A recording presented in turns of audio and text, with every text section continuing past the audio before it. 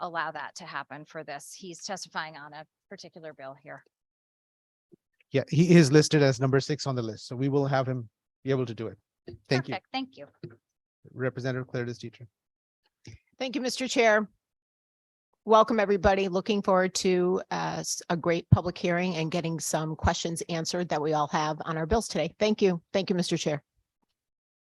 Thank you. With that, we will go ahead and start the public hearing with our first speaker, Senator Christine Cohen. Welcome, Senator Cohen.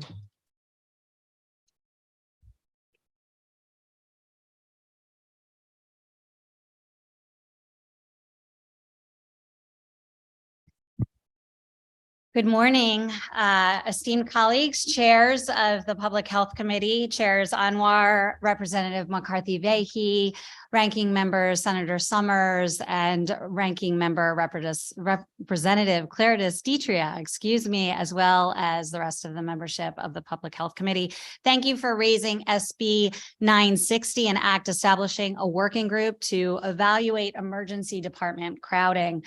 This is really a first step in understanding what's causing overcrowding or boarding, as you'll hear about in our emergency departments, because what we do know is that this is a multifaceted issue, and what solutions can really drive relief for our emergency departments and really optimize patient care is what we need to determine. The current situation at best reveals overstressed EDs, physicians, nurses, and staff, and at worst, we've heard the horrific stories of patients dying in hallways before receiving care. It's for this reason, all of these reasons, that I'm grateful to the man seated to my right today, Dr. Chris Moore, for approaching me both as a constituent initially and a friend, requesting that we help them, ER physicians, make some important policy improvements. I will cede my time today to Dr. Moore for his incredibly worthy testimony. Thank you.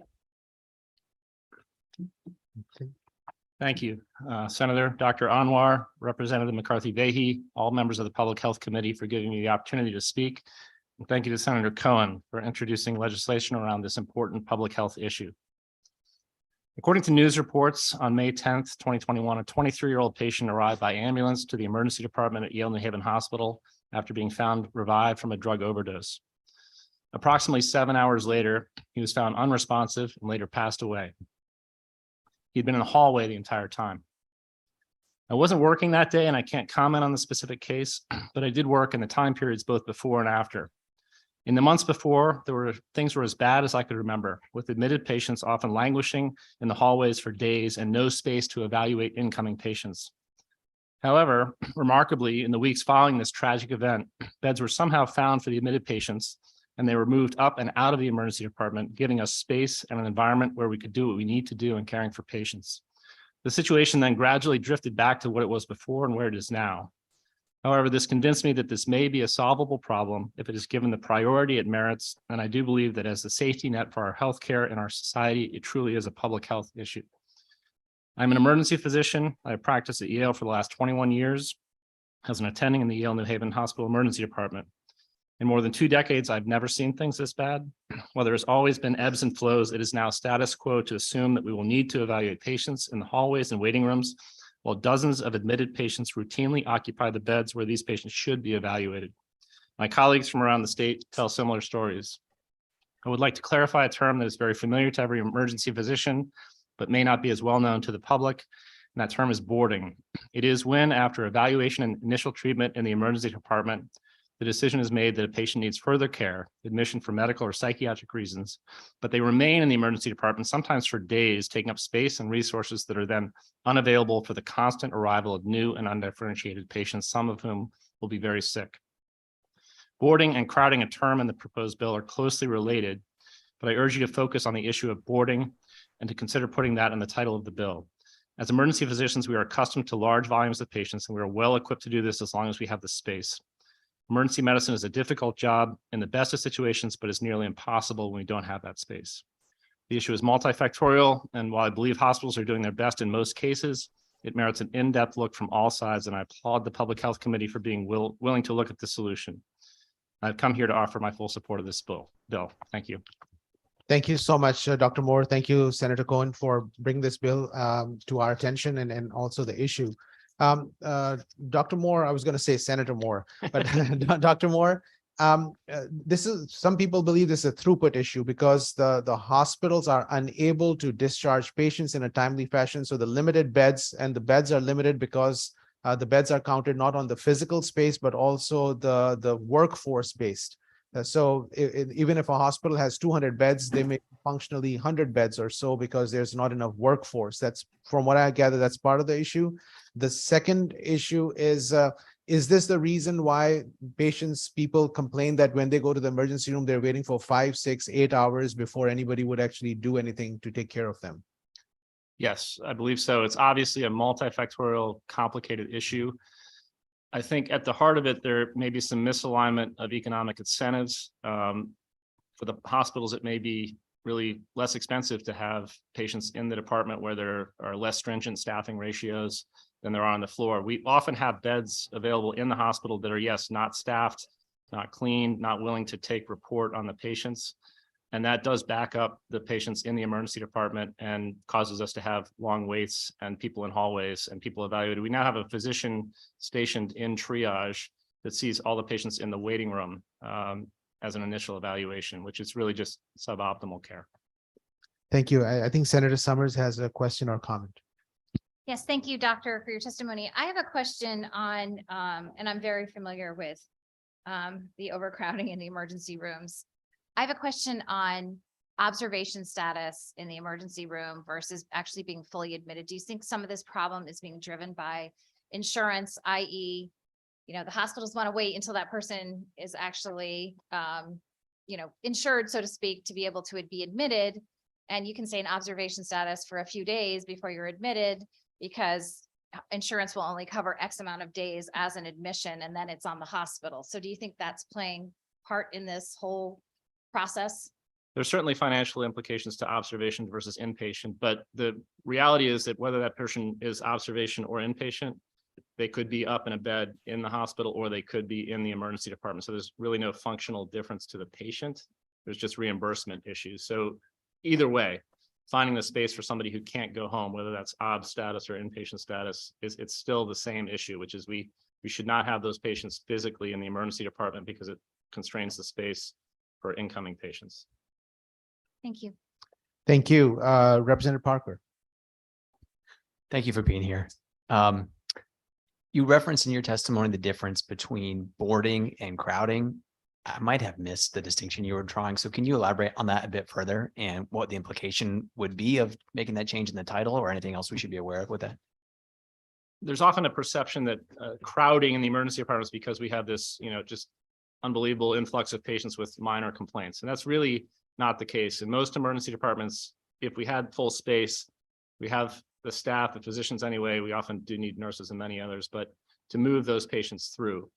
Boarding is the process where somebody who, again, can't be sent home, needs to be admitted for medical or psychiatric reasons, but they don't get a bed outside of the emergency department, whether that's in inpatient rehab, a nursing facility, a psychiatric facility. So they remain in the emergency department. We have 54 beds in our emergency department. We often have 70 patients boarding.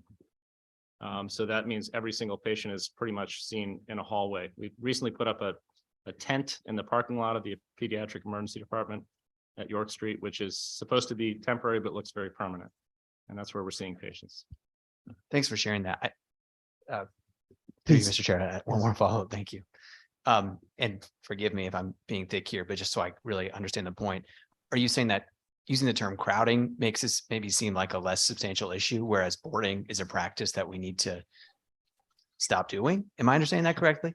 Back in 2007, there was a bill introduced that was concerned about Medicaid patients that were overutilizing the emergency department. But if you really look at that issue, that isn't what's going on. That's not the problem that we have. We are happy to be the safety net for society to see all the patients that come in to provide federally mandated screening examinations, but we just need the space to do that. And that's where the boarding comes in. If you have patients that we've already decided need to be treated further, and they simply are remaining in the department, we have no space to evaluate the people that are coming in that need to be evaluated. So there is crowding, but we're not trying to tell you that people shouldn't come to the emergency department if they think they have an emergency complaint. We just need the space to safely and effectively care for these patients. Okay, I think I understand. Thank you so much. Thank you, Mr. Chair. Thank you. And I just wanted to remind the individuals who are waiting to be to testify, you will get an invite to come and become a panelist. So to get promoted, you need to just accept the request.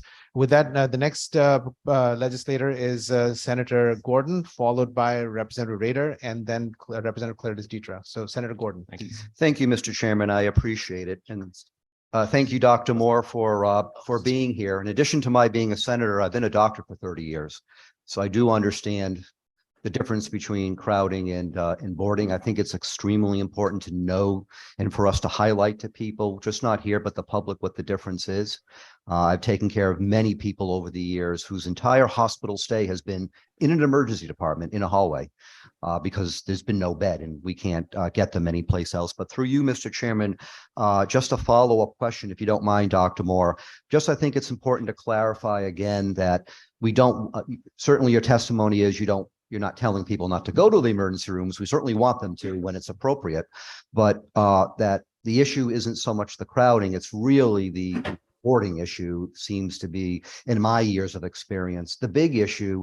And when you have people boarding in the emergency room, literally those are rooms taken up that cannot be used for others who are in the waiting room, who you could be triaging and cycling through very quickly for quote unquote minor things, if I'm correct in trying to summarize what your testimony is to us today. Thank you, Mr. Chairman. Thank you. Do you want to respond, Dr. Moore? That's 100% right. And that's what I would say. Good. Representative Rader. Thank you, Chairman Anwar. Good to see you, Dr.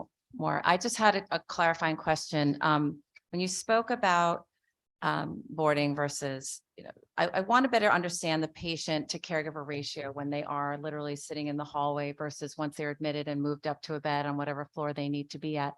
What are the differences or the requirements of how often that patient is seen sitting in the hallway versus once they're admitted up to a bed? So there's physicians and nursing and ancillary care. From the physician side, as an inpatient, they may be rounded on once a day by a hospitalist physician. The nursing care is more of the issue probably. The floors maintain very strict ratios. They won't accept a patient from the emergency department to their floor if they don't have nursing that meets the adequate ratios to do that. They won't take report on the patient, even if that patient, theoretically could have a bed. In the emergency department, we don't have that luxury. If somebody comes in and they're having a heart attack and we have 3 more strokes and 2 traumas, they come into the emergency department, however many nurses we have to take care of them, in addition to patients that are staying down there and do not have inpatient beds. So the ratios don't apply. Thank you. Thank you. Representative Claire Desditra, followed by Representative Zupkus. Thank you, Mr. Chair. Thank you, Doctor, for coming and testifying today. I wanted to expand, if you could, on the question what the reason why you can't move someone from holding into a bed. Is there something besides nursing staffing ratio issues? As has been said, it is multifactorial. It is sometimes about physical beds in the hospital. In the middle of the week, there's often elective surgeries that are coming in and taking up those beds. Often it is about staffing. You may have beds that are available that do not have nurses or they haven't been cleaned by the environmental services. And we can't find somebody to do that or the hospital can't. It can be about throughput, meaning getting somebody out of the hospital to a nursing care facility, rehabilitation, psychiatric facility. So it is multifactorial, but there are often times where there are physical beds available, but for whatever reason, I think there are probably economic misalignments that make the hospital think that it's more economical to keep the patients in the department rather than move them up. Thank you for that answer. And my follow-up question, was this an issue pre-COVID? Yes. Was it the same? Was it, is it worse now or any changes? It's worse now. COVID certainly exposed many of the fracture lines in our healthcare system. It caused attrition of nurses and staffing that has been continually problematic. But we have an aging population. Our inpatient length of stay has gone up. And that's because people are sicker than they used to be. They're older and sicker, so they stay longer. And that causes problems with having a capacity to care for them. Thank you, Doctor. Thank you, Mr. Chair. Thank you, Representative Zupkus. Thank you, Mr. Chair. Thank you, Dr. Moore, for coming. I apologize. I was in another hearing and you may have already answered my question. I used to work at a hospital, and if you're in the ED, God bless you, because it is brutal. And this has been a problem for years. The hospital that I was at was in the city of Waterbury, and people use the ED as a clinic, not even as an emergency room. I mean, everybody goes. But changing the word from holding to boarding, how would that fix this? Again, if we have the space, we're able to take care of those patients. So it's another issue to talk about inappropriate emergency department use. I know that's a common perception, but we found that, this is often, people don't want to go to the emergency department unless they have to. And it's not an issue of, people using it inappropriately for the most part. It is an issue of just having the space to treat these patients when they come in. If we have 54 beds in our department and we have 70 patients that are boarding, we literally have no space to take care of the incoming patients. Okay, pardon me. I still don't get it though. So how just by changing this word is going to get you more beds and be able to process people? I just don't understand how changing a word is going to fix it. Well, it's a working group to look at the issues around, and we believe Connecticut College of Emergency Physicians, we've discussed this, that the key issue we need to address is the fact that once we've decided to admit a patient, they remain in the department and constrict the space that we have. So if we're able to solve that problem, it's not going to solve everything, but that is the main issue that we're having in terms of patients that are crowded in the hallways and crowded in the waiting room. Thank you. And it's hinged just on that word. I mean, the bill could go forward as is. I would support it. I'm just trying to highlight what we think is the underlying issue.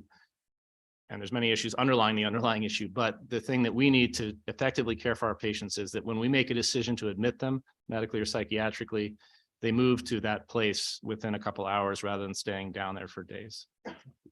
Totally agree. Thank you. And I wasn't trying to be, I just was No. trying to figure out how one word would change the fix No the problem. problem. Thank you.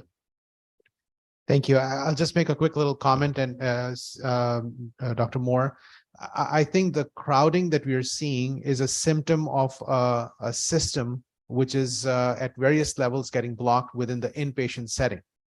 And this is mainly relevant for the patients who are sick enough to require admission. And that's part of the challenge that we have, is that there are blockages at various levels. And if we look at it as a symptom, we need to actually have a group that looks at how can we fix the various components. So crowding or boarding is really semantics. It's really the broader issue of how do we fix this. And that's why this bill is looking at the stakeholders around a gathering like this with all the expertise to be able to sit down and say, we need to do this, because now it is not only inconvenient for the patients, it's dangerous for the patients. And because it's becoming dangerous for our citizens, we have a responsibility to address this. So I think that's why this bill that we put together with conversations with many of the people, and especially emergency room physicians, is a starting point for moving in this direction. And hopefully we'll get some recommendations, and we'll be around this Public Health Committee making legislative changes around this. So thank you for your testimony, but I do see a hand raised by Senator Kushner, Vice Chair of the Public Health Committee. Senator Kushner, you're on. Thank you. I've been listening to this discussion about the title, and I'm curious if, when you testified about changing the word to boarding, it struck me that crowding could perhaps be a result of many different factors. You mentioned, people unnecessarily using the emergency room, but I'm wondering if what you're trying to get at is that the biggest problem that we're facing in emergency rooms is not having enough rooms, actually, so that by changing it to boarding, that it really focuses in very narrowly on this specific issue. Is that what you're trying to get at? Yes, 100%. And I mean, to Senator Anwar's point, I mean, this is very multifactorial, and there are many things to be looked at around this. But from our perspective, it really is the emergency department is a public resource, much like the fire department, or, you know, if you have an emergency, you know, there's no place else to go. So it's a public health issue. And that's what we're really trying to address. And yes, to your point, I mean, if we can solve the boarding issue, doesn't solve everything, but it gives us the space to take care of the patients that we need to when they come in. Thank you. Thank you, Mr. Chair. Thank you. Thank you. Seeing no other hands raised, virtual, well, Representative Mara. Thank you so much, Mr. Chair.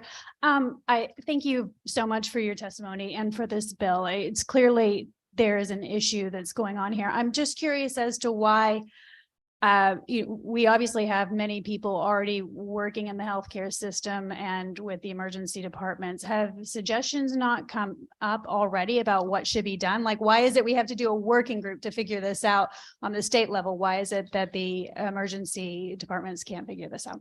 It's an excellent question. And I've worked for more than a year within our system at the highest levels to try to address this. I think it's an issue of priorities. And I think it's an issue of financial misalignment if it really came down to it. And I think the working group will help to flush that out. Okay, thank you. Thank you, Mr. Chair. Thank you.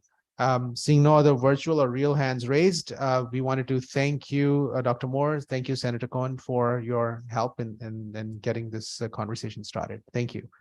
Our next speaker is Representative Andre Baumgartner. Representative, thank you for testifying today. Welcome.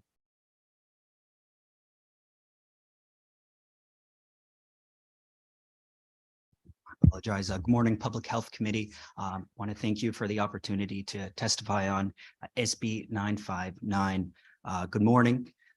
SB 959 requires complete revision because it creates an advisory council that will be tasked with studying a requirement to establish a uniform mold standard, not a way to relocate tenants from unsafe housing. A uniform standard has never been successfully done, and unlikely we will succeed, but nonetheless still remain hopeful, in large part because we haven't had one on the books ever. In doing so, it only delays resolution for those who have suffered far too long. This is a simple problem, and we must address in time to take effect July 1st. New York City, with 8.5 million residents, produced a 25-page mold guide. How are we going to improve on this? The New York document is what the CDC and the Connecticut Department of Health refer people to. Under SB 959, no one would be appointed to 3-year terms until January 1st, 2024. A better delaying tactic could not be devised. How to abate mold is already known. Groton victims have gone years without resolution. It is time to relocate them to safe housing, not to waste time, not to warehouse them in motels or hotels. Establishing a bureaucracy without a speedy deadline is ridiculous. Section 19A 111L, Guidelines on Mold Abatement Protocols, has been in effect for over 16 years and is useless. There is no more need to study how to fix the problem than there is a need to figure out how to abate lead or bed bugs. We need to promptly assist victims to escape their mold prisons. This is a legal matter involving landlord/tenant responsibilities, not a scientific problem. I will lead with this. I represent Branford Manor, a Section 8, a project-based Section 8 housing development, 442 units, overwhelmingly minorities, overwhelmingly Black and Latino single mothers, suffering day in and day out in their mold prisons. And it's absolutely inexcusable that we have allowed these issues to go unabated for so long. An advisory council does not solve the problem. We need to solve these issues now. And so I look forward to continuing our dialogue. I will note, as the advisory committee is proposed, it would allow both the minority leader of the Senate and the Speaker of the House of Representatives to appoint chairs. Again, this commission ought not to be a political commission. It really needs to reflect public health officials. So I yield my time, and I thank you for the opportunity to testify. Thank you so much, Representative Baumgartner, for your testimony. I know this has been a very significant issue in many communities, and some of the older buildings, it's reached a point where children, adults, everyone is sick with respiratory illnesses, or if they're immunocompromised, much more complex and severe diseases. I think the attempt that we are trying to look at is not the black and white cases that are there, but the mild cases which are causing symptoms, but you cannot see it, the amount of mold as clearly as you would. And then that's where sometimes the challenge comes, is that as of right now, there's no standard in place for legally or legislatively going after some of the decisions. So this was a starting point to look at it. I think Senator Summers has been working on this, and I wanted, and she has a question and a comment that she wants to talk about as well. But thank you for your testimony. This is helpful. Senator Summers. Yes. Good morning, Representative, and thank you for your testimony. The original bill that was put in does not have the language that the Public Health Committee is hearing today. The original bill, as we know, we share a district, was simply to direct the Department of Public Health to create the mold standards for indoor air quality, which is, I think, what we want. I want to reassure you and stress this is in no way, and I will say that again, no way a delay tactic. In fact, this is the first attempt that the Public Health Committee has taken at establishing an indoor mold quality, which does not exist today. And any implication that this is a delay tactic is actually false. So as you know, this process we go through, we hear from people in the public and other representatives and senators to give us input on the bills as they go through the process. As Senator Anwar has stated, this is a first attempt. It is very different than the bill that I had submitted. And I understand fully well what people are suffering with in Branford Manor, as I happen to represent that district also. But there is no standard. And the first step is to have the Department of Public Health establish indoor mold quality standards. I know that Joe Courtney is trying to work on that on the federal level, but I don't think that Connecticut can wait. So that's what this bill and that's what the focus is intended for here today. Thank you for your testimony. If I may respond. Yes, please go ahead. Thank you. Respectfully, I think in large part, the reasoning for stating a delaying tactic, what we see here is, as the chair had stated, it is in some cases hard to identify mold, right? And sometimes it's unseen. And oftentimes, with black mold, it can be visible. But here you find a photo from 2020 submitted by a tenant. That's black mold. And no family should have to live in substandard housing like this. It's absolutely inexcusable. And again, these are complaints that have been submitted to our Ledge-Lite Health District, to our building department here in the city of Groton. We'll hear from our mayor shortly, but their office has received these complaints for years, and there is a body of record of it. So I would agree with you, Senator Summers, the urgency. I can't stress enough the importance of, establishing standards that would go into effect as soon as possible. We can't leave it to a council that will take effect January 1st, 2024. Thank you so much. Representative Claritas Dietra has a comment, and then we have Senator Summers who has another question. Thank you, Mr. Chair. Thank you, Representative, for being here today. My first question, how long has this been an issue in your district? Very long time. In fact, in 2017, the Groton Town Council and the Groton City Council passed a 30-year tax stabilization agreement for related companies. All right, 30 years. As a result, abated hundreds of thousands of dollars of taxes for a corporation in New York City, the largest landlord in New York City. And so after they purchased the property, everyone knew these issues have gone unabated for years. A lot of the photos and complaints were submitted back in 2017, 2018, right when that tax stabilization agreement went into effect. As a council, as a member of the council last year, the tax stabilization agreement, we ended it And as a result, now we will no longer be abating $500,000 in taxes to in town taxes and $60,000 in city taxes. And we did that because those taxes were abated so they could improve the property, and they did anything but.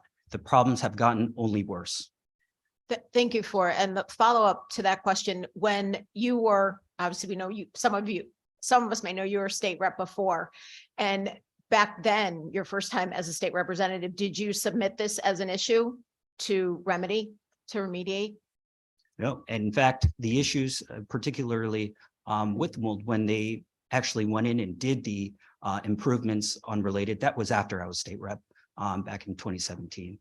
So, we can certainly pinpoint who's to blame. I certainly know, my colleague, my counterpart in the Senate in the past was mayor. And so, at this point, we need to continue making it abundantly clear that we will take action now, not punt it down the road, not look back and look in the past, but to focus on action now. Thank you. And just to clarify, last question. So this wasn't an issue before 2017? Absolutely, absolutely. Thank you. When you have Representative. so many individuals isolated in affordable housing, I mean, not only the mold issues, but just issues of health equity, issues of education access.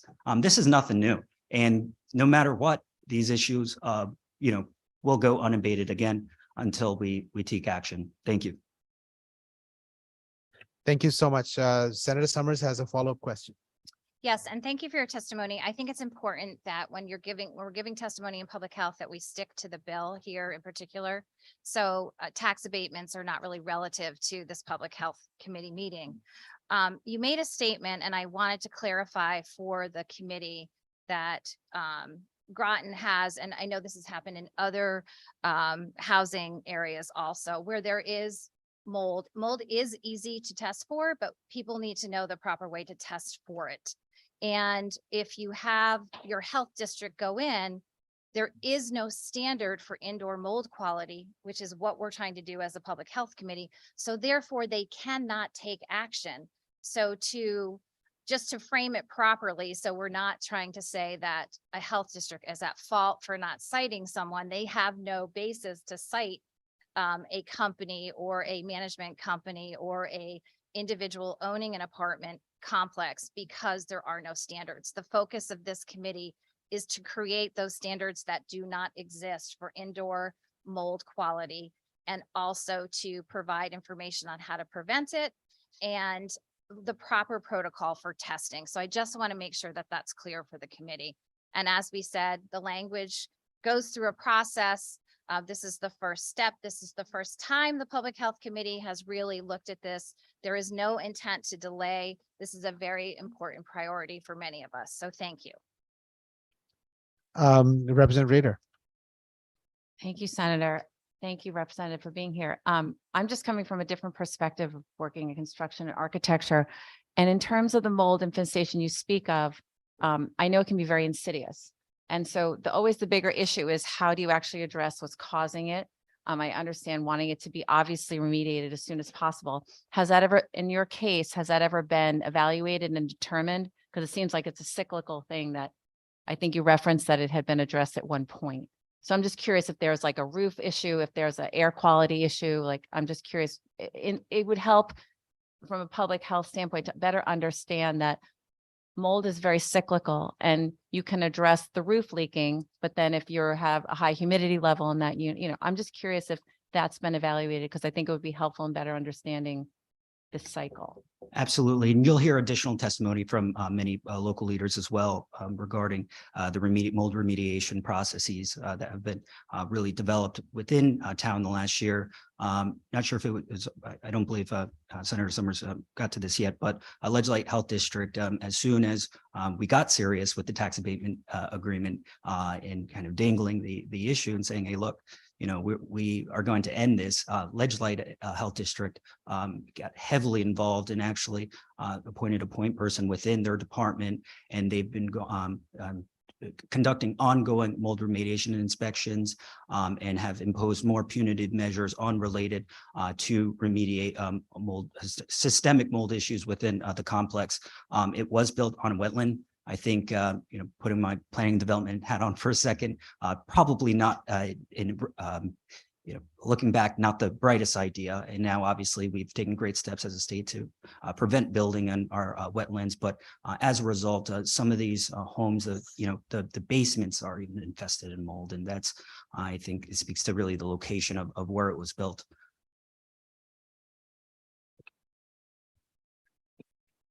Thank you. Seeing no other comments, I just want to say thank you so much for being part of the conversation today. If you have any specific recommendation on the language, and if you want a written testimony, we'd love to be able to see this, and we'll keep you posted on the initial intent of the bill and some of the language changes that we are going to be working on. So again, welcome and thank you. Thank you, Madam Chair.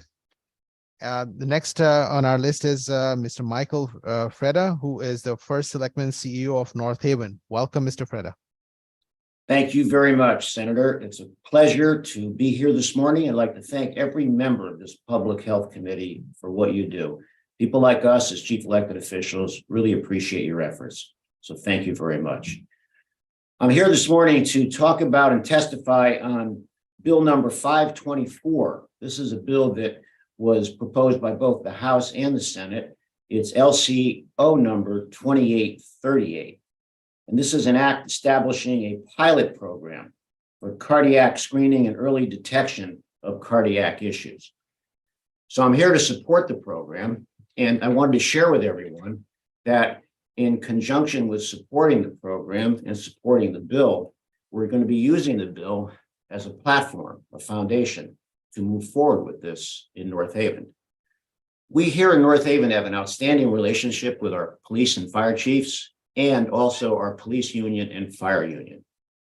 Back in the early morning of December 26th, we lost a firefighter, Matthias Wirtz, in this line of duty, who was helping man a fire, helping his fellow firefighters, and tragically succumbed on scene. As a result of that tragedy, and a result of many conversations we've had internally, we're going to be moving forward with a pilot program to support this bill. And I, as the chief elected official, am already making arrangements to fund the individual tests for those participants. We've had great discussions with our fire department union, who is on board with this from a conceptual standpoint. I believe they like the fact that I'm willing to make the financial investment to pay for the testing. We'll be working with some options on insurance companies and carriers who we may work with on this to provide this. And in conjunction with all this, we have a parallel opportunity we're working on. And one of my economic development projects in town is working with someone who just purchased one of our sites in North Haven, who is interested in setting up a police and fire testing facility. So we're still working on some details, but I am fully prepared and will be moving forward with this concept to support this bill. And I'd like to share with you that through the outstanding relationships we have with Senator Paul Ciccarella, Dave Yaccarino, and those who also supported this bill, you can feel free to use North Haven as a model, a beta test, if you will. We would be happy to give updates to our local representatives, Paul and Dave Yaccarino, Paul Ciccarella, and feel free to use us at any point in time for any advice you may need, input you may need as we move forward with this. And I thank you for this bill. Thank you very much. Thank you so much, Mr. Freda, for your testimony. And anytime any of the people who are there to protect us and protect our communities when they pass away because of a sudden cardiac issue, it's very painful. And I wanted to thank you for your leadership to taking that on and in making sure that it does not happen to anyone else. I see, was there a hand raised? No. Okay. Representative, my co-chair has a question or comment. Thank you. Thank you very much,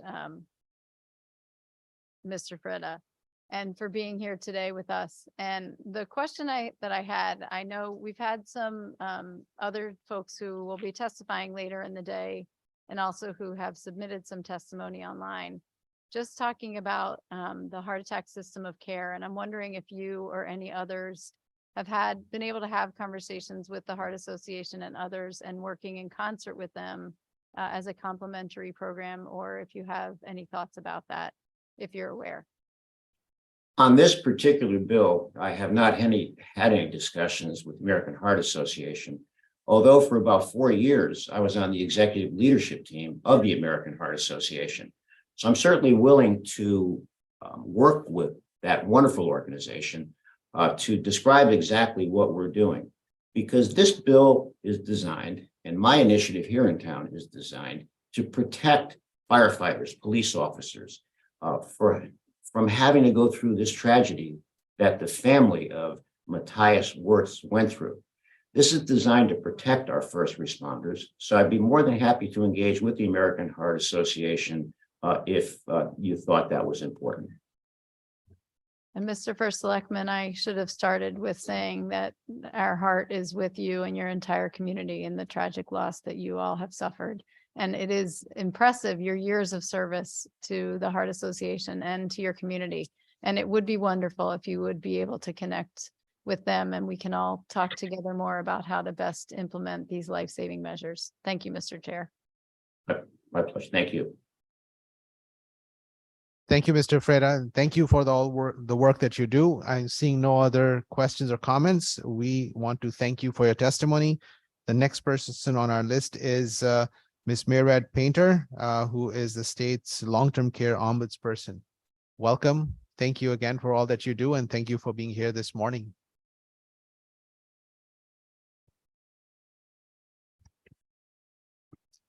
Good morning, Senator Anwar, Representative McCarthy, and the distinguished members of the Public Health Committee. I'm Mairead Painter, the State Long-Term Care Ombudsman. Thank you for this opportunity to offer you my testimony on 2 bills, an act requiring discharge standards regarding follow-up appointments and prescription medications for patients being discharged from a hospital or nursing home facility. I support additional requirements to discharge standards requiring follow-up appointments and prescription medications for residents being discharged from a skilled nursing facility. Follow-up appointments help ensure continuity of care and prevent complications that may arise after discharge. This is especially important for residents with chronic medical conditions and those who require ongoing medical treatment. By scheduling follow-up appointments, healthcare providers can monitor these residents' progress and adjust treatment plans if necessary. Ensuring that residents have access to the medications they need after discharge is crucial for maintaining their health and preventing unnecessary hospital readmissions. This is particularly important for residents who are taking multiple medications, as missing doses or taking medications incorrectly can lead to adverse effects and complications. Requiring discharge standards can help to prevent medication errors and ensure that residents receive correct medication dosages. This is very important as many residents have complex medical conditions. And finally, clear discharge standards can help promote transparency and accountability within the healthcare system by establishing guidelines for follow-up appointments and prescription medications that healthcare providers and facilities can ensure and provide high-quality care, meeting the needs for residents. HB 6298, an act concerning improper care of patients by nursing homes. I support enforcement and accountability related to skilled nursing facilities providing good quality care. And I wish that we were able to have residents here today, as we were able to have last week at a few of the committee meetings, but it wasn't possible to have them here 2 weeks in a row. I really do prefer when they can speak for themselves and testify as to what it's like living in skilled nursing facilities at this time. We have many high-quality skilled nursing facilities in our state, but that's not the case across the board. Facilities are responsible for the care and well-being of older adults, individuals with disabilities, as well as individuals with chronic diseases. This is essential that they receive proper care to maintain their health and quality of life. Failure to provide good quality care can have serious consequences. For example, leaving residents for hours without repositioning them, changing them. This can result in pressure wounds that are painful and can be life-threatening. Poor quality of care can also be extremely costly. For example, falls due to residents who call for assistance but no one comes can result in residents needing to go to the hospital. We've also for years heard about antipsychotic drugs and over medications being used and adverse reactions or complications due to the results of this practice. These are examples that we hear daily from residents and family members in our skilled nursing facilities throughout the state. We need measures to ensure that these practices are identified and that there is accountability on the part of the facilities being paid to care for these residents. Moreover, not properly feeding residents or properly applying braces to assist them in achieving their highest quality of life can cause significant malnutrition, discomfort, and significantly impair their mobility. These issues have long-term impact on residents' physical and mental health and can even result in death. Enforcement and accountability. Excuse me, Ms. Pinter, your time has been completed. Thank you. Thank you. If you want to just finish your sentence, perhaps, yeah. Sure. I will end with, in addition to improving the quality of life for residents, this will also reduce the cost to the overall system. When residents receive good quality of care, they have less visits to the hospital, emergency rooms, and treatments of wounds and chronic conditions. Thank you. Thank you so much. Thank you for your testimony. I just wanted to acknowledge a couple of things. First, thank you for all the work that you and your office do. It's for some patients, it's life-saving, and the policy recommendation that you make will make lives of a lot of our citizens better. I just wanted to identify and recognize Senator Marks for the discharge standards bill, because she's been talking about it very passionately about it, and this is why we have taken this on as a public health committee issue. And also Representative Garibay for the nursing home issue. She's been very passionate, and we've been working very closely with her as well. And with that, I wanted to have my co-chair be the first one to ask the question, Representative McCarthy-Vahey, followed by Representative Cook, followed by Senator Marks. Thank you very much, Mr. Chair, and thank you, Ms. Painter, for being here. It's wonderful to see you live and in person. Nice to see you. I appreciate your work as well. I think Senator Anwar said it very well. The question that I have is the bill that is the House bill and act concerning improper care of patients by nursing homes is a proposed bill that's before us for a subject matter public hearing. So it doesn't have a lot of, meat on the bones, so to speak. So I just wanted to give you an opportunity to suggest, when we look at the language about taking action against nursing homes, you talked a lot about the reasons why it's important for us to follow up and have enforcement. I wondered if you had any thoughts about what those measures might be, what actions we might consider taking, and what enforcement measures you think that would be effective in changing the practices.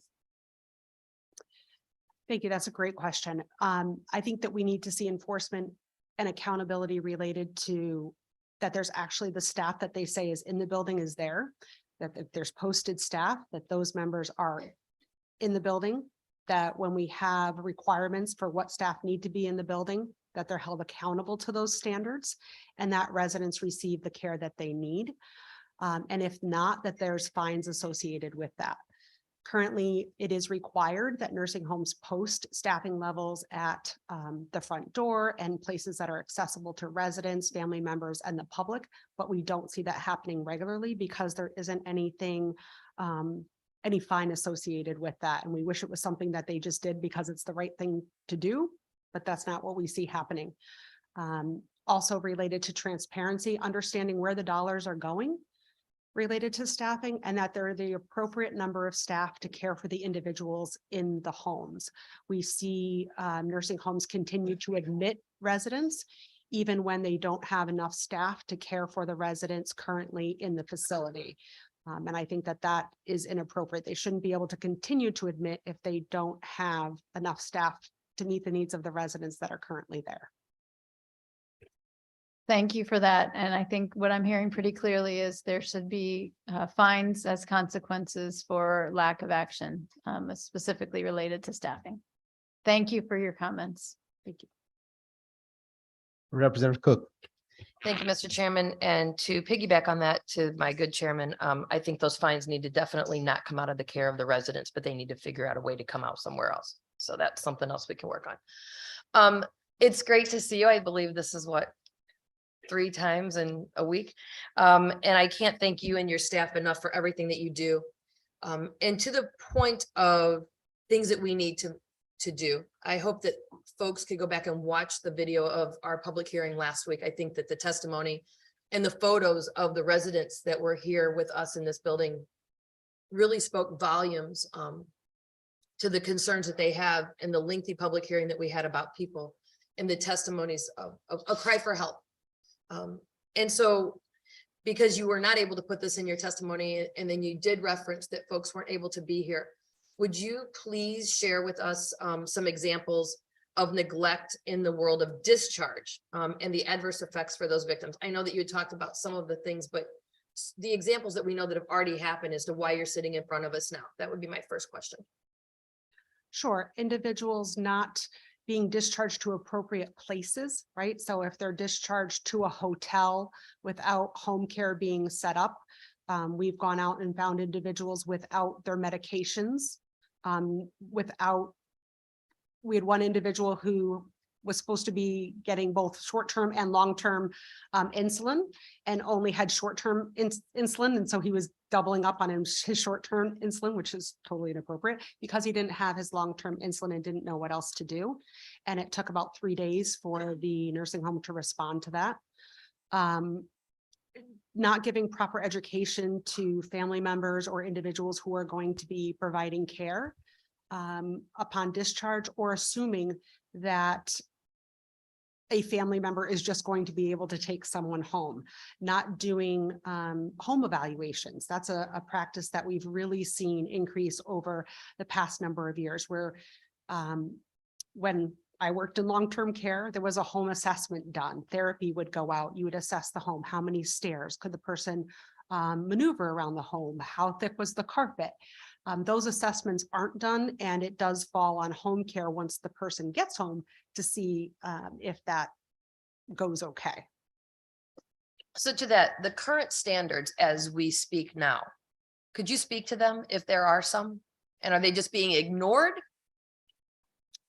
It is supposed to happen that discharge starts on day 1 of admission, where when someone is admitted, they begin talking to them about what their goals are. And we start talking to people about if they would like to be assessed for another level of care, what that would look like, and discharge goals. And you talk to anyone who they have in their family or friends that can help support them. And then at every care plan, it is supposed to be addressed, and care plans are every 90 days. And they're supposed to meet with them, talk about that, and have that as part of their goals. We don't see that happening. There is a process called Ascend, and it's the amount of days someone is approved to be in a nursing home. And typically, we see people start to be assessed for discharge when we know their Ascend days or their covered days in the nursing home are starting to run out, or if they're there for short-term rehab, when their short-term rehab days are running out, we see sort of a push towards discharge and figuring out what that's going to look like and trying to put a plan together. Thank you for that. And then my follow-up question for the second bill that you had testified in regards to about improper care by patients. I think that we obviously can piggyback some of that on penalties and fines and where those go and not come out of the care of the residents, but really out of the owners and the establishments of which are allowing this to happen. So I'd like to give you the opportunity to reflect on a couple of the horrific things that you've seen over the last, you can put that into any time frame that you would like. In the facilities, like I said, we did see some horrific pictures of wounds that had gone uncared for last week when they were here with us in our public hearing. Stories of just cries for help, but could you speak to a few that you could reference to let folks really understand that this is not something that people are just making up, that this is true cry for help? Yes, so we had several residents here. We had photos of a wound where the family reached out to us because the resident was getting ready to go home. Actually, on Money Follows the Person within a few days. And the daughter noticed an odor and asked about the odor. And when she turned her mother over and there was a a large bandage on her mom's backside, which had been dated a while before. And turned it over. There was a huge wound and packing fell out. And it was a ginormous wound, which I know many of you saw the photo of, which you could pretty much put your fist in. And it was pretty horrific, though she ended up going home, but on hospice instead. It was down to the bone, and we hear about that quite often. We have had more pressure sores and pressure related injuries in the past year than we've had in years. This is something that we have not had in a very long period of time. We've had more issues related to accessing showers, people being able to be fed, having nutritional support, access to water. Over the summer, I was receiving calls for individuals being able to get drinks during hot days, not having air conditioning. I testified that at 5 o'clock, I happened to be in the office one evening and answered the phone. It was 5, and there was a resident who was pretty desperate on the phone, that he thought he was going to die because he was so hot. And I was like, okay, I will come out. I'm in the office. I will just drive there. So I drove there, and it was extremely hot in the building. His room was over 83 degrees. The sun was beating in, it was setting. So it was after 5, and the staff were hot. The resident didn't have any water in his room. He didn't have access to water. He could not get out of bed. And when I went to find management, they were all sitting in their air conditioned offices. And I was really frustrated. DPH did respond, and they called the corporate offices, who brought portable air conditioners in from the corporate offices that they had there, which I also found really upsetting. They said when they were checking temps during the day, the air conditioning units weren't working well, but they were working in the hallways, and they were temping them in the hallways, but they weren't working in the rooms. So that was the frustration. And so, Thank you. Oh, sorry, you have more? no, thank you, Mr. Chairman. I just wanted to follow up by the fact that I think that this also goes to the importance of your position in your office. And so I can't thank you all enough for everything that you do. I understand that you are definitely short-staffed, and that we need to really push for that as well. And so as we're looking for things to put in some of these pieces of legislation, that's also one of them. Our ombudsman's office works independently, although they are an agency of ours. But the job that they do is life-saving and life-changing. And we need to give them the staffing. We have over 40 nursing homes. 209. And so for them to do with what they're doing, it's not possible, and folks deserve that. And I also think that it's vitally important that we recognize if we don't put standards of care and accountability, then not only are the residents suffering, but it's also the CNAs and the nurses that are trying to lift someone by themselves, and they're working of one CNA for maybe 20, 30, or 40, upwards of 50 or 60 people at a time, which we heard the other day as well. So we definitely have a lot of work to do here, and I just want to thank you all so very much for what you do. Thank you. Thank you. Thank you, Mr. Chair. Thank you, Senator Marks.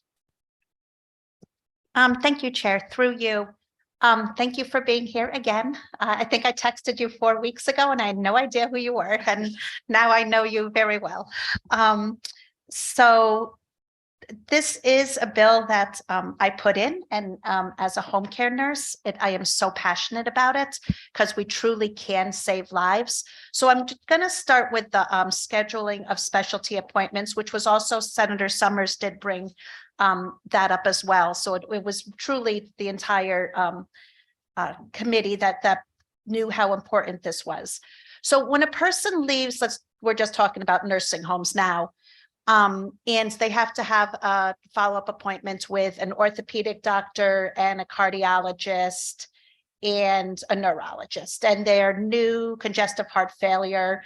And they get sent home with their blister packs. I don't know if people have seen that. You have these packs where they have the, low pressure. There's 15 of those left. The Nexium, there's 30 of those left. That it's, you truly need a BSN to figure it out when you get there. And it's just what's left over in the nursing home. So let's say their furosemide or their Lasix, their water pill, everybody kind of knows what that is.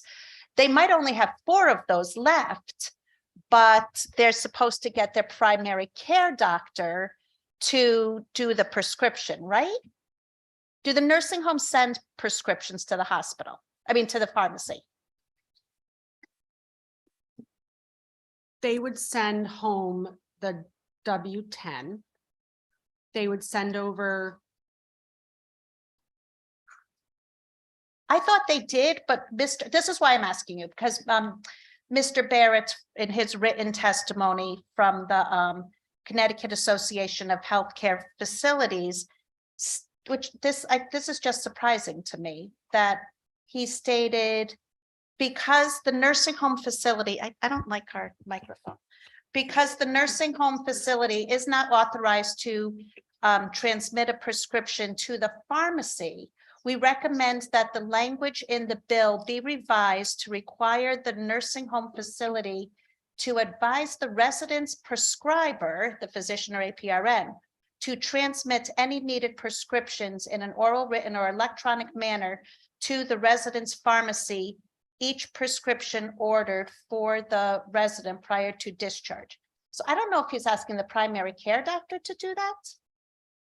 so on discharge, the doctor discharging them gives them what's in the facility. Yep. And writes their orders and sends it home. And then the primary care doctor at home receives those orders and does everything moving forward.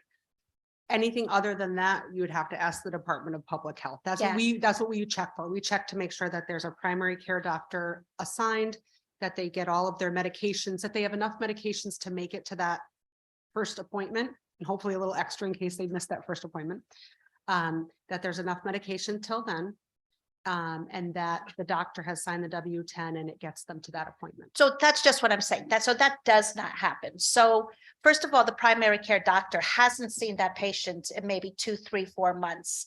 And it's not really fair. Now they have a new diagnosis of congestive heart failure, and they're on all new cardiac meds. And it's not really fair to ask this primary care physician that hasn't seen the patient to then order all of those meds. So that, and I just know this because I work with a very, a population that needs a lot of help. And a lot of them are patients that are going home with a 24/7 caregiver. They're not going home with family. They're going home with somebody that we, the state, are paying for to help take care of them.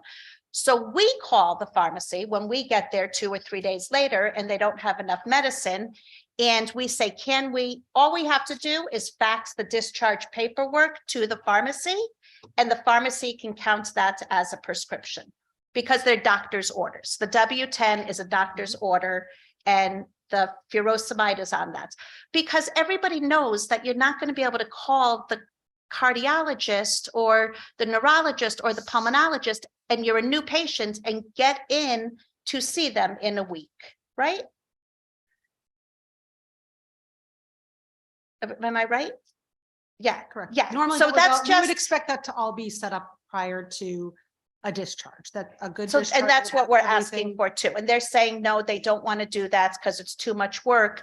But therefore, the inpatient doctor, if they see that they're not going to see the cardiologist for 3 weeks, then they better send them home with 21 doses, if it's daily, of furosemide. And that's just not happening. It's so simple. I can't tell you, as like when you work in a profession, that there's something so simple and that it's not being done. It is so frustrating. Like, we don't need a working group. We just need a simple change to this that will truly save lives. I can tell you a story about a woman who was discharged on a Friday and she was on OxyContin. She's been on it her whole life. So that's a whole nother story. We don't have to talk about that, but she couldn't walk unless she had this medication. She was sent home with 3 pills for a day and a half. And then she expected us to get it for her on a Saturday or Sunday. And she got sent back to the nursing home, and that costs everybody a lot of money. And it's not fair to the patients. So this bill is really, I find it simple. So I guess I'm just talking a lot and not asking questions. But so the next one is HB 6298. I mean, it only takes 4 hours to develop a bed sore, right? It does. I mean, 4 hours, it starts getting red. If you don't have a lot of protein in your diet, it's going to get worse. I just concur with you that we have so many patients that under W-10, the W-10 is just a piece of paper Senator where it Marks, has sorry. anything on it. Sorry to interrupt. You came a little bit late, so you missed the initial part of the public hearing. What we were saying was that the speaker will have 3 minutes and the legislators will have 5 Oh, to have back and I'm forth. sure I'm in the over total 5. amount. Yeah, sorry. I heard Senator Summers over there. I figured I was talking too much. Okay, I'll stop. Sorry, but. Thank you for if- all you do. But thank you for this bill, and then thank you for your very passionate advocacy on this. Thank you, Yep. Senator Marks. May I Do you want to answer? please read it? Yeah. I respond. just want to say for the discharge standards, the federal regulation says it must be safe and appropriate. We just need to have some accountability related to what is safe and appropriate related to discharge. Thank you. And with that, Senator Gordon, followed by Representative Mara. Thank you, Mr. Chairman. I've throughout my career as a doctor discharged thousands and thousands of patients. And it's ingrained in me through my training that it's not difficult to do good discharge planning. And I'm going to speak first just really for hospitals, because this is a continued problem. I see lots of patients who get discharged from a hospital and we get no word whatsoever. And I have to figure out from the patients, some of whom just show up in my office saying, I just left the hospital and I was told to see you. And they hand me a piece of paper from the hospital and says, call Dr. Gordon's office. And I'm like, well, Dr. Gordon wasn't called, so let's figure it out. And I'm going to get real quick to my question. There's an interesting article that just came out this month in the Joint Commission's Journal on Quality and Patient Safety. I actually do read what the Joint Commission sends out. And that's the Joint Commission that is supposed to accredit hospitals. And the Joint Commission does flag that it's important and it's a major safety issue. They flag it as a high risk type item, that hospitals are supposed to adhere to certain standards when it comes to discharging people from their care, especially if they're going to be seeing multiple doctors, which many people are. And not a surprise, only half the people could remember what happened during their hospital stay, and only 40% could actually remember what their medications are, let alone changes in medications. And one of the things I just wanted to ask you about the bill 956, about the discharge standards and your perspective on this is, and I don't want to throw the hospitals under the bus, but I will actually, because I've said this for years and years and years, which is they need to do a much better job discharging patients. That's where a lot of people fall through the cracks. And if we're talking about overcrowding and boarding in emergency rooms, people come right back within 24 hours if discharge planning is not done properly. Is there anything from your perspective that you've seen that could be done in coordination with the Joint Commission? And perhaps it hasn't come across, because all these hospitals have to get accredited. It's a monster process. I've been through that at hospitals, that one can dovetail with these accrediting agencies to see if there's things that we can do better in this state, that perhaps one can communicate and coordinate with these national accrediting agencies like the Joint Commission to really make certain that there's more than one set of eyes looking at this and making certain things are actually being done, that to me are basics of medical care, taking care of people every day. Thank you, Mr. Chairman. Thank you. We don't have as much interaction with the hospitals for individuals just going home yet. We anticipate that coming. However, the challenge that we have when an individual is admitted to a nursing home, really ensuring that that communication happens and that the person who the nursing home receives resembles the person that the hospital has communicated is coming. And so that's where we see the biggest gaps at times. Sometimes the nursing home will say, the person we accepted and the person that we anticipated coming is not the person that arrived, because it wasn't clear in the explanation or what was described as the individual's needs. And we didn't anticipate the care needs of the person that may have arrived at the nursing home from what was described on either the paperwork or when that conversation happened from the hospital to the nursing home. So I think any improvement there in communication and requirements would be helpful. Thank you. Thank you so much. And I have Representative Mara and followed by Representative Parker. Thank you, Mr. Chair. And just following up with Senator Gordon's discussion. So I went to pharmacy school. I'm a trained pharmacist, and this discussion, this is not the first time this has been had, right? This is something we have learned about all along, trying to bridge that gap from patients going from inpatient to outpatient. And I see that you kind of discussed that a little bit in your testimony about some of the things that are already being done or should be being done. So I guess my question to you is how much do right now we need to ensure that those things are being enforced versus making the changes?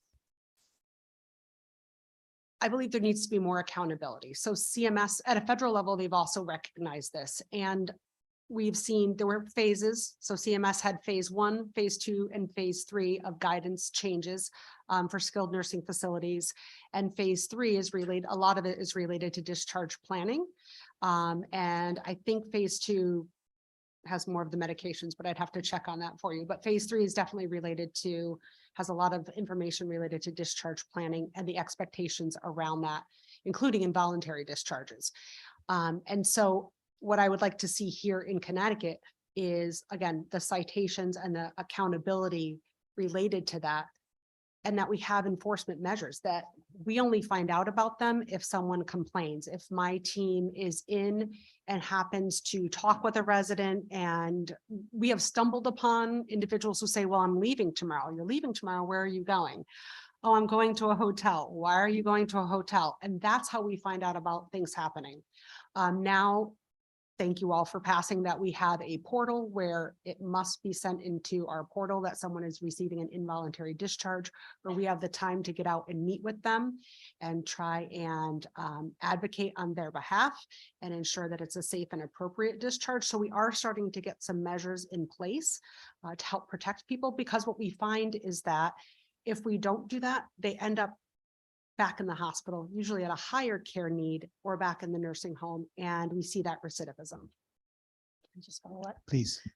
So so in this bill, is that has that been accounted for?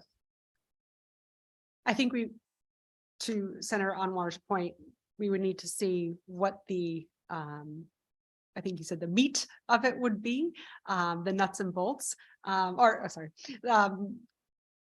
Representative McCarthy said the nuts and bolts of it and what it got down to, but that's what we would like to see, that level of accountability that nursing homes are caring for and providing for the well-being of these individuals. And we have skilled nursing facilities and nursing homes that do this very well and are very successful at it.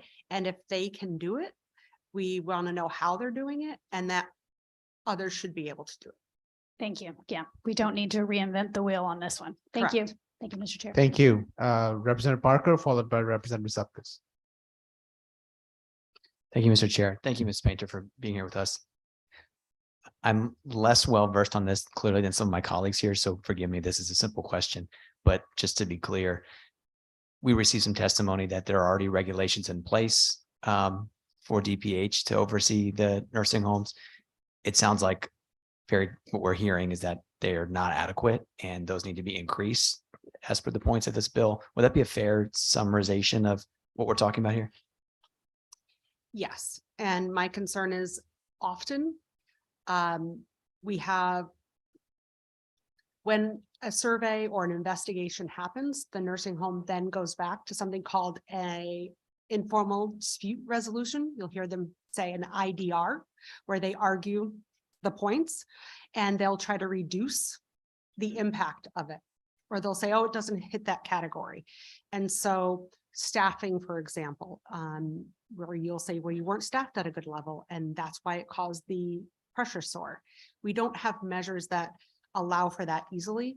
And so nursing homes work very hard to reduce those fines and to not see the impact. And the monies now come out of the working dollars of the nursing homes. So I believe it was Representative Cook who said we need to ensure that the fines and the citations come out of the ownership of the nursing homes and not the capital that is providing for the care and the functioning of the nursing home. Because then what we see is a drawback on the quality of food, linens. We will hear from residents that the quality of linens has changed, that the food quality has changed. There's less recreation, the entertainment. All of a sudden they'll be putting DVDs or videos in versus having entertainers come.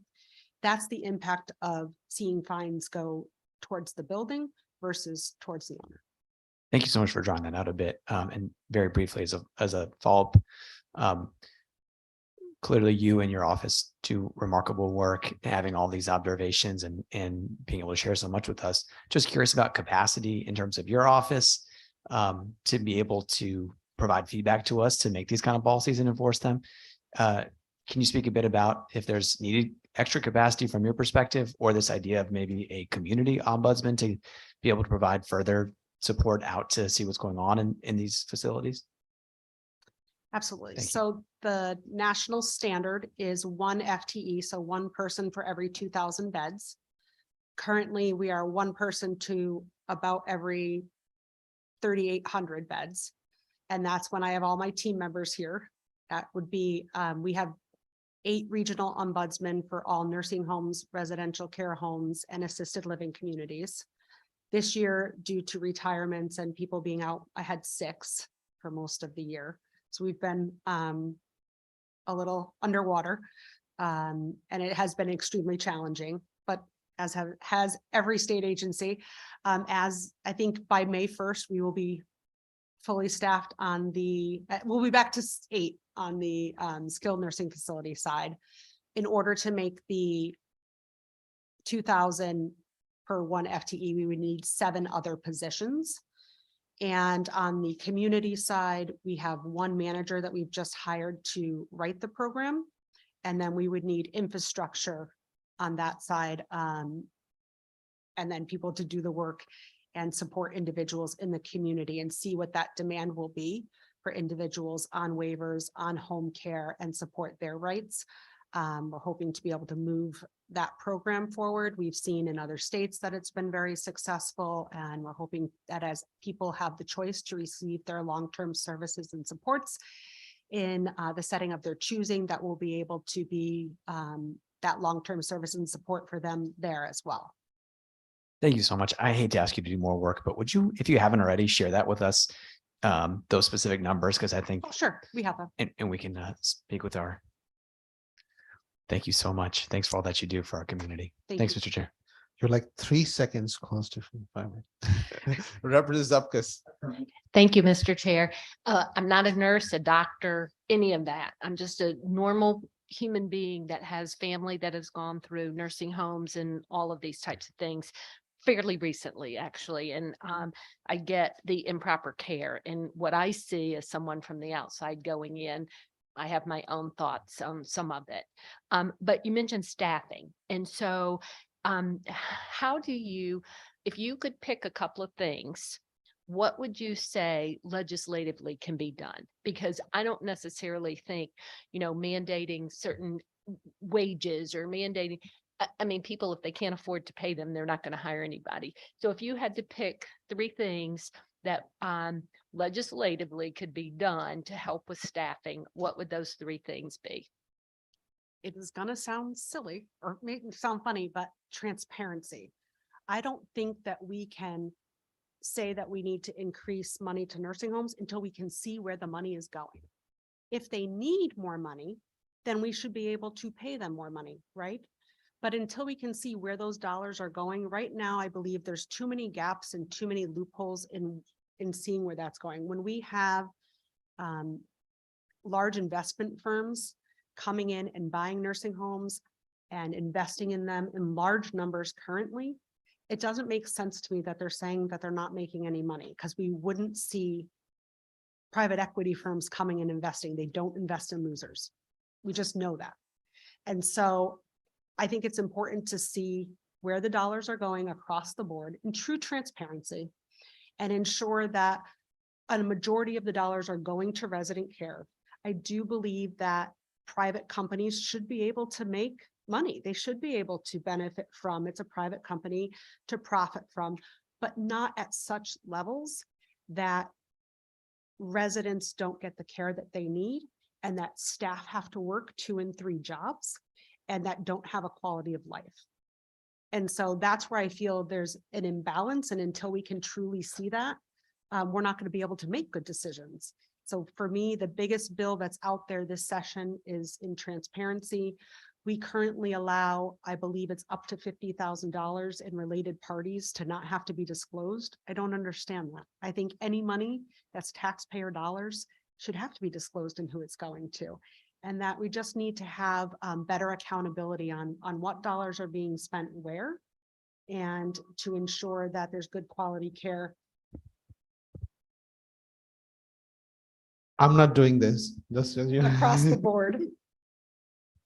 Thank you. I would definitely agree. I think we have agencies or other systems that get taxpayers' dollars and there's not enough transparency and we don't see where it's going. So thank you.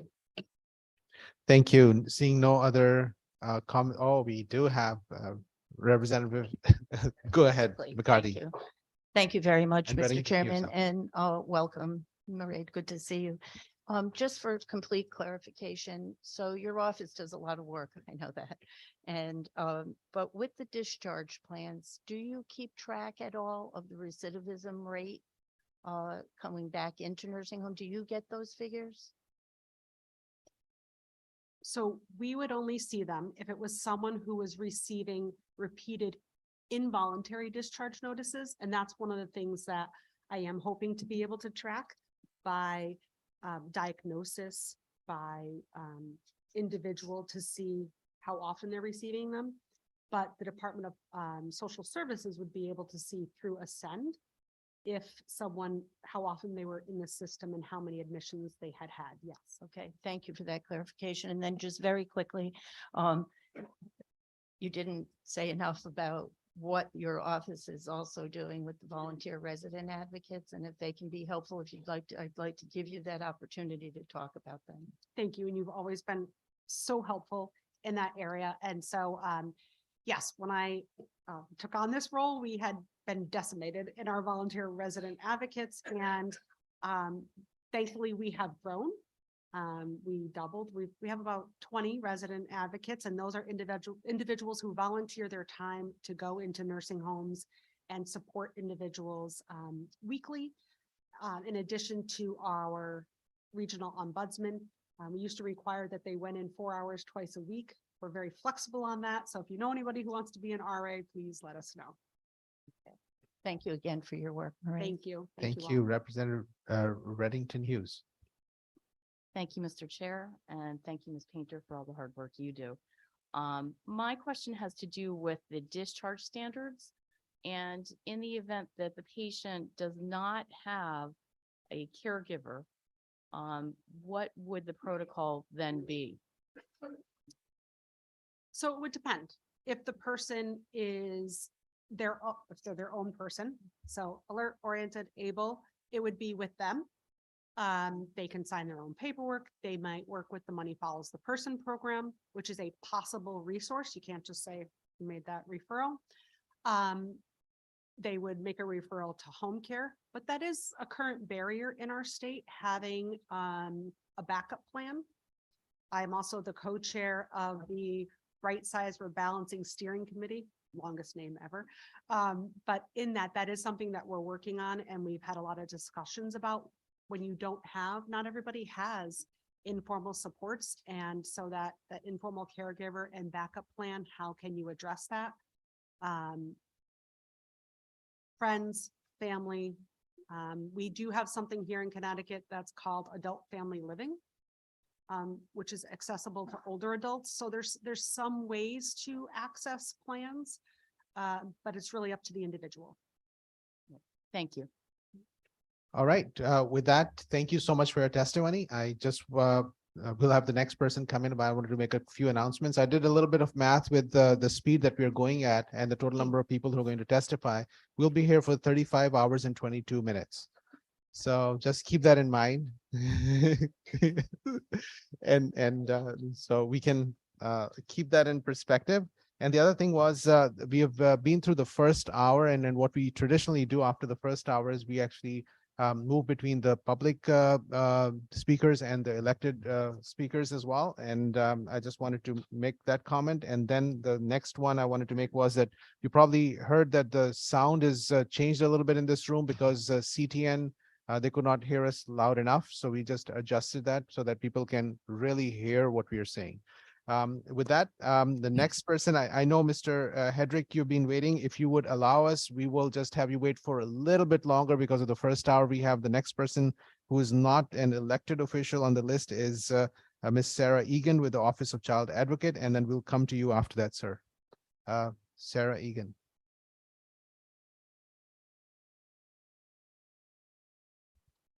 And the Office of Child Advocate. Oh. She wasn't ready. Maybe there's an opportunity. So Mr. Hedrick, you're on. Thank you, sir. Good afternoon, Senator Anwar, Representative McCarthy Vahey, Senator Summers, Representative Curtis Ditria, and members of the Public Health Committee.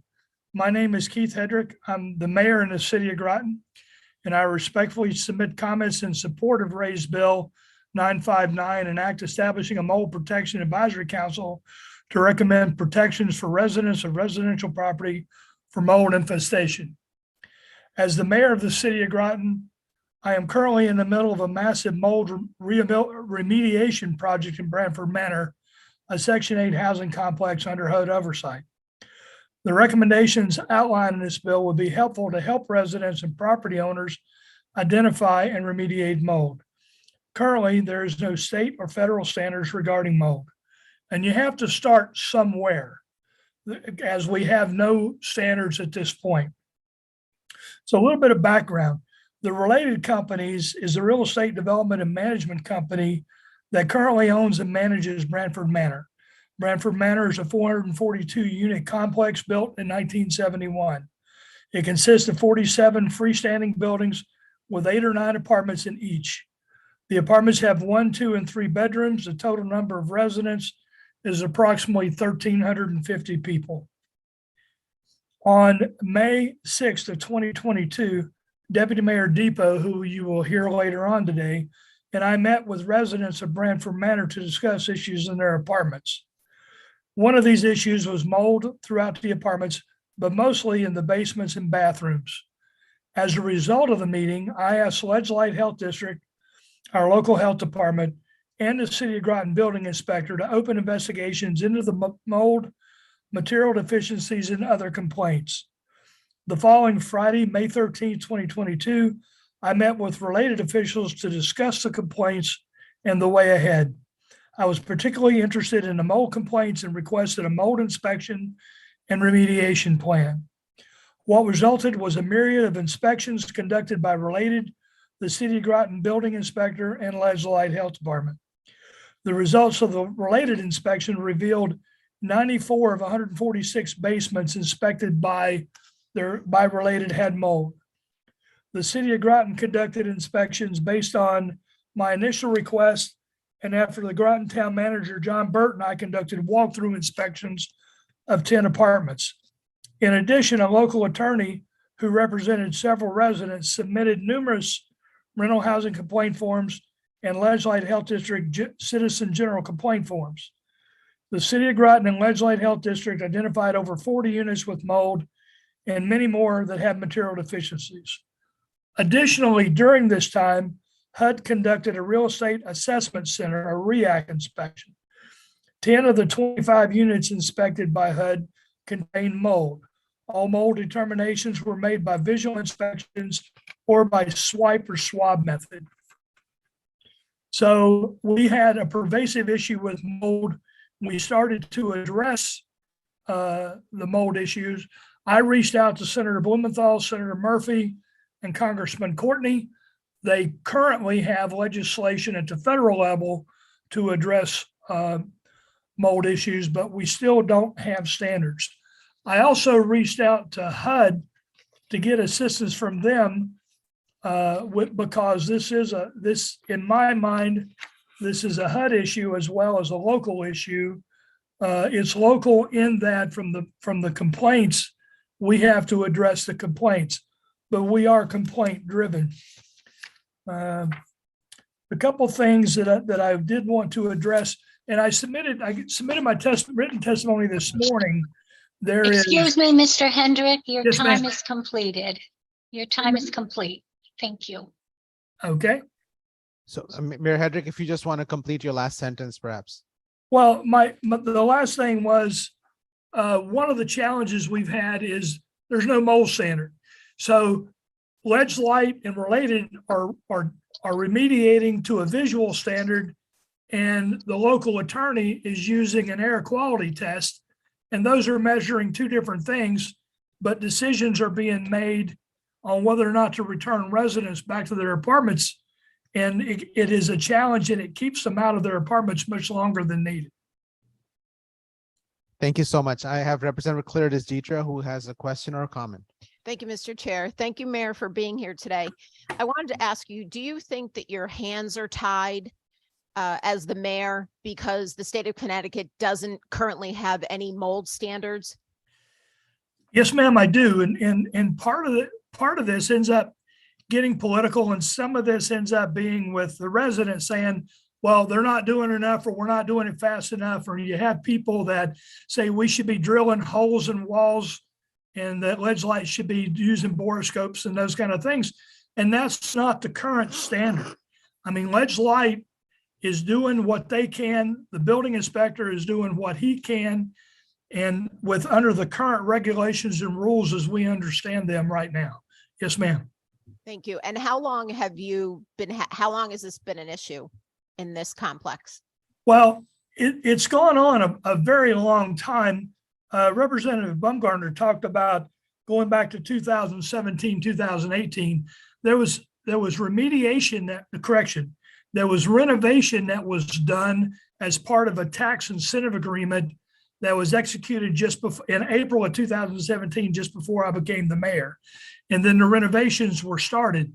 These were renovations to the apartments, not mold remediation. So there's some confusion with that.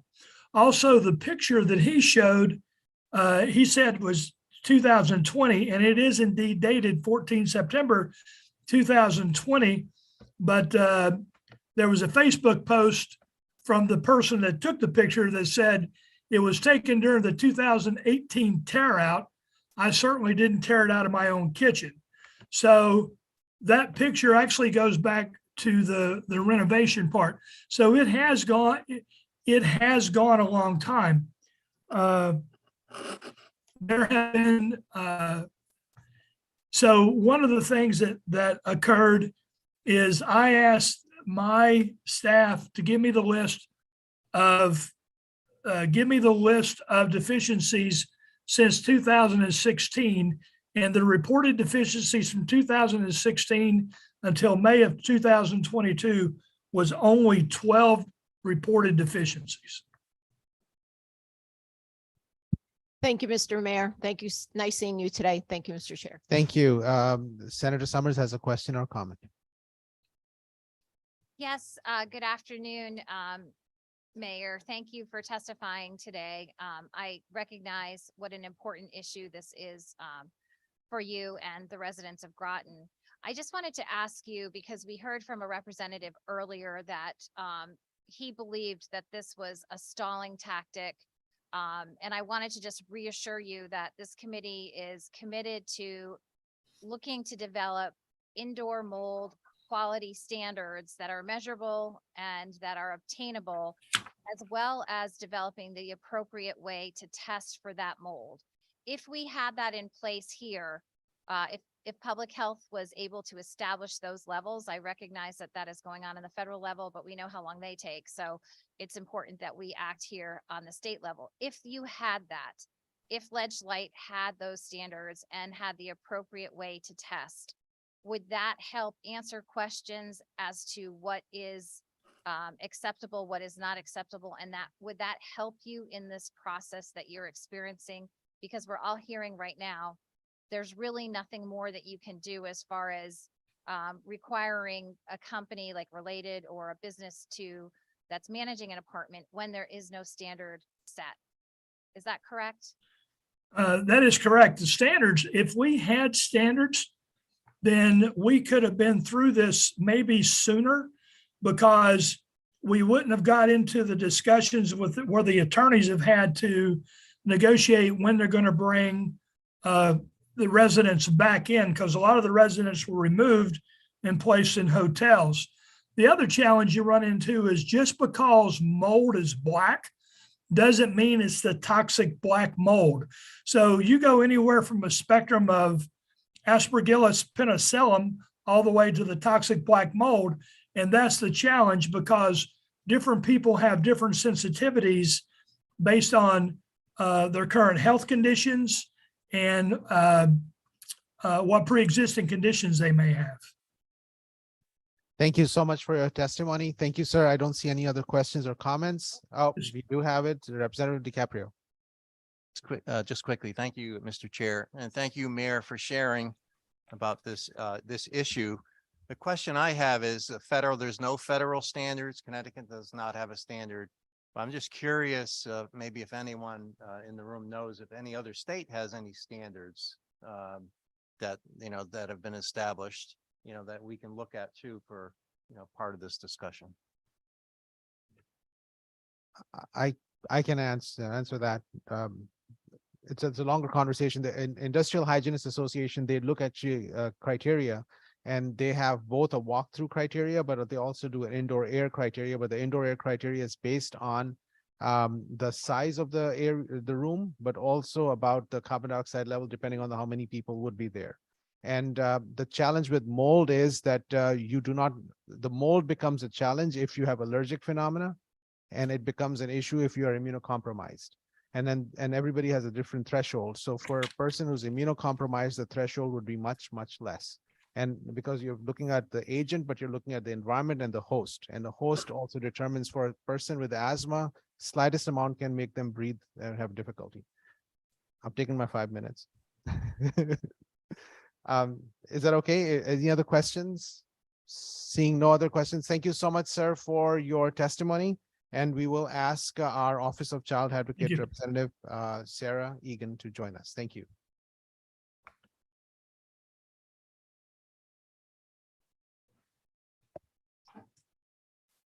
Good afternoon.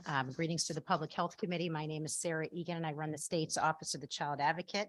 I've supplied written testimony to the committee on Bill 957, an act concerning oversight of healthcare and correctional institutions. I did want to offer a brief comment about the emergency room overstay bill, Bill 960, because I think it's worth pointing out, as I know the committee is well aware, that the overcrowding and the ED boarding problem affects children as well as adults, and that in most days there are children as young as 7, 8, 9 years old in our emergency departments, sometimes for days at a time.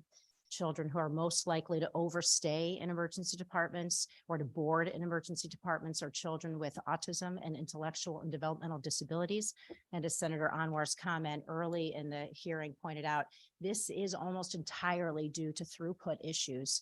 And we can't address the problem of ED boarding without addressing and making sure we have an adequate continuum of care for children with behavioral health, including developmental disabilities in the community.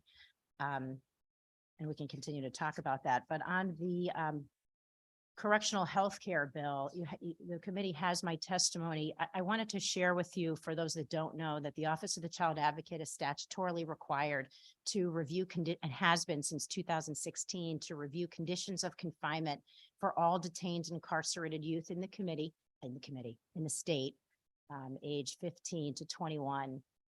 In my work as the child advocate over almost a decade, we review so many things that are hard and difficult that affect children, from children in ED to child fatality review to parents that can't access the care that they need. And I will share with you from the heart that for me as the child advocate, I don't know that there's anything that I do that is as hard as reviewing the conditions for children and youth who are institutionalized, particularly within the Department of Correction. Our office has issued multiple reports and conducted multiple studies that I'm sure will not be a surprise to all of you but that indicate a staggering level of unmet need for children and youth confined in the Department of Correction. That includes children as young as 15, 16, 17 years old. In our last report, we found that 45 out of 68 15, 16, 17-year-olds confined in the adult correctional system were classified by the DOC as either not needing any mental health care at all or not needing any routine mental health care, which simply cannot possibly be the case given the lives and level of need that these children come from. A majority of children in the Department of Correction custody have histories with the Department of Children and Families. A third of them in our last report lived in families that had come to the attention of DCF more than 10 times. Their records are replete with issues related to trauma, unmet mental health issues, developmental disabilities, and substance use. We must have a standard of care. We must have a standard of care for these youth and for these young people, some of whom, not all, but some of whom live in staggering isolation, devoid of stimulation, exercise, socialization, and programming. So I'm grateful for the committee's repeated interest and advocacy around this issue, and I support a more robust and specific role for the Department of Public Health in establishing a standard of care for these individuals and providing oversight. Thank you very much for the opportunity to testify. Thank you so much for your testimony. And Ms. Egan, last week I had the opportunity to spend an evening in the various facilities, at least two of the facilities, through your office to interact with some of the children who are incarcerated. And it's heartbreaking because I had the opportunity to listen to their stories. And what they were telling me was as soon as they were in the prison system, their medicines were stopped. And in the outpatient setting, they were not getting the right medicines or the right dose of medicines. They were improving, but they made a mistake that led them into the facility and the medicines were stopped. And after that, it was a cascade of events that put them into solitary confinement. And it was just like a failure after failure after failure for our children. Could you please tell us a few of those stories? Because it was just like I couldn't sleep that night because we are failing our children in our state. And we have no outpatient systems and inpatient system to take care of our children, and they are ending in prison. So one of the stories, thank you, Senator Anwar, for that, and thank you for coming with us to the facility. I do think it's so important for policymakers to meet with youth in confinement and become familiar with the conditions and the healthcare systems that support them, because these kids come in with such an intense level of need, and of course they do. That's how they get there. And ultimately, either we meet that need before kids come home or we don't, right? But one of the stories we put into our testimony is about a young man that we have been interacting with regularly. His name, we call him D in our testimony. 20-year-old D is diagnosed with schizoaffective disorder and spent 3 months in the prison infirmary due to significant decompensation following placement in punitive segregation. Following stabilization, he was transferred to the mental health unit, but was repeatedly placed back in punitive segregation. In May, a clinician determined that he should not be placed in punitive segregation due to his consistent decompensation. He was then transferred to administrative segregation, which is also restrictive housing, where he remained for approximately 6 months, with several subsequent returns to punitive segregation. There are no entries on his activity log, which means he was not participating in any programming, and records indicate that he did not complete any programs in 2022. He is listed as being enrolled in academic education grade 5 through 8, which is where most of the minor boys are evaluated to be, grades 5. He was discharged to the community with no documented discharge planning in his record to ensure connection with mental health support services. Which, I mean, he's one example of a youth that we're very concerned about who did not get the treatment and support they needed, who lived in astonishing level of isolation, and who was discharged back to the community without adequate care. And I think that is a part of our service system that we have to confront, we have to fix. Now, I just wanted to explore because if we were to ask Department of Correction, they would say, well, we can't hire people. And then that's the problem. So we are doing all we can to hire people. So it's not our fault. And what this bill is suggesting is that the DPH should see the healthcare in the Department of Correction. And the rationale is the DPH does this every day for the rest of the state, except the Department of Corrections. So perhaps they are in a better place to do this. And this committee actually did give the power of another institution to be seen by DPH in the last session. Can you explain and explore that for us a little bit too, please? Yes, well, I think that that's absolutely right. I mean, the Department of Public Health, it has the regulatory responsibility to look at the facilities, inspect and regulate facilities where people receive care. And this is part of what we've heard about, other parts of today. I'm not sure what public policy is served by exempting the Department of Correction from that type of regulation, from the establishment of that standard of care, from outside inspection, and from the requirement for corrective action. These are exactly the kinds of concerns that we need to subject to inspection and correction that can only serve public policy and security. And do you have any documents or report that you would like to share with the committee and the rest of our legislators in the state? Sure. So we have issued 2 reports over the last couple of years about conditions for young people 15 to 21 that outline some of the statistics and stories that I've shared with you today. We have an upcoming report we will put out later, but we can certainly share and have shared some of our preliminary findings with the chairs of the committee and can make that available to the full committee. We also routinely review these issues with the Department of Correction, with their mental health staff, with their legal team. So they are aware. We let them know we'd be here today advocating on these issues. So, we're very transparent about what our goals are here. It also bears mentioning that after one of the OCA's reports around conditions for minor boys at Manson Youth Institution, the United States Department of Justice launched its own investigation into conditions for minor youth, finding last year that conditions for minor boys at Manson Youth Institution violated children's constitutional rights to care in violation of the 8th Amendment to the United States Constitution. And the state remains in settlement negotiations with the Department of Justice at this time to remediate those concerns, a lot of which really had to do with providing adequate care in a developmentally appropriate way to high-need youth. So that remains unresolved. I want you to, can you please repeat your last paragraph slowly, because this needs to sink in for us all and the people listening. And Senator Anwar, I'll also share that link to the Department of Justice's findings with the committee as well. But following a report from the Office of the Child Advocate outlining concerns about conditions of confinement for minor boys aged 15, 16, 17-year-olds in the adult correctional system, in 2019, the Department of Justice launched a civil rights investigation into those conditions. After a 2-year investigation and the incorporation of educational and mental health experts, the Department of Justice issued a report in December 2021, finding reasonable cause to believe that conditions at MYI violated children's constitutional rights pursuant to 8th Amendment of the United States Constitution and the prohibition against cruel and unusual punishment. The DOJ found concerns regarding undue isolation, solitary confinement of children, lack of adequate mental health assessment and treatment, and lack of adequate educational service delivery, providing numerous examples and having reviewed thousands of documents.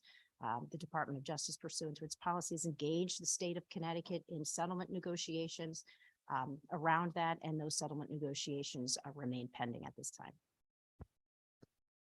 Thank you so much for that. And I think for the people who are listening and our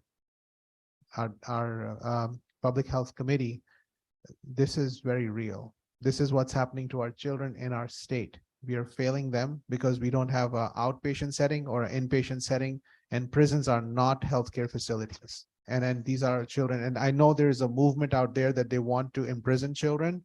But the reality is, if you go and meet the children, they actually need help with treatment, and they can be citizens like any one of us. Thank you so much for your testimony. There's Senator Gordon has a question or comment. Senator Gordon. Thank you, Mr. Chairman, and thank you for the work you do. I know it's not easy work, but it's very important work, so I appreciate all that your office does. I have a logistics question, and perhaps this might be more for Department of Public Health, but my understanding is this would create a new office in the Department of Public Health. Is this work currently being done but not being able to fully be done by corrections, or this would have to be a whole new office to really do what I know you've submitted testimony. I've read through it, that you say you strongly support this bill. This would have to be a whole new endeavor by the Department of Public Health that they're not currently right now doing at all. Is that correct? That's correct, Senator. Thank you, Mr. Chairman. Thank you. Seeing no other comments or questions, thank you so much for your testimony and the work that you and all your staff do. You guys are doing God's work. Thank you. Next is Senator Paul Ciccarella. Senator Ciccarella, welcome. Sorry about the delay. And I understand, Senator Ciccarella, you have Dr. Scheinberg, who will be also collaborating with you. So welcome, Senator Ciccarella. Yes, thank you for having me. And it doesn't seem as if I could turn my camera on. It says unable to start the video. But I will do the best I can. I want to start by thanking the chairs and the ranking members for the opportunity to testify in favor of SB 524. What this bill was intended to do is create a pilot program for cardiac screening and early detection of cardiac issues for first responders. I know it says emergency medical service organizations, but it is first responders. This bill was brought forward by a chief of police in my district, Chief Kevin Glenn, and he was telling us a little bit about this process. And we were having a discussion about the life expectancy of law enforcement and first responders. Oddly enough, about 2 months later, we lost one of our firefighters in December, Matt Wertz, while he was fighting a fire. And that was because of a cardiac issue, which he unfortunately did not survive. That led myself, State Representative Dave Yacarino, and many others to really start to pay attention and see what we can do. And we came across Sigma, which Dr. John Scheinberg is going to tell us a little bit about the process in greater detail and maybe answer some specific questions. But in a nutshell, we think about the fight or flight experience. Us as legislators may get excited to have to talk in front of a big crowd, or nervous, or some type of experience like that, and you feel your heart racing and pounding a little bit. But we have the opportunity to prepare for that. When I was in law enforcement and corrections, and I would remember when we're very calm, and then all of a sudden a code goes off, or for a firefighter, you could be sleeping and a bell rings. Your heart starts to go very, very, very fast. And a long career of that happening often creates more issues than just the general other professions that we have here. And it's something that we really need to pay attention to. And at this point, I'd like to turn it over to Dr. John Steinberg, who's the chief medical officer of Sigma, to answer some specific questions about what they do. I did write testimony. I'd urge you to take a look at that. There's also testimony from our fire department, fire chief. We spoke to unions about this. Stanford Healthcare wrote testimony in favor, as well as Hartford Healthcare, amongst a few others. I do know that there was some concern from the American Heart Association. By no way is this going to replace anything that we're doing now. It is going to be in addition to, specifically for those strenuous professions. So thank you. I will turn it over, so we're not here for 35 hours and 22 minutes. Yes. All right. So Dr. Scheinberg is here. Yes, sir. I'm here. For some reason, I also can't start my video. It says the host has stopped it. So if the host could enable my video, you all could see me. Otherwise, are you all able to hear me? Yes, we can. Thank you. Okay, here we go. I think I'm able to. Here we go. Okay.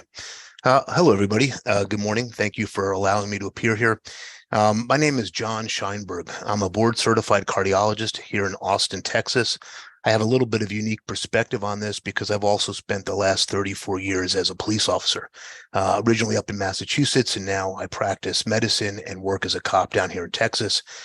I come at this from another perspective. I also work for the Department of Justice, I sit on the Officer Safety and Wellness Working Group, and I help build officer safety wellness programs for different agencies throughout the country.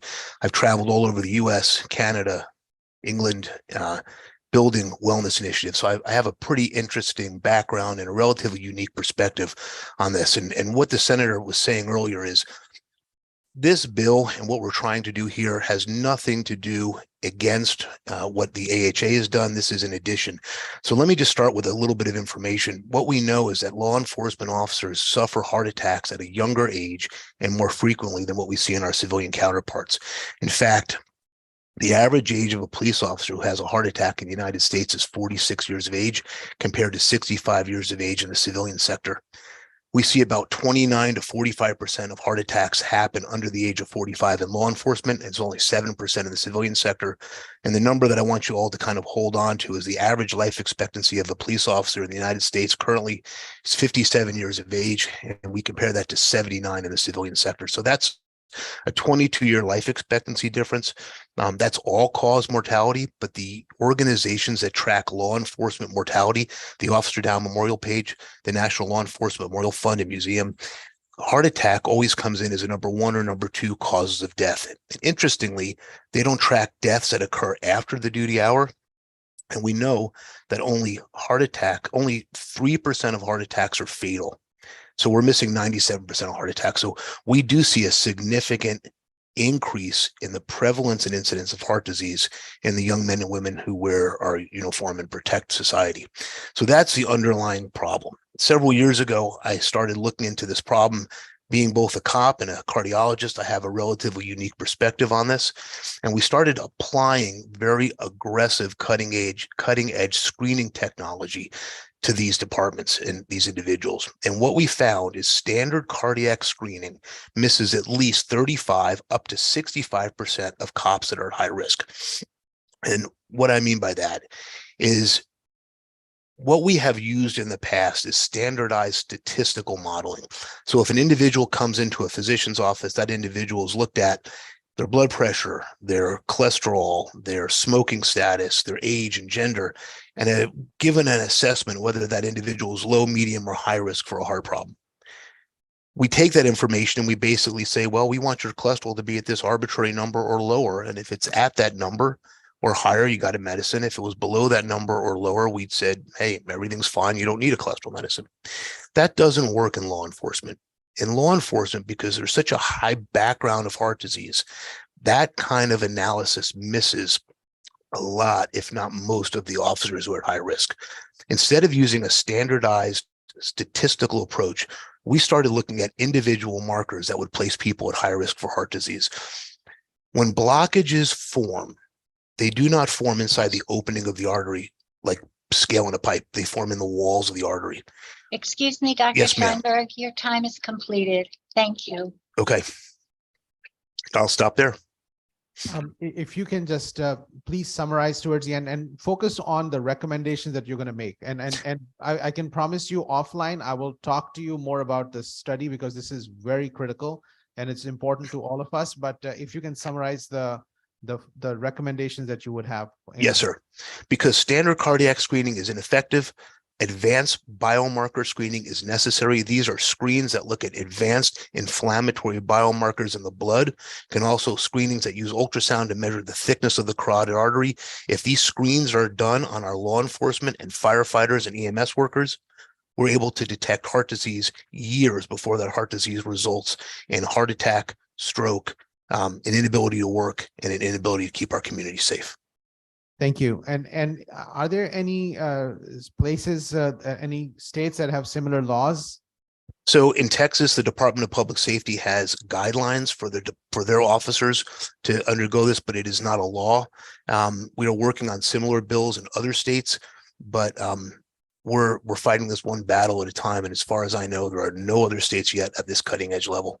Is the insurance paying for these tests? Insurance does pay for these tests. The problem when we go through an insurance model is a cash pay model tends to be probably a third to a quarter as expensive as an insurance model due to all the insurance markups across the board, especially when you're dealing with a department that's self-funded. It tends to be less expensive for that department to pay cash as opposed to go through their their healthcare administrator. Okay, and I guess that's why we need to have a pilot before we go further. I see Senator Gordon has a question or a comment. Senator Gordon. Thank you, Mr. Chairman.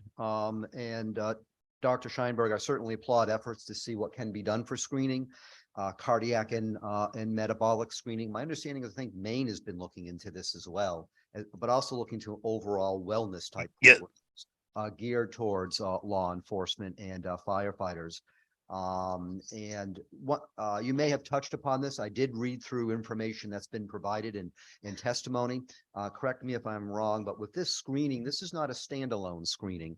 This would be, I'm assuming results would be not just given to the firefighter or law enforcement person, but also I'm assuming there's a mechanism to relay this to that person's doctors so that they actually know. So the primary care doctor could actually decide what needs to be done. This dovetails with some of the testimony from the American Heart Association with regards to evidence-based screening and diagnostic testing, and also therapeutics that are already in place. So I'm assuming this program you're talking about would have a way of communicating, dovetail with someone's doctors, especially if they already have a cardiologist, for example. So that way further types of medical assessments can be made. Am I correct with that? Yes, sir, that's correct. The information is communicated to the patient's physician, and then the information and the results are gathered in aggregate and presented to the agency to show what the percentages are of heart disease, diabetes, hypertension, and whatnot. And that is all done blinded, so that the agency does not have any indicators of who had what, but they're able to look at the population in its entirety. If I just may have just one follow-up, just so I can clarify, I understand about looking at the population in an unblinded manner, but for each individual person, that information would be told to them, especially if they're found to have something unfortunately abnormal on a screening test. The whole point of screening is to actually then do an intervention that is meaningful. And this is certainly very exciting and interesting way of doing that. I'm assuming that individual person, there'd be a way for that person's doctor to know so that can be acted upon of the results of the screening if something abnormal were to be found. Thank you, Mr. Yes. Yes, sir, that is absolutely correct. Their primary physician and or their cardiologist is notified in writing that that individual had abnormalities. Thank you, Mr. Chairman. I think this is certainly something exciting to consider. Thank you. Representative Claritas Dieter. Thank you, Mr. Chair. Thank you for your testimony today as the wife of a retired law enforcement officer who's quickly approaching the age 57. I hope this isn't an issue I have to deal with, but thank you for all the work you've done with this, and thank you for your service. One of my questions is, do law enforcement officers and or firefighters presently have any of this testing in their annual physicals? No, ma'am. Most physicals do not do any of this stuff. Most physicals resort to the population-based screening that I mentioned before, which has been shown to be ineffective in identifying the high-risk officers. And in this pilot study, the specific diagnostic testing that you want to do, would it be the same across the board? And then if something does come up or is flagged, then they will continue to do more testing? That is correct. So we offer the program that we designed offers a standard screening program, which has been shown to identify high risk. If anyone is found to be high risk, they're transferred, that information is transferred to the patient, to the patient's physician, and they're encouraged to go ahead and finish the other diagnostic testing and then the therapeutic intervention if needed. Okay, and I don't know if you have this information yet, but if something comes up as a flag, would it, to be a cause for concern, would they have to stop working temporarily, or would there be issues of that nature? So that's a really good question, and it's a complex answer. The problem is we have had situations in the course of screening almost 10,000 people that we find abnormalities, and we will tell that individual, look, this is an abnormality we found. This is something that needs to be addressed rather rapidly. However, because of the HIPAA relationship with that individual, we do not have the authority or the moral ability to talk to that individual's supervisor and say, hey, we found an abnormality on Officer Stevenson. He or she can't work at this time. We will tell the patient, look, you have this abnormality. You really need to get this taken care of. You really need to talk to your command staff. And my recommendation to you is you do not finish your shifts this month until this is addressed. It's the same way that if a patient comes into a private physician's office, they would have the same conversation. But because there's a physician-patient or a provider-patient relationship, that HIPAA relationship cannot be violated. So that impetus to stop working if there's a significant abnormality would fall upon the individual patient. Thank you again for your testimony. Thank you, Mr. Chair. Thank you so much. I think Senator Summers has a question or comment. Thank you. Yes, doctor, thank you for your testimony. I apologize if I missed this, but this advanced screening, specifically, what is the advanced screening? Is it measuring for plaque? What is it? Can you tell me specifically what that is? And are these tests that are not offered in the cardiologist's office, or are you just doing tests that they can offer at some times and doing it more routinely? Okay, so those are excellent questions. Let me answer the first question first. The test that we're looking for, the indication for these tests is to look for the presence of plaque in the arteries. There's several ways to do that. The best way to detect plaque, which is vulnerable to rupture and cause a heart attack, is to measure some inflammatory markers in the blood. So these inflammatory markers are varied. There's certain inflammatory markers that have been shown over the last 20 years to be independent predictors of heart disease. So this is a simple blood test that can elucidate this. There's also a way of measuring plaque in the arteries of the neck rather easily with an ultrasound. That type of scanning is also done routinely. The problem lies in there's a lot of physicians and my colleagues in the cardiology sector as well who do not focus on identifying things before there's a problem. They look to identify and fix things once that problem arises. There's a lot of factors that affect that, but this type of testing is available. It is something that can be done routinely. These tests are approved and covered by insurance. In the program that we do, we actually have developed some correlations between the testing. We put several different modalities together, and we found that those modalities, when used in conjunction with each other, are tremendous predictors of cardiac events. Thank you for that answer. So these are tests that are available. It's just that you're saying that maybe the cardiologists that are practicing may be doing them too late or after something has already occurred. So I just want to make sure I understand this. So you have an ability to do the blood tests that are currently available to cardiologists right now, and you run it through your program, and it comes out with, based on whatever the metrics are that you're measuring, it comes out with a report card, so to speak, of, here's what we think your risk is that right? And so people would have to use your program to get the information. Is that correct? So it's yes and no. So they don't have to use our program. You can go to any physician and get any testing that any individual would like to do. Our program really puts it all together. We actually come on site to a police department. We send phlebotomists out 2 weeks to 3 weeks before we arrive. That individuals have their blood drawn at the department to minimize staffing requirements or staffing disruptions. We show up at the department 3 weeks later, and at that time we do an ultrasound of the carotid arteries. We do a cardiopulmonary exercise stress test, not only measuring EKG response on a bicycle, but also measuring expired CO2 to determine when that individual converts from a carbohydrate to a fat metabolism, which allows us to build a diet and exercise program for that individual, which is customized to them. That individual then meets with a nurse practitioner, physician, or physician's assistant, and at which time all the data is reviewed. The inflammatory markers, a full advanced laboratory panel, the cardiopulmonary exercise stress test, and the ultrasound of the carotid arteries. All that is summarized, wrapped up, given to the patient, placed into a convenient online portal system where the patient can access it, and the information is also transmitted to the patient's primary care physician or their designated cardiologist. So all these different components are available. This is just an aggressive preventative approach, which we tie everything together at the same time and deliver it in a convenient location at a convenient time with minimal disruption to the department.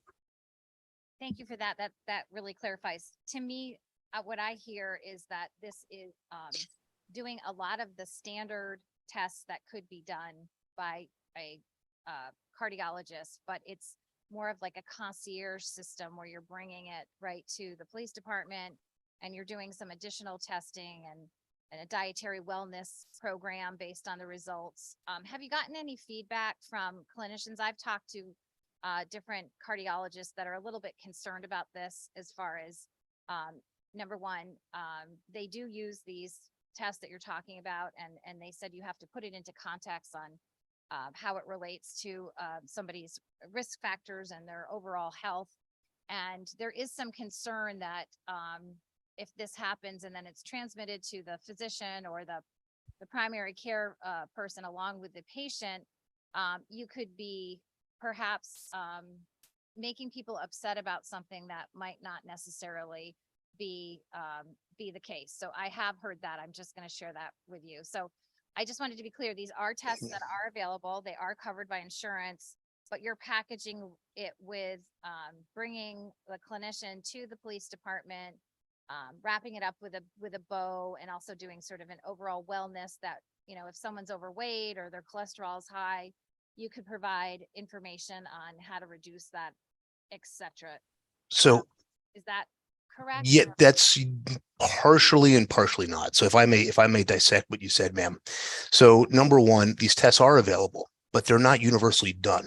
I'll give you an example. Here I'm in Austin, where we have a very big cardiology community. There's probably 125 cardiologists. Out of those 125, there's about 3 of us that specialize in advanced lipidology and preventative. So although these tests are known, quite frankly, the majority of the cardiologists and our medical profession are not using them. The tests are, there's definitive evidence behind it. These are not random tests that are just selected for whatever reason, but we have solid evidence-based data that these tests are able to identify at-risk plaque. Despite that, they're infrequently used. So we are taking a technology that's not used. So that's the first issue. The second issue is we're talking about police officers and first responders, not the general population. The studies that we published that look at 10,000 individuals showed that regular risk stratification misses only 10%, or actually less, 9% of civilians that are at high risk, but over 35% of police officers. So this is a test which is really geared toward police officers, which is frankly not done rather frequently in the community.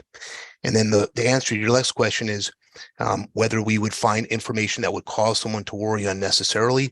And my response to that, ma'am, is we would find abnormalities that would cause someone to worry appropriately. The findings that we find here are not subtle. If we find someone has elevation of these inflammatory markers or significant plaque in the arteries of the neck, frequently it's after they've already seen their primary care physician. These tests were not done. Now that they're completed, the individuals, I hate to say the word scared, but they're now motivated, worried, and want to get this information treated. So we're providing a service that quite frankly is not done regularly in the community, even though it is available. Okay, thank you for that testimony. Thank you so much, Representative Carpino. Thank you, Mr. Chairman. I have 2 quick questions and I want to be respectful of everybody's time. So if you can put together some short answers for me, I would appreciate it. The first one is, I know you referred to we a number of times in your testimony. We were putting forth legislation. We have put together a package. If you could just help me understand who we are. And my second question is, I very much appreciated your explanation that the need for this essentially derives from the repetitive fight or flight situation that our first responders go through. So my second question is, do our professional athletes and our military members who are probably physiologically going through a similar scenario, although under very different circumstances, have you proposed that they undergo these same tests? Because I'm looking for a comparison. Thank you. Thank you, Mr. Chairman. Yes, ma'am. So when I say we, I say we in I probably should have been a little bit more specific. So in certain instances, I say we, I'm referring to the company that I am the chief medical officer of, which is Sigma Tactical Wellness. In other instances, when we talk about passing legislation, I've worked with several different agencies throughout the country here in Texas, which is the Combined Law Enforcement Agency of Texas, in which we were able to pass Senate Bill 1582, which provides some cardiac protection to our officers. And then when I say we, I also refer to the company that I work with as a private physician here in Texas, in which we're publishing our data. So I should have been a little bit more specific so that we encompass it basically 3, if not more, different organizations that I'm associated with. I use that term "we" as most of an explanation that this isn't just me sitting behind a desk coming up with data. I've worked in concert with many different agencies across the country and different companies across the country to get this information out. In regards to your second question, ma'am, you asked about the adrenaline dump. And I will tell you, this is what we believe to be the case. We see the same issue in firefighters and we see the same issue in jailers. We assume it's based on the situation in which they have a lifestyle which is 98% boredom and 2% terror, because that will explain it. We know there's certain physiological changes that occur with that adrenaline dump, which likely leads to this inflammatory plaque and plaque rupture. When it comes to looking at other agencies or other organizations such as the military, in which they have the same, there's a little bit of a difference in this regard as far as we are able to determine. And first off, it has never been studied. But secondly, one of the key differences between the officers in the law enforcement sector and what we see in the military is the military, having been, I'm a 15-year-old retired veteran from the United States Air Force, combat veteran. And what I will tell you is physical fitness is mandatory. Yearly physicals are mandatory. And the level of health of surveillance and supervision is well more, it's highly more substantial and significant than we would see in the law enforcement. Up until recently, most police departments did not have fitness testing. They did not have height weight standards, and they did not have anything that required annual physical exams. So the men and women in our military are subjected to much more medical scrutiny than we see in the civilian sector. But you're right, this type of fight or flight adrenaline dump could also be seen potentially in emergency room workers, any other organization that has that same type of environmental stress, although it's never been studied yet. Thank you for your answers. Thank you, Mr. Chairman. Thank you so much. Seeing no other questions or comments, we thank you for your testimony. The next person on our list is the Deputy Mayor of City of Groton, Gwen Depot, followed by Representative Comey.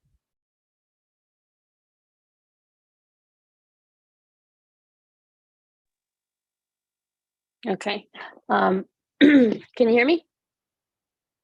We can. Thank you. Okay.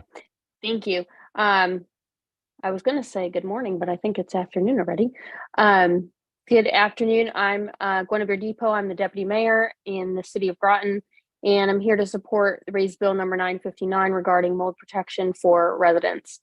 I've been on the City Council here since 2017, and I focused a lot of my efforts on communication between residents and their elected representatives. I think it's essential to good governance to make sure that my constituents know their rights, know how to advocate for themselves, contact their elected officials, social services, etc. Unfortunately, some of my constituents have experienced what happens when your municipal officials are handicapped by a lack of regulations. No amount of effort or communication on their part can change the fact that there are not currently standards for mold levels or remediation for landlords. And without those standards, I have not been able to effectively protect their interests as tenants. As most people know, this subject is a difficult one to address because not everyone reacts the same way to mold, as previous speakers have mentioned. I personally am not prone to allergies. I'm not affected much physically by mold exposure, but many others can be drastically affected by frequent exposure, and they deserve protection too. Just because the issue is complicated and may take a lot of research and time to address does not mean that we should let it fall to the wayside to focus on more easily solvable problems.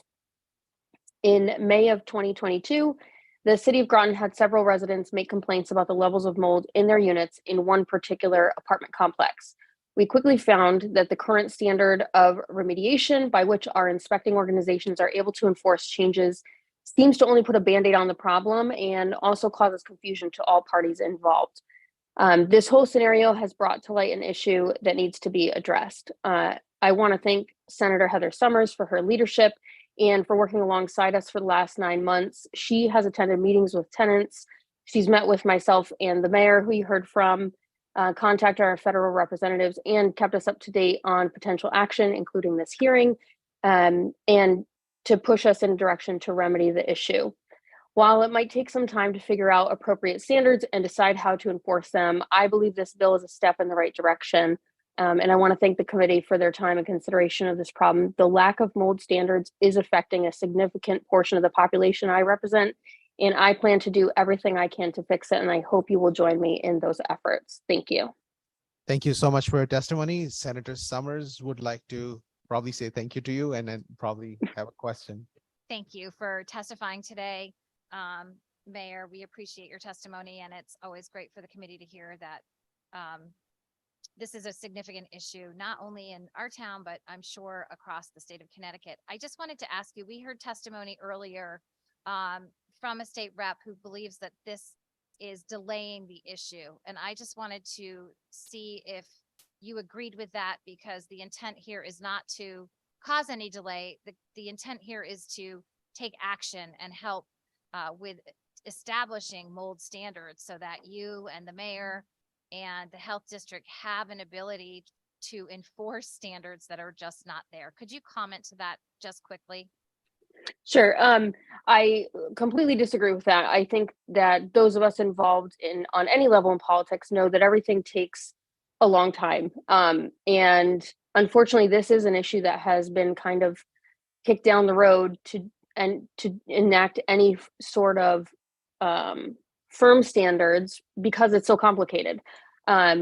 I think that we need to take some steps. And I think in the beginning last year, I know we had discussed, and a whole group of us had discussed, that on top of trying to deal with the current issue, we are trying to remedy it for the current residents. But I think it behooves us as elected officials to also look to the future to protect people who will potentially have this problem in the future. And we need to be able to do both things at the same time.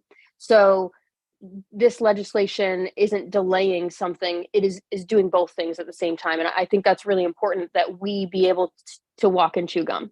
And I think that the representative kind of doesn't maybe see that that's a possibility. We can do both. We can help the current residents and look to the future to protect the future residents. And that's where I stand on this. I think we need to move forward, looking to the future and working on the present.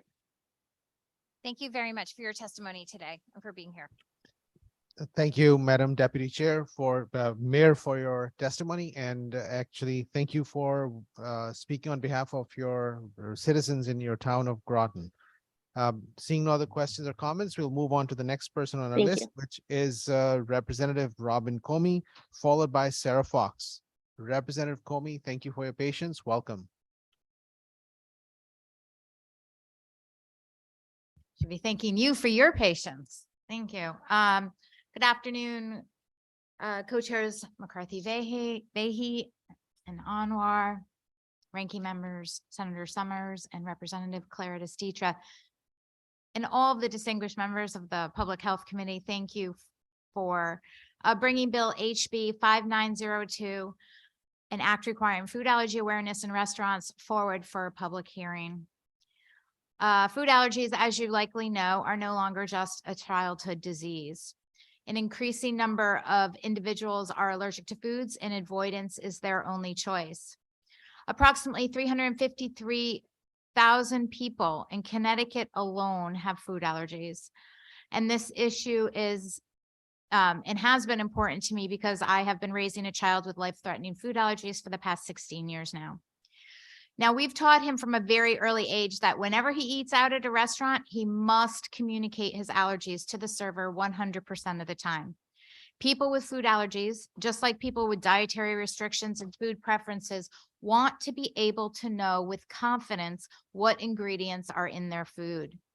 And the difference, though, with those with food allergies is that a misunderstanding or just a lack of information or knowledge about the cross-contamination or poor communication to the kitchen or in the kitchen could result in a tragic outcome. And the food allergic patron knows and has a responsibility that when dining out, and if they do not communicate their allergy to the establishment, then it's putting them in a perilous situation and position as well. Now, I also want, I know this because I work in a restaurant and I love working in the food service industry. And with the staffing shortfalls, I will often jump in to fill shifts wherever I'm needed, whether in the front of the house or in the kitchen. And I'll tell you from my experience, patrons often don't disclose and restaurants don't ask. I'm here today because we can do better. The DPH and our local health departments can be strong partners in this work. In the past, I've worked closely with the East Shore District Health Department, many Branford restaurants, and consumers on this issue. And I can tell you that it's possible to have practices in place with very basic protocols and just a little more access to training. And other countries are excellent at this. If you've traveled anywhere around this world, our bordering states, Massachusetts, Rhode Island, even Westchester County is the latest that just put in some guidelines. They all have these policies in place that empower customers and the restaurants and the people that work there with the knowledge and the guidance that they need. I mean, families are driven to choose vacation in Disney every year because they are the absolute leaders in serving food allergic customers. This is a fantastic opportunity for us as a state, as small business owners, because our families, our food allergic families, are incredibly loyal customers. And if you take the 353,000 individuals with food allergies in their state, you add in their families, you add in their friends, and that's a significant business opportunity for the industry. So, in conclusion, I appreciate you hearing me and welcoming me with this testimony. I look forward to working with the restaurant representatives, the families that you're going to hear from today, as well as the Department of Public Health, so that we can put in place policies that include an evenly shared responsibility across the landscape. Thank you so much. Thank you so much for your testimony, Representative Comey, and thank you for your persistent advocacy on this issue. It's very important. I know it's been something that's very important to you. I know if I travel to pretty much any part of Europe, it's pretty straightforward. Canada, it's very straightforward. Even outside from here to the neighboring states, it's straightforward. Why were the restaurant associations in other states, I'll just talk about US, why have they been receptive, and what are the hurdles for the restaurant association here in Connecticut for saying we can't do this? It's going to be killing the industry or whatever they may have concerns about. Well, first of all, I will say that I think, it's always like that, right? Change is hard. And when we look around, we deal with it every day, and that we may not want to put additional burdens on businesses, whether it's training or cost expenses. And I actually, did have a conversation yesterday with our Connecticut Restaurant Association, and, I don't think that we're in disagreement that more can be done. And are there liability concerns that people have shared with you that well, if you say that there's going to be no peanut, and God forbid there is some, and a child or an adult who has peanut allergy, is that part of the challenge? I think that restaurants are liable. They settle, are liable either way. I mean, I won't say that I guess that I mean that if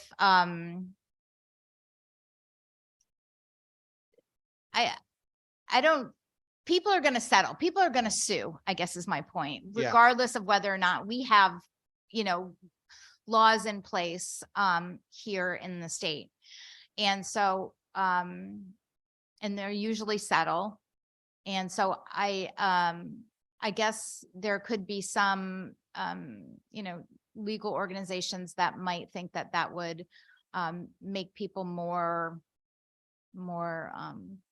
liable, if the more they know, the more they're liable for knowing. It's not necessarily been a hurdle in other states. So No. I can tell you that's not necessarily an issue. Yeah. I think perhaps the restaurant association is not also seeing the pressure from the market as much, because people are staying home and eating at home because they can control as much as they can.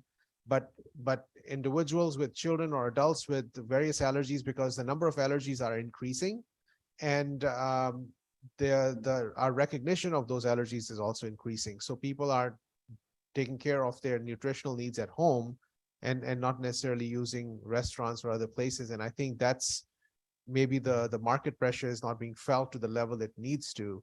And that's why it's not changing the way we would expect it to. So. Well, we hate to wait for a tragedy to put pressure on, you know, on an industry for something like that. But I also think that, I mean, there's very few people. I mean, I know a lot of people with food allergies, and most all of them go out to eat on a regular basis. They just stick with one or two restaurants that they have had the conversation consistently with, that that are understanding, are loyal, and they know what's going on, and that they've had, you know, good, you know, consistent service over the years. So that's also, you know, an important point to make. Again, thank you so much, Representative Comey, for your advocacy, and thank you for being here, and thank you for your patience. Sure. Seeing no questions. Oh, yeah, Representative Parker. Thanks, Mr. Chair. Thanks, Representative. Very impressed that you managed to make a tourism plug in this, and I appreciate that. And I mean that truly too. Could you, you reference this, but would you mind speaking just briefly about that conversation with the Restaurant Association? I think you characterize it as you don't disagree on a lot of things. Anything else that we should be aware of as we keep working on this? No, I mean, we've had, you know, I think that, you know, we've got a bill in front of us that I put forward. You know, we put everything that we can put in the bill, and then we compromise, right? And so in past years, the compromise has been a poster in the kitchen. And I will not compromise for that. That's not going to save lives. And so we have that understanding, I think, and you know, we want to do right for our customers, and we want to do right for the restaurants, for the small businesses, because everyone's struggling. Sure. Would you like to share what, if you have 2 to 3 priorities from the list of things that you put forward that you think from your experience as a mother and as a employee are the most important to you? I'm sorry, you want to know what's in the bill, or you want to know You had my personal experience? So what do you think are the priorities of the different policies that have been suggested if we had to focus on a couple from the way that you just Right, if we characterized it? had to Sound like this. prioritize Yeah, what do some you of think? them. You know, I would like to focus on simply putting a disclaimer on every single menu saying, hey, if you have a food allergy, let us know. Because I think that is, communication is the key. There has to be equal pressure and equal shared responsibility between the consumer and between the server.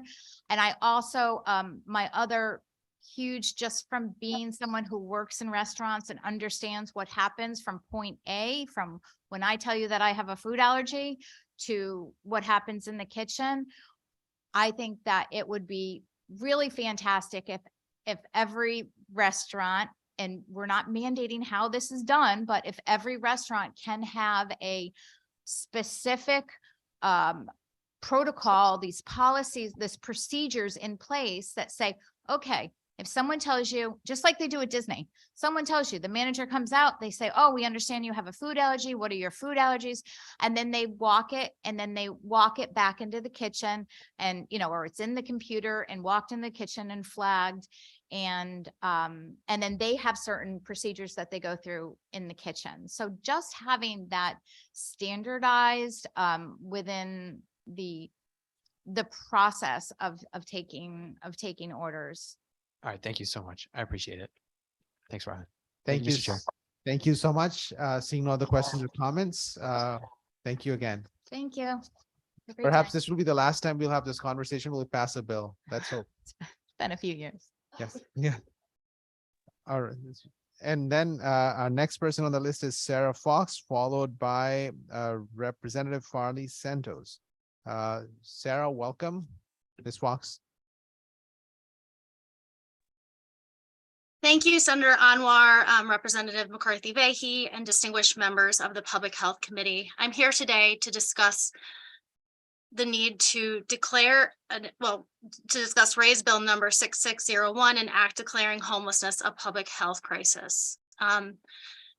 I am the Chief Operating Officer of the Connecticut Coalition to End Homelessness. We partner and work closely with homeless service providers across the state every single day. We work closely with our state agency partners, and I'm here today to say we are seeing a crisis point in our state. We're asking for this bill to have serious consideration by all of your members so that we can ensure that homelessness receives the recognition that it must have. Today, as you all know, we're facing an affordable housing crisis with with a need for more than 84,500 affordable units across the state. We're seeing evictions, a 22% increase in evictions since 2019. We've seen the first market rise in homelessness in over a decade. What we do have in place in Connecticut is a system to end homelessness. And this system has responded during every moment of crisis over the past few years. When the pandemic hit, our homeless service providers from across the state rose to the challenge, and we protected every community across the state. We ensured that our most vulnerable residents were able to stay and be safe. And we also moved many people into housing. But today, our under-resourced and overworked providers are facing critical points where they're unable to do the work necessary to meet the needs that they're seeing. And for example, we're seeing a 56% increase in calls to 211 of people in housing crisis. We've seen a 30% increase in unsheltered individuals and an 82% increase in people calling for appointments and getting appointments in our communities because of their housing crisis. Our system, again, it works. It needs funding. We have faced chronic disinvestment and underfunding throughout the years. Our system is not the same as every other state nonprofit across the state. We receive less than 50% of funding from the state and federal government. And I have conversations every day with providers across the state about how they have to fundraise and have bake sales for critical life-saving interventions like outreach. And this is something that must not continue. We have to really begin to understand that homelessness is detrimental to the health of our communities, and housing is healthcare. So we have to address it and have this issue raised to the point where we recognize the critical importance of funding our homeless response system. And we recognize that this is a part of our emergency response system. And so we have staff and a system that's funded in a way that is continuous. I will say, we are all heading into a long weekend that will be very cold. We have funding this year, but due to the ad hoc funding of our system, we don't have funds in place next year to actually fund our winter response. And so our providers do not have funds in the state budget to ensure that people will not die in our streets next year. So that means we have to scramble yearly to make sure that we have sites in place. We also do not have any continuous ongoing committed funding in our state for our coordinated response and for our coordinated access networks. These coordinated access networks have helped drive our success and ensure that we're targeting our resources and bringing people who have serious health conditions inside. We must have ongoing committed funding for our work, and we have to ensure that our providers are funded in such a way that they can do this life-saving work and that our staff can be paid equitable wages. Because without this, we will see more people die on our streets, and we're hearing reports more and more of this happening. So thank you so much for taking the time to recognize this important issue. I really, truly appreciate the work that you do every day. Thank you so much, Ms. Fox. This is what I understand is that sometimes an individual's health issues lead them to become homeless, but also the ones who are homeless, they develop health issues that actually results in severe deterioration of their health and well-being, including death. Can you speak to that so that we can connect it with the Public Health Committee's values in this? Yes, I can. from what we see every single day across the state, and what is that homelessness is the result of structural failings across the state.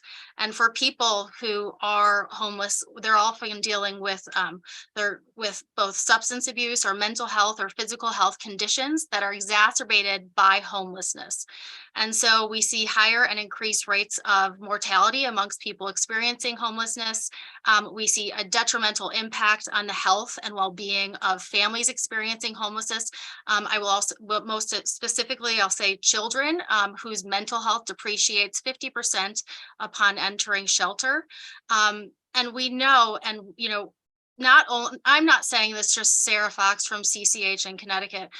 There are doctors, many doctors across the nation, and doctor associations across the nation who will back up the fact that that housing insecurity and homelessness is detrimental to an individual's health. And you see health declines in people as they experience homelessness. Getting people housed is the quickest way to ensure that they have the stability needed to be healthy, to access life-saving supports and get the medications that they need. During a time of crisis and housing instability, it's very difficult to care for your physical health, your mental health, and face any challenges. And so housing is healthcare, and housing really truly makes it so people can live a better quality of life across our state. Thank you. Thank you, Ms. Fox. My esteemed co-chair has a question or comment. Thank you very much, Mr. Chair, and thank you, Sarah, for being here with us and for all the good work that you and the coalition do. Oftentimes, we do our work here in committees, and we have the Housing Committee, we have the Appropriations Committee, we have the Public Health Committee. And some of the things that you've talked about today in your testimony hit on all three of those committees. This bill here before us asks us as a Public Health Committee to really affirm that this is a public health crisis, so that we understand that framework as we do work within other committees as well. And I just want to give you a chance to just very briefly say why it's important, because this bill is not a funding bill. This bill doesn't do that, but it just really names for us that this is a crisis. And can you just say briefly why it's important for us to do that and name that? Thank you, Representative McCarthy-Vahey. It is important for this to be named a public health crisis because it is exactly what we're seeing in the communities across the state every single day. It will help us to align and collaborate resources with our state agency partners and ensure that this truly is elevated in a way where we're not, we know that housing is a social determinant of health, but it is something that has lagged for years in the conversation. And it is something where the challenges that people are facing every day, it has to be recognized, and we have to, there's so many things that I'm thinking of, but what I'm thinking most of is the fact that no one should experience homelessness, and yet we're seeing a rise. And we have a system in place that we know works and has proven to end homelessness, but it doesn't have the resources to actually do the job.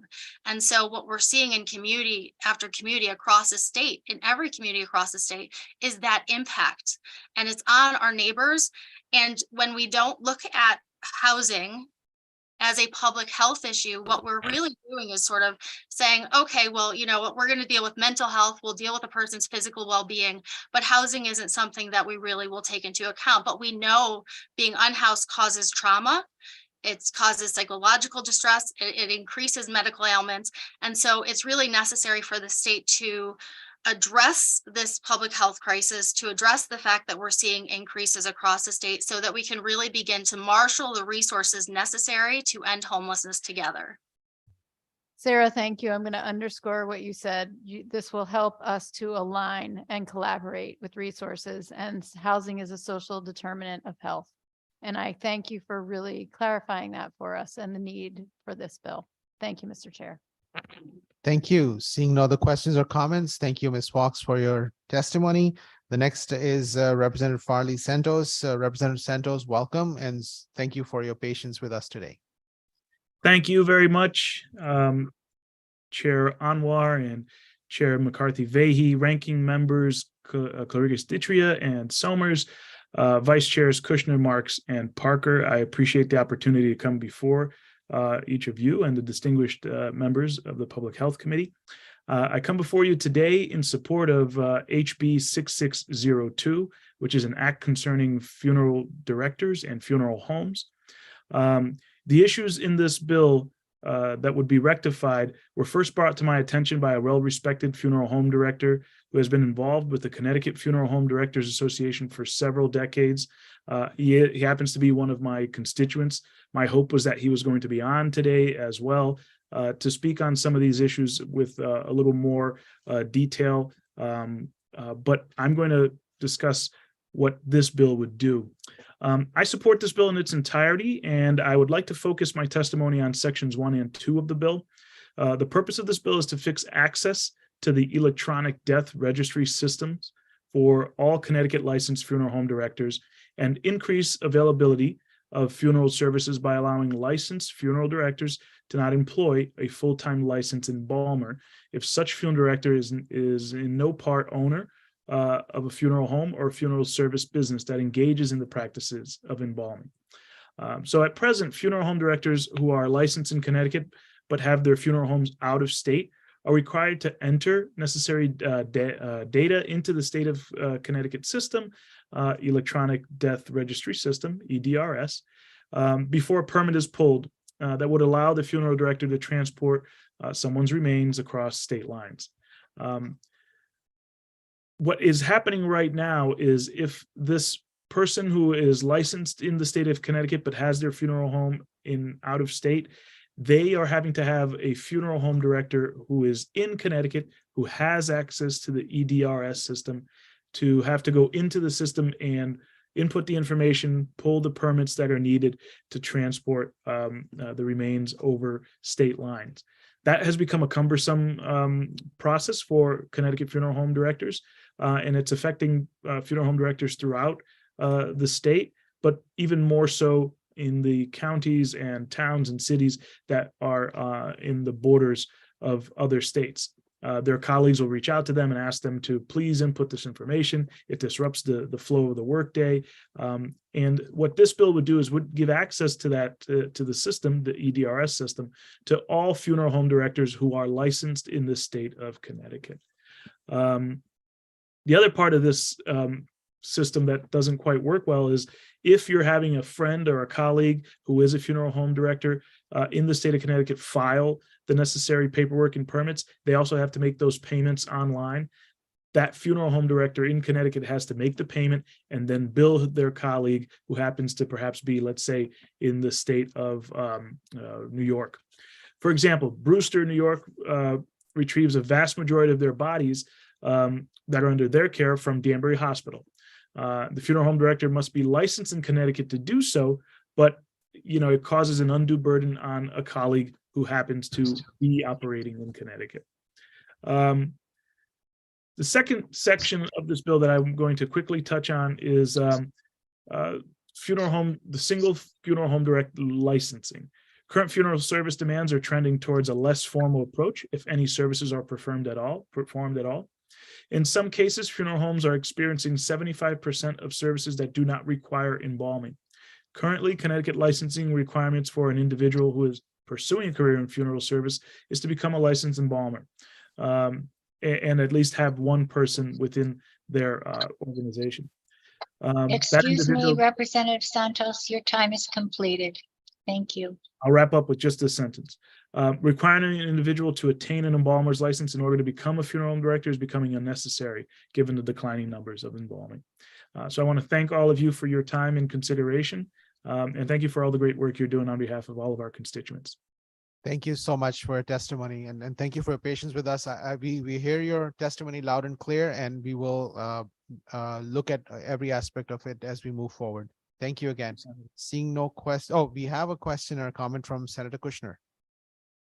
Thank you, Chair Anwar. First of all, thank you, Representative Santos, for being here today. And obviously, since we share the district, your constituent is also my constituent. And I know that you've had a number of meetings we've sat together and really learned about this issue. I know that I think we're very clear about the electronic death registry filing problems. To me, I've not heard any resistance to this, and it's more of a glitch than anything, something that we just need to fix in Connecticut. Would that be accurate? Yeah, thank you, Senator. And by the way, thank you for all the hard work that you've done on this bill and so many others. But absolutely, thank you for helping our joint constituent here. And we worked closely on this and with meeting with him. Yes, it just seems to be like it's an access issue that could easily be rectified by giving perhaps a log-on or sign-on information. And we could get those informations from the Department of Health. So, it would just mean giving access to the folks who are already licensed in the state of Connecticut. Thank you, and for that answer. And I just want to be clear, the way you described it is how I understand it as well. And it's important to recognize that because it would not be a big cost factor for the state of Connecticut. And in fact, I believe it will be a cost savings for our funeral homes here in Connecticut that, as you mentioned, are now having to perform this service for a funeral home across state lines. And so it is, you said burdensome, I would say time consuming, and oftentimes I'm sure interrupts the ability to serve the community that they are working with at the time. I want to go back to the issue of licensing because there's a second issue around that. You stated that it's not, there are not as many persons who are being embalmed today, after death. And I think that's very important to note. But I also understand that there is a shortage of funeral directors in our state, and that's another issue, that it's really hard to attract funeral directors, and it's hard for them to be licensed. And one of the reasons is the time-consuming hours of training that goes into becoming an embalmer. Do you know more about that?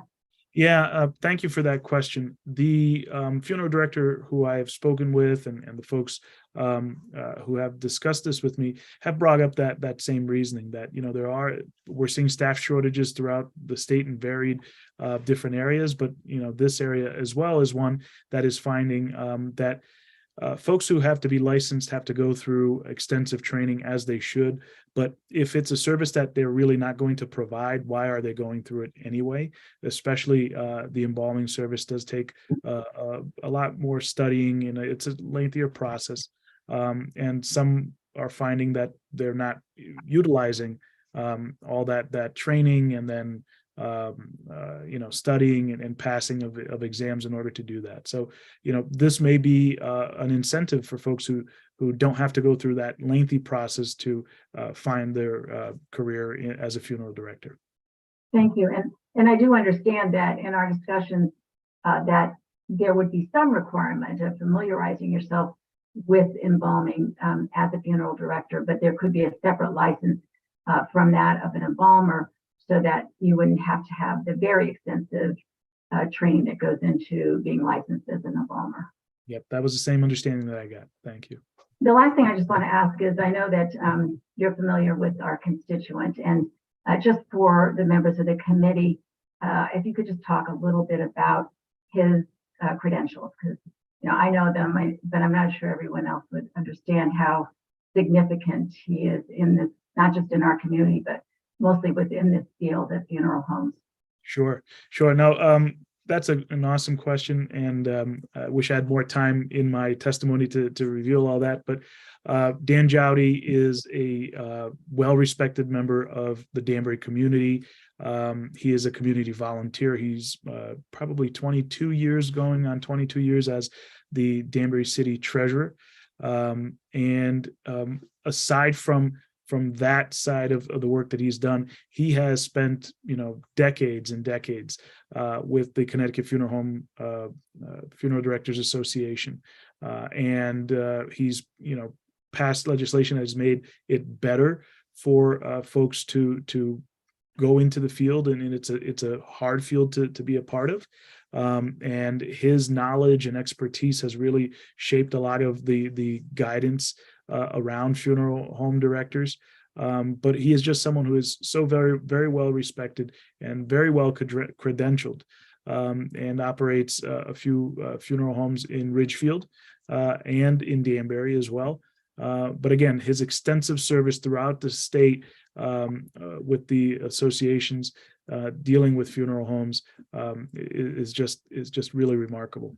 And I would just add that I believe he also serves as an appointee on the state's commission for funeral home directors. And so he's well credentialed. But thank you so much for your testimony here today and for everything you do for Danbury. Thank you, Thank you Senator. so much for your testimony. Thank you. Seeing no other questions or comments, we'll move on to the next person on our list, which is Gretchen Raffa. Before Gretchen comes in, I can give you some good news as we touch our third hour of the public hearing. Instead of 35-hour, 22 minutes anticipated time, it's going to be 35 hours and 17 minutes. So we have gained 5 minutes. If we keep going this way, we'll gain more time. Gretchen, you're on.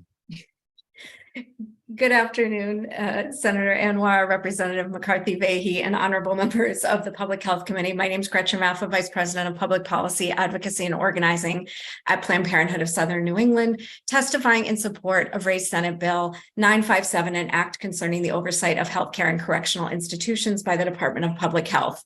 As the state's largest provider of sexual and reproductive health care to over 50,000 patients at 14 health centers across the state last year, we believe all people should have access to quality, affordable healthcare as a basic human right, regardless of who you are, where you live, your income, if you have health insurance. And Connecticut is currently the only state where the Department of Corrections oversees and operates its own healthcare system. We thank the Public Health Committee for your actions last session to address these issues, which resulted in Public Act 22-133.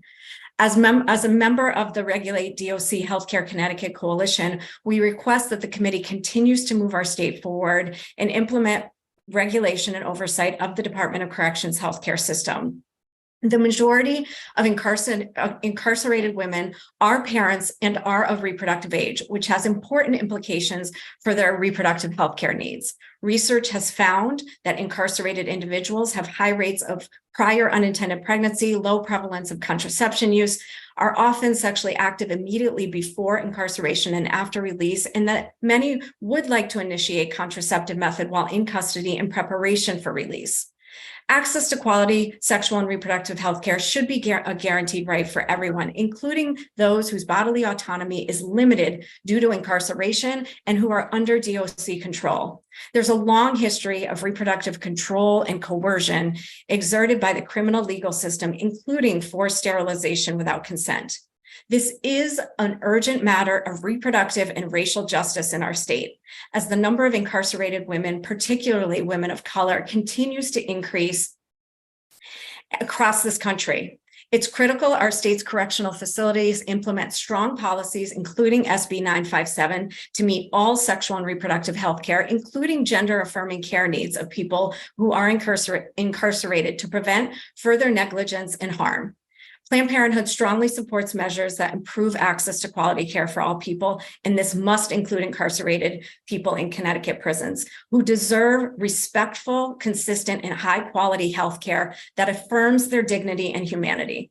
Legal rights to reproductive health care are meaningless without access, and if someone does not have the ability to secure these rights while incarcerated and their bodily autonomy is controlled by the state. So we urge you to support SB 957, which is going to continue to move the needle forward, and we ask for your consideration to include additional recommendations by the coalition, which I've noted in my written testimony, to improve outcomes for incarcerated individuals, DOC healthcare workers, and returning residents. And I'll just add that we are also supporting House Bill 6672, and we thank the Endometriosis Working Group and the advocates to raise awareness to this condition, the impact it has on people's lives, and for advocating for more funding. Thank you so much for your time and consideration today. Thank you so much for your testimony. Seeing no questions or comments, we will move on to the next person on our list, which is Mr. David Wu. Mr. Wu, you're on.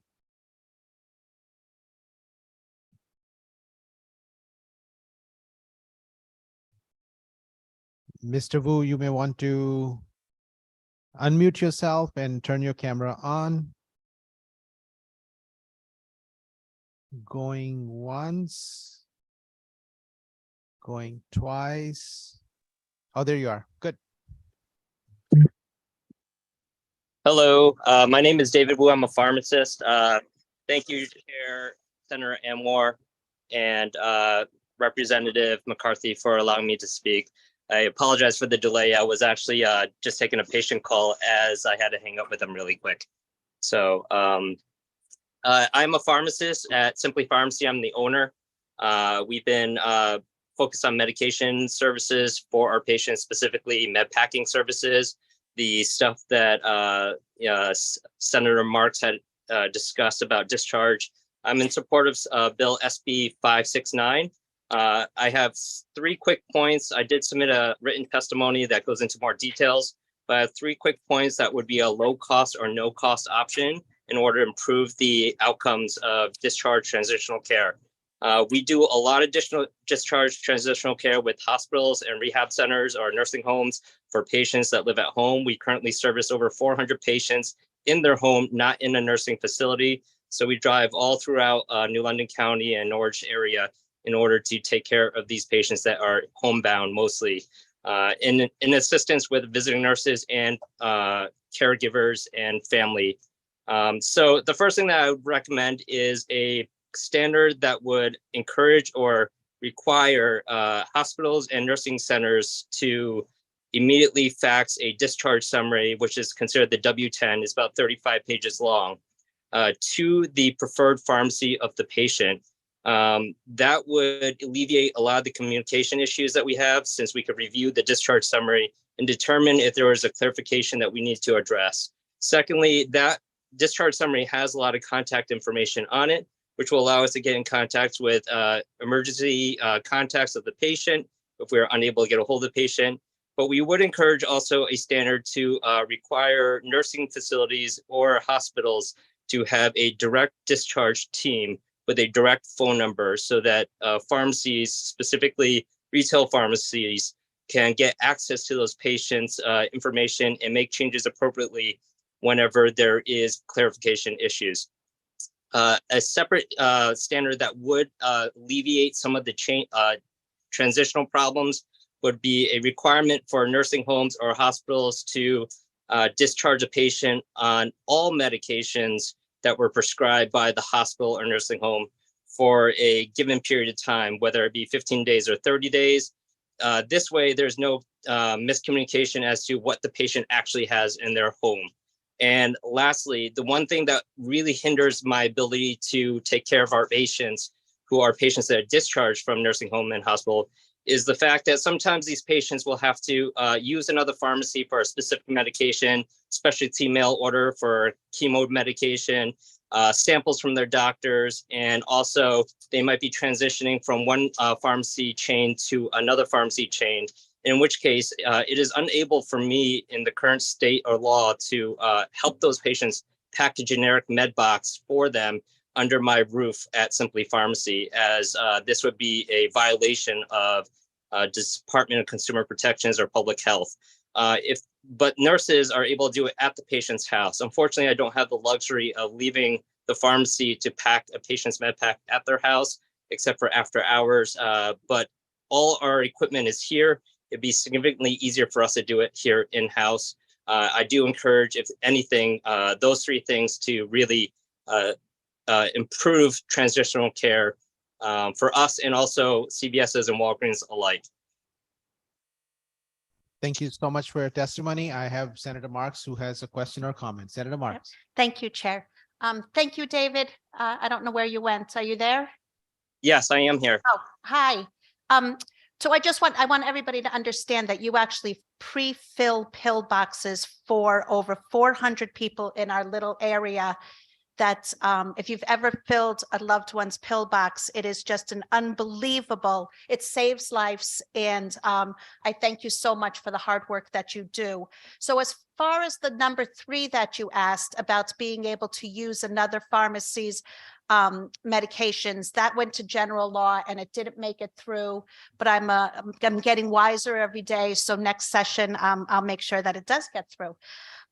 So we are getting some opposition from that, and this in written testimony. The American Hospital Association states that the hospital should not send the W-10 because they don't know all medications prescribed by other physicians, which I just don't think they truly understand, because when you're in the hospital, you can see every medication prescribed by every doctor. So when you're in the hospital for 2, 3, 4, 5 weeks, or a nursing home, you are actually getting every medication that all doctors have prescribed, right?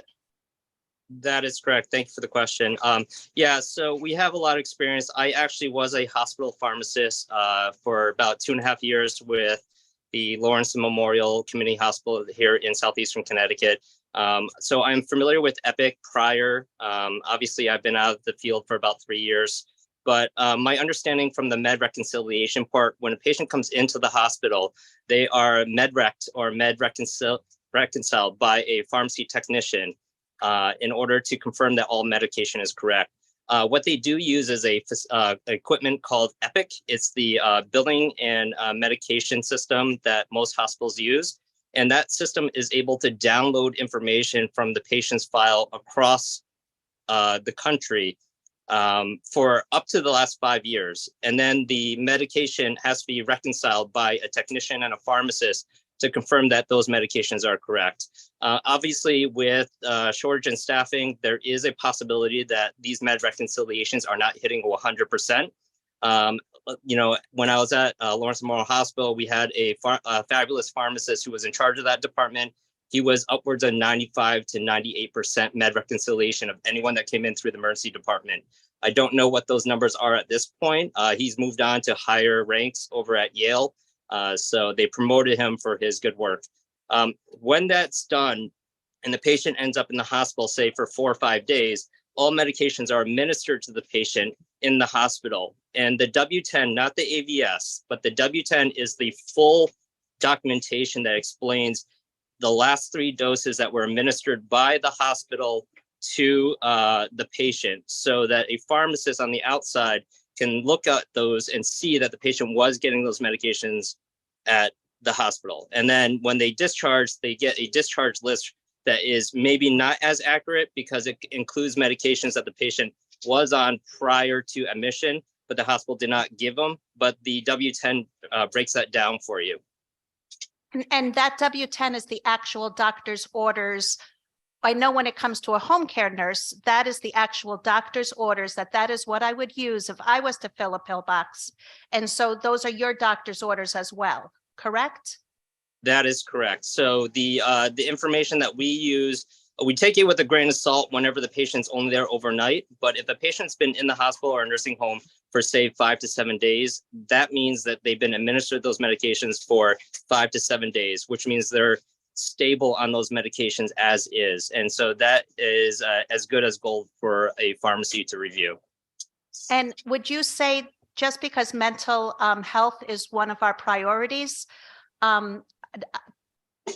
do you find it very difficult with the clients that come home from psychiatric hospitals and the psychiatric floor, reconciling and getting enough of their medications before they get to go see a psychiatrist?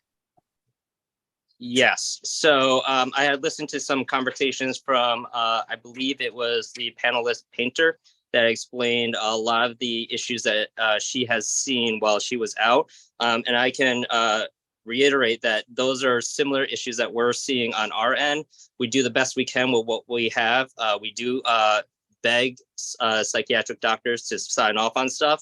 A lot of times they won't until they see the patient for the first time.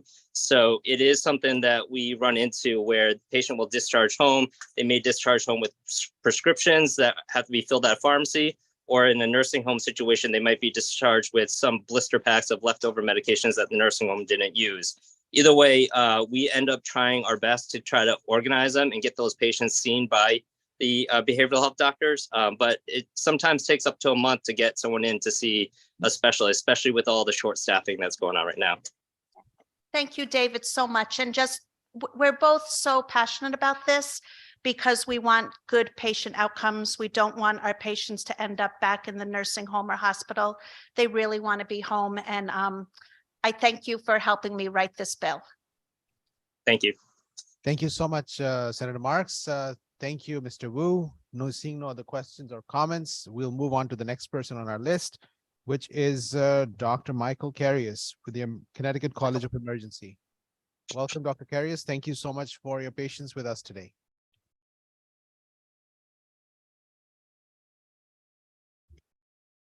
Thank you, Senator Anwar and Representative McCarthy, Vehi, and the entire Public Health Committee.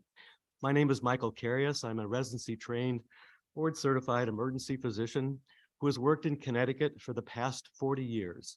I've devoted my entire professional life to improving the care of patients in the emergency department.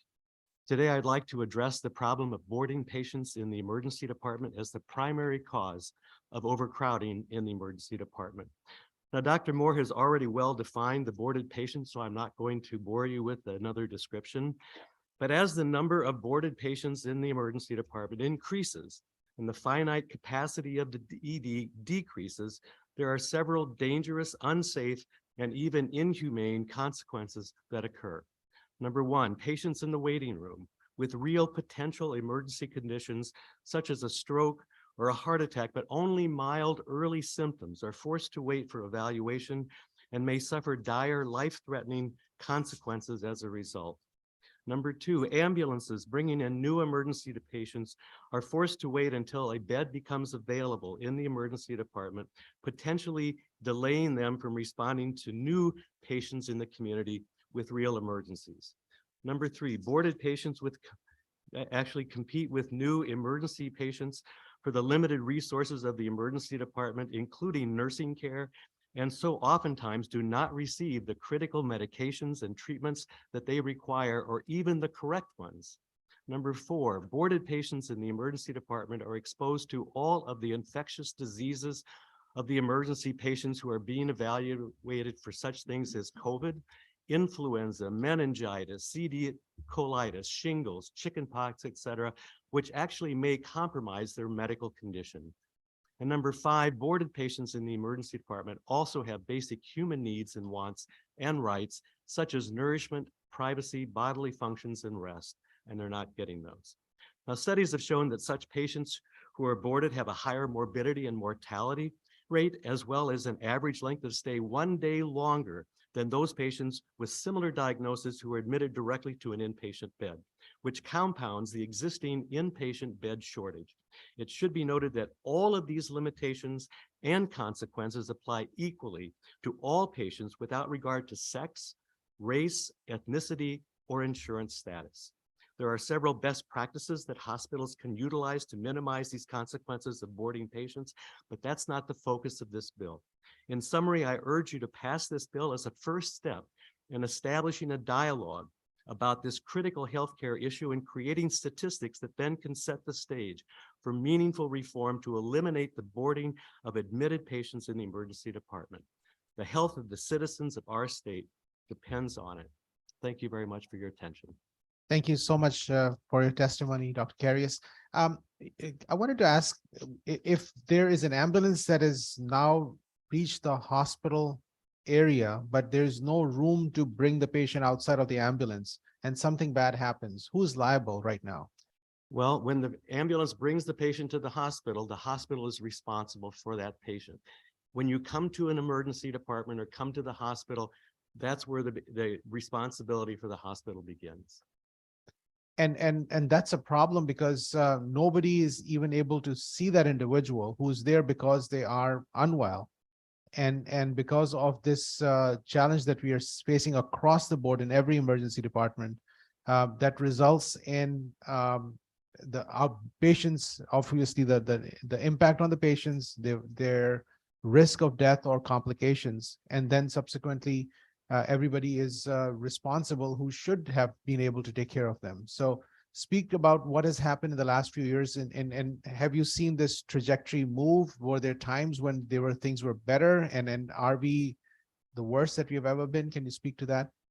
So this is not a new problem. Boarding in the emergency department is an old problem. It goes back to when I started my career some 40 years ago, but it wasn't to the point that it is today, because today we're dealing with significant staff shortages, so that although a hospital has a licensed bed capacity, they don't have the same staffed bed capacity. They don't have enough staff to cover those beds, and therefore we can't admit patients to those beds. So that's the real change today.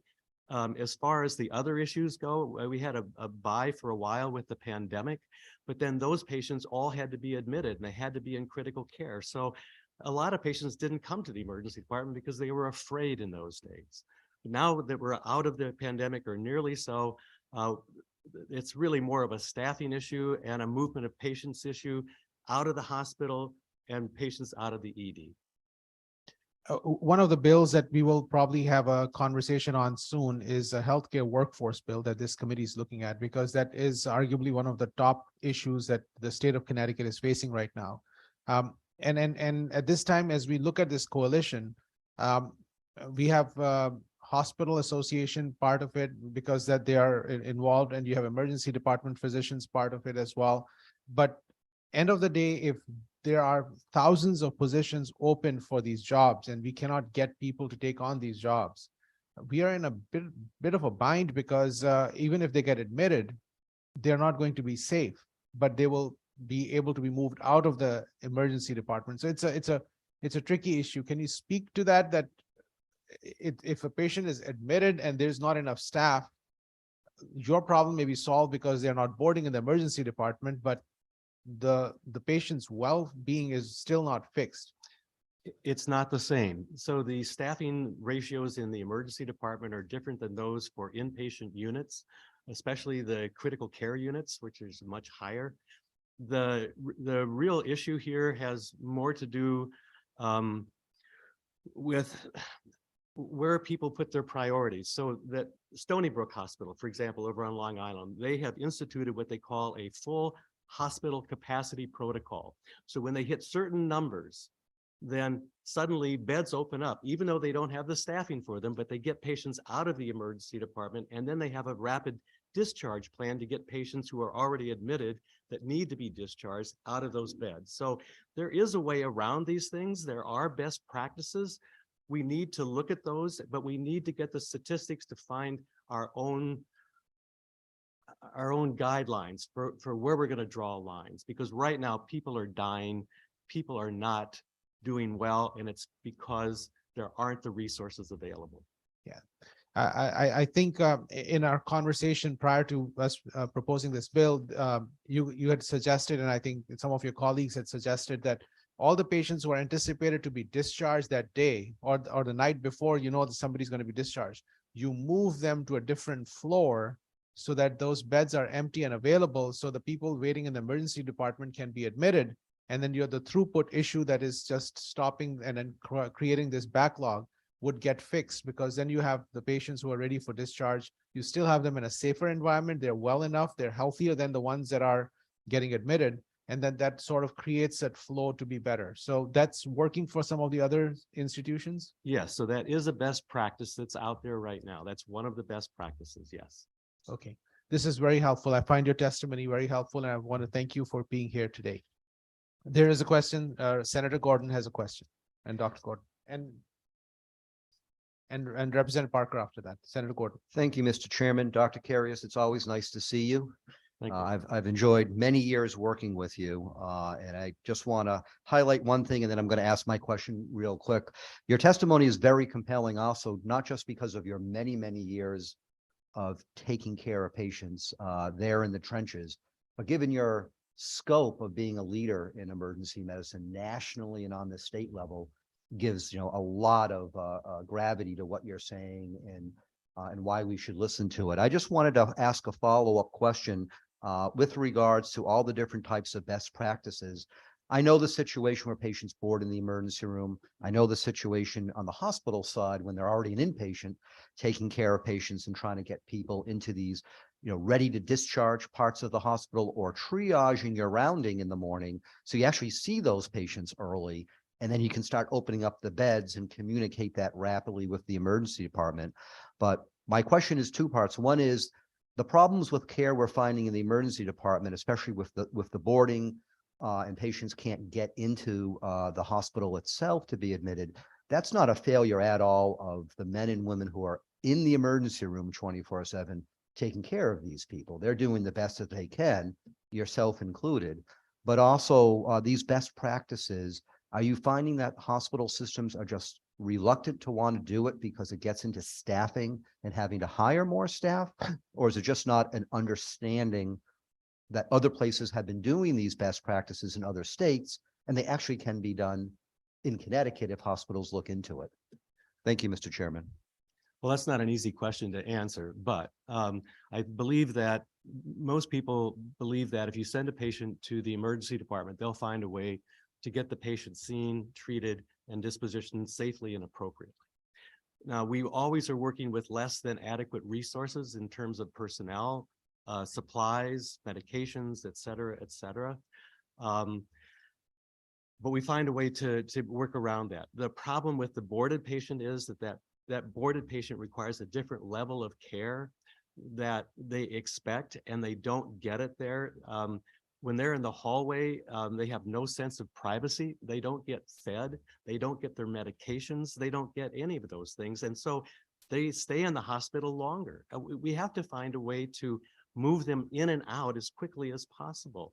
But yeah, so the ED really does a good job, but it's because we don't have all the resources, and we try to move them through as quickly as possible. So thank you. And if I may, Mr. Chairman, I have one quick follow-up question for you, Dr. Carius. And is part of the problem as well with boarding, when you have patients who are in the emergency department, they need a level of care that can't be, say, at a community hospital, and they need to be transferred for a level of care that we know that the hospital can't provide.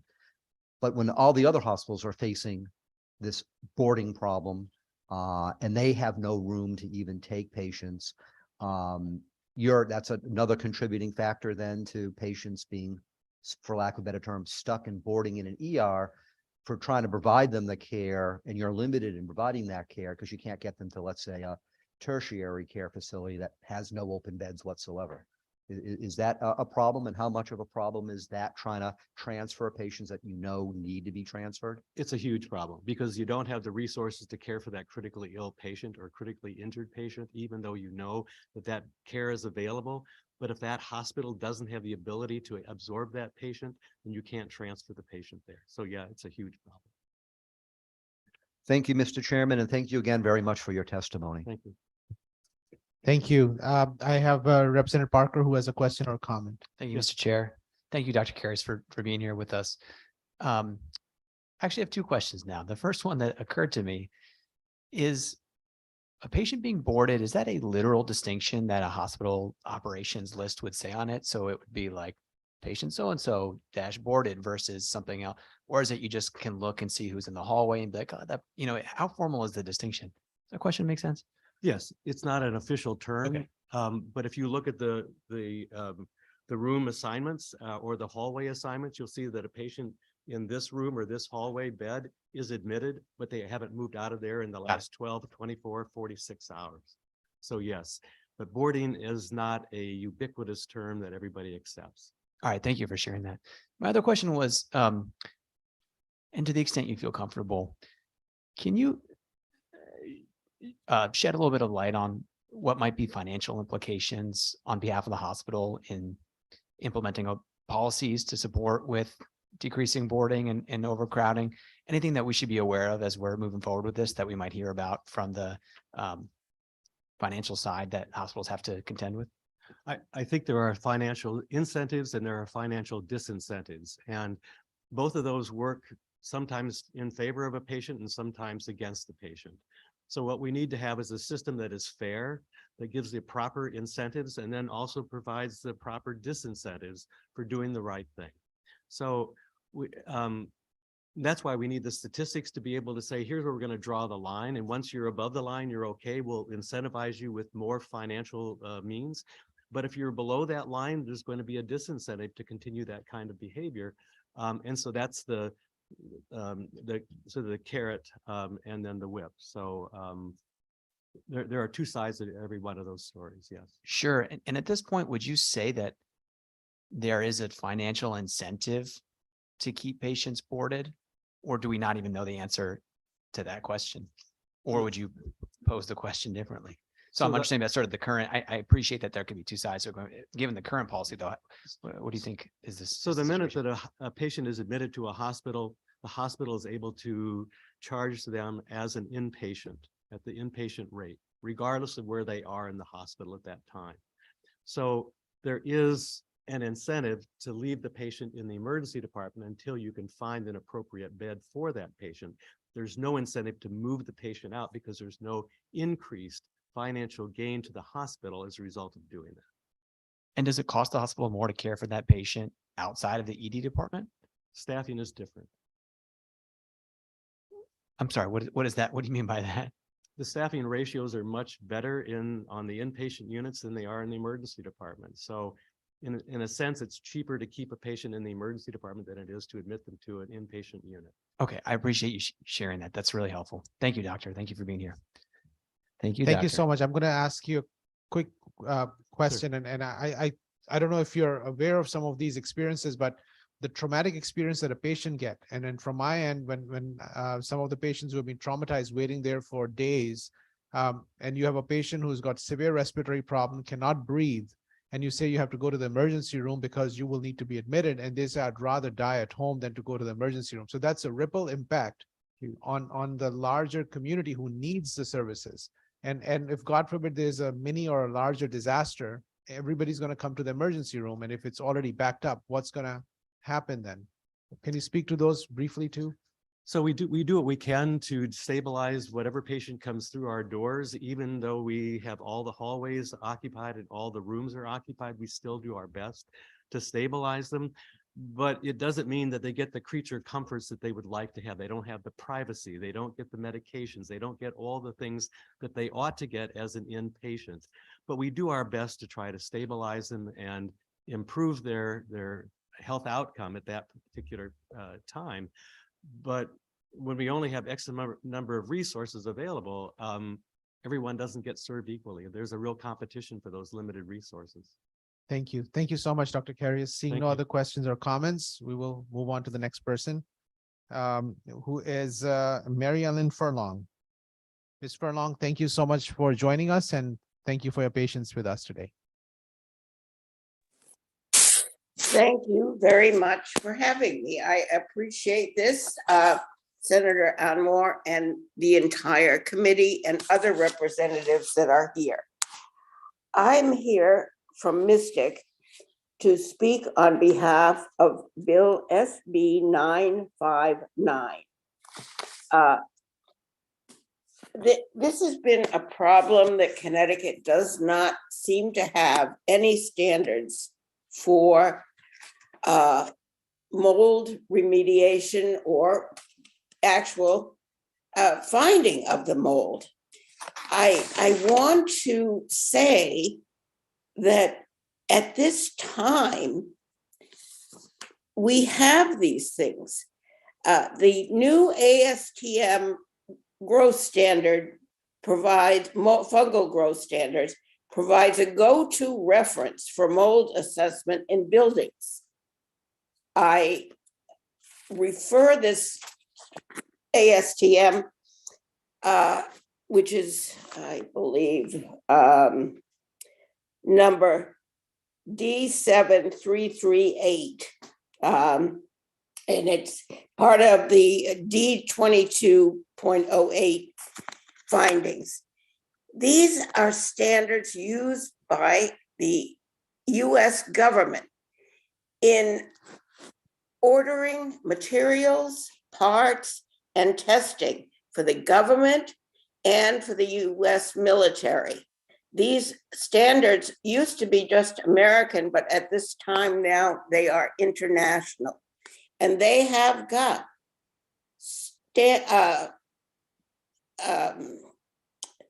rules now to identify mold. These will be useful to a wide range of sampling and analysis for consultants, educators, building owners, insurers, lawyers, and others. I don't think we need to reinvent the wheel. The wheel has been invented. This is a federal standard. I do believe that New York State also has rules.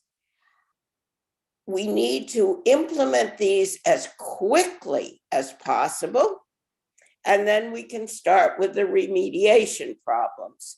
Remediation is not a one-size-fits-all solution. There is no easy solution.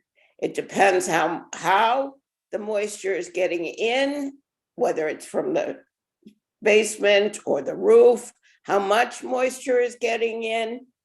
And when you have buildings such as Branford Manor, which has had problems as far as I know from about 2006 or 7 to present day, it was built on swampland.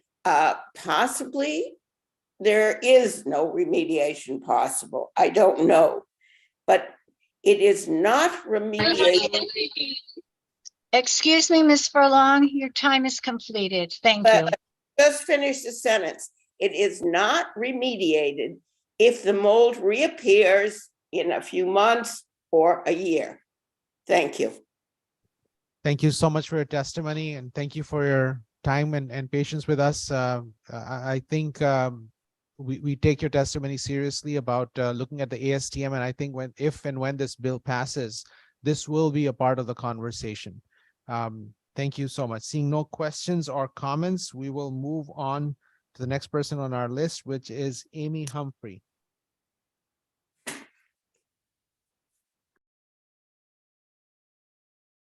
Miss Humphrey. And Melanie McDaniel is next on the list. I believe Miss McDaniel may have left. And as we wait for Amy Humphrey, we'll move on to Dr. Lauderman, Seth Lauderman. If you can join us, Dr. Lauderman. Yes, hi, good afternoon. I'm Seth Lauderman. I'm here to, as the immediate past president of the Connecticut College of Emergency Physicians, to give testimony on behalf of our current president, Dr. E.J. Akinyele, who could not be here today, in support of Senate Bill 960. So thank you, Senator Anwar and Representative Vahey and all the members of the Public Health Committee for giving us the opportunity to discuss this important public health issue. So I have been an emergency physician for about 15 years now. I've practiced in several states, and most recently in Connecticut for about 12 years now. And the issue of emergency department boarding is one that has remained ubiquitous throughout my career and has become especially prevalent in the months following the COVID-19 pandemic. And as previously as testimony has been heard, we briefly defined boarding is the phenomenon where a patient remains in the emergency department after their treatment is complete. This is usually due to a lack of available space or staff either in other parts of the hospital or in receiving facilities for patients awaiting transfer. Boarding complicates emergency department operations and jeopardizes the care of patients by causing the delays and increasing the crowding. As you all know, the emergency department is always open 24/7 and has a mandate to take care of any patients presenting to its doors. While we know that boarding is detrimental to the patient care for multiple reasons, today we wanted to discuss ED boarding as an equity issue. Healthcare equity has become pivotal to our understanding and management of population health. The emergency department is a social safety net for our healthcare systems.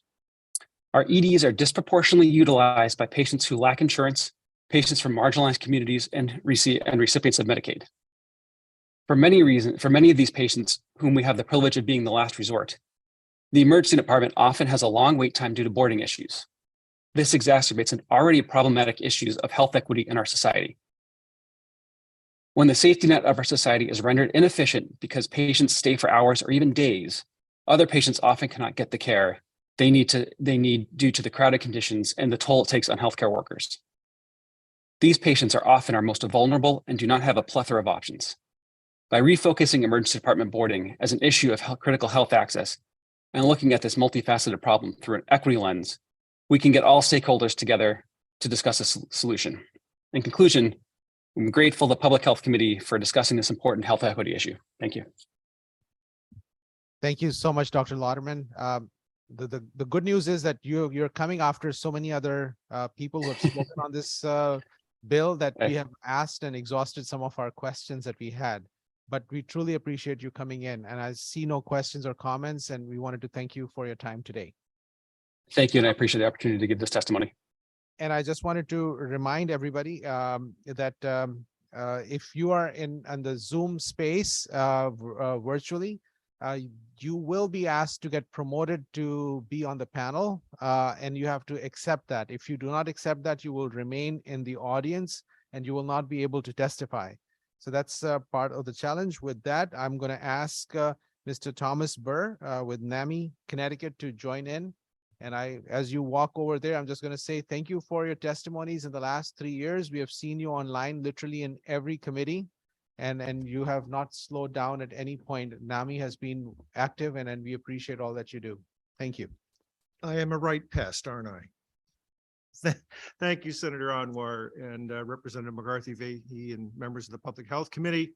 My name is Thomas Byrne. I'm the Public Policy and Affiliate Relations Manager of the Connecticut chapter of the National Alliance on Mental Illness, otherwise known as NAMI Connecticut.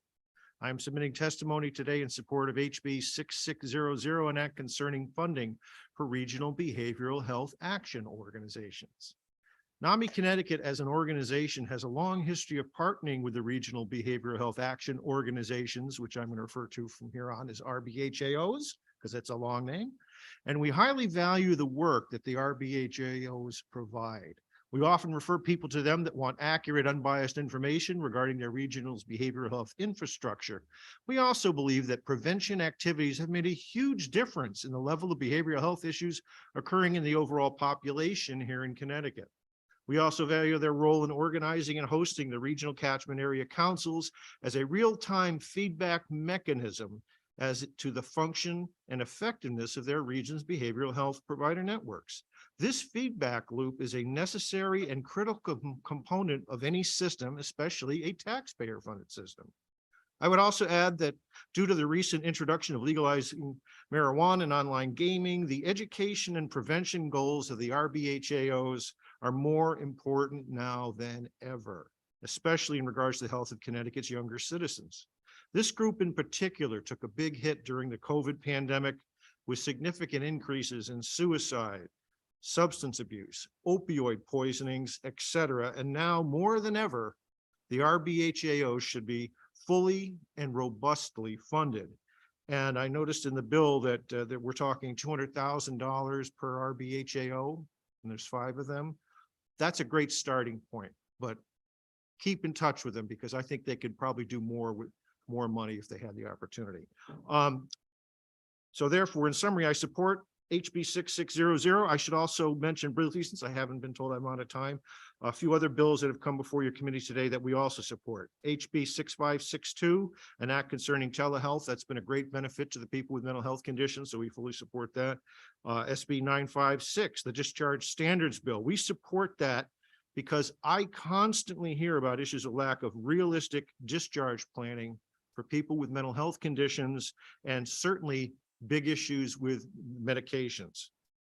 SB 957, an act concerning the oversight of healthcare and correctional institutions by the Department of Public Health. We certainly support the spirit of this bill, and I know you'll be hearing later from Barbara Fair from the Stop Solitary CT Coalition, who we partner with. Please listen to her. I'm sure she'll give you some great insights into how effective the bill is written it will be. Lastly, HB 6601, an act declaring homelessness a public health crisis. Again, love the spirit of this bill, though if I may, I'd like to pose a question specific to section 2B subsection 3, lines 26 through 27 regarding the Homeless Persons Bill of Rights. It states each homeless person in the state has the right to receive essential medical and mental health care services, which was changed from just simply receive emergency medical care. While we certainly support the inclusion of mental health care, I'm just curious, is the intent of this mental health care to be voluntary or forced? Sure. You're finished with your testimony? Yes, sir. Okay. Usually it's your time to be able to ask, say things to us. What happens is that if we are going to ask questions, then it's going to take us in a different direction, but at least I can quickly answer that part of your question too, is that recognizing that homelessness is a symptom of something that has gone wrong in the society.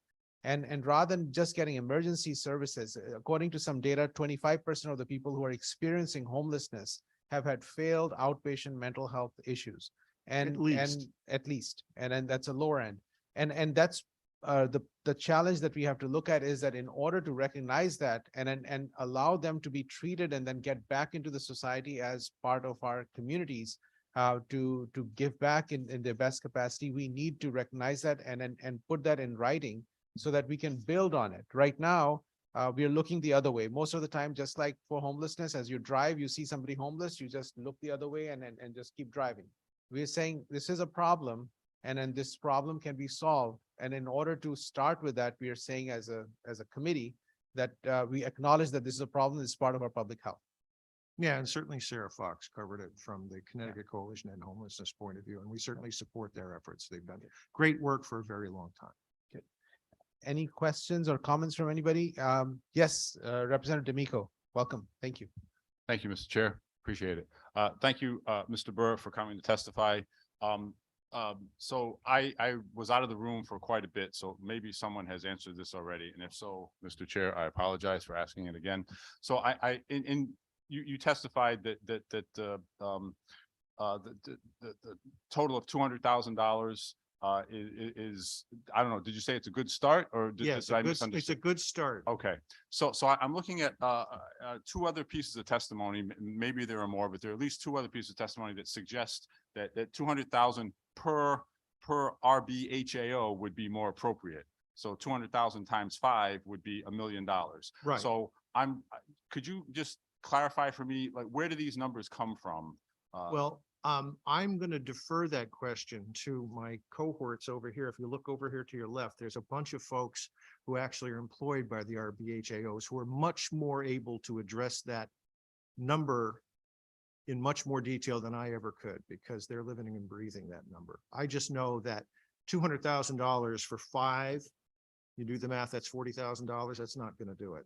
$200,000 each, I think will. And I think there has been a revision to this bill. Don't hold me to that, but I think that was always the intent. It was to be $200,000 per region or $1 million total. Yes, no, maybe. I guess at some point we'll get that clarified, Mr. I hope Burr, so. but that's what I'm seeking to do, but I guess we'll. And again, you'll hear more later from these fine ladies over here on my right, your left. So, By the end of this evening or by tomorrow morning, we will have the answer. Thank you. Thank you, Mr. Chair. I appreciate it. all right, Thank you. thank you. Thank you so much. Seeing no other questions or comments, we appreciate you and your organization and the work that you do. I appreciate it. And at later time, we need your heavy focus on Department of Correction, if you could. Okay, Thank you. thank you. I wanted to ask Kathy Flaherty to join us. Kathy, sorry, we missed you by a second, so you're welcome. Thank you, Senator Anwar. And really, probably the fault is mine. I'm working on testimony for another committee tomorrow, and I didn't hear you call my name because I guess I was so excited about that testimony. My name is Kathy Flaherty. I am the Executive Director of Connecticut Legal Rights Project, and we provide legal services to people who are eligible for mental health services from DEMAS, as the members of the committee know. I'm here to testify in favor of 4 different bills on your agenda. 957 concerning the oversight of healthcare in DOC, 6562 an act concerning telehealth, 6600 an act concerning the funding for the regional behavioral health action organizations, and 6601 declaring homelessness a public health crisis. We're actually in favor of all of those bills, but I do share the concerns that Tom Burr just raised about whether that healthcare that people who lack housing would be entitled to is voluntary or involuntary. And I know we've had a lot of discussions on what it means and how harmful it can be when healthcare that is provided for somebody's good actually does a lot of damage. So I just kind of want to keep reminding you of that. And if the idea is that people get access to health, a legally enforceable right to healthcare, that's completely different than having that healthcare imposed on them when they have chosen not to engage with it. Because even though you don't have a house, you still haven't lost your right to choice in your medical treatment. The funding for the regional behavioral health action organizations, I'm glad that there are a number of people from the RBHAOs there to testify, because the amount of money that's being designated for them in this particular bill is not nearly enough for everything the boards do. You probably remember that the RBHAOs were created as a result of that permanent fiscal crisis when DMIS's budget was repeatedly cut. We used to have regional mental health boards and regional action councils that had different functions. Now you're asking the RBHAOs to do everything with less money, and we need to address that. We need to fix that. Telehealth has been a game changer. We need to continue making that available. And we've all heard the horror stories about the healthcare in DOC. Some of that due to DOC, some of that due to them not having adequate resources. But people who are incarcerated in the state have the right to healthcare, and they should get it, and they should not suffer. And if it takes having the DPH regulate DOC or oversee DOC, let's do that. So I'm happy to answer any questions. Thank you so much for your testimony. Seeing no questions or comments, Kathy, thank you so much, and we'll listen more from you soon in one of the other meetings. The next person on our list is number 22, Jason Linde, with the Food Allergy Research and Education. Welcome. Well, thank you, Mr. Chair. And so I'll be brief. Co-Chair Senator Anwar, Representative McCarthy Vahey, and members of the Public Health Committee. My name is Jason Linde. I'm the Senior Vice President of Government and Community Relations at FAIR, Food Allergy Research and Education, the nation's largest nonprofit engaged in food allergy advocacy, speaking on behalf of the more than 350,000 Connecticut residents with life-threatening food allergies. As a former state resident who lived in Beacon Falls, Fairfield, and Woodbury, it is important to note that Connecticut's food allergy population is larger than the combined cities of Bridgeport, Danbury, and New Britain.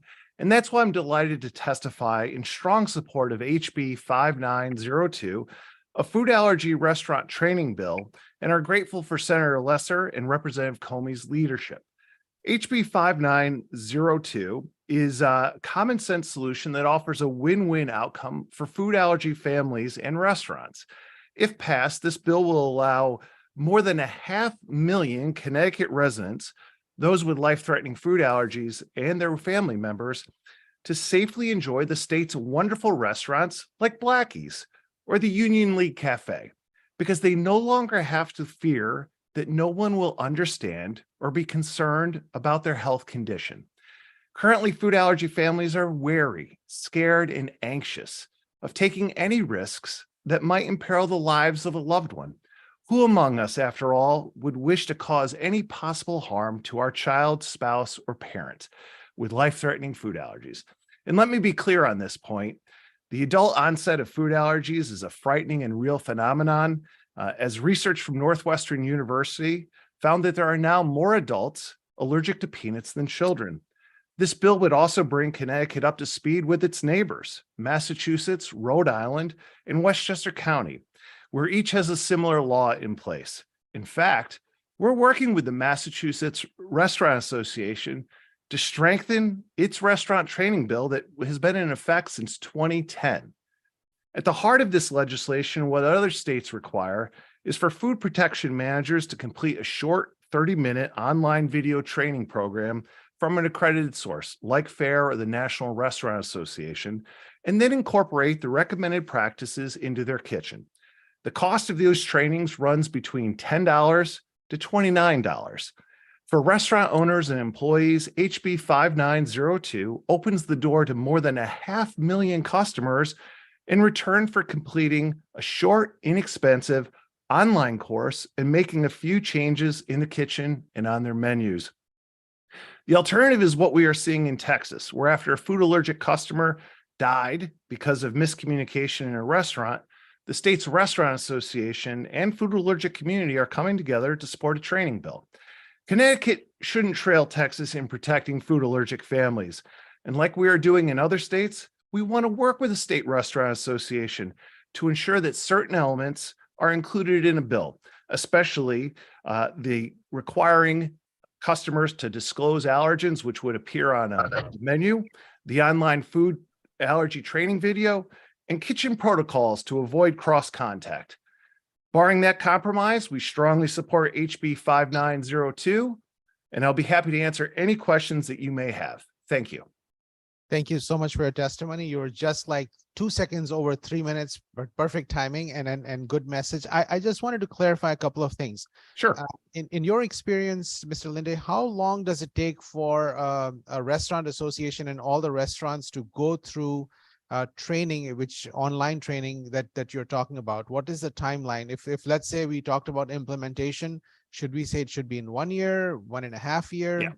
I mean, I think on that one, I think 1 year is adequate, but it really depends upon where in the calendar it falls, Mr. Chair. So yeah, I mean, I think a year is sufficient.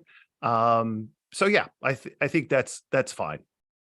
And in some of the other states, has there been a year to begin the process and there's a transition phase as well? That's not a requirement. There's no penalty or anything, but it's sort of a phase. Yeah, that's exactly right. And what we're finding is, especially when you involve the Department of Health in these activities, that you need just a little bit longer lead time, because we want to make sure the Department of Health has an active voice in this, and that it's really, a prime example of all the stakeholders working together to come up with a great solution, and that the implementation reflects that great solution. So yeah, I think a year transition into enactment would be until implementation would make sense. So I'm going to speak as if I was a restaurant owner. Sure. I'm not, but I would say that, look, this pandemic basically killed our business. We basically survived. We've used up all of our savings, and finally we are seeing some air. We can breathe for a second. We are starting to see people come back. And now as a state, you're saying I have to be cautious about individuals' allergies, and there are thousands of allergies. I don't know any of these details. I'm scared now. Why are you putting this another mandate on me when I am barely surviving? Well, you do better if you had a reasonable law that, I can have in Westchester County, Massachusetts, or Rhode Island, where no restaurant has ever gone out of business. And frankly, without this requirement, you're keeping people, nearly 500,000, or actually more than 500,000 potential customers, out of your restaurant. So it's a win-win. As a matter of fact, Mr. Chairman, PF Chang's did a study a few years ago after they liberalized their menu, and they found that the economic benefit of sharing detailed information was a real huge economic driver. We also know that the food allergy community, as Representative Comey mentioned in her testimony, is a very loyal community. This is a no-brainer, and Connecticut sits on an island by itself. And frankly, I'm stunned that we're even having this conversation 13 years after Massachusetts has moved forward and done this. So I think, if people, Connecticut restaurants, I strongly support them. I love eating there. And I really think it's just a matter of making sure that the area's regional restaurants are all on the same page.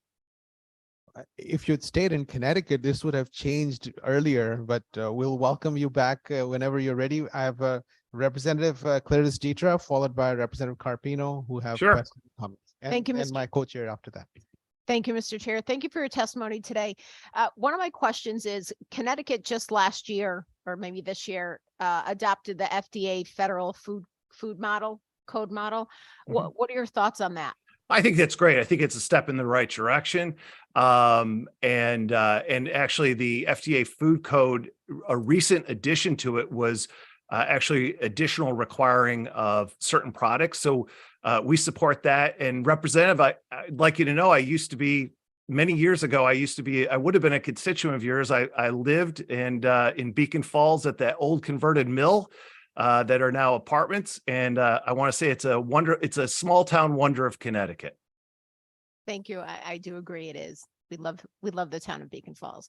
So do you not think that this model food code goes far enough? No, because it doesn't do anything for restaurants. I mean, there's a simple reason. I mean, Massachusetts, Rhode Island, Connecticut, Massachusetts, Rhode Island, Westchester County all abide by certain parts of that food code. But until you require this, you open yourself up to real problems and keeping away a large food allergy community. So I think it's a step in the right direction. I salute the state on that, but look, we just need to make sure that food allergy families are safe and secure in Connecticut and can enjoy the great restaurants that the state has to offer. Thank you very much for your testimony. Sure. Thank you, Madam Chair. Thank you, Representative Claridis Tetria. Representative Carpino. Thank you, Madam. I just have a question for you about the ability to make this a voluntary program. I understand the points that have been made throughout the afternoon that food allergy families are very loyal, and I think that can be said for many folks who frequent favorite restaurants. If there is such an economic benefit to the restaurants, and just so you know, I don't own a restaurant, so I have no motive other than to try and understand the best way to accomplish keeping our families safe and allowing our restaurants to complete their recovery from the pandemic. But why not establish a voluntary program where restaurants who choose to do this, and I think it would be a good choice, let me be very clear about this, but why can't those restaurants opt to do this and then use it as an advertising or a tourism boon to let the community know how seriously they take this? Through you, ma'am. Yeah, Representative, I appreciate that. As someone who's worked in government and in advocacy for the better part of 20 years, including quite a few years in Connecticut, I find voluntary is great, right? There are certain industries that do it well, and there's others that do not. I think in this instance, the health and safety of more than 350,000 people trumps that notion.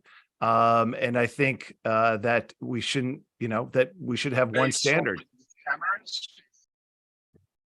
Thank you, ma'am. If I can just conclude, I will continue to listen, but I'm having a hard time understanding why food allergy families wouldn't make their wishes known with their dollars, where if they choose to frequent only restaurants who take their health seriously and take a program and advertise it, I think those other businesses perhaps will get the message loud and clear. Thank you, ma'am.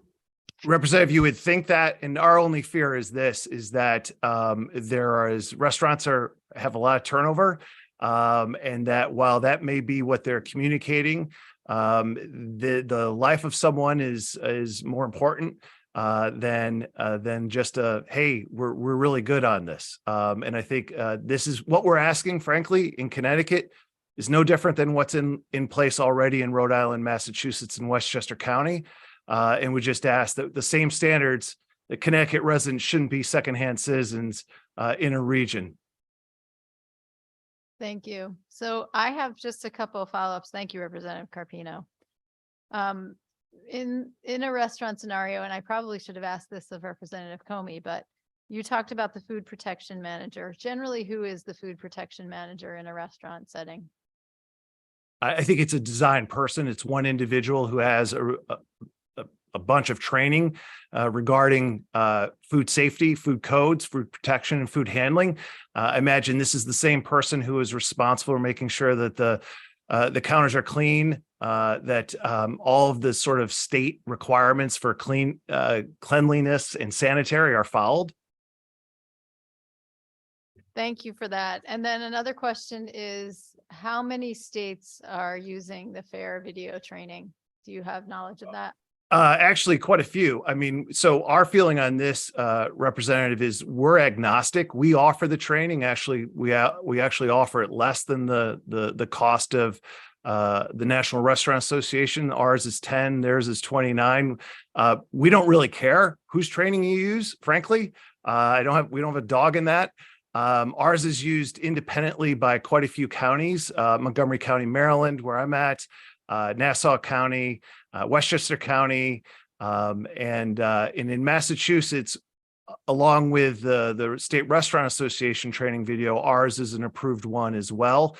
We would work with the Department of Health. We've been ANSI credited to ensure that our training video is up to standards. And for us, frankly, we just want to make sure, whether it's from us or the National Restaurant Association, we want to make sure that the restaurant employees have the information they need. Thank you for that. I would be interested just to know the number of either counties or states or jurisdictions that are using your training, just Sure. As a frame of reference. That would be wonderful. And I appreciate you naming that you are agnostic about that. That's wonderful.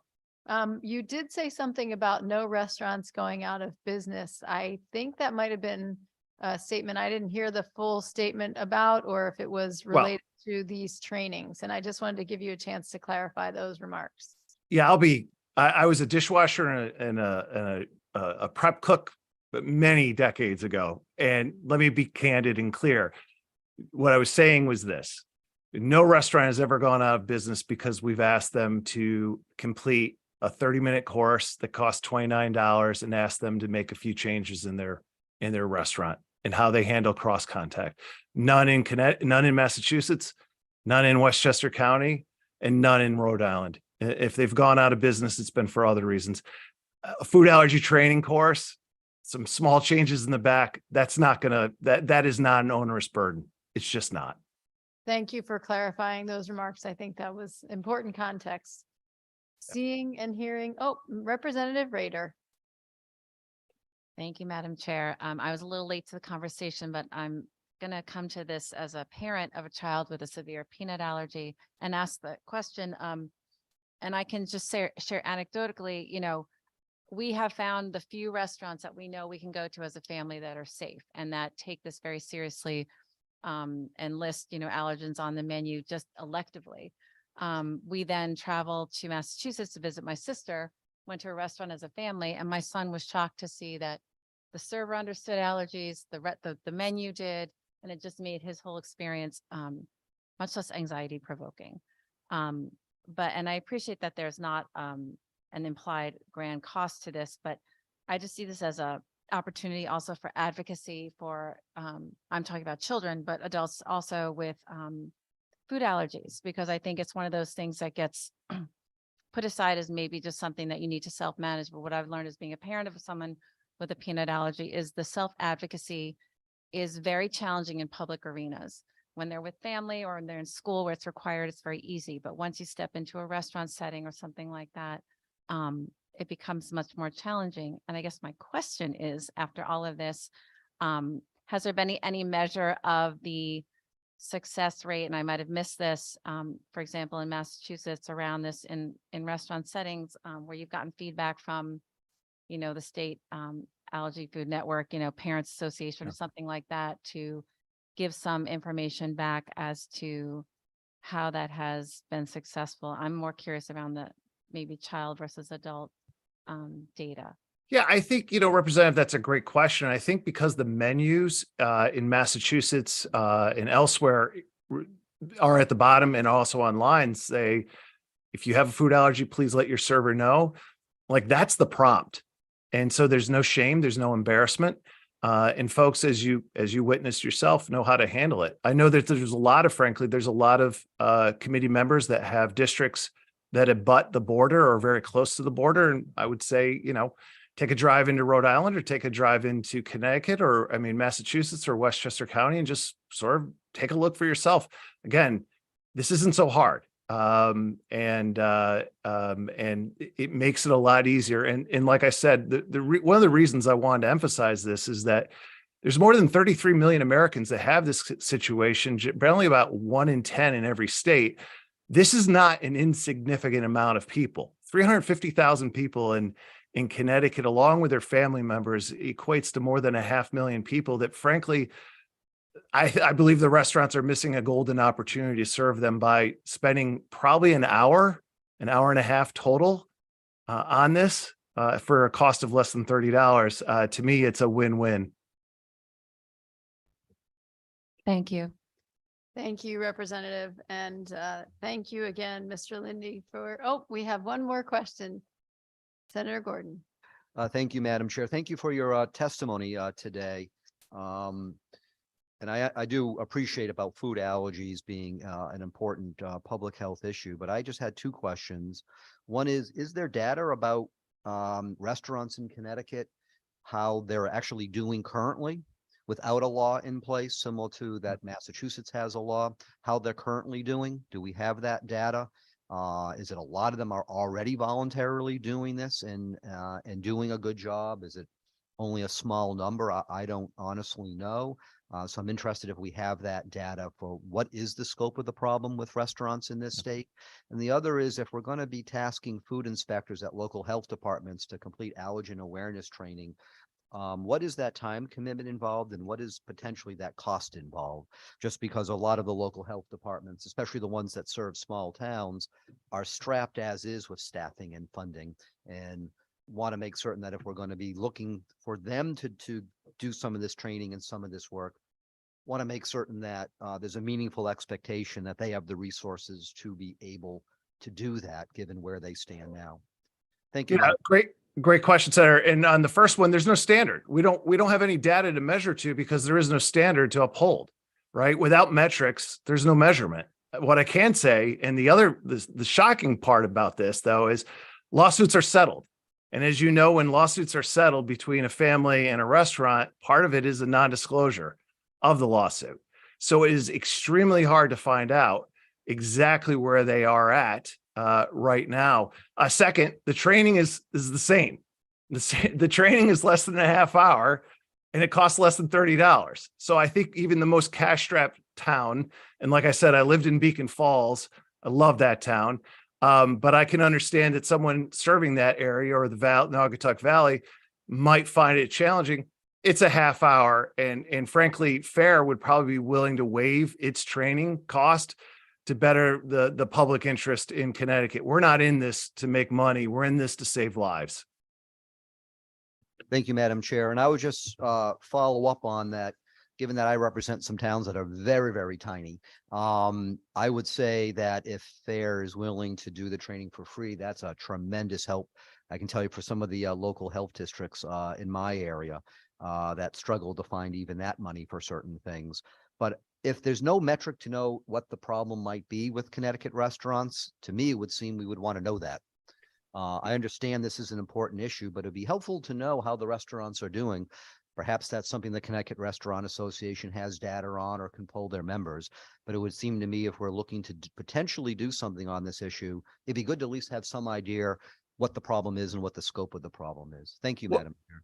Sarah, if I could just jump in one last time here. The scope is that there's 350,000 people who this applies to. And I don't think in any other health condition where you have a size that big that Connecticut's going to turn its back on those folks, right? 10% of your state's population fall into this.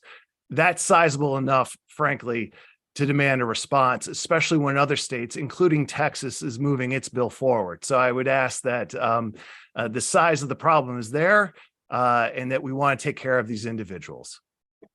Thank you, Madam Chair. I just want to say my question wasn't about the number of people affected. It was about how the restaurants are actually doing. Yeah. And that's a different question and a different metric. And I look forward to that answer at some point. Thank you. Thank you, Senator Gordon. We have Representative Kit of Fairfield.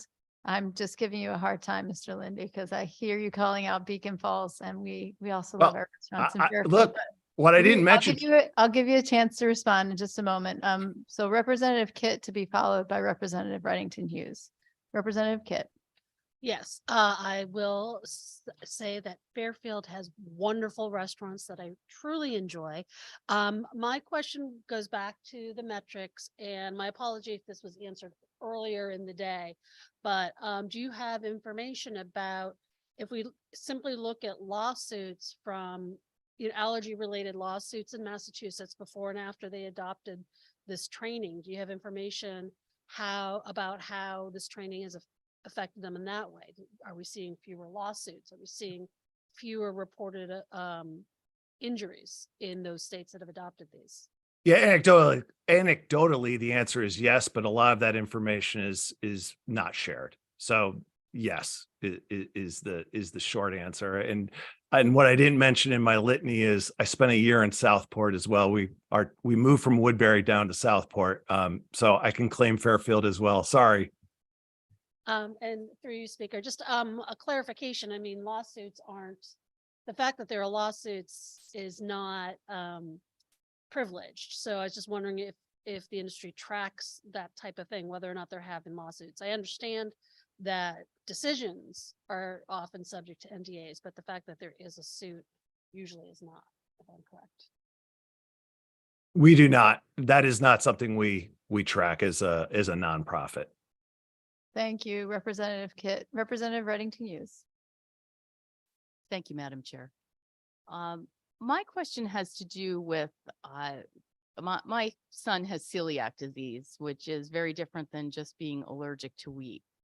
And I can see some apprehension perhaps of some restaurants when with celiac disease, you actually have to have a dedicated area that is separate, that you are preparing all of these foods so that there's no cross contamination.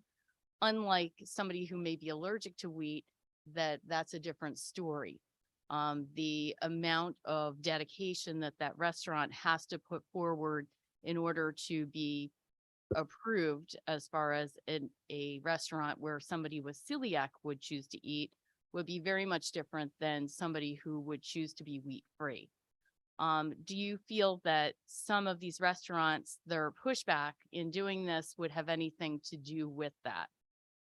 No, because I think, I mean, I can understand, I look, and we can anticipate any kind of pushback, but the fact is that 2 states and a locality next to you have all done this, and they've all survived and serve our community quite well.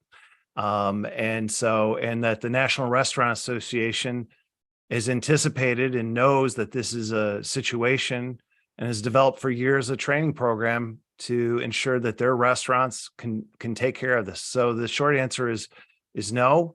And also, I would also say, as someone who's a food allergy parent as well, that I understand the concerns with celiac, and just know that your struggle is in my mind as well. Thank you. Thank you very much, Representative. And Mr. Lindy, thank you very much for this wonderful conversation that we've Sure. had with you today, and we wish you all the best. Thank you And so much. next on our list will be Mag Morelli, to be followed by Lisa Coplet. And Ms. Morelli is joining us via Zoom. If you're able to unmute yourself. Okay, there I am. Madam. Sorry about that. Thank you. Good afternoon. My name is Mag Morelli, and I am the president of Leading Age Connecticut, a statewide membership association representing not-for-profit and mission-driven provider organizations serving older adults across the continuum of aging services, including not-for-profit skilled nursing facilities. Pleased to be here to testify on several bills before you today. We've actually submitted testimony on 3 bills. I'll just speak to a couple of them. I know you've heard testimony on these, so I'll be brief. Senate Bill 956, an act requiring discharge standards. We appreciate the intent of this bill, which is to improve the transitions of care for patients and residents moving from hospital to skilled nursing home and then back to home. I'd like to address the portion of the bill that addresses the nursing home discharge to home. Current nursing home regulations require what is termed a safe discharge. The nursing home is required to have a discharge planning process in place. It's to incorporate the resident into that process, as well as the caregiver support and referrals, and provide referrals to outside local contact agencies, and if appropriate, involve the resident representatives. We also have a state law that requires there be some caregiving education upon discharge. If the discharging resident is then usually provided with the discharge plan that contains information regarding arrangements that have been made, referrals, recommendations, physical therapy, prescriptions, and medications. We've provided some information. Usually the nursing home resident is sent home with the remaining medications that they received in the nursing home. We have some concern that the nursing home be made responsible for medications or prescriptions that were not prescribed while they were in the nursing home, or not prescribed by the nursing home practitioner. And also, just to add that we would request that this be done at the patient's or resident's consent. Often these are vibrant, independent adults who come in for short-term rehab. You offer to make their arrangements and they choose to make them themselves. So we just wanted to add the consent of the resident. But, while we do a good job in developing a safe discharge plan, we're always eager to explore ways to improve those transitions, and we'll be happy to discuss the ideas contained in the bill with all interested parties. The other bill I wanted to comment on was 6298, an act concerning improper care of patients by nursing homes. We don't believe this bill is necessary because the Department of Public Health is currently empowered to take action against nursing homes that do not provide proper care to their residents. The quality of care provided by skilled nursing facilities is currently regulated by both CMS and the Department of Public Health. DPH serves as the investigatory agent for CMS as well as for the state and is empowered to enforce the federal rules of participation for nursing homes, the state's nursing home statutes, and the state's nursing home regulations contained in the Public Health Code. As the federal inspector, also known as the survey agency, DPH is provided with over 863 pages of CMS guidance regarding how to ensure nursing home compliance with the requirements of participation. The state regulations are also very comprehensive. Nursing homes are in fact one of the most highly regulated sectors of the healthcare field in the state. And the quality of care is currently enforced by DPH, which has the authority to not only provide citations, but to also issue civil monetary penalties and also in extreme cases to actually close the nursing home. We have provided some links to some of the federal regulations and to the state's public health code, but of course, we know that this is of great concern to the legislature this year and to consumers, and we are happy to discuss this issue and how we can make sure that we improve the quality of all nursing homes and make sure that consumers feel safe when they are in need of nursing home care. Thank you for the opportunity to testify. I'd be happy to answer any questions. Ms. Morelli, thank you so much for your testimony and the insight that you've shared based on your experience and perspective. I believe we have a question from Representative Parker. Thank you, Madam Chair. Thank you, Ms. Morelli, for being here with us and for the ongoing conversations. I wanted to see if we could go a little bit further into one of the issues I think that's coming up around the nursing homes. We heard this morning that, or in other testimony this morning and in written testimony that the policy is needed because the current regulations don't go far enough and don't provide enough accountability, and maybe don't even have enough specificity around financial fines and other implications for ensuring that patients are being taken care of well. Do you want to share a few more thoughts about why you don't think that's the case? Why you don't think this bill is needed? Would love to hear your case if you can make it. Sure. I did hear Mairead testify, and I know she's concerned that the fines are not high enough. The state only has the authority to fine nursing homes and residential care homes. So we're one of the only providers that the Department of Public Health can actually fine for violations of the Public Health Code or statute. CMS has the authority to fine us, and they can provide significant fines, daily fines. And the increase in their fines has been extraordinary in the past year. So they have really increased their requirements of the state to apply a fine to a nursing home. And we actually collect those fines in the state. They're called the Civil Monetary Penalty Fund. And there's hundreds of thousands of dollars in there that are supposed to be used to reinvest in nursing home quality. So there's actually a sort of a method to their system of penalties where they collect the fines, but then they want the state to reinvest it into quality work, which we believe really is a good system. Of course, we don't want higher fines because we believe that if an incident does happen and you are fined, you really need to do a plan of correction. So if you're taking the money away from you, it's more difficult, say, to add additional staff. So I'm not quite sure how significant the level of fines are that this bill would require. We're happy to discuss the current situation, the current needs of that we feel need to be addressed in the current enforcement. I think that the Department of Health is out in full force right now doing full surveys with several surveyors on their teams. I know there's an IDR process that the ombudsman brought up. That's when you can bring, if you receive a citation, you can then ask for an appeal of that and have your argument heard. I think that's part of due process. I think we want due process in any system. And I'm not here to defend poor quality, but things do happen in every level of healthcare. And so I think when something does happen, if there is a citation, I think the provider should be allowed due process. I think there are enforcement rules in place that the department can enforce and CMS can enforce. And so, as I said, we think that this, at least from my membership, we feel these are very strong. And no one wants to see a citation. No one wants to receive a fine. No one wants to see a daily fine. So from the perspective of the providers, we think that it is very strong enforcement capabilities. I appreciate you sharing that. I guess the situation we're in is it sounds like there is a problem and an unmet need in that too many patients in these facilities are, as we've heard in detail, having really tough experiences, dangerous, life-threatening experiences. And so if there is already potentially a system in place to try to deal with that through oversight and different enforcement, if that's not working and you and your membership doesn't believe that this specific policy would improve that situation, do you have other ideas for what could be put in place to ultimately get to the shared outcome of better care and for the patients in the facilities?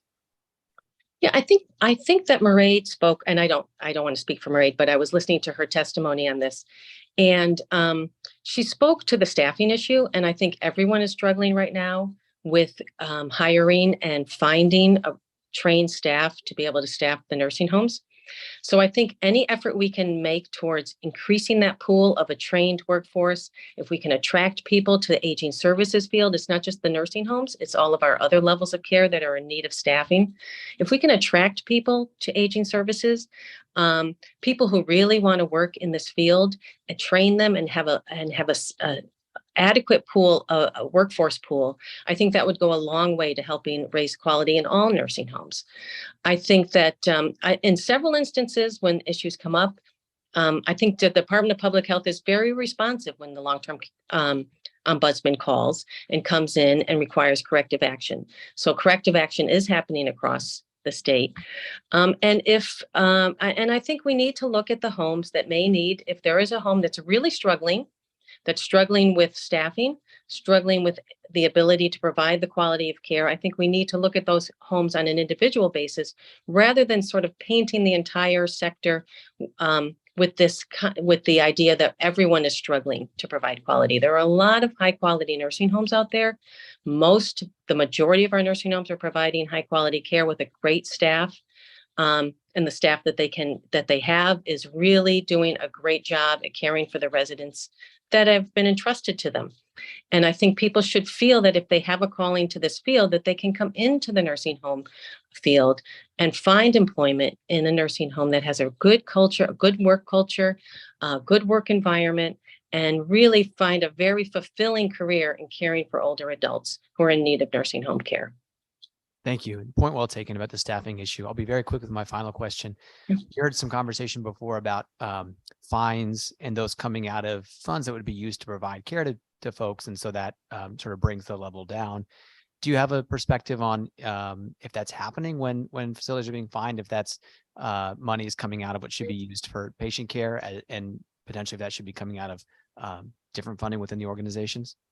Sure. Well, we represent the not-for-profit providers, so I don't want to speak for the proprietary sector, but when a nonprofit is fined, it does come out of the operating budget if they need to provide, if they need to pay a fine. So it does come out of the overall budget that's going to patient care. Now, the concept of, as I said, of CMS, where all of those fines go into a fund that should then be reinvested into projects and initiatives that would help patient care. I think there's a lot to that philosophy. But from our perspective of my members, yes, it does come out of the operating funds that would be going to patient care. Thank you for being clear about that. Thanks so much for your time, Ms. Rinley. Thank you, Ms. Chair. Thank you. Thank you, Madam Chair. Representative Parker. And Meg or Ms. Morelli, forgive me. Thank you for being here. Seeing and hearing no further questions. We appreciate your testimony and we know that we'll be continuing these conversations together to make sure that we have the best bill possible to help. Thank you. Protection of our residents.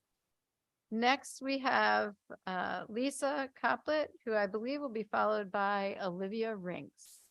Ms. Coplet, welcome and please proceed.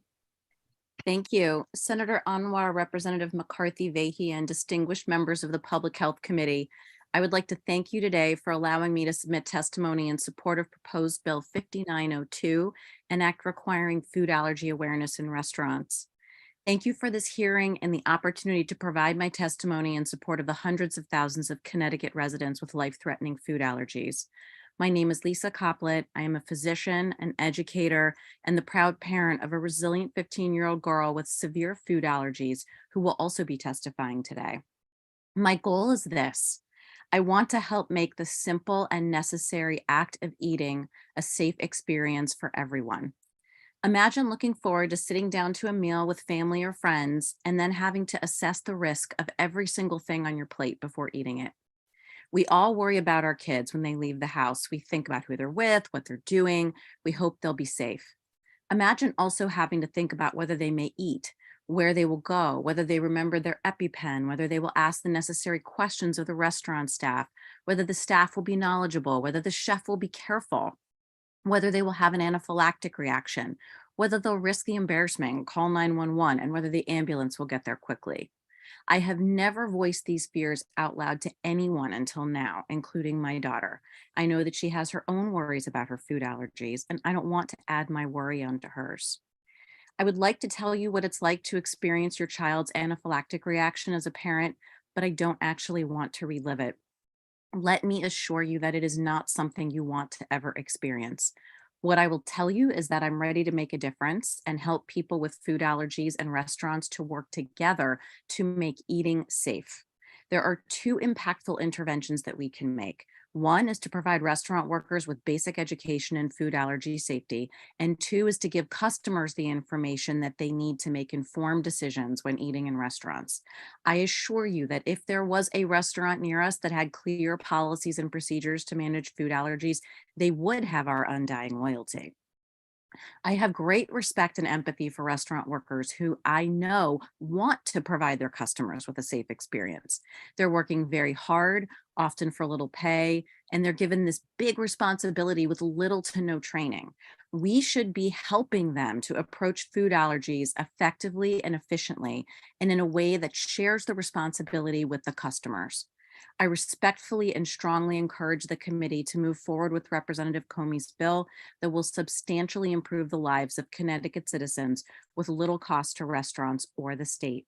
Thank you. Thank you very much, Dr. Coplet. Are there questions? Members, seeing none, thank you for taking your time to be here, and we look forward to hearing from and meeting your daughter in a few Thank minutes, you. I believe. Next, I misspoke, and I want to just say thank you again as we continue our hybrid meetings. We have folks here in the room, we have folks online, and so next, actually, we have Taylor Biniars. I'm not sure if I'm saying that correctly, but is Taylor here in the room with us?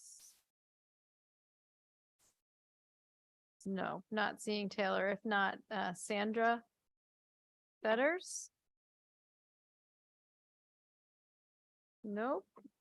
Next, we have someone from the Connecticut Hospital Association. And I will say, I think I now have Brian Canoyer's name down, but this is Jim Jacobellis. Did I say it correctly, Jim? Welcome. It's great to see you in person. Thank And you. please proceed. Thank you. My name is Jim Acabellis. I'm the Senior Vice President of Government and Regulatory Affairs at the Connecticut Hospital Association. And I'm here to have comments on 4 bills in 3 minutes. So here goes. Senate Bill 958, an act concerning the timely transfer of medical records between health institutions. We support this goal of making sure that records can be transferred in a timely manner, but have a suggested alternative to the bill as drafted. The bill as drafted incorporates a large number of healthcare institutions. And I recognize that if some hospitals have a hard time accomplishing this, a clinic in an educational institution will have trouble with these deadlines as well. So we propose that the bill be changed to require all the institutions to develop policies and procedures for standards to deliver and transfer medications during an immediate need or under immediate circumstances. Senate Bill 956, an act concerning discharge standards. As my colleague just heard Mag Morelli talk about the detailed federal requirements here, we have a suggestion in addition to this language, if the committee decides to go forward, is to not impute knowledge to individuals at the hospital that they don't have. Meaning, if I'm a patient and I don't tell the nurse, the doctor of all my medications, they can't possibly put that on a list. And if I'm in the hospital for a follow-up visit and I simply go to my wife and say, can you call Dr. Smith? And she goes and calls Dr. Smith and we tell the hospital it's taken care of, that may not information be known on the date, the time, and the location of that. So all we're saying is put language in that says to the extent known by the hospital, and we've included that in our testimony.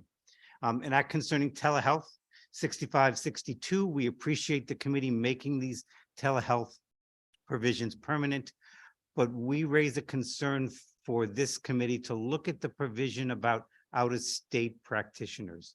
And should we and how do we connect the out-of-state practitioners to a Connecticut practitioner for follow-up care, as well as to make sure that out-of-state practitioners follow Connecticut laws. We have some important Connecticut laws related to different types of services and care, but without the connection to a Connecticut physician or the Department of Public Health, we have some concerns there. We also, and I read this morning, concerns from several behavioral health providers that we're going to dig into, because we know that telehealth in the pandemic was extraordinarily beneficial for individuals receiving behavioral health care. And if they have concerns over what this bill could do, that's important to us. So hopefully more information to come there. And that concerning Senate Bill 960, establishing a working group to study ED overcrowding. We support this bill. We have made some suggestions about the individuals who should be on this working group. Most of them tie them to the emergency department and the continuum of emergency department care, meaning the EMS system and others who work with hospital emergency departments. And this is a bill that I'm going to, as the session goes on, begin to tie some and add up some dots and thoughts through the session as we deal with staffing shortages and resource shortages. But it is an important bill, but it begins, I think, the conversation about looking at a lot of these bills in toto, but more to come on that. So thank you. I'm happy to answer any questions. Thank you. That was very well done in your time allotted. I appreciate that clear communication, and I think there are a few questions that we have. I will have some follow-ups afterwards. So we will have Senator Marks to be followed by Senator Gordon. Thank you, Chair. Through you. Hi, sir. Thank you for being here. So about the discharge medications, I am gonna push back a little bit with that on you. As Mr. Wu was here, who testified, was a pharmacist, and truly every medication a patient gets, has prescribed, does end up on their med list in the hospital. And I mean, if you're in the hospital for 2 weeks and you're taking 3 cardiac meds and 2 seizure meds, you're in there because you have a broken leg, but I certainly hope that you're getting your cardiac meds and your seizure meds. And that does happen. And it's just, I've been doing this for 40 years and I can't tell you like how wonderful life is now. Med reconciliation is so much better. So when a patient does leave that nursing home or leave the hospital, just faxing that W-10, which is the doctor's orders, to the pharmacy will then give them all of the medications, let the pharmacist know these are the medications that they need now. And, you know, you might send a prescription for the antibiotic, or you might send a prescription for whatever new medications are ordered. But if there was changes in doses, that they were taking 80 milligrams of something and they have 40 milligram tabs at home and now they're taking 40 milligrams, you're not going to send that. But then the pharmacist does not know that that medication has been changed. So I am just really, I don't know how much you like work with discharge paperwork and W-10s, but really just talk to some home care nurses if you know any, or take the time to try, because it truly, it will prevent rehospitalization, which is what all of us want to do, right? That's one of our #1 things CMS has told us we have to do. As far as the specialist, my biggest example is with the psych, the medic, people that come home. People very, very, very fragile, psychosis, hallucinating, depression, and they're actually okay enough to come home with a lot of help at home. But these are workers making $15 an hour and they're not supposed to do their medications. And they are truly sent home with 2 weeks worth of psych meds. And they can't get an appointment for weeks, if not months. And they are going to end up back in your hospital. And I want to make your bottom line, because the Yale New Haven pays my paycheck, but I really want our patients to have a really, really good discharge. And I hope that you will go and talk to people, talk to pharmacists about this, because I truly think it can make a huge difference in the outcomes of our patients. I thank you for that question because it gives me an opportunity to, I think, elaborate more, and probably in my brevity, I may not have been as clear. If a prescription is prescribed by the hospital, absolutely, it should be as part of that discharge. But the way it is currently drafted, it talks about all prescriptions, not those prescribed by the hospital, all prescriptions. And by stating that, there could be some liability placed on the hospital if it's not all prescriptions prescribed by the hospital versus all prescriptions. That was the distinction that I was trying to make. You're administering them in the hospital, and we're asking you to fax the W-10, which is the doctor's order. I absolutely, if it's a common patient, it can be faxed to their pharmacist. Absolutely. My distinction is if it's prescribed in the hospital, being given in the hospital, yes. All Yes. meds are given in the hospital, but that's okay. We'll talk offline someday. Yes, happy to. Thank you, Senator Marks. Senator Gordon, to be followed by Representative Carpino. Thank you, Madam Chair, and thank you for being here today and testifying. I appreciate it. And I read through all the testimony that your organization submitted. I have two quick questions. One is about the Senate bill, 958, which is the timely transfer of medical records.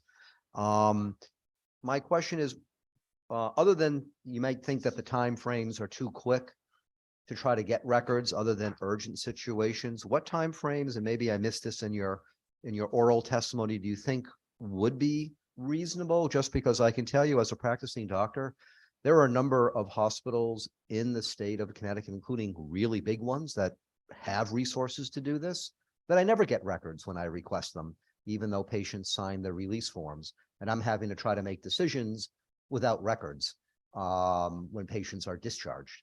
And I don't get communication. So is there some time frame that you're thinking is reasonable? Or because I think that the goal of this bill is important, because I think there's a lot of hospital systems not facilitating transfer of records when legitimately requested for ongoing patient care. This bill, as currently drafted, is not simply the transfer of records from a hospital to the continuum of care when they're discharged. If we look at who has been defined in this bill as being required to transmit records in 24 hours, it's clinical laboratories of infirmities approved by educational institutions. Short-term hospitals, special hospice, hospice inpatient, residential care homes, nursing homes, home health agencies. So my point is that there are some transfer of information, and these entities may not be able to make the 24 hours. So why can't they make the 24 hours? They may not have the resources. It is not simply, I'm going to, as you know, going to press a button and Jim's records going to get transfers to a doctor. There are requirements on what part of a record can be transferred. There are certain types of information in medical records that we don't want transferred. So not all the people as captured by this bill can do that. I think the requirements that are currently as part of the HIPAA transfer requirement will suffice, but I recognize what you're saying, and this bill says is we may need circumstances where there may be immediate transfer. So what I'm saying is all of the people who are captured in this should have a policy and a procedure to make sure that if there's an immediate need, how are they going to accomplish that? So that is my point. I hope that was a little clearer. And I didn't give you the time frame that you were looking for, because I think we want to make sure if there's an immediate need that they get there. And are there times that we all can do better on it? Yeah, there is. But I think this 24-hour period is going to put a lot of institutions the inability to be able to do that. So our suggestion was, well, let's require everybody, and DPH, Department of Public Health, comes in, and if they have to have a policy, we sure know the Department of Public Health comes in and checks that they do have a policy to be able to do that. So that was our alternate suggestion for this. Thank you, Madam Chair. And I think this also gets to the point of why we need robust health information exchanges. We have one only in this state, which is Connecticut Health Link, privately done, where we can actually access this information in real time and not have to bother hospitals to send reams of paper to get records. Thank you. Thank you, Senator Gordon. I believe I have Representative Carpino next, to be followed by Representative Parker. Thank you, ma'am. I just have one question, Jim. If you know the answer to this, I'm just trying to sort this out. If I am treated by an out-of-state physician, but find myself at a Connecticut hospital, is that hospitalist going to have access to the out-of-state prescriptions? Maybe. Right? I don't, because I don't know who, we don't know, I don't know anything about this out-of-state physician, which is why you will see from, I think, even the Medical Society testimony, this connection to a Connecticut physician in a Connecticut entity is important. So I can't say yes and I can't say no. I don't know. And I appreciate that. And that's, I guess, exactly why I asked the question, is if we're expecting our hospitals to have a complete list of all medications upon discharge for a patient, I want to make sure that they truly have access, or at least we understand what the limitations are. So I will do a little bit more digging. Thank you. I mean, I think the more information that a patient has when they leave the hospital, Senator Marks was absolutely correct, is going to ensure their next stage of care is optimal. So anything that can be made to make sure that it's clearer, the information is in there, so the patient isn't readmitted.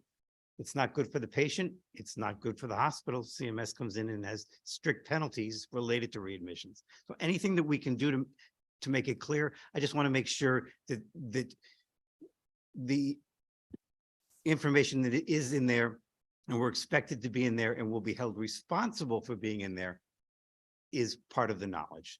And I appreciate that. And I think you and I are on the very same page. I want to make sure that we understand where our limitations are. I think we all have the same goal. It's just making sure that we can get there fairly. Thank you. Thank you very much, Representative Carpino. And Representative Parker, you're up next. Thank you, Madam Chair. Thank you, Mr. Iacobellis, for being with us again.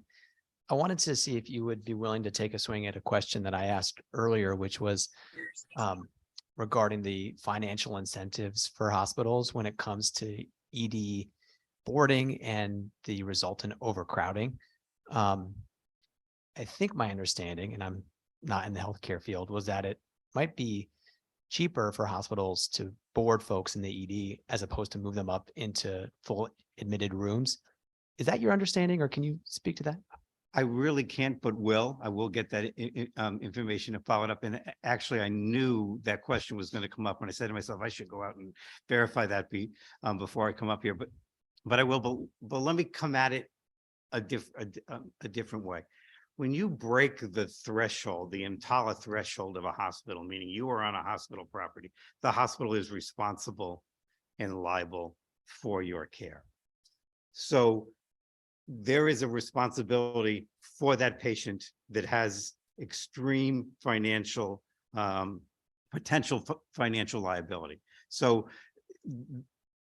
I don't know to tie in sort of when you move to inpatient and that reimbursement starts, and I'll get you that information, but then the hospital is paid for that part of the care, for that diagnosis, whether you're there for 1 or 2 days or 3 days. But this issue about EDs is one that we really have to look at from a lot of different directions. And because there isn't simply one solution. We know there was a lot more people coming into the hospital. How do we get them from the ED back home again? How do we get them from the ED to an inpatient care? How do you get from an inpatient care to a post-acute care? How do you deal with that if we have now shortage on the EMS side, or we're backed up because of prior authorization, we can't release the patient? There's a lot going on. So Sure. I danced all around that, but I will get you the information that you need. I appreciate that. I appreciate you outlining the complexity of all that and also your willingness to help, obviously figure this problem out. If you're able to then pull other information back to us, the other thing I would ask is, and if you have an answer to it now, that's great. Are you aware of any policies that exist within the hospital administration around boarding and decisions for when to move folks from an ED into fully admitted rooms? Whether those are policies that are written or sort of just in practice? Just kind of, as I asked before, I was like, is it a formal distinction that gets made? It sounds like it's not quite. So it would just be helpful for me to learn about some of the way that you folks approach that from a policy perspective. And if you have an answer now, Absolutely. No, great. Otherwise, no, I'll I absolutely take will. my hints I offline. absolutely will give, because I don't want to speak about a policy that may or may not be in place. But I'm pleased that this bill has been raised. I'm pleased that the committee recognized that both the hospitals and the emerging physicians should be the ones having this conversation about all of these issues. But I will get back to you on those specifics. Thank you, sir. Thank you, Madam Chair. Thank you, Representative Parker.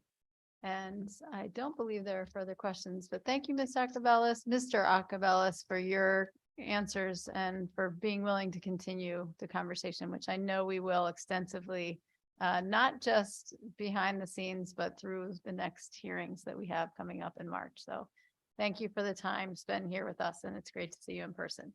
Thank you very much. So next on our list, we have Olivia Rinks to be followed by Heather Guidome. And Ms. Rinks, if you can unmute yourself, and if you're able to turn, there you are. And there you go. Please proceed, madam. Thank you very much. My name is Olivia Rinkus. I'm from the town of North Stonington. Thank you to the Public Health Committee for the opportunity to testify. I'm testifying today in support of SB 957, an act concerning the oversight of healthcare services by the Department of Public Health. I fully support this bill, but I think that it could go further to ensure that the healthcare rights of all incarcerated individuals are protected. I think that first it should include, ensure that it should be include dental and mental health care services in health services. I also believe that I would like to echo the concerns of some others have expressed that the healthcare services should prioritize the consent and autonomy of all people who are seeking these services. And finally, I also think that I would also like to see, excuse me. Finally, I would also like to see that that this bill ensures that sorry. You're doing a great job. Thank you very much. I would finally like to see that thank you very much for the opportunity to testify. Thank you. Absolutely. Thank you for taking the time to come and share your perspective and opinion with us. I don't see any hands, but I appreciate your effort, especially as we're all in transit. And I think that's one of the gifts that we have of our hybrid hearings, even as we have some struggles like we did yesterday. So next on our list, we have Heather Guidome, and I believe to be followed by Roshni Yusuf. Thank you. Good afternoon. May I proceed? Yes, madam, please proceed.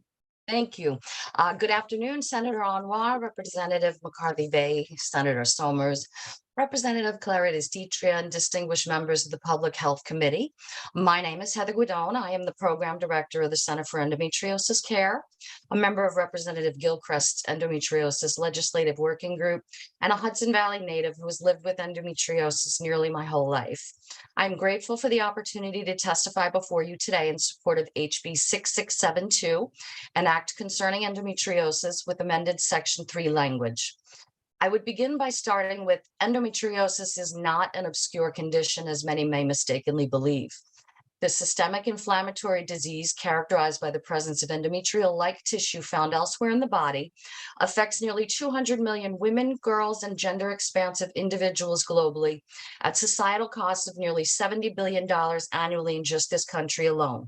It is a true public health crisis fraught by multiple knowledge, research, and treatment gaps, not least of which include those related to the desperate need for drastically improved awareness and education. Although endometriosis can present early in life as it did for me, many clinicians are unwilling to consider or otherwise unaware of the potential for diagnoses, especially among adolescents. As a result, the average diagnostic delay continues to be upwards of a decade from symptom onset to intervention. By implementing mechanisms that will help establish accurate education efforts among providers of all disciplines, we may be able to cut that time for many who are struggling through increased awareness of the disease. It has even been demonstrated in the literature that support and education efforts by clinicians, including nurses, has a positive effect on the health-related quality of life for those with endometriosis. Going further afar and establishing a biorepository to address the stark need for improved research also allows for endometriosis to be better clarified, facilitates important equity strides, and can ultimately one day improve lives. I would implore you to please join those of us who are trying to put an end to the disparities, delayed diagnoses, and other barriers which persist in endometriosis by supporting this important precedent-setting measure. If even one practitioner, including and perhaps especially a school nurse I encountered early in my own journey, had mentioned the word endometriosis to me early on, my life may have been very different. And I know that I speak on behalf of countless of our center's own patients, as well as those in the greater endometriosis community who have very similar lived experiences. Thank you again for this important opportunity to support HB 6672 with amended Section 3 language. Thank you very much. Thank you very much, Ms. Guidone. I think I mispronounced your name as I did. That's all right. I don't believe there are questions. I do just want to comment and say thank you to you, Representative Gilchrist, and the other members who have been working on this issue for quite some time and for your advocacy. You referenced twice in your testimony amended Section 3 language, and if you could just outline that or just summarize that for us, that would be wonderful. Well, actually, I do not have a copy of the amendment. We were not, or I was not given that. I was merely instructed to include that into my remarks.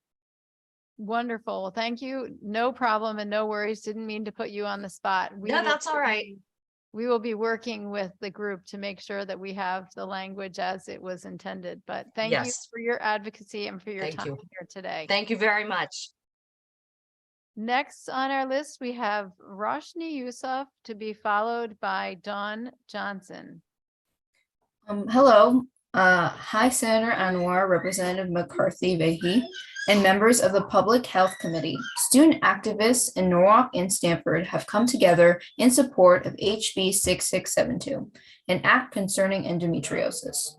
My name is Roshni Yusuf, and I'm a member of the Center of Youth Leadership at Bremen High in Norwalk, and I'm speaking on behalf of the center and our partners at the Mayor's Youth Leadership Council at Stanford High School. Please also know that we've been working with the endometriosis working group, which is led by Representative Gilchrist, and our members use public awareness campaigns, volunteer programs, and social change campaigns to address several issues, including students' menstrual health. For several years, we've used hallway outreach, tampon Tuesdays, discussions in health and social justice classes, and a strong social media presence to get students to talk more openly about period poverty and educational equity in our schools. This campaign led our school districts to agree to place tampon and pad dispensers in school restrooms for a full year before the state statute that requires schools to place pads and tampons in school restrooms by September 2023. And I'm also proud to say that we were one of several advocacy groups that joined Representative Kate Ferrar's successful effort last year to create a statewide menstrual products law for schools. We support House Bill 6672 because it adds significant value to our campaign to make schools' menstrual health strong. School nurses and nurses in school-based health centers are in prime positions to share information about endometriosis, which according to several sources often goes undiagnosed in people my age.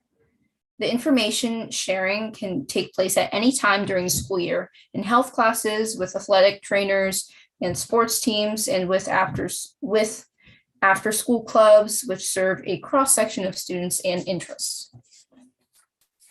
And we also asked two school nurse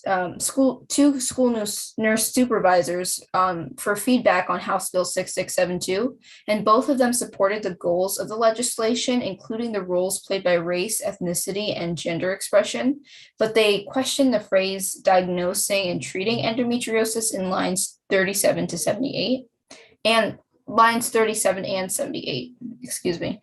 And they asked the Public Health Committee to clarify if they meant that school nurses and school-based health center nurses would educate themselves in diagnosing and treating so that they could better understand the chronic condition, or that they would actually diagnose and treat students with endometriosis, which may be a bit impractical given the responsibilities that nurses have on a typical day. Again, thank you for the opportunity to testify, and thanks for helping us make schools' menstrual health strong. Thank you. Ms. Yusuf, thank you so much. What wonderful and powerful testimony, and your work is just so impressive as a student leader, juggling all the things that you do. And it's just a pleasure to have you here before us today. Thank you for also being specific in your clarification in terms of suggestions that we need to focus on in addressing the current language of the bill. So I very much appreciate that. I see Representative Mara, and we may have others, but Representative Mara. Thank you, Madam Chair. And thank you so much for your testimony today as a representative of part of Norwalk. I really appreciate you being here, and amazing the work you've done to put this testimony together. And I'm so impressed that you broke it apart and went to the school nurse and discussed certain sections of it. I'm just very impressed and really appreciate you coming out and appreciate your advocacy. Thank you, Madam Chair. Thank you so much. Thank you, Representative. Seeing and hearing no other questions, thank you again and have a wonderful evening. Hopefully you don't have too much homework. Thank you. Next on our list, we actually have Taylor Biniars. And Taylor, I may not be saying your name correctly. You Please said it proceed. perfectly. Can you hear me? Yes, please. Okay. proceed. Thank you. Senator Anwar, Representative McCarty Vahey, and members of the Public Health Committee. I'm Taylor Biniars, and I'm from Ellington, Connecticut, and I urge you to support HB 6672 with the amended Section 3 language. I have submitted more testimony online. I would like to point out that Black women's pain is less likely to be believed, diagnosed, and treated properly, and that this is an issue that trans men and those who are non-binary face as well. Endometriosis can affect and be found in every organ in the body. Mine tends to affect my digestive system more. It affects 1 in 10 of those with uteruses. So look around this room and your own committee and know that the size of the circle is that small. There's often a 7 to 10 year delay in diagnosis. If you have your own health issues, please imagine your symptoms that you've had for 10 years just being told it's normal pain because of your period. But so many think of it just like period pain. So let's go over some symptoms. Longer periods, excessive bleeding in between periods, bowel and urinary disorders, nausea and vomiting, pain during sexual activity, and chronic fatigue. Do these sound like things that should just be normal to you? In my 18 to 20s, I started to wake up in the middle of the night in extreme pain. so painful that I would be crying, rocking back and forth in the bathroom so often, so bad I would just vomit from the pain that I was in. After an hour or two of this, I would go back to bed shivering and exhausted. This was almost nightly for me for 3 years. Still, somehow I assumed that this was normal. It all came crashing down one night when I woke up in the most amount of pain that I've ever been in at 1 a.m. I spent hours sitting, crying, throwing up stomach acid from pain alone. That evening, I was exhausted, quite frankly, terrified, still in extreme pain. I was taken to the hospital. I had been in that extreme pain for 18 hours. Later, someone suggested that I may have endometriosis, and I was lucky that she had the resources to get good doctor recommendations. I was told that I had a lower stage of endometriosis and given a treatment option to try to see if it worked, and so far it has. For so many, that option does not work. I assume at some point it will stop working for me. I think back to that ER visit when they did not bring up any sort of chronic conditions surrounding periods or periods at all. As someone who is extremely privileged in getting their diagnosis quickly, I want that to be the norm. It's not. Endometriosis was first described in 1860 and was later given its name in 1925. Yet, as we know, most health and physiology research is conducted in those who have external genitals. There are no cures for this and no great treatment options because it is not considered a priority condition. I wonder why that is. We need as many people in the medical field in any capacity to be aware of endometriosis, not only for our sake, but for theirs and their own families. I got my first mention of it, having it from a family member. Listen to those who have suffered for years. If one person they had talked to had known about it or mentioned it, they may have been diagnosed earlier, maybe had a chance of not having severe pain, even with treatments and surgeries. I'd also like to voice my support for Senate Bill 957. Thank you for your time, and I welcome any questions. Thank you, Ms. Beniars, for taking your experience and sharing that to try and help others who are struggling and suffering. It's very much appreciated, the work that you and others have done. We've had some great testimony today on this bill. Seeing and hearing no questions, thank you again. And I will acknowledge that you were here with us, waiting with us and in the hearing room for many hours. And I appreciate you being able to join. Thank you. Next on our list, we have Dawn Johnson, to be followed by Lilia Vine. Good afternoon, and thank you, Madam Chairman, and distinguished members of the Public Health Committee. My name is Dawn Johnson. I am an endometriosis patient with no children and an aunt of 2 nieces. I live in Lake Hopatcong, New Jersey.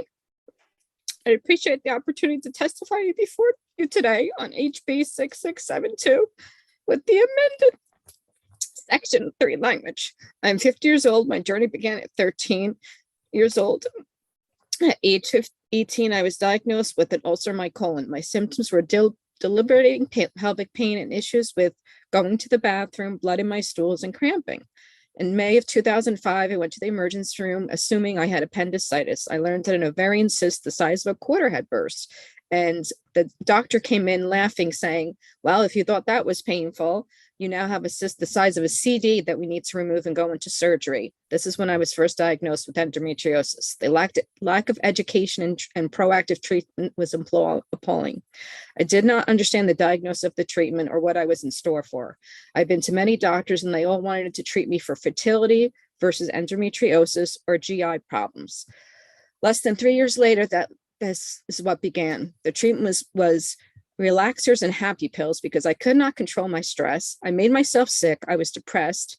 But funny, I'm sitting in front of a doctor with my skin literally gray, and I'm simply depressed. I was eating a liquid diet, loss of appetite. I was constipated for days. My bowels felt full and would sit by my anus. I was exhausted. I was dizzy. I had headaches. I would feel like I had to release my bowels and nothing would come out. The pain would start on the left side and pass to my belly button and then to my butt. I would feel it sit above my lower back and before I would release my bowels. The process is about anywhere from 30 to 60 minutes. My left side hurts. The pain is sharp. If I eat more liquid foods, the pain is less sharp. If I eat regular foods, it's very sharp. All while this is happening, I'm vomiting. I'm sweating. Sweat is dripping off my body. I'm shaking. Indigestion is occurring consistently, and Tums are my best friend. 1 week prior to surgery, I cannot stand or get out of bed. The surgery took 2.5 hours, and the doctor indicated to me that he could not remove all the adhesions because they simply could not hold the laser any longer because his back hurt. He had done another surgery prior to that day, and usually surgery should only take 30 minutes. You'll discover for the most part, endo does not store in female organs as much as it stores in the intestines. For me, it loved my colon, my large intestines, my small intestines, my anus, and my ovaries. For the next 8 years, I began to take hormones and to live with the pain and the symptoms. I researched and consulted with many doctors. My favorite doctor, was the one who suggested I be a surrogate because pregnancy helped endometriosis. He ran a lot of tests around my fertility and I thought was for my peace of mind, and was really to determine if I was a candidate for his side business. 2015, I learned about DIE, deep infiltrating endometriosis, from a white paper. Great acronym. In 2016, I had another surgery because I had the same symptoms as above. The doctor informed me that I was centimeters away from my organs fusing together. Less than 18 months later, I had the same symptoms, but only worse. I agreed to have a hysterectomy, and my organs had fused together, and we ended up with fallopian tube and ovarian cancer. The ironic part that is, ovarian cancer and endometriosis have the same exact symptoms, and I was ignoring them because I thought it was endometriosis, and I was so used to the pain. Excuse me, Miss Johnson, but your time is completed. Okay, thank you. Thank you. Ms. Johnson, as I said to our previous speaker, Ms. Biniars, thank you for taking the time to be here with us and sharing your journey so that we can help assure that others are not significantly experiencing the significant pain and struggle that you have with the diagnosis of endometriosis, and for Thank you. speaking up and working on this issue. There is one question here, Representative Kip. Thank you. I just wanted to thank Ms. Johnson for sharing a very personal struggle. As someone who's suffered from adenomyosis, endometriosis, evil stepsister, I want to say I hear your pain, and I want to thank you for sharing that story with us. Thank you. Thank you, Representative Kip. Next, we have Lila Vine to be followed by, I believe, Bright Johnson, if I'm not mistaken. Lila, if you are able to unmute yourself, and there you are. Please proceed, madam. Hi, I'm Lilia Vine, testifying for Bill HB 05902, an act requiring food allergy awareness in restaurants. My brother Robert, who's about to testify, is one of the best people I know, and he suffers from severe food allergies. He carries an EpiPen wherever he goes because he can't trust any restaurant not to give him food that could kill or hurt him. That's because in the past, he's made the mistake of trusting restaurants to keep him safe, leading to experiences in which he vomited in the restroom for 3 hours, and in another instance, we had to call an ambulance. The saddest part is that all this has been preventable all these years. None of the waiters had known enough about allergens to fully understand what he was telling them, and my brother had no way of knowing that his dish contained allergens. Labeling the menu with allergens, which is standard practice in several members of the EU, lets a customer with allergies know exactly what's in their dish and saves waiters valuable time otherwise spent going back and forth between the table and the kitchen, trying to figure out what is in the dish. This would have saved my brother in all these experiences because he would have known that these dishes contained food components that he was allergic to. And we would propose this amendment to the bill. If Representative Comey's bill had passed years ago, the waiter would have also known what was in the food as a result of a 15-minute course he would have taken. The problem would have been completely avoided because it would have bridged the communication gap.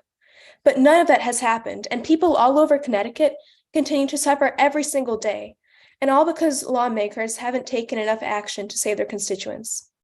So please, save my brother and hundreds of thousands of your constituents who are like him this pain in the future. Save me the pain of watching him suffer by passing this bill. Thank you. Lilia, thank you so much. I loved listening to your testimony and especially your love for your brother. It's really admirable. seeing and hearing no questions, we are actually going to go to Amity Arscott. Thank who you. may be here with us in the room. Okay. So we are not going to, we are going to go to Bright Johnson to be followed by Maya Coplet. Please proceed, sir. Thank you. Good afternoon. I'm Bright Johnson, Connecticut Government Relations Director for the American Cancer Society Cancer Action Network and a resident of West Hartford. We have submitted longer written testimony in support of HB 6604, so I'll use my time to touch upon some key points. As you know, the state breast and cervical cancer early detection program serves as an option of last resort for women that fall through the coverage cracks, not qualifying for Medicaid or for insurance on the exchange or through private or job-related insurance, of which there are approximately 40,000 in any given year in Connecticut. BCC-EDP provides screenings, outreach, and education about testing and has been a demonstrated success for almost 2 decades. The intent behind this bill is to build upon that success by adding lung cancer screenings, education, and referral information to the program, pending sufficient funding being made available for that purpose. In Connecticut, lung cancer is the 3rd most common cancer. However, more than twice as many die from lung cancer as from any other cancer. An NCI National Lung Cancer Screening Trial studied over 53,000 current and former smokers and compared chest X-rays with low-dose CT scans as a means of screening for lung cancer amongst high-risk individuals. Those with low-dose CT screening had a 20% lower risk of dying and approximately 75% unscreened populations had approximately 75% advanced stage 3 and 4 cancers. Accordingly, in 2013, the U.S. Preventative Services Task Force developed standards and made recommendations for annual screenings for lung cancer, which did result in insurance coverage by most commercial insurances, Medicaid, and Medicare. However, like with those that qualify for BCC-EDP, some still fall through the coverage cracks. More alarmingly, despite coverage being available, lung cancer screenings are not widely employed for a number of reasons, with only about a 6% utilization rate in Connecticut. That can, should, and needs to change. Proponents are working with the Appropriations Committee and the administration to secure sufficient funding to include lung cancer in BCC-EDP. A couple of important points that this committee should be aware of regarding the intent of that funding. First, we are not seeking, nor would it be appropriate for funding to come via the Tobacco and Health Trust Fund. The intent of the THTF is to fund CDC best practice tobacco programs intended to help people quit and to prevent kids from ever starting to use tobacco products. Screenings are not tobacco control and should not be substituted for that purpose. Screenings are not an alternative to stopping smoking. By quitting, people who smoke can lower their risk of getting and dying from lung cancer. Second, we want to ensure that no funds are diverted from breast and cervical screenings to lung cancer and vice versa, especially in trying fiscal times. Finally, given the comparatively low utilization rates, funding should be provided for lung cancer screening, outreach, and education, especially to higher at-risk communities. With that, we urge passage, and I'm happy to answer any questions if I can. Thank you. Thank you very much, Mr. Johnson. And you were using some initials, which I know you referenced at the beginning, but if you can just explain and remind all of us, and just for avoiding some code speak, as I like to call it, just emphasize that, what those initials are, and then we're going to have a question from Representative Berger-Giorvallo. Absolutely. BCC-EDP is the Breast and Cervical Cancer Early Detection Program, and THTF is the Tobacco and Health Trust Fund. I think those are the only 2 that I used. Yes, well, CDC, I think we all know CDC, by I now, but- apologize, yes. Okay, Representative Berger-Giorvallo. Thank you very much, Madam Chair. And I want to thank you very much for your very detailed analysis of what this situation looks like. I just want to comment that when I proposed, this legislation, I did not know that I was going to experience the loss of someone who was unable to access a screening himself. And I think if I had had more information about this, whether I had experienced this personally or not, I would have probably been much more proactive. I did not expect that to happen. I apologize for disrupting, but thank you again for your commitment to this very critical bit of legislation. I'm so sorry for your loss. And Representative Berger Javallo, there's no need to apologize. I think one of the things about this committee that is so special and important is the way that the issues we talk about impact people's lives on a day-to-day basis. So I appreciate your advocacy for this bill and your work on this. And very much, I think there are a lot of people out there who will. The number that we heard today from Mr. Johnson, that we have only about a 6% uptake, that's a pretty significant number, and that 2 times as many people die from lung disease. I think those are numbers that we need to pay attention to. Senator Gordon. Thank you, Madam Chair. And Mr. Johnson, thank you for the work that you do for the American Cancer Society. Being a cancer doctor, I know very well the work that's done. I routinely order these screening studies in people who meet the criteria, and I recognize that the medical profession still is very lacking in trying to really uptake it as a screening tool, and it does make a difference. I've seen it many times in my own patient population when I can pick up lung cancer early and we can actually have a chance to cure it, as opposed to lung cancer 2 out of 3 times being picked up when it's already advanced and we're unable to cure people at that point in time. But one of the questions I have for you, Mr. Johnson, if I may, is if we're going to try to expand the screening, I know the American Cancer Society has a lot of work with advocacy, getting out into the communities. Your organization, you feel, would be able to really ramp that up all throughout the state to really get that message out and work with a lot of populations, including underserved, who, no matter what we do for public service announcements and efforts, just don't seem to take it up unless we get out and talk directly, physically with them. If I may, Madam Chair. Well, first of all, I'd like to say it's really great to meet you. I've been wanting to have a meeting with you since the start of session, and one thing after another has led that to not happen, but I'm thrilled that you're on this committee, and thank you for the question. We are not seeking any funding ourselves through my organization, but of course we would be at the ready to assist in outreach. I can tell you that when funding is available for outreach, we have seen in other states a significant increase in the amount of testing that has taken place. For example, there has been a robust outreach program in Massachusetts, and I believe that their testing rate is somewhere around 16%. Thank you, Madam Chair. And I agree, the more we can do to get the message out, especially with the American Cancer Society's effort, the better for the health of the people of Connecticut. Thank you. Thank you, Senator. And I will also underscore my appreciation that we want to use those tobacco health trust funds for prevention, and then add those other resources. Mr. Johnson, thank you so much for being here with us today. And I know we'll be talking again in the near future. Absolutely. Thank you. Next on our list, we have Maya Coplet, to be followed by Liz Gustafson. Ms. Coplet, welcome. Please proceed. Thank you. Senator Anwar, Representative McCarthy Vahey, Senator Summers, Representative Claritas Tetria, and distinguished members of the Public Health Committee. I'd like to thank you today for allowing me to submit testimony in support of proposed Bill 5902, an act requiring food allergy awareness in restaurants. Thank you for this hearing and the opportunity to provide my testimony. My name is Maya Coplet, and I'm a 9th grader at Greenwich High School. I'm from Old Greenwich, Connecticut. The issue of food allergies is a very important topic that needs to be discussed, yet is one that's been severely neglected for years. As someone who has lived with food allergies to almost every nut as well as sesame, I can say it's certainly not easy, especially because of the lack of guidelines and security measures regarding allergies. With this bill, we hope to not only provide that needed security for all people with food allergies across Connecticut, but to also help Connecticut as a state progress in this area of public health and safety.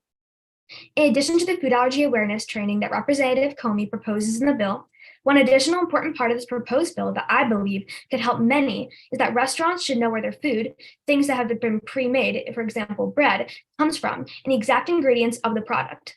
As I had stated earlier, my food allergies provide me many challenges, even in day-to-day life.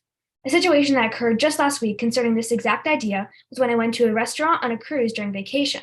We had the staff aware on multiple occasions of my food allergies, yet when I received my appetizer, I made the shocking discovery that they had put pistachios in the dish. Thankfully, I had not eaten the part containing the nuts yet, and I was saved from possibly having a life-threatening allergic reaction in the middle of the ocean. The item that had these pistachios was a pre-prepared meat and the restaurant had purchased and not made. Therefore, they had forgotten to check if that had nuts as well as the part of the dish that they prepared. The same problem arises with breads from external facilities that contain allergens such as sesame, which is extremely common in many breads and can be undetectable to the naked eye.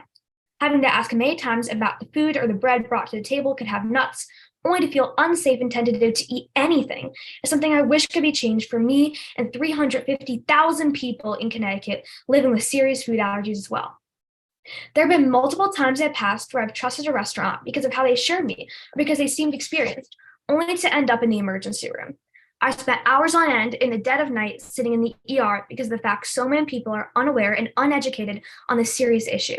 Though I've suffered and felt defeated so many times because of my food allergies, I hope that my story and the similar stories of many others that have food allergies are enough to give this topic the attention it needs.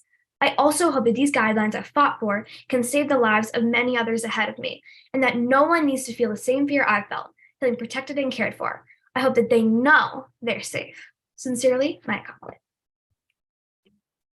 Ms. Coppola, thank you so much for your wonderful testimony. You seem like a pro at this, and I'm betting this may be your first time, but you did an incredible job. I just want to ask you a quick question.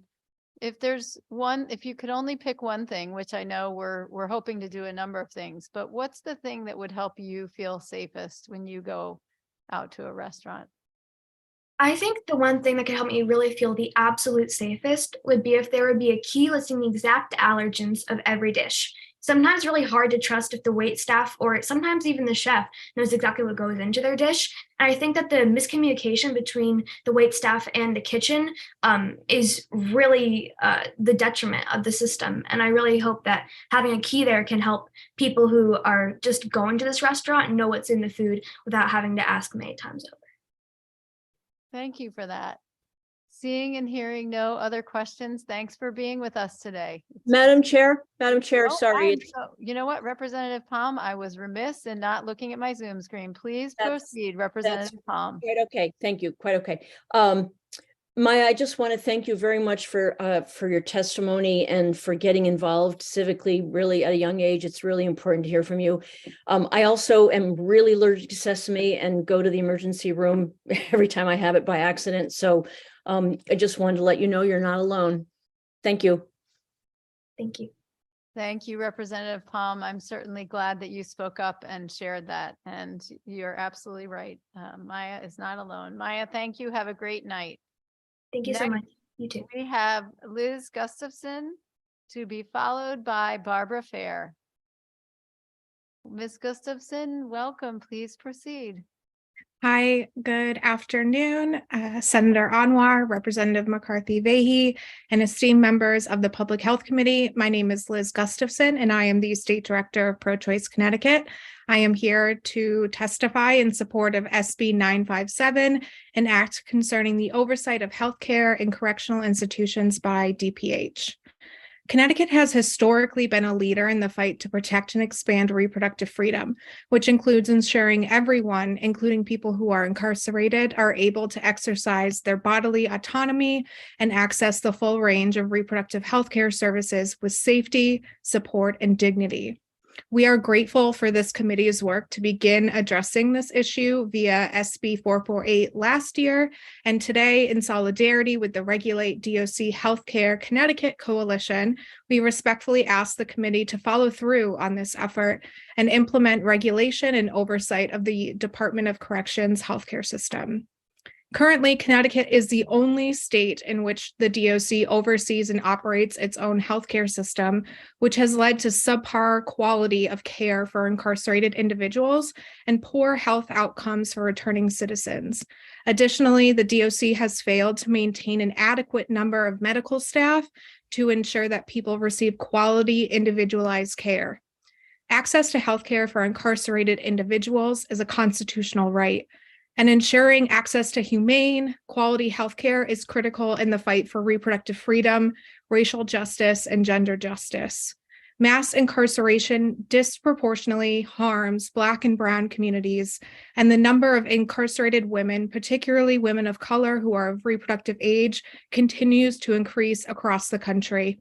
Connecticut has paid out millions of dollars in lawsuits related to medical negligence within the DOC, including the failure to provide safe and adequate pregnancy and birthing care to incarcerated women at York Correctional Facility. But the significant cost is the immediate harm and long-term impact this has on individuals, their families, and communities of returning citizens.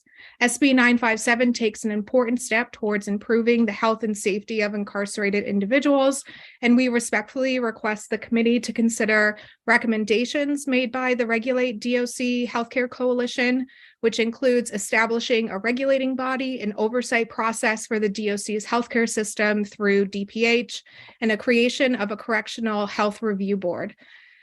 The widespread and systemic harm perpetuated by the carceral system and the lived experiences shared by justice-impacted people, their families, and loved ones underscores the urgent need for this committee and the Connecticut General Assembly to act.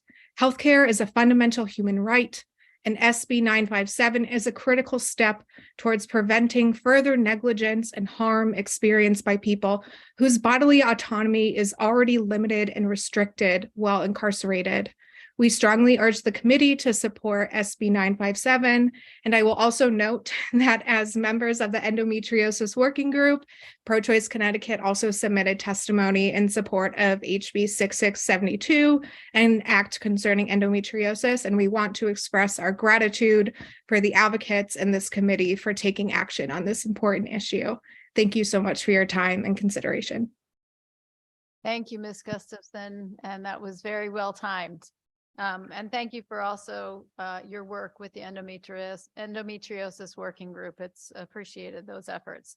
Just a question for you about the recommendations from the Regulate DOC Healthcare Coalition. You talked about, and just, so we're all on the same page, the suggestions to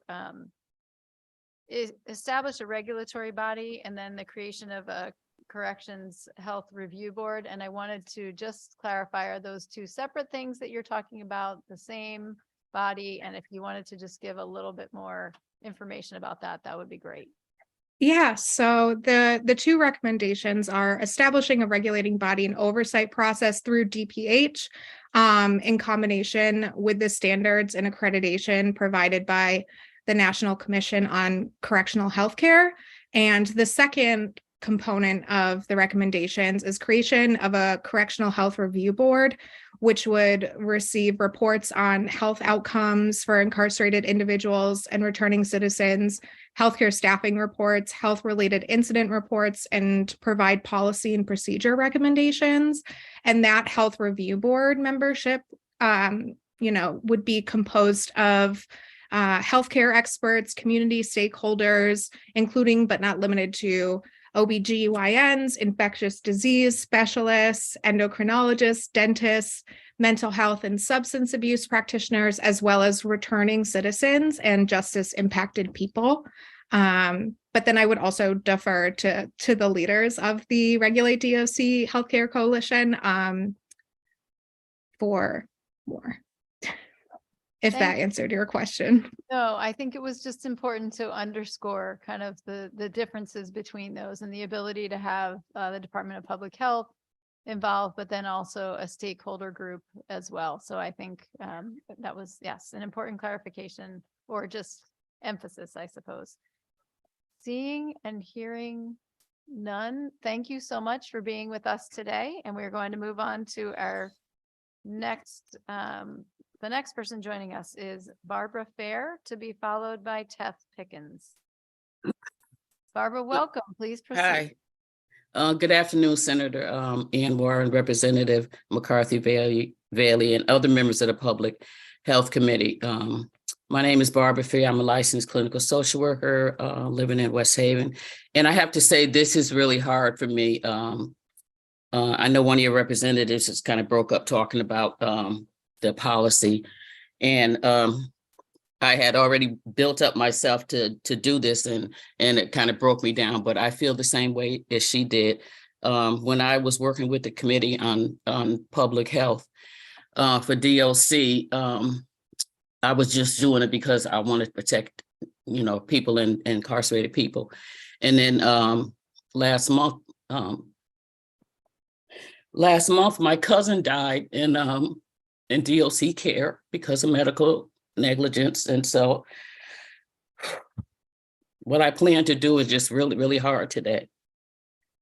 So as I cope with this devastating loss, I vacillate between deep rage and deep pain, but I can't allow it to stop me from doing the work that I have to do. And that's trying to protect the lives of some of the most vulnerable people in our society, people who are silenced. And, I have to say that I just feel like a lot of people just don't care about them because they're incarcerated. I did submit written testimony, so I won't go over all of that, but I want this committee to think about transparency with DOC. Medical care is so important. I'm all over the place. I'm also a part of Stop Solitary Connecticut. If this committee could just have some transparency with Department of Corrections, we spend over $500 million in an organization that's completely closed to the public scrutiny. Connecticut Department of Corrections, the only department that has no medical oversight except for themselves, no independent. And we're spending all this money. We need to ask, where's all this money going? According to the department, there's an ongoing staff shortage for substance abuse counselors, mental health professionals, doctors, and nurses. And the story that is always put out there is that they're not paying enough. And that's why it's happening. But I also talked to people who went into Department of Corrections, and they said because of the code of ethics, they could not work in a place that is so toxic because it was hard on their mental health, and many of them left the department. So I think we need to not trust that narrative that it's hard to keep people because of money. It's not because of money for some people. And I'm one of those people. For some people, if you have any kind of a conscience, you have a moral ethics, code of ethics that you took as social workers, and if you're trying to live up to them standards, you can't be in an environment like that where people are being abused. I listened to Sarah Egan this morning and just talking about our young people and what's happening to them. And it's just heartbreaking. It's a heavy burden to carry. And then on top of that, I lose my own cousin. So I just think we need to do better. We need to make sure it's independent. We try to get Department of Corrections independent just over the agency period. The legislators went behind and undermined that effort. And so it's discouraging, but we have to get that. There's too many people dying unnecessarily. My cousin should be alive. It's hard for me to even process that he's not coming home again. Ms. Fair, thank you so much for the courage to come and share your story and be vulnerable with us in the midst of your advocacy. It's very much appreciated. And I know that we have a question from Representative Palm. Thank you, Madam Chair. Ms. Barbara, I just want to thank you for all your work. I don't have a question for you, and I just want to say how much I appreciate the conscience that you are for all of us and how your own personal experience. And I know this latest loss of your cousin is just one more grief that you've suffered. I want you to know that your voice is heard by many of us. Thank you. Thank you, Representative Palm, and all of us collectively are so sorry for the loss of your cousin. Thank you. For taking the time to be here with us today. And seeing and hearing no further questions, we will hear next from Teth Pickens, be followed by Angela Duhame. Hello, everyone. Hello. Can you? Okay, I just wanted to let you know that I have my camera off because I'm in transport, but my voice is the only thing that's important. Thank you for having me. My name is Teth Pickens. I am a co-chair for CCEH Policy and Advocacy Committee. I'm here to raise and support Bill HB 6601. I just want to say I'm grateful for the opportunity to be heard in this space and the time you give, because people from my walk of life rarely get this opportunity to testify for emergent and a necessary bill that they themselves have been impacted by not having in place. I was homeless out of DCF from age 17 to 19, and again at 22 due to being on the spectrum for autism and not having connection to resources for help with my disability. When I make a call for help, I'm sorry about my background. When I make a call for help, I am to call 211, yet this system isn't supported or structured as emergent as 911. Although when someone calls in that moment in their life, there is a crisis. Also in Connecticut, Connecticut is not a right to shelter state.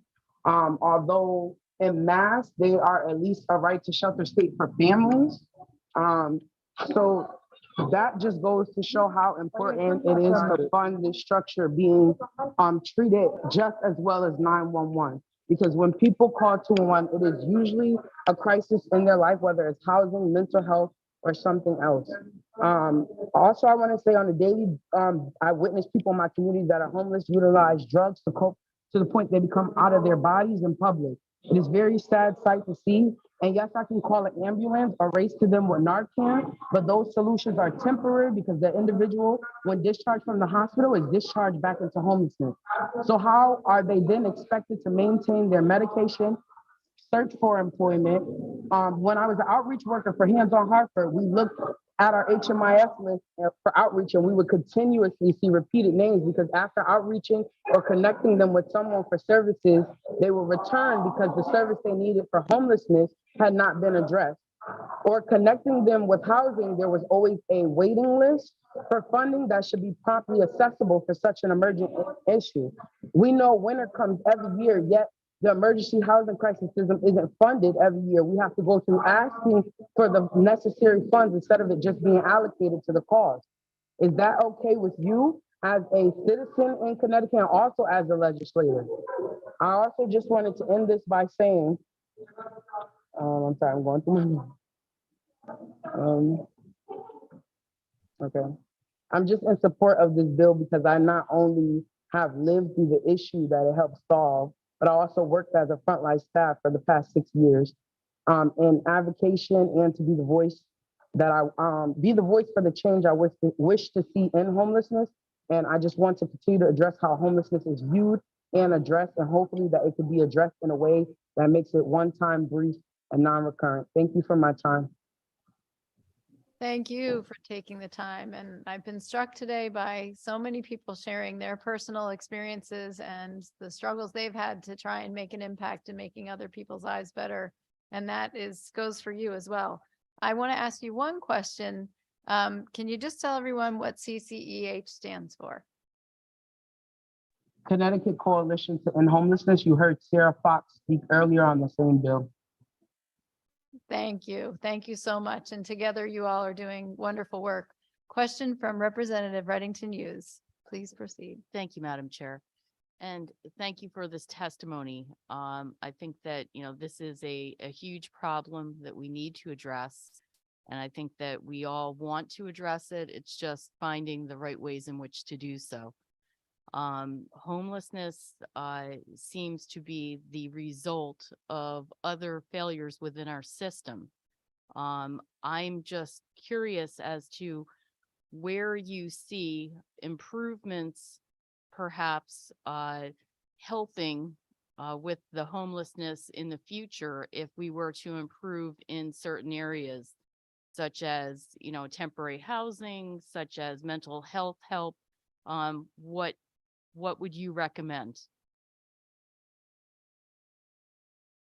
I would just recommend that it be treated just the same way 911 is treated as an emergency system so that people can get help more promptly, and that the providers who are, providing the help have the necessary funding to be able to help. Because we know what needs to be done, as Sarah said, and we have a structure in place to do it, but we're not supported in a way that allows us to do it in a consistent manner. We know winter comes every year, yet we have to ask for the funding necessarily to support cold winter crises. Why is that okay for us to have to ask for funding for something that we know is going to be an issue every single year? So why not allocate those funds and support the system so that it doesn't have to be such a tug of war every single year to get much needed funds for a crisis that you're going to face.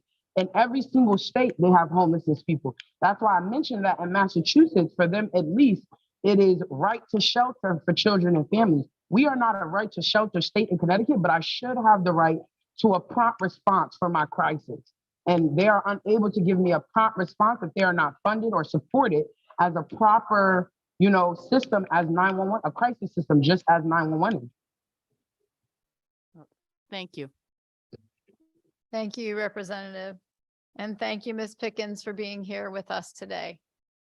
Next, we will hear from Angela Duhame, to be followed by Latasha Harris, if Latasha is here in the room with us. Angela, welcome. Please proceed. Hello.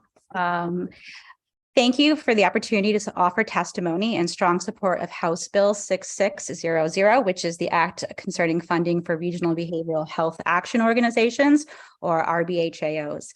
My name is Angela Duhame, and I am the interim executive director for Region 3's Behavioral Health Action Organization, CRAC, and the vice president of the Connecticut Prevention Network. And as a leader in prevention workforce with lived experience in substance misuse and mental health, and a family member impacted by generational trauma, suicide, and serious mental illness, I believe this funding support could have a tremendous impact on all of our local residents and families. In 2005, I served as a young adult advocate for the Connecticut Transformation Initiatives. And in 2018, transformation came to life with the consolidation of the mental health boards and the regional action councils to integrate co-occurring issues across the continuum of care. The RBHAO structure supports biannual priority reports, readiness, local prevention councils, catchment area councils, gambling awareness, and regional suicide advisory boards. Since the consolidation, the mental health boards, the regional action councils, and the COVID-19 pandemic, the state has shifted away from investing in preventative infrastructure and activities related to mental health, especially. The need for community-level prevention to reduce suicide deaths and provide mental health promotion for young adults and elderly residents is critical. Some of the diverse populations that we need to engage in a more meaningful way include Indigenous people, Black communities, military families, immigrant populations, Latinx, LGBTQIA+, rural towns, individuals with serious mental illness, and families impacted by homelessness and incarceration. The work includes developing prevention, treatment, and recovery strategies for these widely underserved and underacknowledged populations that are needed now more than ever. RBHAOs are currently funded solely through federal grant dollars administered through DEMIS and DCF. We ask that the committee would ensure the language of the bill provides each RBHAO with $200,000 toward expanding the needs assessment, community capacity, outreach, and engagement, so that we can also fill specifically gaps in mental health and suicide prevention at the town local level. The funding will ensure fidelity to the public health model, collaboration and coordination of several state departments and their priorities, and the alignment with federal initiatives supported by the CDC and SAMHSA. This funding would support state statute passed last year, HB 5419, and the mission of RBHAOs beyond currently restricted funding streams and grant-based initiatives that continually expire. This commitment would ensure sustainability for the work across all 169 towns in Connecticut. Thank you very much for your attention to the Regional Behavioral Health Action Organizations today. Thank you very much, Ms. Duhame. I appreciate you clarifying, as was asked earlier, about the 200,000 and was the intent and hope from the Regional Behavioral Health Action Organizations for 200,000 per organization as opposed to in total for the entire group of RBHAOs. Seeing and hearing no other questions, thank you for taking the time to be here and for all of your important work. We had folks from the Hub CT here today in the building, and we appreciate all of you and the work you're doing. Next, I'm just going to make sure that Amity Arscott is not here in the room with us. I believe I announced Amity earlier. Okay. And then next, Latasha Harris. Is Latasha Harris here with us? Okay. So I believe next we are going to go to Robert Boris, who I saw earlier. Is Mr. Boris here in the Yes. Oh, Mr. Boris, there you are with a very cute puppy picture. I are you able to turn your camera on? Yes, there we There are. you go. Welcome. We all enjoyed the photo, but we're glad to see you on video. Please proceed. Thank you. Yep. Thank you very much, chairing committee members. I'm Robert Boris from Groton, Connecticut. First, I'd like to express my gratitude to Heather Summers for introducing SB 959 and beginning the critical dialogue for much needed mold regulations to help protect the health of Connecticut residents. I also want to thank the Public Health Committee for all it does to protect the residents of Connecticut. The absence of established standards and guidelines has impeded the protection of tenants' health and well-being. As the chairman of the Groton Economic Development Commission, I've had the privilege of attending all the meetings of the Tenants Association at Branford Manor. Through firsthand observations, I've come to appreciate the gravity of the challenges that arise when there are conflicting viewpoints regarding mold remediation plans. Without standards, tenants are forced to endure undue hardships. At the same time, local government officials struggle to hold property owners accountable amid the complex legal terrain surrounding the determination of acceptable levels of mold exposure. There's an urgent need to address this issue and ensure that Branford Manor residents in particular are safeguarded against all hazards that may compromise their health and well-being.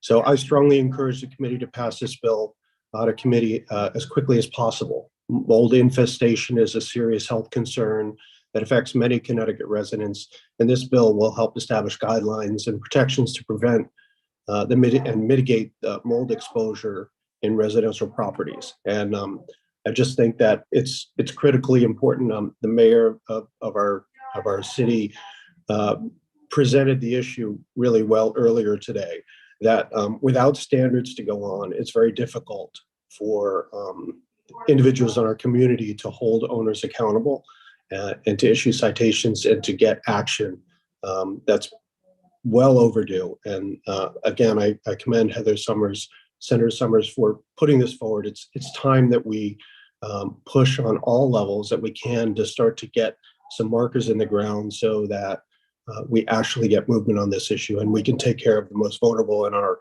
communities. I've watched our communities struggle with watching the reports for the conditions at Branford Manor and wring their hands with what they were able to accomplish to get action taken. And I think that this is a huge step, and I think action should happen as quickly as possible.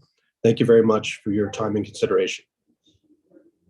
Thank you, Mr. Boris. I imagine that Senator Summers is going to want to ask a quick question, but just a couple of thoughts as I was listening to you and as we listened to the conversation earlier in the day. We've heard from people here in the committee and back at home for you on both sides of the aisle who are clearly concerned about this. Mold is going to be a continuing significant issue for all of us. We are in the midst of one of the warmest winters that we have had in Connecticut in a long time. And as we see the impacts of climate change, we know we're going to be facing this issue going forward.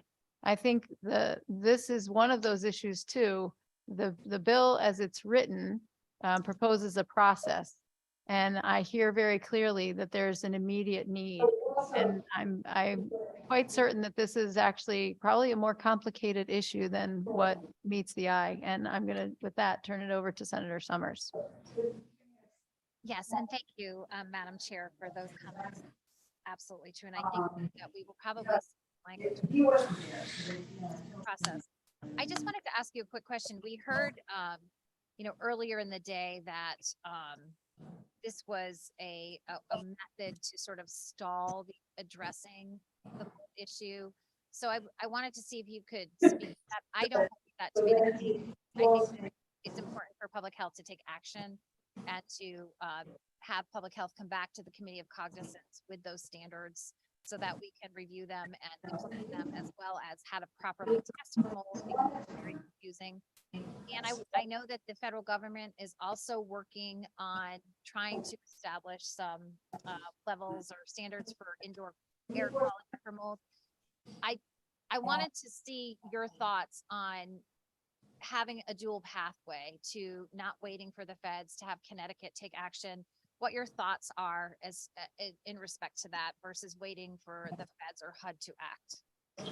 Yeah, I absolutely. Thank you very much, Senator Summers, for your question. I believe as a HUD facility, there should be an audit, an OIG audit of the funding sources for Branford Manor, and that could uncover process changes that need to happen moving forward. Yeah, I think it's important to move on all tracks. The immediate issues need to be addressed. Without standards, I think what you're seeing here is everyone gets very emotional, and it is a very emotional issue, especially when you see the conditions the residents are living in. But there's a difference between expressing emotional outrage and actually taking action and knowing how to push a bill forward and how to champion some legislation that is going to have some real teeth. And I think that's what some of the discussions earlier, I just totally disagree that anything is a delay with this. I think that that's kind of a naive approach of looking at this situation. I think, like you said, we should be looking at the locals, the state, and the federal level, and doing everything we can. I think the heavy lifting here is for HUD and at the federal level, but we can't stand by and just wait for them to enact a standard. So again, I'm very grateful, and I know you attended a lot of the Branford Manor Tenants Association meetings with myself and felt the same frustration. So I'm really glad that that you found a path to get this moving forward. Thank you very much. Thank you for your testimony, Mr. Boris. It's appreciated that you shared your time with us today. Thank you, Senator Summers. Representative Reddington Hughes. Thank you, Madam Chair, and thank you, Mr. Boris, for your testimony. Earlier on in a testimony, it was said that perhaps that this Branford Manor was not very well suited to have been built on the type of land that it was built on, that may be contributing to the mold problem. With that in mind, do you see a solution to this? Thank you for the question. I don't have knowledge of the particular conditions of the site that I know the building was built in the 70s, but from my understanding, I am a licensed real estate broker, and I do have some experience with rehab and development. So I would venture to guess that experienced inspectors would be able to tell you whether a situation was able to be remediated, or if other courses of action, total demolition were at hand. I mean, the issue I think we're talking about here is getting some standards in place that allow legislators and local officials to actually force the issue and create some actions. Right now, with no action, what happens is we just discussed that issue and others, and the tenants live in a situation where we're really unable to help them, and it's really a tragic situation. So to that end, I believe that with this legislation and some other actions, if Branford Manor weren't able to be remediated, then the issue would be handled by demolition. Thank you. Thank you, Representative Reddington Hughes. And unfortunately, that is sometimes the result. We had an elementary school in Fairfield many years ago that did have to be demolished as a result of mold. And I think, Mr. Boris, I appreciate your comments. I think that the type of emotion that's being expressed around this issue is understandable, as I've learned more about this just today at the hearing. This is impacting a significant number of residents. And I think what's clear here is that we have a lot of bipartisan interest in trying to address this at the state level as quickly and efficiently as we can, and to work together. And this is part of the hearing process where we listen to testimony and, as Senator Summers mentioned, potentially amend language in order to be able to effectuate change and protect our residents. So thank you for your time here today. It's appreciated. Thank you. Next on our list, I am just checking really quickly. I believe we have Jennifer Paradis. I'm not certain actually if she is with us. Yes, she is. Welcome. Please proceed, madam. Hi, good evening. My name is Jennifer Paradis. I'm the Executive Director of the Bethel Center in Milford. We provide a continuum of homeless response services and emergency food programs. It's an honor to be here with you tonight. Thank you so much for your great work. And I'm here in support of Raised Bill 6601, enacted declaring homelessness as a public health crisis.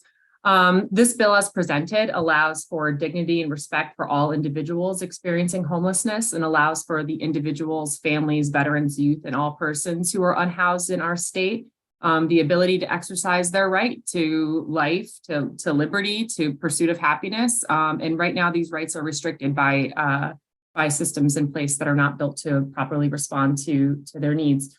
To understand why this affirmation is needed so much, we have to understand where we are today. We are experiencing a time post-COVID, but we were headed in this direction anyway, where homelessness has increased by 40%. And there are a number of other statistics around the housing crisis and homelessness that are just devastating. I looked up our newest information as of yesterday. And as of yesterday, we know that there are 2,412 individuals today, individuals who are experiencing homelessness. We know that. We know that there are 596 families experiencing homelessness. And we know that there are 159 youth experiencing homelessness as of yesterday in the state of Connecticut. 2 years ago, I sat before this committee and I shared that in 8 years, since 2012, we had reduced homelessness by 40%. When we were super proud of that, and what took us 8 years to gain, we lost in 2. I've been really energized by the discussion here. You know, the approach to homelessness as a societal issue, as a social issue, really does need to come from the public health lens. I know that there was some conversations with my colleague Teth earlier that said, you know, where do you start? And the reality is that you start here, you start now. We must act. Being unhoused, it just intersects and compounds with many other social emotional issues. Many of you are physicians, so you understand that if you're homeless, you're more likely to have hypertension, asthma, diabetes, HIV/AIDS. In addition, people experiencing homelessness are known to die 12 years prematurely than the general population. You know, I'll share that that statistic were my parents. Both of my parents experienced homelessness, as did I, and both died prematurely from the conditions and the issues that resulted from that homelessness. And so this is compounded by thousands of people in our state and the impact that it has on their lives today, on our healthcare systems today, on our social systems today. And the impact on our future, the children that are in the system today and the impact that has on them. And so, you know, there is a cost savings. I don't have to tell you that when you do public health, right, there's a cost savings, right? It's a hard argument to make, but this is an important place to start. And I just thank you so much for your time and really encourage you all to continue to advocate for this. Thank you. Thank you so much. I very much appreciate your testimony, and I'm sorry to hear about your own family experience and history. And I really think there's a theme here today, is so many people taking their experiences and really making an impact for others. It's very striking. One comment I would just make, the last conversation we were having about the role of, or the impact of mold and housing and health. And this is a very clear connection for us as well, in addition to the connections that you are making. Seeing and hearing no questions, Ms. Paradis, I want to thank you for your work. And again, that note, the gains over 8 years, lost in 2 years, was a striking statement. So thank you for being here with us tonight. Next, I believe I'm going to call on Seth Pausner. Seth Pausner, is Mr. Pausner? Oh, he's here with us in the room. Welcome. And of course, to everyone on Zoom, we're very happy to see you as well. Oh, but Mr. Pausner, I hope I said your name properly. Welcome.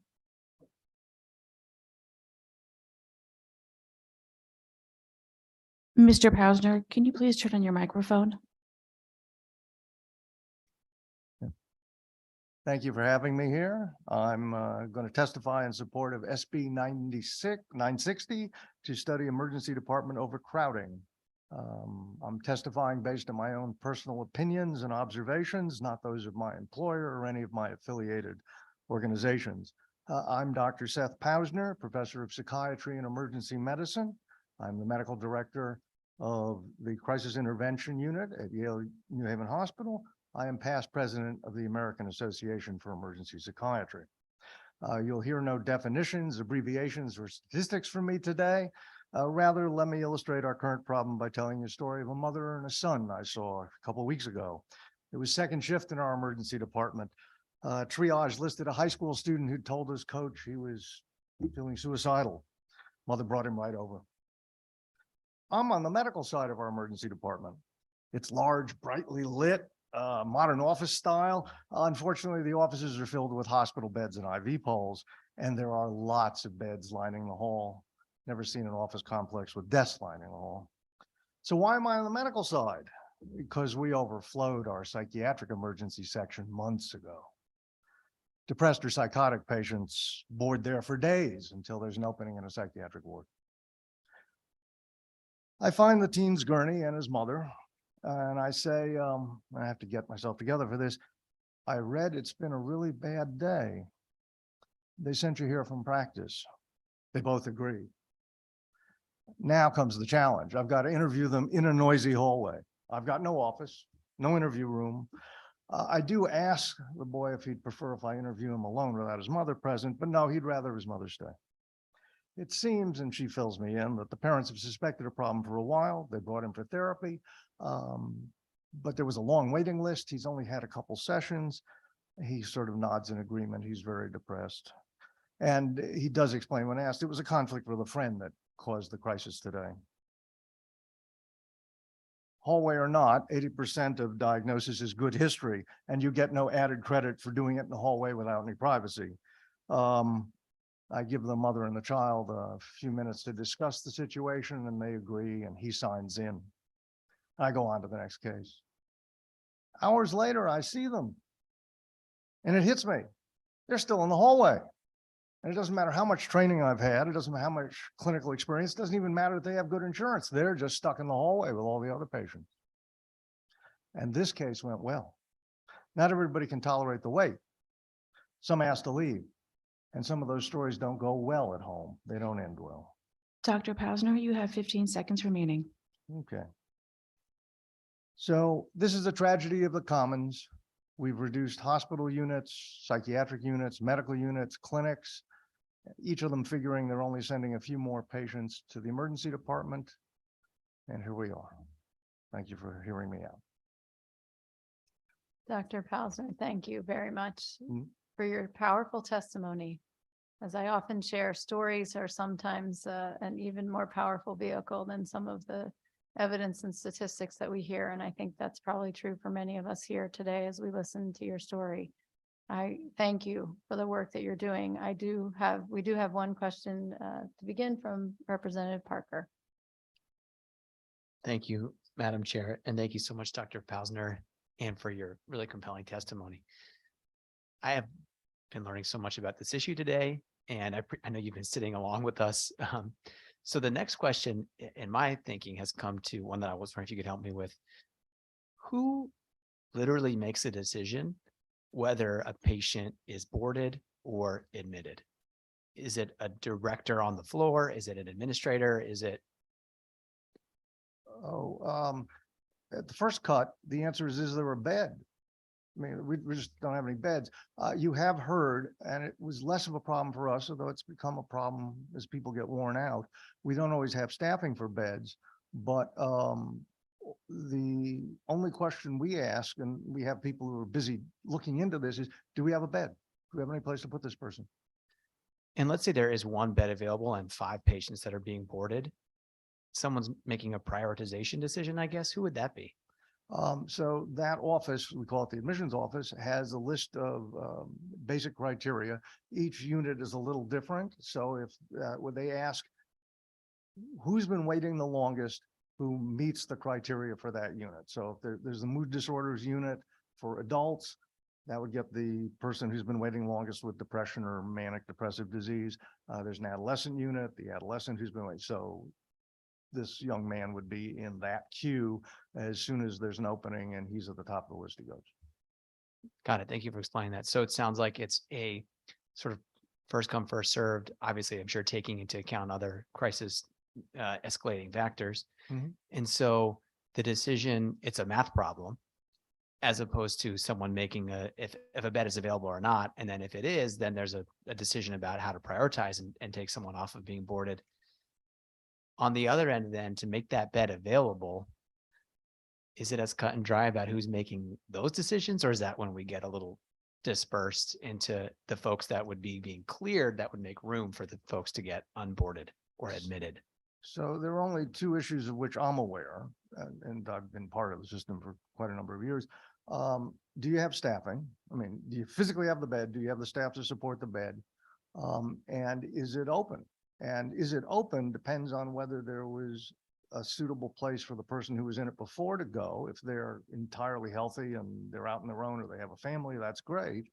If in point of fact, we haven't, after weeks or months, been able to do anything for them, and we've looked to a longer term unit, which would mean one of the state facilities, we ask them. And so, of course, they tend to wait for months. So it's a question of, is there some place for the person in the current full bed staff to go? Got it. Thank you. Thank you, Madam Chair.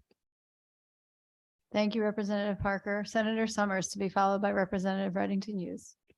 Yes, and thank you, Doctor, for your testimony today.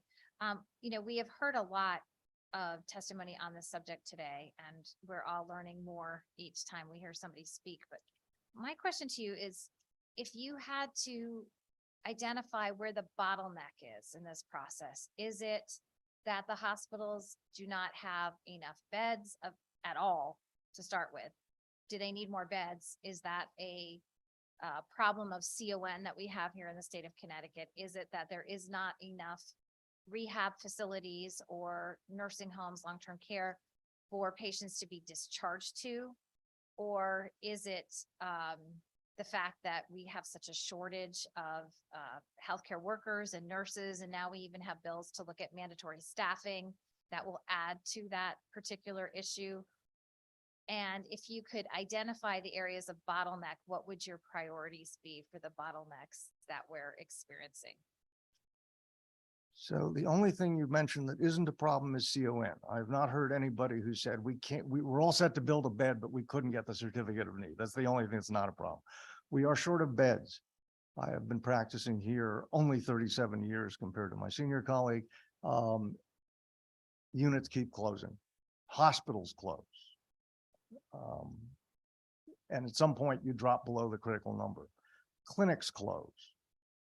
The only thing I think has increased is I think there's some more rehab, that is drug rehab, substance abuse rehab beds, but they're pretty stringent. And we try to get as many people who are suitable for that to them as possible, but they're very nervous about accepting anybody who's had me come to see them, because the implication is this is someone who may do something very untoward, may simply kill themselves in their facility, and they don't want anything to do with that. So I thank you for that. I think I have heard repeatedly that patients that have comorbidities and more than one thing perhaps going on are often at times much more difficult to place. So would you think it may be a improvement if maybe this committee looked at allowing certain behavioral health or clinics or facilities to open without having to go through the CON process, so that there was more available to be able to discharge to or to provide treatment outside of the emergency room? I'm not sure how to answer that, because I've never ever heard in my time here that it was the certificate of need that blocked somebody from moving forward with something they wanted to open.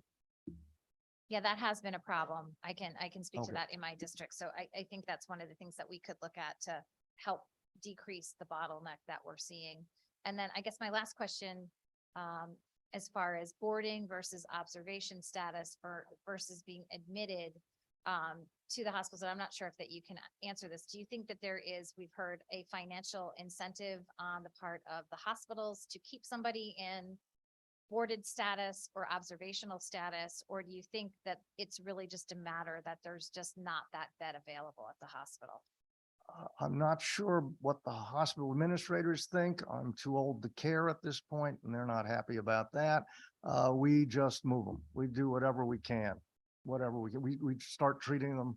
We're very lucky at Yale. We have a number of, we're basically staffed with board certified psychiatrists as faculty overseeing what's going on. So we start treating them. We're just trying to get people better and out. And I thank you for that very candid and direct answer. That's very appreciated. I can speak to someone that I knew during COVID who was stuck, not languishing in an emergency room, but languishing there for too long and then in a hospital for too long because there was no placement for that person. And it is a very frustrating situation for both the clinician, the patient, and their family. So thank you for testifying here tonight. Thank you, Senator Summers. Representative Reddington Hughes. Oh, thank you, Madam Chair, and thank you, Dr. Pausner. My question is having to do with the amount of beds that are available to patients that may be seeking some mental health help, as you illustrated in what you were relaying. Do you feel that, and I know you're not going to talk percentages or numbers or any because you've already said that, but do you feel that there is an actual need for perhaps more beds in that category? Absolutely.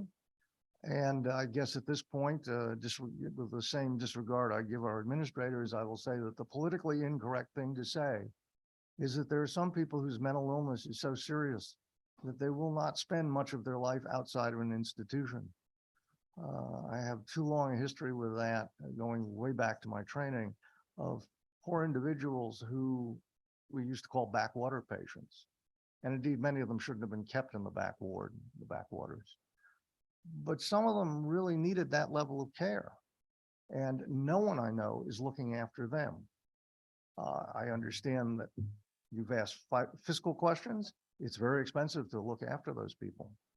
Everybody would wish there's a drug or a treatment or something that would take that burden off our populace. I know of no way around that.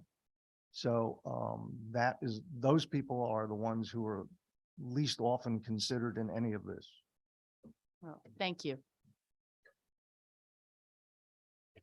Thank you, Representative Reddington Hughes. Dr. Pausner, as you're talking with us, it strikes me, per the conversation that you had with Senator Summers, of the intricate connection of many of the systems that are impacting what you're talking about. I concur the certificate of need, bed availability, staffing, the mental health crisis, stigmatization, prevention funding, all of these things and more. And you, as you're talking about issues of those who have more significant needs and need greater support, who then are at most at risk of homelessness. And we've been talking about all of those things here in some way or another today, and we will be in other hearings as well. In other words, there is no simple solution to what you're talking about. But what's extraordinarily clear from all of the testimony that we have heard is that we're going to have to continue to address this at every level because people are in trouble and they need help. So I just appreciate you taking the time to be here with us today to share your experience and the perspective in a way that helps us to see it a little bit differently. So seeing and hearing no other questions, I thank you for investing time with us here in the hearing room today. You're quite welcome. Thank you for listening. Let's see, next on our list. I believe we have Pam Mott, and I may be mispronouncing your name. Welcome, and please proceed and correct me if I'm wrong. Thank you. Welcome. So good evening, Senator Anwar, Representative McCarty-Vahey, Senator Summers, Representative Claritas Ditra, and esteemed members of the Public Health Committee. Thank you for this opportunity to offer testimony in strong support of House Bill 6600. My name is Pamela Motti, and I'm the Director of the Alliance for Prevention and Wellness, the Regional Behavioral Health Action Organization for Demas Region 2, and the President of the Connecticut Prevention Network, made up of the state's 5 regional behavioral health action organizations. Again, thank you for raising this bill and the need to support us. As mentioned previously in testimony today, we were consolidated and awarded through a competitive request for proposal in February of 2018. This was after years of state funding as regional action councils and regional mental health boards. When funding disappeared, the newly created RBHOs were provided grant funding through the Substance Abuse Prevention and Treatment Block Grant and other federal dollars. We appreciate our close working relationship with Demas as they support our work and provide critical partnership with the state. However, the lack of state dollars limit our ability to do the necessary community building and prevention work in our local communities. In order to support our endeavor, state dollars should be allocated to strengthen the work of the RBHOs and ensure that we can create long-term plans for effecting community-level change and sustaining prevention and mental health promotion efforts. In these post-pandemic times, our communities are struggling with substance use disorders, mental health challenges for residents of all ages. These behavioral health issues cause more disability in individuals than our physical health conditions and significantly impact educational attainment, employment, and overall well-being in our communities. Our communities look to us to assist them with the many issues impacting them, including the youth, including suicide, youth use of cannabis, THC products such as Delta 8 and 9 obtained through vape and smoke shops, vape products, opioid and stimulant use, increase in sports betting among youth, and the mental health challenges. While this is just a sampling of what our communities are struggling with, they look to us as prevention experts to work hand in hand with them to create initiatives that are relevant and impactful in their communities. Lastly, you may ask, why do our communities need us? Many of our communities no longer have resources they formerly had, such as community service departments and youth and family organizations. Our community utilizes us as strategic community partners who engage multiple sectors to tackle tough issues impacting our communities. Our experience as experts in using evidence-based strategies for effective substance use and mental health program planning, training, advocacy, and resource development from public health frameworks and models that are research-based with proven success in creating population-level change. Ms. Mott, you have 15 seconds remaining. Okay. So with that said, I just strongly encourage you to look at this as a wise return on investment by funding each regional action council at $200,000 and and use us to continue to assist our communities in reaching their full potential. And thank you for your attention to this. I welcome any questions. I know there was questions earlier about where the $200,000 came from, so I welcome any questions you may have. Ms. Motti, thank you. Did I get your name right this time? Yes, it's fine. Okay. I want to thank you for your work. And as a longtime past co-chair of my local prevention council and having been involved and a member of the legislature when we combined the regional action councils and the regional mental health boards, which was not a happy thing for many of us. Mm-hmm. I want to just ask a question and see if you can illustrate for us some of the things that you all are doing now, additional work that you're doing to help. And this is actually really relates to the last testimony that we heard. We now have regional suicide advisory boards. And our regional behavioral health action organizations are doing that work, and we're asked and tasked to do that work with really no additional resources. Some of the kind of work that you do is convene postvention in communities. Can you just give a little bit of a quick explanation of what those regional suicide advisory boards do and what postvention might mean for a community? Sure, I would welcome to explain that. So part of our regional suicide advisory board is we have a state suicide advisory board and a statewide plan. And the regional suicide advisory boards are tasked to work in our 5 regions of the state on priorities to support the statewide plan. So at the regional level, we are doing a lot of suicide prevention, using evidence-based curriculums to ensure people know how to ask the question about suicide, identify the signs of suicide. And a lot of that is building the capacity so we can start reducing suicide. As you may recall, suicide is the second leading cause of death in Connecticut between the ages of 15 and 34. On the postvention side, what we do is we work hand in hand with our communities, or sometimes the community might be our school system, to develop a comprehensive plan with them that ensures safety of the community after a suicide or tragic loss has happened. And so what does that mean? It means that we have proper supports and teams, that we're using proper messaging, that we're having a set of standards. So no matter what type of, if it's a youth suicide or an unexpected or untimely death of a student, we have the same protocol and process to ensure safety, promoting resources out to the community, providing a plan for that community for extended outreach. So it's coordinated and you don't have all of this response that's overwhelming the family and the community to the tragic loss. I can speak personally where I was just working with a Tri-Town district to develop their suicide postvention plan. And that plan really brings all of the players to the table, meaning your social service agency, your funeral home director, your school system, your leadership in the community. We had the first selectman at the table. You know, we also have our first responders at the table, because suicides have a major rippling effect. And then we have to think about postvention response. What happens 6 months later? What happens on the anniversary? And we want those protections in place because we don't want others to be impacted and maybe have been teetering. We want the resources out there to be on the preventative end. And a lot of this also ties in, you know, in hearing all of the testimony today on, you know, our bottleneck in the ERs and why is prevention important. This is why prevention is important, because if we could identify early, we're not going to see them at that crisis pieces. And so I think that's a lot of what our suicide prevention and postvention work does. And I tried to keep it quick and short. No, I know there's a lot to say. I'm also going to Yeah. keep myself to the 5-minute time limit as well. But I appreciate you giving that very specific example as to the kind of work that gets done. I think a lot of people don't always understand prevention.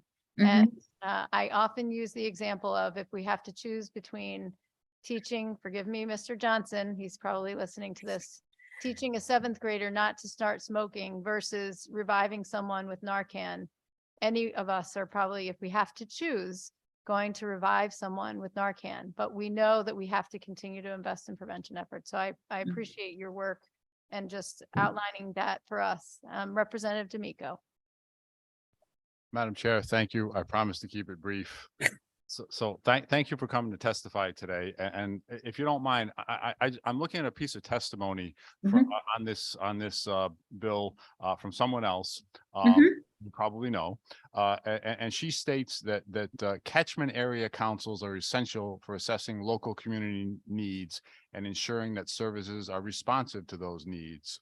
Public Act 22-69 from last year failed to require the RBHAOs to support the catchment area councils in those endeavors. And then at the very end, she states, she suggests that we amend Section 17A-484 to require the RBHAOs to support catchment area councils.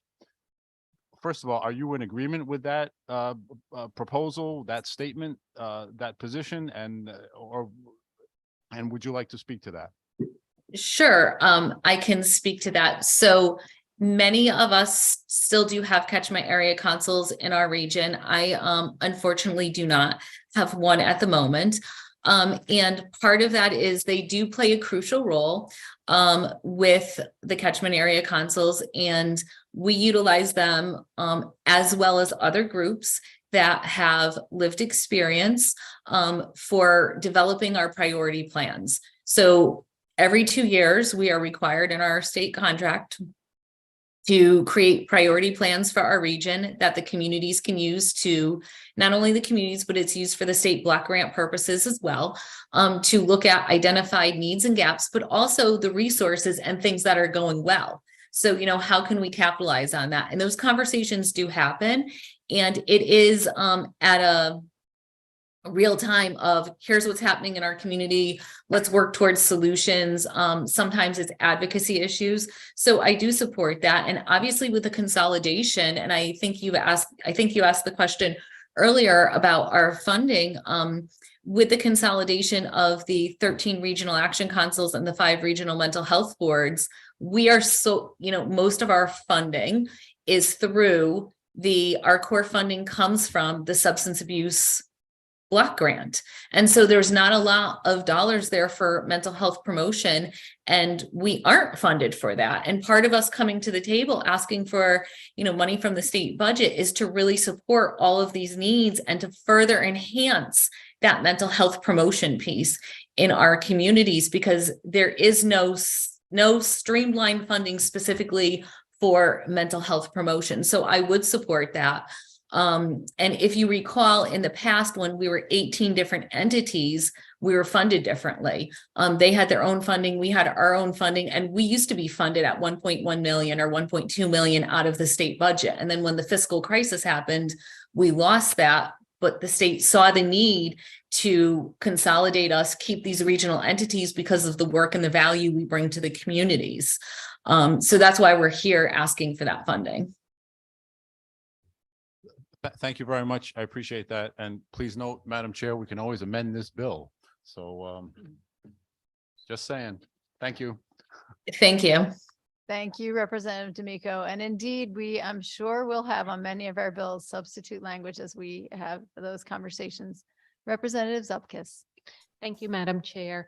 Thank you for coming today and talking about, suicide, we all know is a huge issue, but I'd just like to know, there's a bill coming forward on assisted suicide and how you feel about that, dealing with so much suicide. If I may, before you answer, I just want to ask that you be brief, just because we will have a hearing on the Please be brief. 27th, just so that everyone knows. We'll have opportunity to talk about this at length, but Thank you can just give a short answer, that'd be great. Thank you, and I respect that, but since you're just briefly. My brief response is me putting on my personal hat. I think it's a really complicated issue, and other states do have it with parameters in it.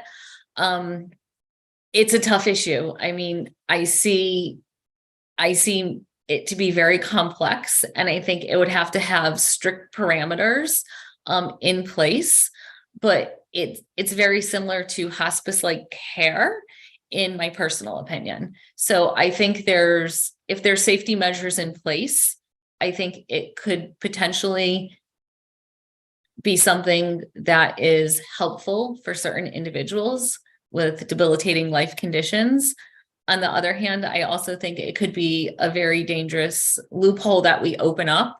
So I'm kind of split down the middle on the topic. It's a really hard topic for me. Thank you. And if you have any suggestions because of those loopholes, Representative Zupkis, you can find me. I would appreciate any input that you have to that. Absolutely. That doesn't happen. Thank you. Thank you, Madam Chair. Thank you, Representative. I appreciate that. And I certainly would encourage you, Ms. Motti. I know I'm imagining we will be hearing from some members of the Connecticut Suicide Advisory Board, and absolutely appreciate that work.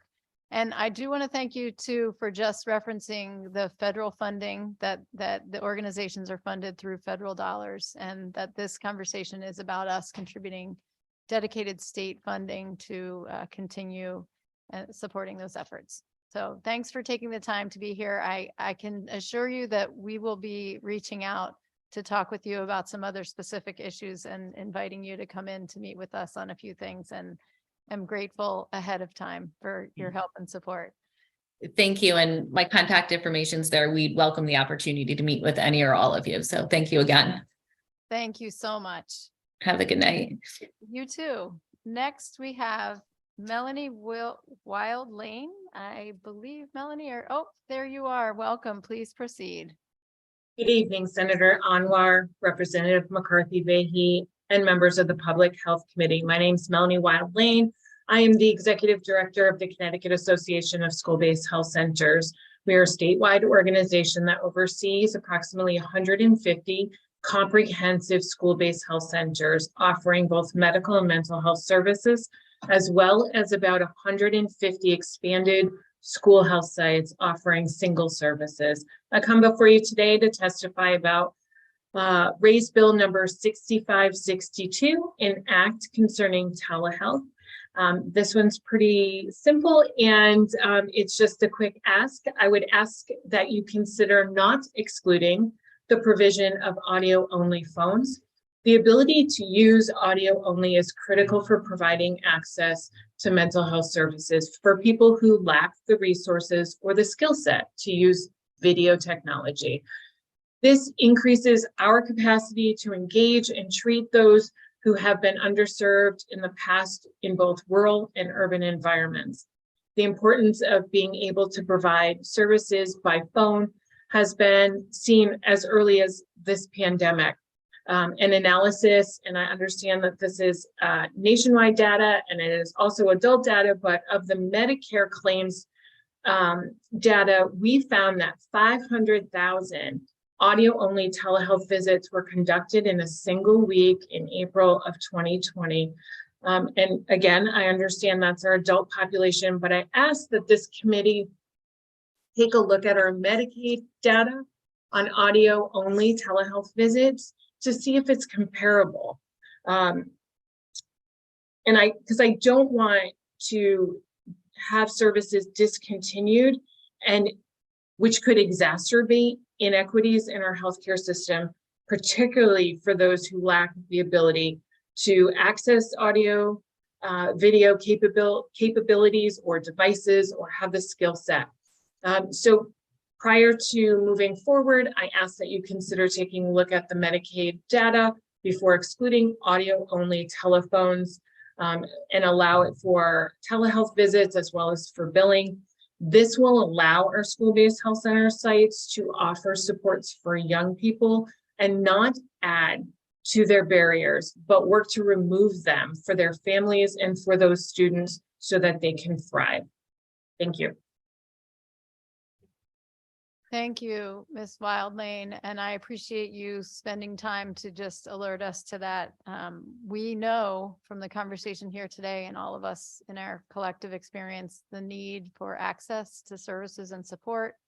As a former practicing social worker and youth minister, I know that sometimes that audio only when it comes to teenagers can be an advantage. It's kind of like the carpool where you're not necessarily looking directly at each other, but I also hear what you're saying in terms of rural and urban access. So thank you for taking the time to point that out for us. We know that as we have the conversation about telehealth, there are a few pieces that we're going to need to address in that conversation. So thanks for being here with us tonight. Absolutely. Have a good night.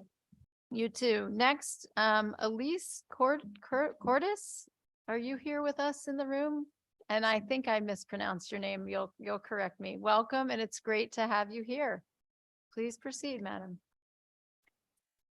Good evening, Public Health Committee members, leadership and distinguished members.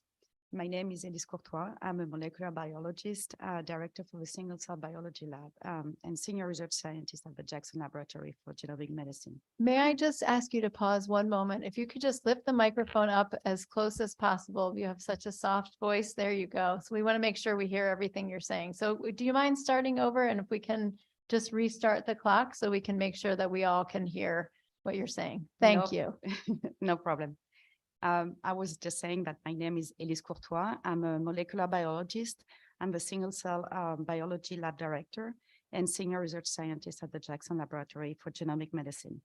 I'm also one of the lead co-author of the Connecticut Biorepository for Endometriosis. And this is something that I would like to testify for today. So I'm here today to testify in support for the House Bill 6672 with amended Section 3 language.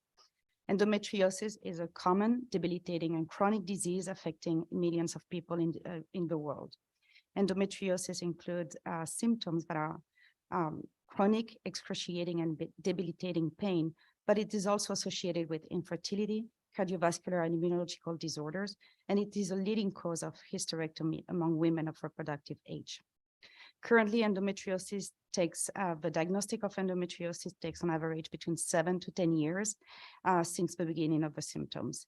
And this is when it's not misdiagnosed or missed altogether. The currently available diagnostics and treatments are extremely limited, highly invasive, associated with significant side effects. They impede fertility and rarely provide long-term relief.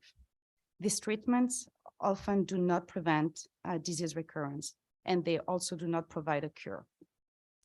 Endometriosis affects 1 out of 10 female-born individuals in Connecticut, independent of ethnicity or social cultural status.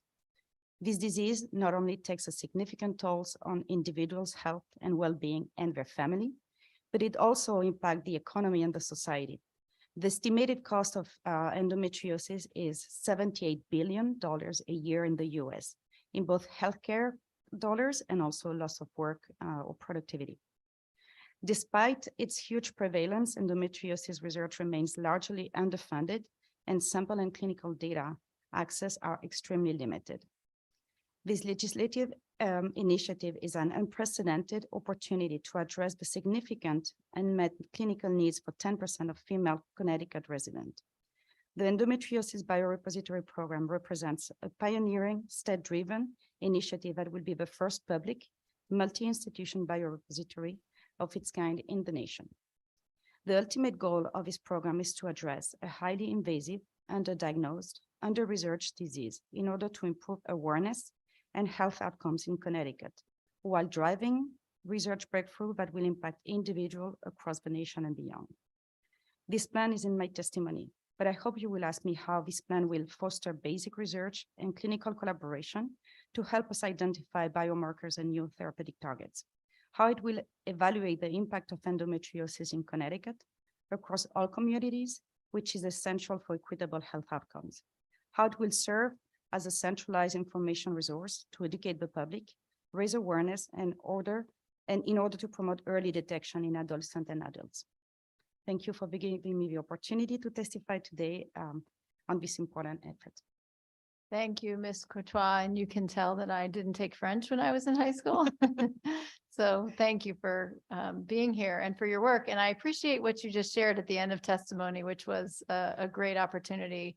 As I was actually going to ask you, can you tell us a little bit more about your work at the Jackson Lab and why this research in particular is why and how it is going to help us to be able to assure that other folks are not suffering the way that we've heard from so many people today?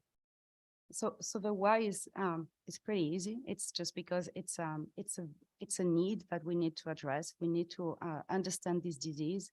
We definitely need to go deeper into the research to understand the mechanism by which this endometriosis disease develops, but also recurs and impacts the health of the people. And the why is also how we can address that within the structure that we have built between the UConn Health and Jackson Laboratory. So because we have managed to combine our forces by combining the Endometriosis Reference Center, the UConn Health, that is a public hospital that does education, that sees patients that are underserved because it's a public setting, together with the Jackson Laboratory, that is a research institution with a lot of expertise in molecular biology, but also has a connection with the states to develop programs such as COVID testing and things that serve the community.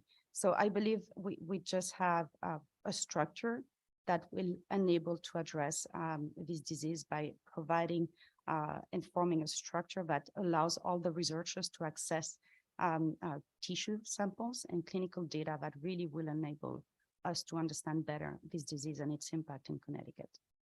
It's a tremendous opportunity for us with that very strong public-private partnership that we've enjoyed here in Connecticut, a real strength. Senator Anwar, to be followed by Representative Gilchrist. Actually, Madam Co-Chair, you asked my question, so which is good. Thank you so much, Dr. Luciano. Sorry, not Dr. Luciano, Dr. Courtois for coming over. Thank you. Thank you, Senator Anwar. Representative Gilchrist.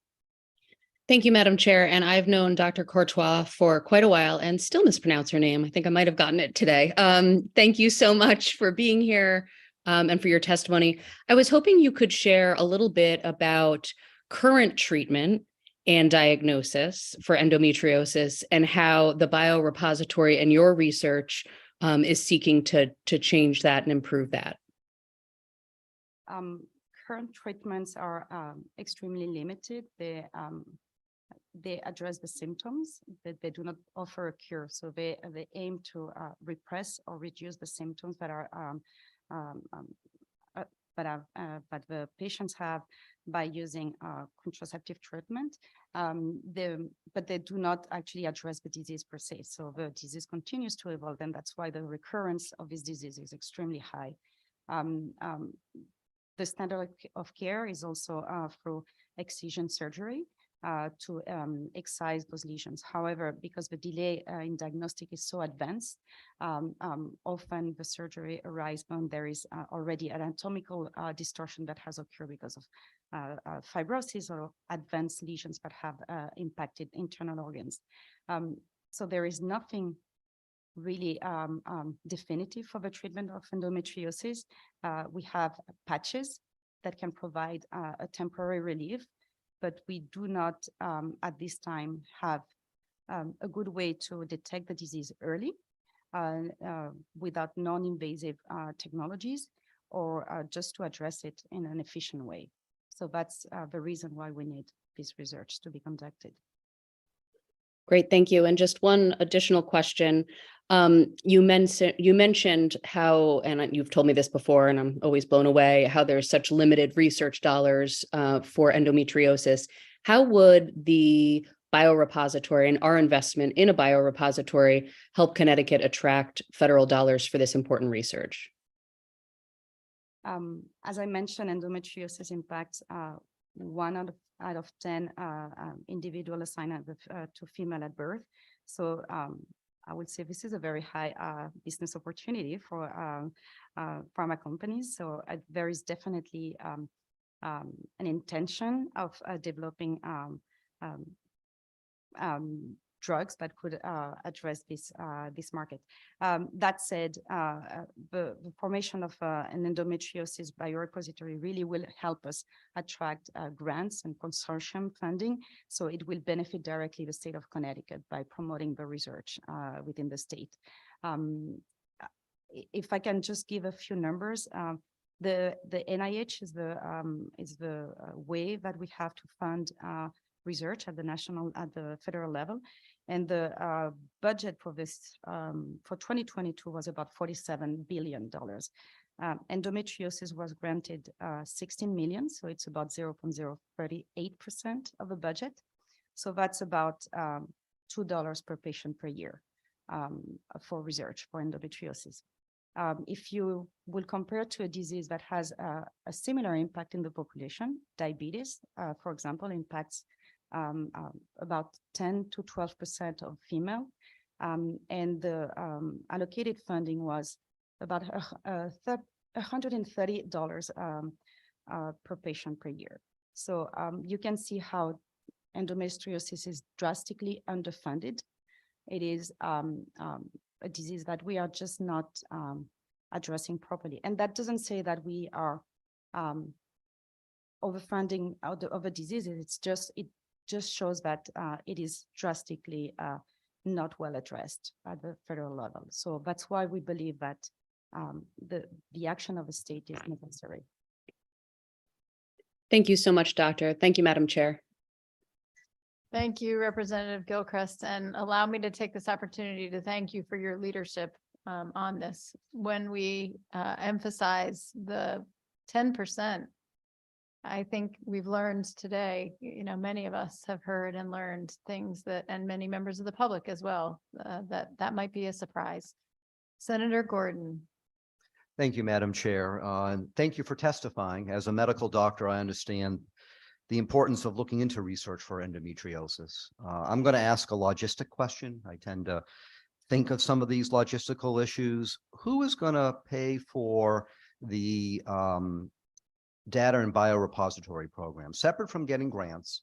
In order to get the grants, you certainly have to have a program up and running, knowing how the NIH works. But is this going to be funded purely by Jackson Lab, or is it going to be funded by the state via UConn? Is it going to be jointly funded? I'm just interested in how how you see the funding mechanism, or what might be proposed as a funding mechanism. Thank you, Madam Chair.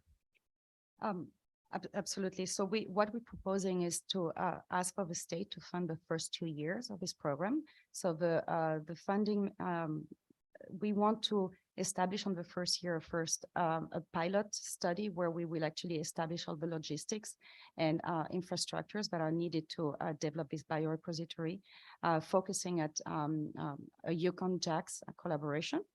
And then the second year is really to extend the enrollment and the acquisition of sample and data, but also creating the awareness and education that is needed across more clinical institutions in the state. So the budget that we're asking is for those 2 first years.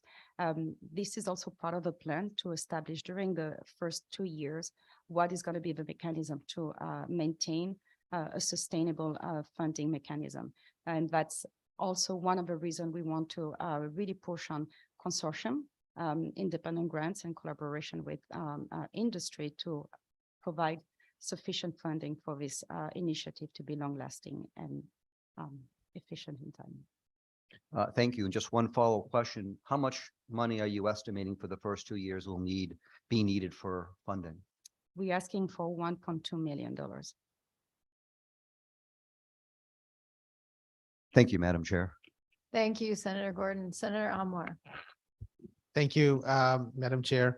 Dr. Courtois, I wanted to ask you, why is it that this disease, which is impacting so many individuals, women in our country, in our state, that the federal government has never paid attention to it? Why is it that we would have to pay? And is this one of the orphan diseases that is out there? I do not understand why, but I can definitely speak to what I've seen and in the reports and the analysis of the situation. And the reality is that endometriosis is a female dominant disease that has been unfortunately underfunded because it's been a disease that was not deemed to be a priority in the research strategy at the federal level. Another agency that does fund research is, for example, the Department of Defense for the congressionally directed funding, and they just included endometriosis in 2018. That said, the funding was not spent every year, and for example, in 2021, no grants for endometriosis research were funded. So that shows a very let's say, lack of prioritization of funding endometriosis.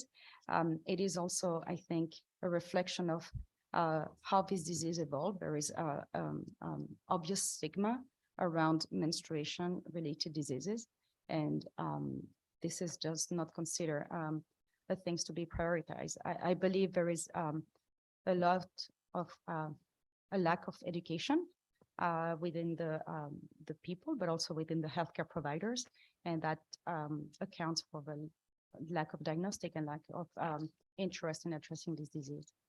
And perhaps the investment that the state of Connecticut can make in collaboration with the University of Connecticut can jumpstart and get us to the point where we can get the NIH to start to be part of the broader picture, and this could potentially be step one for the rest of the country to potentially follow. Can you expand on that?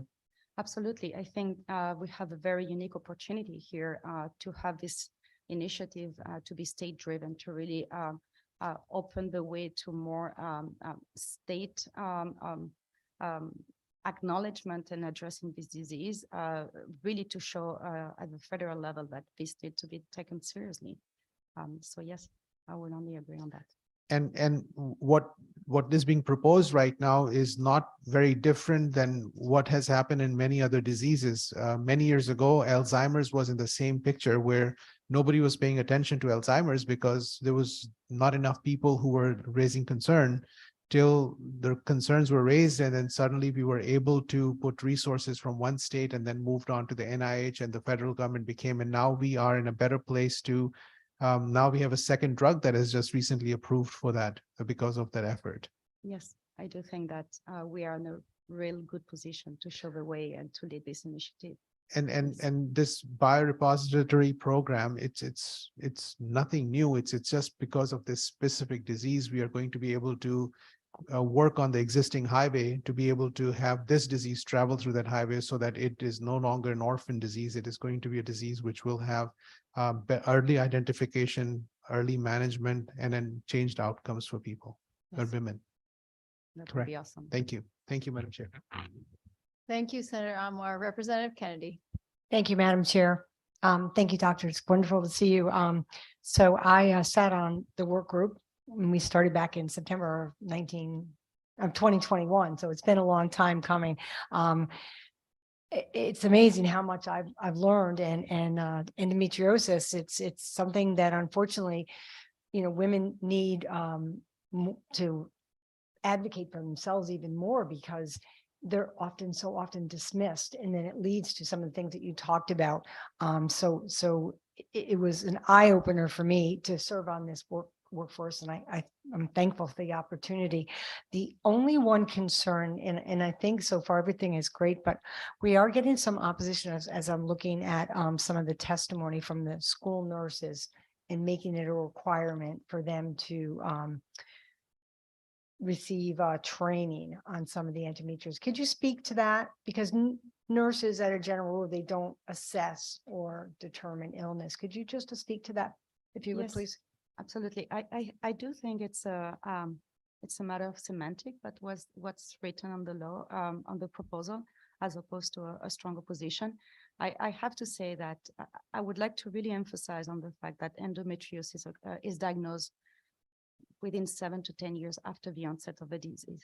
And the patients are usually diagnosed around 26 to 28 years old. So we're talking about a disease that is already happening in the schools. We're talking about a disease that is not being diagnosed because there is no proper training to recognize the symptoms and to refer to proper specialists. So my take is that there is some opposition, because in the proposal, it is written that nurses should diagnose and treat. Those are not maybe the words that should be written, but they are definitely playing a key role to identify potentially patients suffering endometriosis, and definitely there will be important people to not gaslight girls that are suffering. We're talking adolescent, we're talking girls that are having the first period and cannot stand because they are suffering excruciating pain. And this is something that I've seen around me for years. And I wish there was a nurse that was at school that was capable of telling them that wasn't something normal. You just don't go home and take a pill and then wait for it to pass. Thank you so much for addressing that. I really appreciate that, because it is so true. Young girls, start their menstrual cycle as young as 8, 9, 10 years old, I guess now. And to live with something like this, that it's very painful. And all the people that we met through the working group that had suffered, like you said, until their 20s and 30s. I have a friend who just is still suffering from endometriosis, just had major surgery, and she's in her early 70s. So it is something. So I really appreciate you addressing that, and hopefully we can work out that language as we move forward so that this bill moves forward. And then the last, if I may, Madam Chair, excuse me, I just wanted to make everyone aware, and I think you've all gotten emails about Below the Belt. It's a pre-screening that's going to be held on March 7th at the Jackson Laboratories at 4 p.m. It starts at 4 p.m. and everyone is invited to attend. So I put that little little post in there, if I may. So thank you. And thank you so much, Doctor, for all you've done. Thank you so much. Thank you for promotion of the event. Yeah. Representative Thank you, Kennedy. Madam Chair. I don't know if I was allowed to do that, but I had to put it in No, there. I absolutely welcome the commercial announcement. In this case, I think it's very relevant for the conversation, and I appreciate you bringing that up. Much like I meant to remind people that 988 is available for suicide prevention and access earlier. So very much appreciated.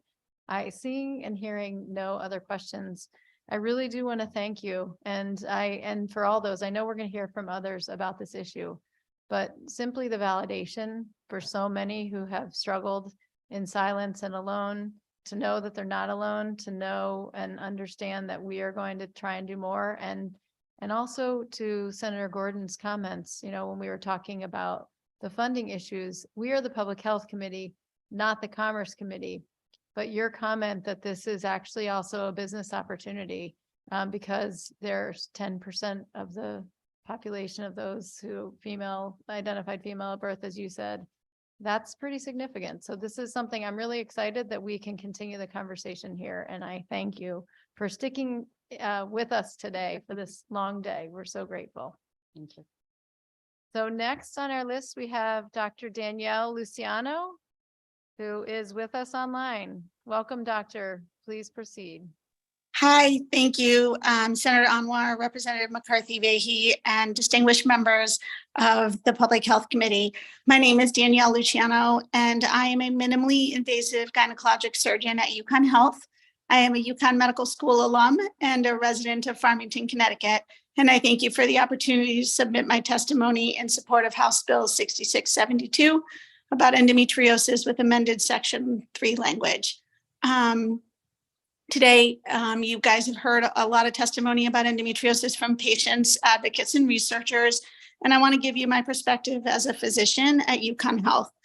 I specialize in advanced treatment of gynecologic conditions like endometriosis. I'm the director of the Center of Excellence in Minimally Invasive Gynecologic Surgery at UConn Health, as well as the director of the Fellowship in Minimally Invasive Gynecologic Surgery, which is the extended training for treatment of endometriosis, surgical treatment of endometriosis.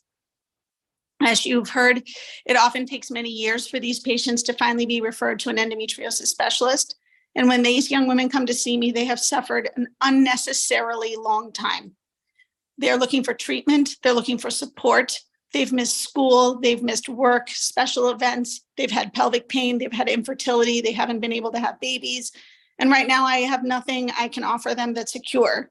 I can offer them medications that are not targeted, that will impede their fertility and will have side effects, or I can offer them surgery with a 60% chance of recurrence after conservative or fertility sparing surgery, and an 8 to 15% chance of recurrence after definitive surgery, meaning a hysterectomy. So an 8 to 15% chance that their disease is going to come back, even if I remove their uterus, and we have no cure. This data and biorepository will not only collect tissue from Connecticut to further research, but it's going to raise awareness. And this is where I think the outreach is really important. Our goals with this program include teaching healthcare providers like school nurses and women in our state about symptoms of endometriosis so that they can be seen soon by specialists and not after they have advanced disease. As a physician taking care of these patients, I can't think of any state-funded program in the United States that is more comprehensive for advancing research, diagnosis, and treatment, and awareness of this debilitating disease than the one that we have presented in this bill. And I am honored and excited to be a part of promoting this bill. I feel like this is an important step in research for grossly underfunded diseases, and I'm so grateful to be a part of this working group. I thank you for the opportunity to provide my testimony in support of HB 6672, and I'm happy to provide any additional information you may need. Dr. Luciano, thank you for being such a strong part of this important work. It's really been powerful testimony from you and so many others who you've worked together with. Representative Kennedy.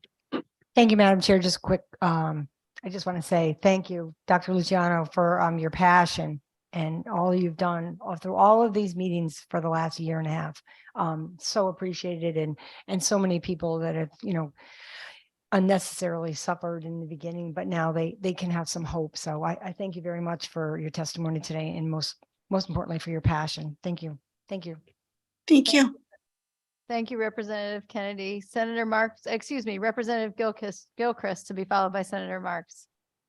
Thank you, Madam Chair, and thank you, Dr. Luciano, for all your work on the working group and this plan and for being here today. Just hoping you can expand on, it's been illuminating for me on the working group, to hear all the different ways that endometriosis presents and where a patient might show up. And so could you speak to the different provider types that it would be important to know about this disease? So, we've talked about, and Elise touched on, the school nurses, and, these patients present a lot of times as missing school. And I'll get their moms, saying, can you fill out this form for my daughter because she keeps missing school for her periods? And, this is not normal. And we don't need to fill out a form for it. We need to make it better. And then I also find this in women who have infertility. And this is what really makes me sad, because these are women who had painful periods. They were put on birth control pills, or they just dealt with their painful periods. And then they get married, or they decide they want to have children, and they go to try to have children and they don't get pregnant. And 3 months goes by and 6 months go by. And in the meantime, they're not on anything to prevent the endometriosis from, working havoc inside their pelvis. And then they finally see a fertility specialist because they haven't gotten pregnant. And now all of a sudden they have advanced disease. And then I have to tell them that I have to do significant surgery on them that may further impede their fertility, or may make it more difficult, for them, and cause them a lot of pain, and have to wait longer for them to do fertility treatments.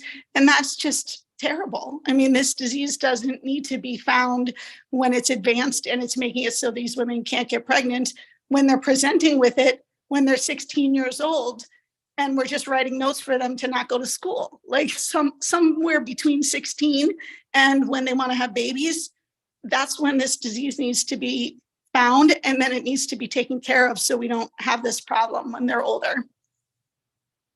Thank you so much, Dr. Luciano. Thank you, Madam Chair. Thank you, Representative Gilchrist. Senator Marks. Thank you, Chair. Through you, thank you so much for your testimony.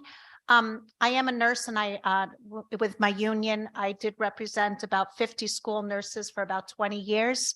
And although nurses can't diagnose, I can tell you every school nurse diagnoses head lice and other things every day of their life. So yeah, we can't diagnose, but we do diagnose. So although they can't diagnose, I can't imagine that there isn't a school nurse that wouldn't love to learn more about this disease and to be able to talk to the students about it. I know I've been a nurse for 40 years. I didn't know, and my father was an OBGYN, and we talked about a lot of stuff at the dinner table, but this wasn't one of them. And that I learned about it from my hairdresser who had endometriosis, and then I went home and learned about it. So I think the more people in our community that talk about it, the better it is. So bravo to all of you for working so hard for this. And I hope we can do all we can, especially with the money end of it, to help all of you. Thank you. Thank you very much. Thank you, Senator Marks. I loved what you had to say. I loved your example too. Senator Anwar, Mr. Co-Chair. Thank you, Dr. Luciano. Thank you for the work that you do. I wanted to ask you, with your fellowship program, how many fellows do you have? And do we have enough individuals with your background in the state of Connecticut to provide the kind of services that you provide? So we are very fortunate in the state of Connecticut. We actually have 4 fellowship programs, one at UConn, one at Yale, Bridgeport Hospital, one at Stanford, and one at Danbury. And each one of us has 1 fellow per year. So each year we graduate 4 more people who theoretically could work in this state and take good care of our patients. I wish all my fellows would stay. I had 2 of them stay and a couple have left to go to other states, but hopefully they're doing the same good work someplace else. That's part of the challenge we have, is we're producing some of the best positions, but we are not able to keep them here in our state. So that's going to be another conversation. But I just wanted to know, because while we have a center of excellence, we want many centers of excellence with the amount of illness that's out there. Absolutely. And I think, raising awareness, as I said, we have them all over the state. So we can raise awareness and we can get these patients into these centers so that they can be taken care of. Thank you. Thank you so much. Thank you, Madam Chair. Thank you, Mr. Chair. Seeing and hearing no one else, Doctor, thank you very much for taking the time to be with us and more importantly for your work on behalf of all of your patients. Thank you very much. Have a great night. Next on our list, we have Dr. Greg Shangold to be followed by Melinda Johnson. Welcome, sir. Please proceed. Good evening, Representative McCarthy Vahey, Senator Anwar for our second evening in a row together, and the distinguished members of the Public Health Committee. My name is Gregory Shangold. I'm a practicing emergency physician in Connecticut for the past 20 years. As a past president of both the Connecticut College of Emergency Physicians and the Connecticut State Medical Society, I'm testifying today in support of Senate Bill 960. Emergency department overcrowding is a longstanding problem impacting both patients and staff. The cover of Newsweek, September 10th, 2001, the day before 9/11, highlighted the ED boarding crisis. I have a copy if anyone wants to see it. I personally participated in Connecticut's 2006 legislative ED overcrowding task force, and unfortunately, like many other task forces, solutions were never implemented. I hope we can pass this bill and truly create a productive and functional task force focused on solving the crisis. Previous speakers have defined boarding, so I will not be redundant. In addition to those patients awaiting to move to the inpatient bed, patients are awaiting mental health evaluations and multiple admissions, as the doctor from Yale described. And furthermore, elderly patients awaiting transfer to nursing homes will also occupy emergency department beds for days. These issues occur because of the pre-authorization problems, which I believe other legislation will be addressing. The past 3 years dealing with all the COVID-19 issues have significantly burdened emergency department staffs. We all know healthcare workers who die from acquiring COVID at work while trying to save others. Every day, Connecticut's emergency departments care for over 3,700 patients. These patients and the patients' families are legitimately concerned about an emergency healthcare issue. The doctors, nurses, and staff cannot care for these patients as we were trained. Boarding creates impediments to providing ideal care. Knowing we cannot provide optimal care is a major contributor to burnout. In 2022, a U.S. Surgeon General report defined burnout as, quote, an occupational syndrome characterized by a high degree of emotional exhaustion and depersonalization and a low sense of personal accomplishment at work. As we bear witness to the additional distress caused by boarding, is it any wonder that staff burnout continues to worsen? A 2021 AMA survey estimated 63% of physicians reported burnout symptoms. The latest Medscape survey estimated 65% of emergency physicians are currently burned out. More than one physician dies every day in the United States from suicide. That is almost 3 medical school classes dying every year from suicide. Suicide deaths are 250 to 400% higher among female physicians when compared to females in other professions. As burnout worsens, more physicians choose to retire early or completely leave the practice of medicine. This issue is not limited to physicians. The entire staff in the emergency department is experiencing this stress. Nurses and the rest of the supporting staff are deciding to leave emergency departments, which in turn causes more strain on the remaining personnel. I urge you to pass Senate Bill 960 so we can begin to find solutions that will help save our staff from burnout, so we can create a supportive environment, so we can provide timely and safe emergency care. Thank you very much. And of course, would be available for any questions.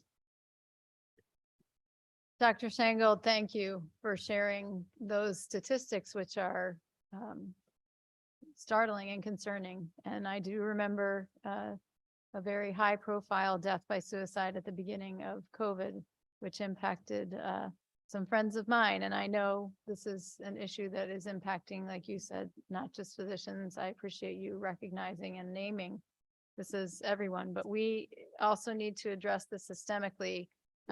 I will be interested at another point in time. I'm going to turn it over to Senator Anwar in just a moment, but talking with you about your experience on that 2006 task force and what some of those recommendations were, because I don't really like reinventing the wheel. So I'm going to turn it over to my good co-chair, Senator Anwar.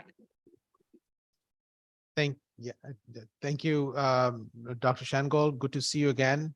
Between the public hearing last night and today, I have seen you more than I've seen my family. So, I hope you're having a better time, but I'm really enjoying this.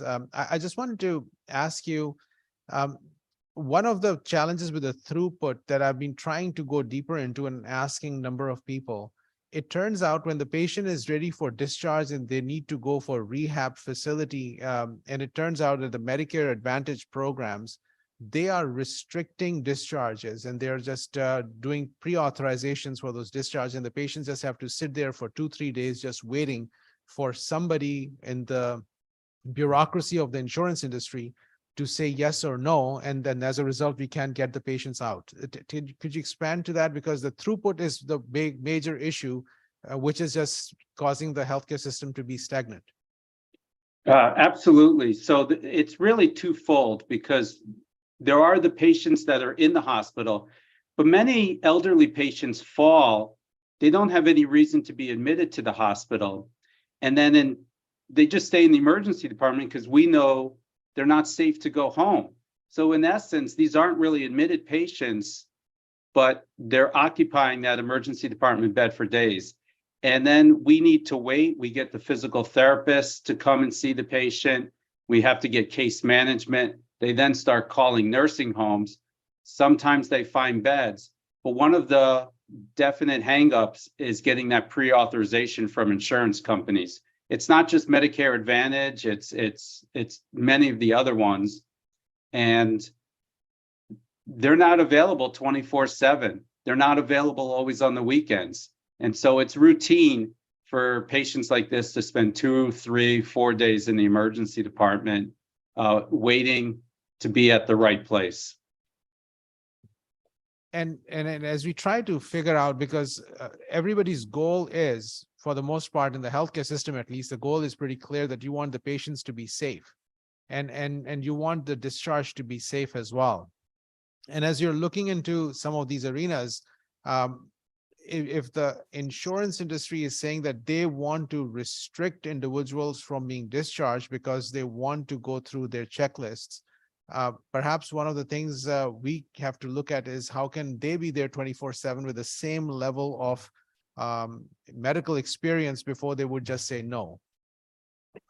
Absolutely. I've had a patient in the emergency department who was there multiple times for falls, and they were denied. So the physical therapist came down, assessed the patient, said they needed to have rehab, submitted it to the case manager, who then eventually got to the insurance, and then they denied it.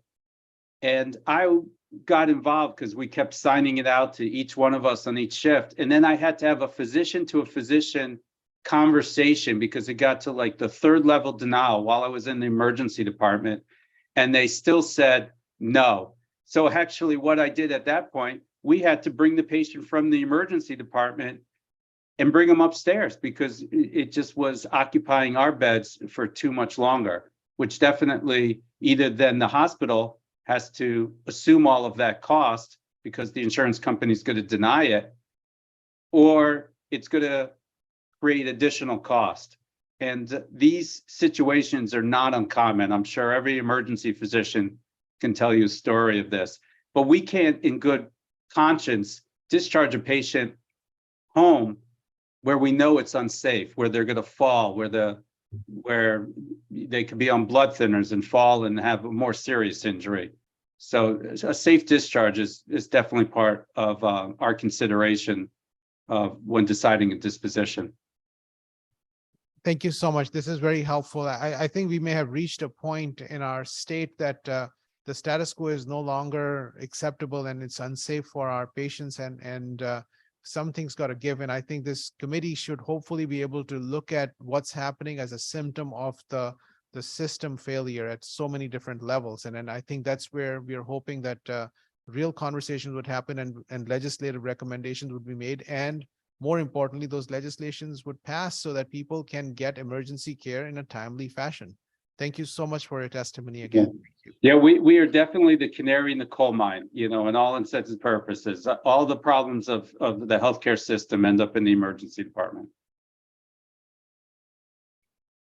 Thank you, Senator Anwar. I'm going to go to Senator Summers and then to Senator Gordon. Senator Summers. Oh, did we lose you? Did we lose him? Hello, doctor. I'm not sure if you're still there. I'm still there. The screen just went blank there for a minute. Sorry. Thank you and nice to see you again. Also, I had a question that I wanted to ask, which is a little bit different. And this is something that I've experienced as being on the Public Health Committee, is when you have either a child or an adult person that is being cared for by an elderly parent. They might have high functioning autism, etc., where the behavior becomes difficult. So the parent brings the adult child, I'll put it that way, to the emergency room, or a young child that's having mental health issues.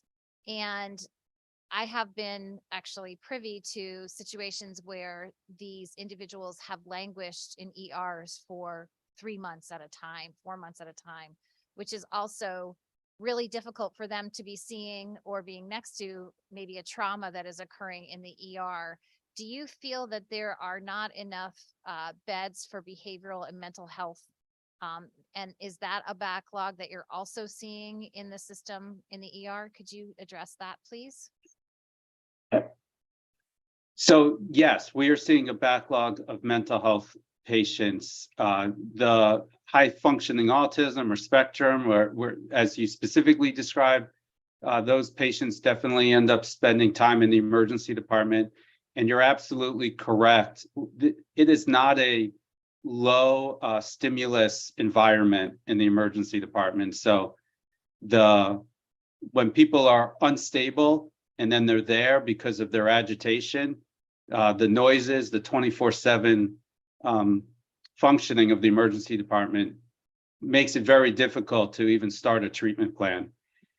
Mental health, we've had a patient at one of our hospitals there for over 60 days. And on top of that, there's not a reimbursement for us to get paid, for those 60 days of care. Like that's just, it's like one emergency department visit. So, I mean, that's sort of a separate issue. But while they're there, they're not getting the care like they would on a mental health behavioral unit floor.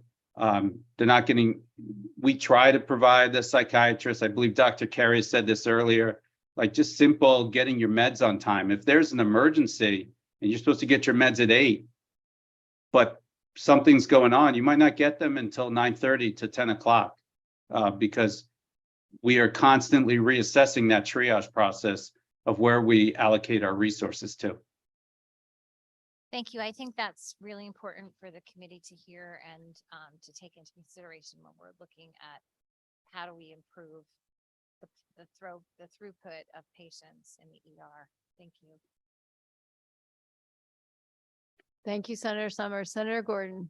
Thank you, Madam Chair. Dr. Shenghold, it's good to see you again, and I've enjoyed many years of working with you, and I'm sure we'll continue to do that in the years ahead. I just wanted to ask a question. I know this has come up a number of times during this public hearing with testimony with regards to what do we mean by admission versus observation? What do we mean by boarding? To me, admission is a status. When we as doctors decide to admit someone, that is a status change. They've gone from an outpatient or an emergency room patient to actually, quote unquote, needing to be in the hospital in some manner, which usually means not in the emergency room, but in the hospital proper. When we talk about boarding, that's an actual location. Where are they in the hospital? Are they in the emergency room, or did they get to the ICU? Did they get to an inpatient floor? And if you just could, Dr. Shenghold, just remind us, I know you touched upon this in your testimony, that when we talk about admission or observation status, we really are concerned about the location where these patients are, and in the emergency room is not the best place for many reasons that you've talked about. And if you could just clarify that a little bit, I think that would be helpful, because that to me is one of the major issues, is getting those patients out of the emergency room to a location that better serves their medical or mental health or social needs. And understanding the emergency room is not the location then, once the decision is made for their status to be admitted or transferred. Thank you, Madam Chair. Thank you very much, Senator Gordon. Yes, thank you, Senator Gordon. And of course, yes, good to work with you over these years. The Joint Commission actually came down with some guidelines where a patient, from the time they present to the emergency department to the time they leave, when there's a decision to admit, should be under 4 hours. The most emergency physicians, I would say on average, if the system's functioning, once they see the patient, they can make a decision with all the tests resulted within 2 hours. And that decision to admit really then starts the clock on where that patient is going to go. That could be, if it's a mental health, to a behavioral health unit, which may be at that hospital or a different location. We don't have enough ICU and step-down beds. So many times there are beds in the hospitals, but they are not equipped to deal with the acuity of the patient. So those patients end up staying in the emergency department. I can tell you right now, I keep patients who are in DKA, but there's no medical step-down bed. So I manage them until they can now go to a floor, rather than the other choice is to transfer the patient. We have an EMS shortage. So I can say a patient is sick enough to be in an ICU and not have an ICU bed at a community hospital, but then I need to wait 2 or 3 hours to get an ambulance to transfer that patient. So I manage that patient.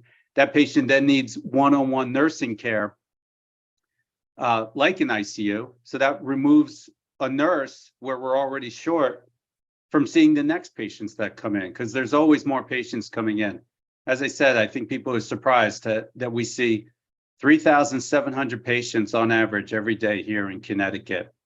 And that's through I believe it's somewhere in the 32, 33 emergency departments when you count the freestanding emergency departments. So once we decide on a mission, that's the decision. Boarding is when they remain in the emergency department, and trying to find the correct bed so that the patient can receive the correct care is often the biggest difficulty.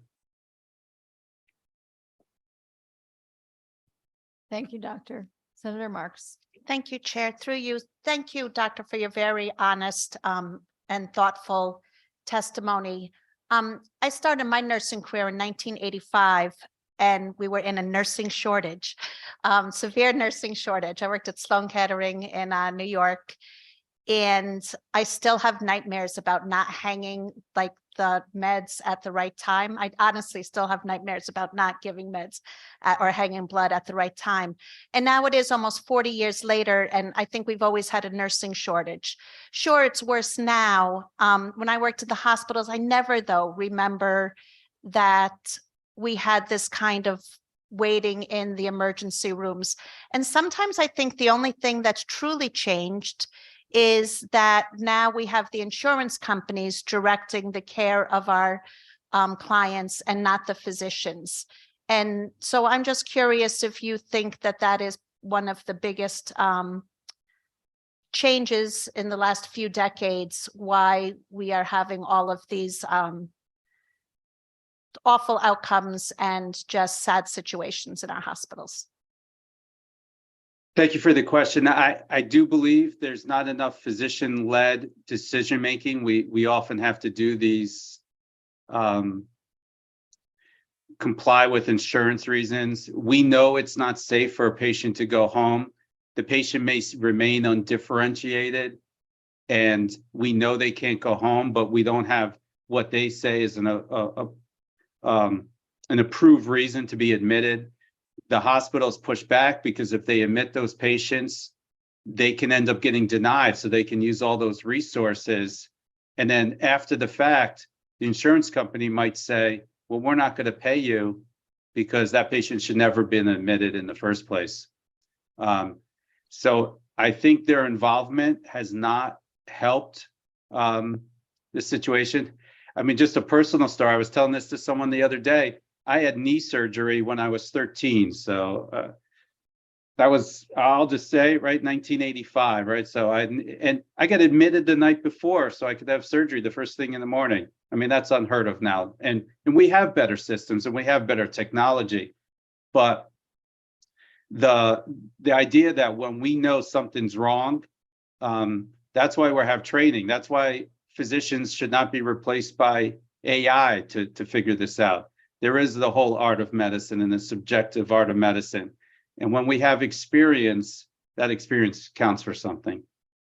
Yeah, I agree. My oldest is a pediatrician, and she's in Navajo Nation, so she's with the tribal healthcare system. And you know, Chinle, Arizona isn't exactly the most exciting place to live, but she absolutely loves her job. And quite a few physicians were working there, and then they left after COVID, and now they're all coming back. And it's because they love the way they can practice their medicine the way they want to. So we have answers right here in the United States. We have to just look at a lot of them. So thank you so much, sir, for your testimony. Thank you, Senator Marks. And Dr. Shangold, thank you very much for your time with us. Before we go on to our next, and for all your work as well. Before we go on to our next speaker, who will be Melinda Johnson, followed by Vanessa Dharmafal. I don't know if I'm saying that correctly. Just a couple of logistical things. Those of you who are here in the room still, or for those who are listening in, there are a number of folks, we've encouraged folks who live especially in places where it's snowing, members of the committee to head home and listen in. So we have a number of committee members who are joining us via Zoom. I will also point out that we are currently on speaker number 53 of 106, which means we have just hit the halfway point. So in terms of all of us members, myself included, I will be limiting my comments and questions to almost none going forward so that we can actually try and get in.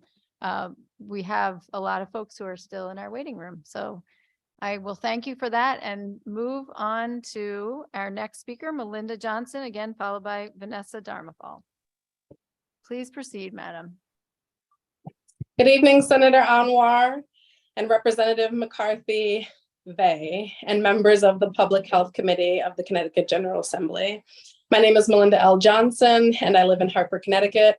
I serve as chair of the recently established Connecticut Corrections Advisory Committee and director of community engagement and advocacy for YWCA Hartford Region. And I stand in support of Senate Bill 957, an act concerning the oversight of healthcare in correctional institutions by the Department of Public Health. Connecticut is currently the only state where the Department of Corrections oversees and operates its own healthcare system, which has put at risk children, women, and men. In 2021, YWCA Hartford Region, in collaboration with community partners, formed the Regulate DOC Healthcare Connecticut Coalition, a collaborative of advocates, lawyers, service and healthcare providers, and formerly incarcerated individuals. And last year, this body supported through research, advocacy, and public campaign, the creation and passage of Senate Bill 448, which became Public Act 22-133, which began its journey out of the Public Health Committee. As a result of this public act, the Commissioner of the Department of Corrections created a plan to improve the healthcare delivery system. And while this plan is commendable in many respects, it fails to identify third-party regulation and oversight, and thus falls short of remedying the issue that is costing people their lives and their livelihood, and contributing to poor health outcomes for incarcerated individuals and returning citizens, and placing economic burdens on their families, and costing the state of Connecticut millions of dollars in lawsuits. The Connecticut General Assembly must act courageously and set in place regulations and oversight of the Department of Corrections healthcare system. Regulation through the Department of Public Health in combination with the standards and accreditation provided by the National Commission on Correctional Healthcare would be essential as a first step. The mission of the National Commission of Correctional Healthcare is to improve the quality of healthcare in jails, prisons, and juvenile confinement facilities. Our Department of Public Health has not undertaken the task of regulating this very complex system before. As a state, we would benefit from immediately adhering to the standards and accreditations of the National Correctional, or the NCCH, giving the Department of Public Health time to build out capacity to take on the task at hand and refine policies and specific policies to the state of Connecticut's needs. Additionally, establishing oversight through the creation of the Correctional Health Review Board, composed of mixed stakeholders, would also improve care and transparency. This body would be responsible for receiving annual reports on health outcomes for incarcerated individuals and returning citizens, healthcare staffing reports, health-related incident reports, and provide policy and procedure recommendations and recruitment strategies. There are recommendations for the composition of this body in my written testimony, which you can cite. But what the coalition has come up with includes OBGYNs, infectious disease specialists, endocrinologists, nutritionists, dentists, licensed mental health practitioners, substance abuse counselors, DPH APRNs, a DPH public health professional, reentry specialists, formerly incarcerated individuals, and a slew of others. And I'll let you reference that given the time and the clock is ticking against me. But this combination of regulation and oversight would determine the standard and structure of care, and it would demonstrate that as a state, we value the lives of incarcerated individuals and the people who care for them. So I urge all distinguished members of the Public Health Committee to support Senate Bill 957, an act concerning the oversight of healthcare and correctional institutions by the Department of Public Health, and incorporate these additional recommendations to improve health and safety outcomes for incarcerated individuals, DOC healthcare workers, and returning citizens. Thank you for your time. Thank you for your very comprehensive testimony, for putting that in writing for us and for offering the specific suggestions. I think that's extremely helpful. And thank you for your work in advocacy. Thank you. Seeing and hearing no questions, we are going to go to number 54, Vanessa Darmafal, followed by 55, Jim Pettinelli. Vanessa, welcome. Hi, good evening. I'm just trying to get used to this Zoom here. Good evening, Chairman Anwar and Chairwoman McCarthy-Vahey and members of the committee. My name is Vanessa Darmafal, and this is my son, Alexander Darmafal, and we are in support of HB 5902, Food Allergy Awareness in Restaurants. So my son, Alex, has severe food allergies that he's had since birth.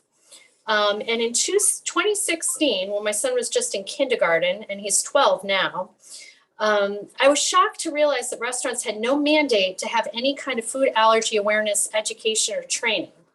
So this is really surprising to me because they simply cannot avoid patrons with food allergies. So why not have some education to accommodate? This really isn't different than having training or a process to avoid foodborne illness. So I believe the best in people, and I honestly cannot imagine that anyone would want to put their customer at risk. So what's the hesitancy? And there has been hesitancy over the years. So to make a long story short, this started as a journey for me, actually for both of us. We testified along at several public health committee hearings over the years. And it's been upsetting because our goal isn't to go against the restaurants, and we don't want it to be polarizing. We want to partner with them so we can come up with legislation to minimize risk of their patrons of food allergies. We can never eliminate the chance of an allergic reaction, but those in food service can definitely develop strategies to minimize this risk. Sorry. And like I mentioned before, when I worked with the inspection report and the state of Connecticut, when they did their inspections, I did notice that restaurants have training to prevent foodborne illness. So I really don't see that it's that much different. So as Alex mentioned in his testimony, we do dine out when we can, and we have a handful of restaurants that do due diligence to minimize the risk of an allergic reaction, which we so appreciate. These restaurants, we noticed, exhibit knowledge about food allergies and how to prevent cross-contamination with cooking. And we also noticed that they have measures in place to make sure they have good communication from the time the customer orders to the point at which the food is cooked in the kitchen. So passing this law, we're not asking for kitchens to be renovated and large fines to be put on businesses, et cetera. The cost of education, as mentioned previously, is small, but the cost of no education is monumental. The second year we testified with FAIR, Food Allergy Research and Education, they assisted us. And there were over 100 testimonies in support of this bill. Can you turn it? I threw a lot of statistics at that time, but the one that really sticks, I think, that I thought was really fascinating, the Centers for Disease Control and Prevention reported the prevalence of food allergy in children increased by 50% from 1997 to 2011. Hey, to do this one. Excuse me, Ms. Dharmafal, but your time is completed. Thank you. Can I finish my sentence? Yes, of course. Oh, thank you so much. So I think my point is that it's not just a childhood disease, and we can't really sweep it under the carpet. There are many treatments in the pipeline, but the thing is, the reality is a lot of these children will be adults and they'll be in the workforce, they'll be traveling, and they'll need to dine out. And unfortunately, they may still have these allergies. So we need to make it a safer place. And I think we could do it. And I think we could partner with the restaurants and to make their patrons safer. It's not going to stop people from food allergies going to restaurants. And I did speak to someone a few years ago from the Massachusetts Restaurant Association. He said at first they were resistant because they didn't really understand these things that they implemented. They wanted implemented when they had the bill passed, but they actually take a lot of pride in it, and they feel they're more confident. Thank you so much for your comments and for just helping us remember and understand that you're looking for risk mitigation. I have to give great compliments to your cameraman, who is many of So us sorry. smile. And thank you both for being here. We have a quick question or comment from Representative Rader. Thank you, Chairwoman. I am so happy that you guys are here tonight. I believe you live in my district, so welcome and thank you for being so patient. And Alexander, I'm so excited that I read your testimony, and so I just wanted to thank you for submitting that. And I wanted to share with you that my own son has a food allergy that we have navigated all his.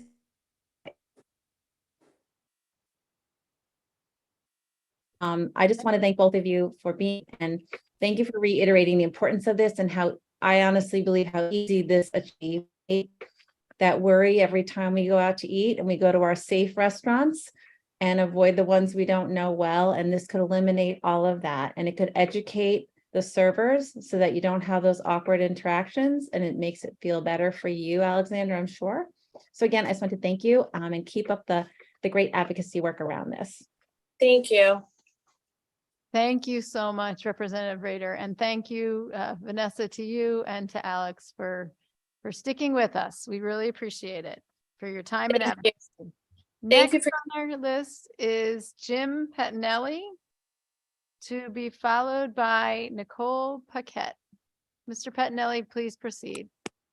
Good evening and hello, Senator Anwar, Representative McCarthy, Vahey, and distinguished members of the Public Health Committee. I appreciate this opportunity to testify in support of raised bill number 6601, an act declaring homelessness a public health crisis. My name is Jim Pettinelli. I am the Executive Director at Liberty Community Services. We provide housing and homeless services across Greater New Haven. I've been committed to the field of housing and health and social justice for just going on 40 years. I stand proudly with my community partners in the state to advocate fiercely on this act declaring homelessness a public health crisis. When our community members have access to needed housing and homeless services, their economic and health outcomes improve. Make no mistake about it, research has shown housing is healthcare.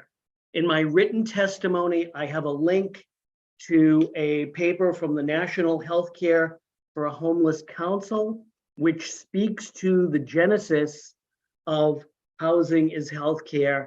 And it started and was supported within the HIV community, who have long promoted the notion of housing as healthcare, and research from that constituency has validated this common sense idea.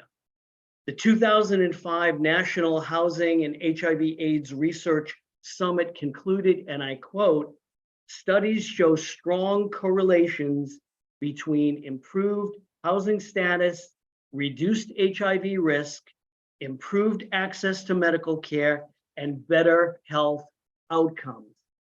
They go on to say, housing must be considered a first-line response to the personal health problems of homeless individuals.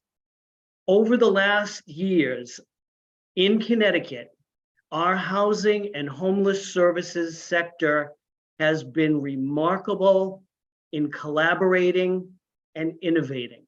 Yet the necessary resources and funding have been absent.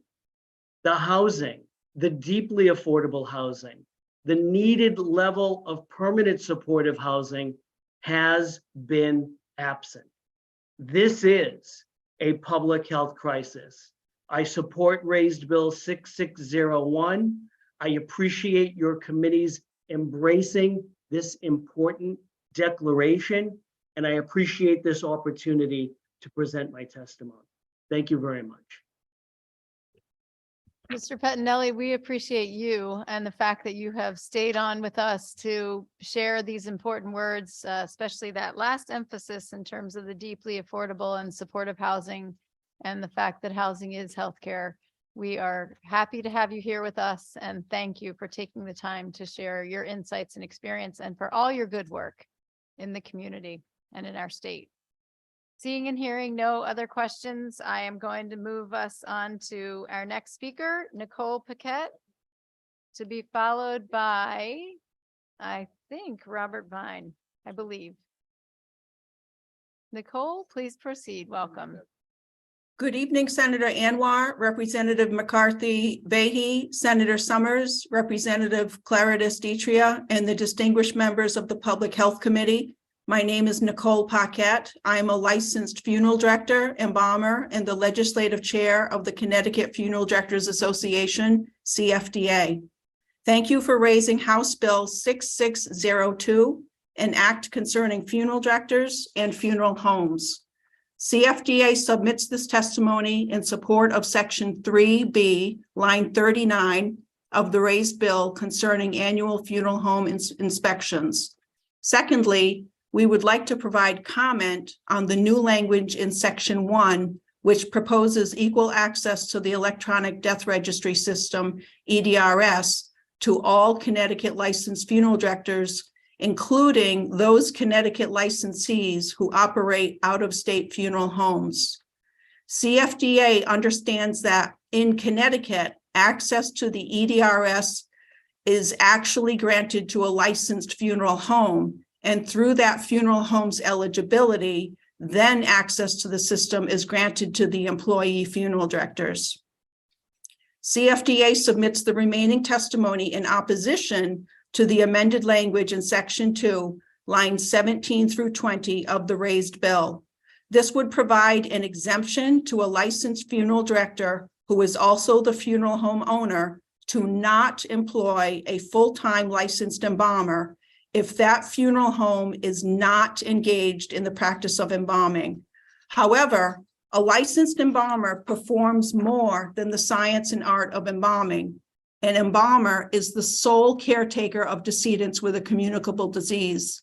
Section 7-62B, subsection B, states only a licensed embalmer may assume charge of the burial of a deceased person who had a communicable disease at the time of death, and such licensed embalmer shall file an affidavit that the body has been disinfected in accordance with the regulations of Connecticut state agencies.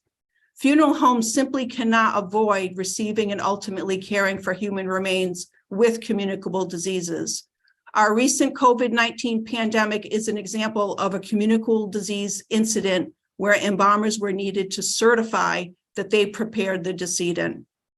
Funeral directors cannot embalm, are not required to wash, wrap, apply disinfecting solutions or powders, or even directly handle human remains during their practical apprenticeship. Furthermore, if educational requirements in Connecticut for funeral director licensure are lessened by an administrative or statutory change, this will negatively impact the funeral director's knowledge of the proper care and handling of unembalmed deceased human remains, and possibly compliance with the regulations of Connecticut state agencies. CFDA feels that the necessity for employing a full-time embalmer is critical to maintaining public health, safety, and health and embalming. As such, we respectfully ask the Public Health Committee to delete Section 2 from the raised bill. Thank you for the opportunity to testify. I make myself available to any questions that you may have.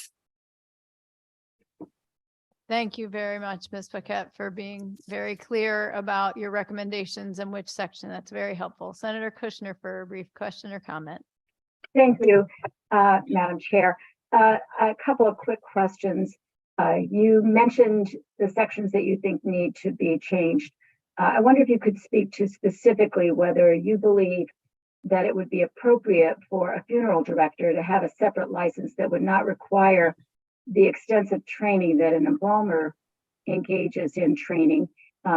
Obviously, there would be some requirement of understanding embalming in order to be licensed as a funeral director, but do you believe— like a couple times I said that, I was like, all right, I'm gonna play it. Senator Kushner. Hold on, honey. You I can gotta hang on fix for just 1 this. second. Representative Zupkis, I think you need to mute yourself for our team. Thank you very much. Senator Kushner. So my question goes to whether or not you consider the possibility of a funeral director being having a separate license without requiring the full training of an embalmer. That's my first question. I have a very short second question. Sure. Well, funeral directors do have their own licensing process currently here in the state of Connecticut. And CFDA is currently working with the Department of Public Health about a proposed administrative change where maybe funeral directors could just take the arts examination of the national board exam instead of both the arts and sciences. So we are looking to perhaps reduce some of the requirements that are in existence right now. Okay, thank you for that clarification. And then secondly, I know you are speaking as the liaison, the legislative liaison for your trade association. I know that you have spoken on behalf of the association in the past and often will pull your membership on their understanding or agreement with a position. Did your membership get pulled on the part of this bill that you wish to oppose? Not on Section 2, Senator, no. Okay, thank you for that. You're welcome. Thank you, Madam Chair. Thank you, Senator Kushner.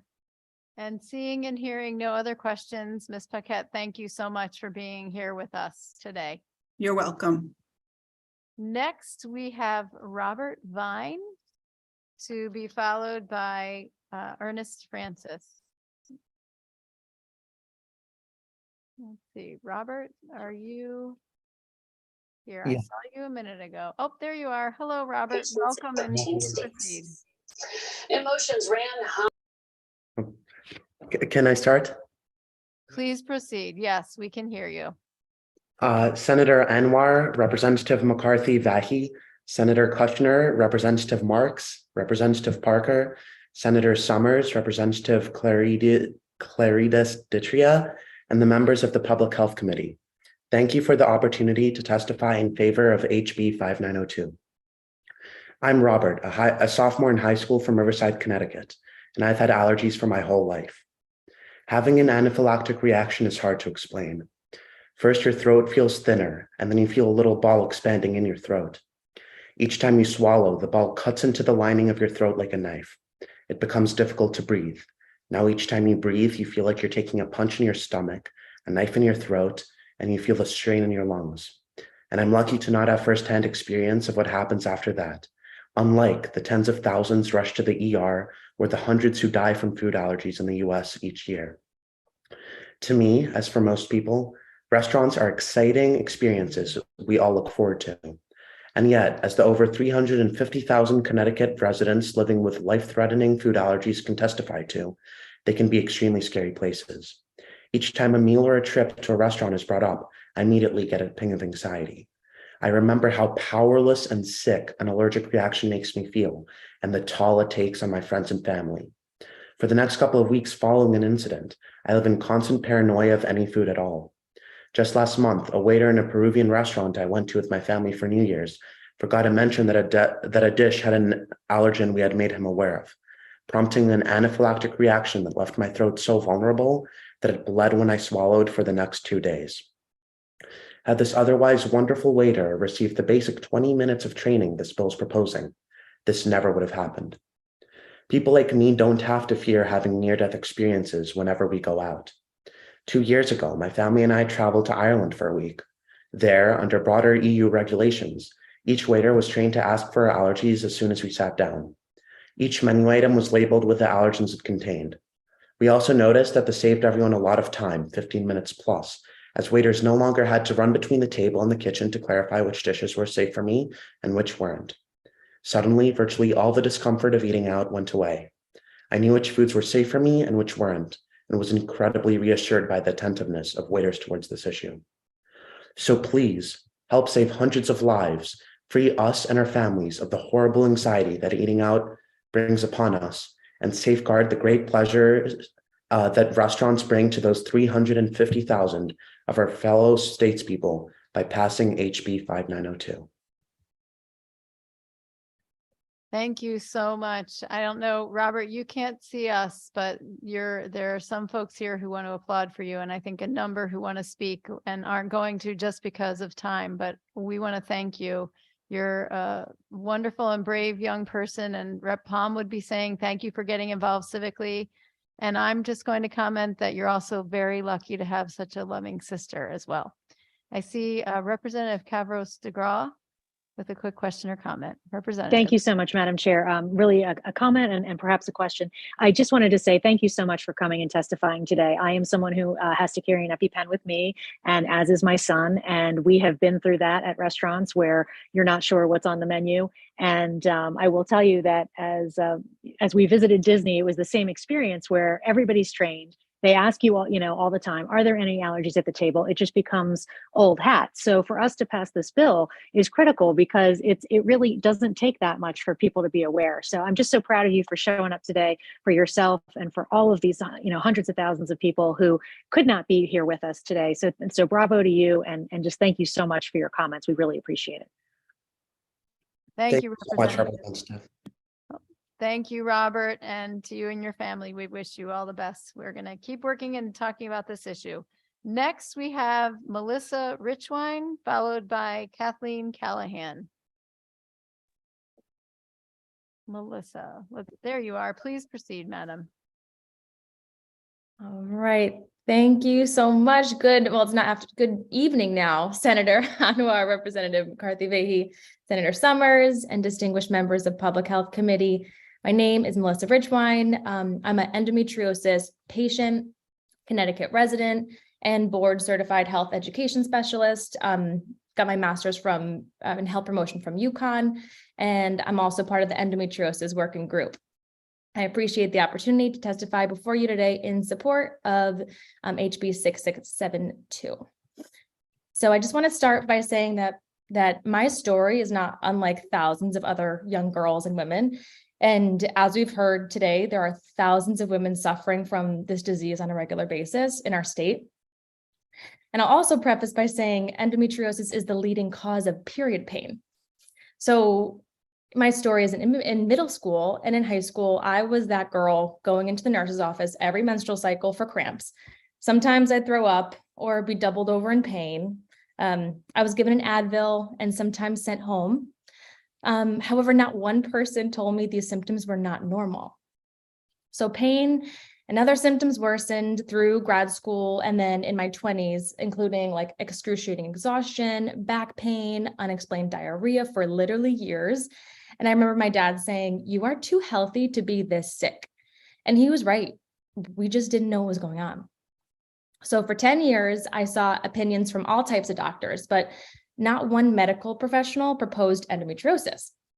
And being in the dark about what was happening, I went to the ER thinking my appendix might be bursting. That was at least a couple times, only to be diagnosed with menstrual pain and then sent back to the gynecologist who told me my experience was normal. So my symptoms worsened as the disease progressed, and writhing in pain, passing out on the floor, screaming into pillows was literally a monthly occurrence for me. At my lowest, I believed I'd rather be dead than live another moment in dismissed, undiagnosed torture. So finally, 2 years ago, a functional medicine doctor mentioned endometriosis and referred me to an endo specialist. And at that time, I was so distrusting, honestly, from my experience with doctors in Connecticut that I went out of state for a second opinion and ended up getting a surgery with a doctor from New York who was able to diagnose me with advanced endometriosis with all my organs glued together in my pelvis and attached to my spine. No wonder the pain. So over the last 2 years, my quality of life has improved as I've been equipped with knowledge, with tools, to support myself holistically. And also the surgery did help a bit. And I just pray that young girls can get these tools earlier than I did. And I honestly believe that school nurses, other medical professionals really can act as a bridge to bridge this gap through education and awareness and referral for those, and also help with referrals for those people coming into their office with symptoms. And in my work as a women's health coach, I realize it really is easy. It's pretty easy, in my opinion, to identify the signs of endometriosis and help people navigate their care. So if nurses were equipped to recognize symptoms, I believe they really could improve the trajectory of thousands of young women suffering from this disease in our state. And yeah, I really think and the research is going to help a lot too. So I'm really excited. And I want to thank you again for giving me the opportunity to testify on this important issue. And I'm happy to answer any questions. Thank you, Ms. Richwine, for your testimony and your work on the working group. Representative Gilchrist.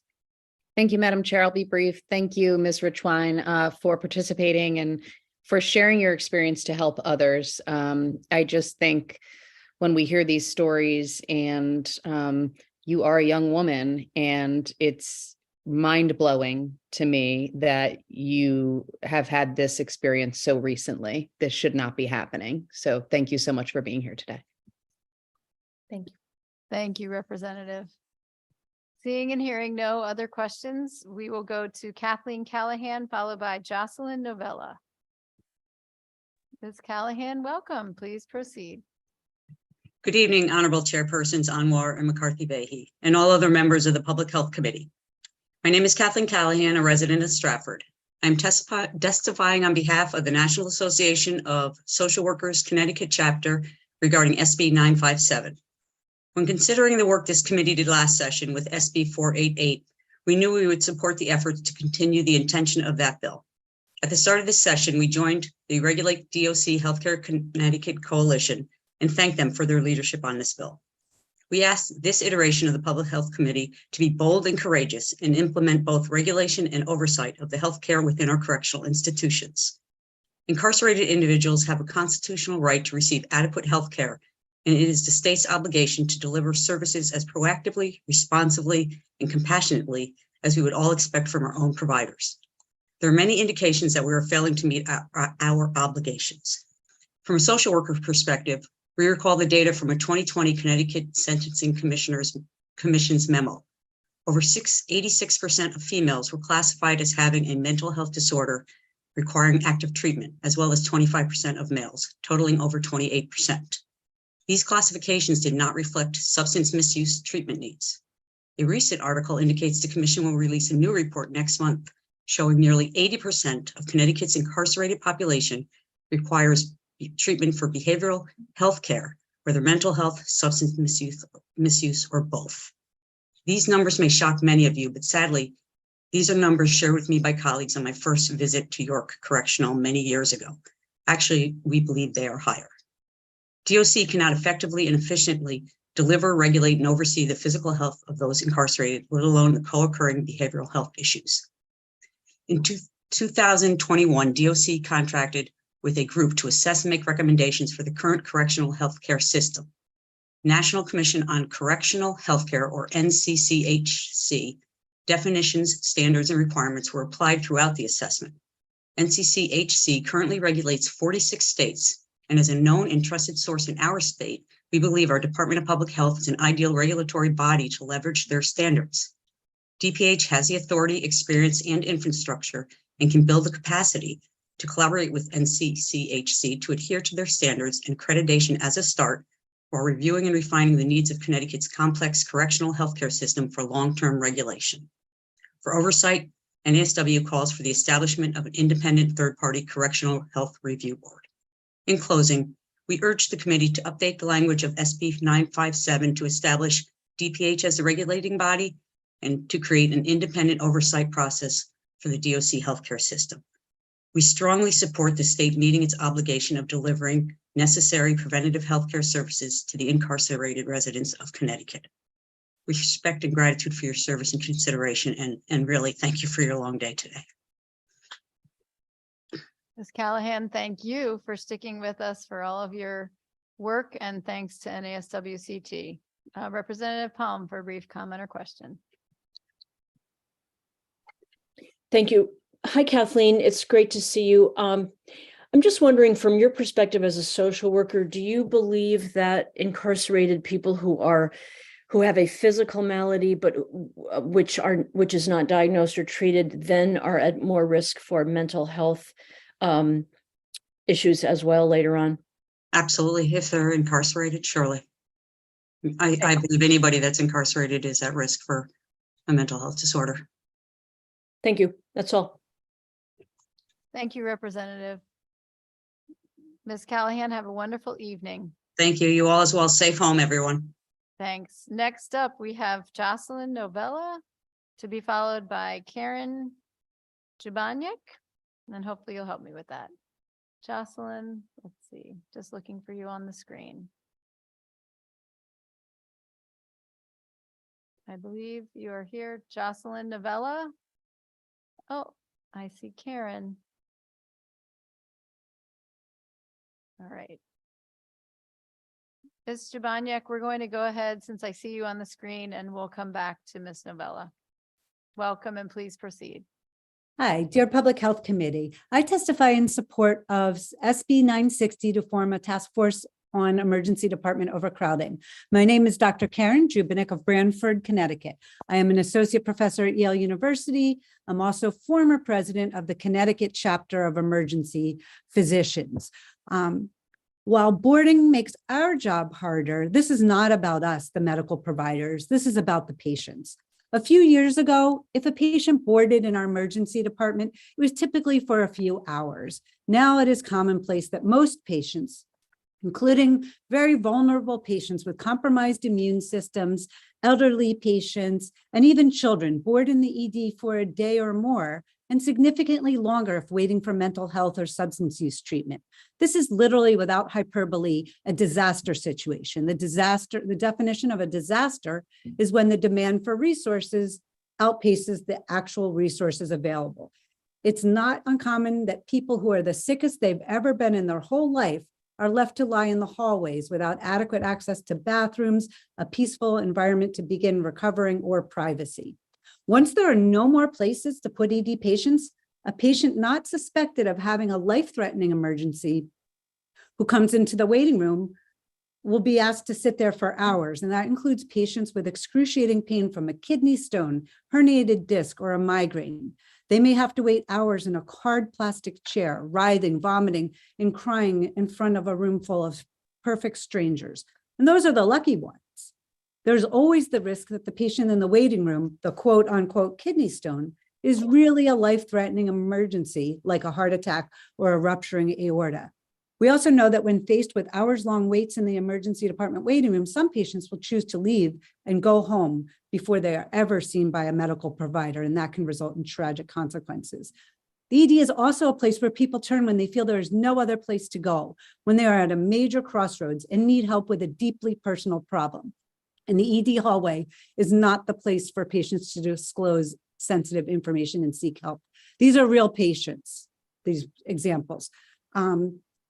The patient with neck pain may not disclose that her pain started only after being choked by her partner until she almost passed out while holding her infant. The high school soccer star who broke his ankle 2 months ago may not disclose that he has started to buy heroin on the street when he ran out of pain pills, putting him at high risk for a lethal fentanyl overdose. And the elderly patient coming in with fatigue may not disclose their depression and suicidal thoughts.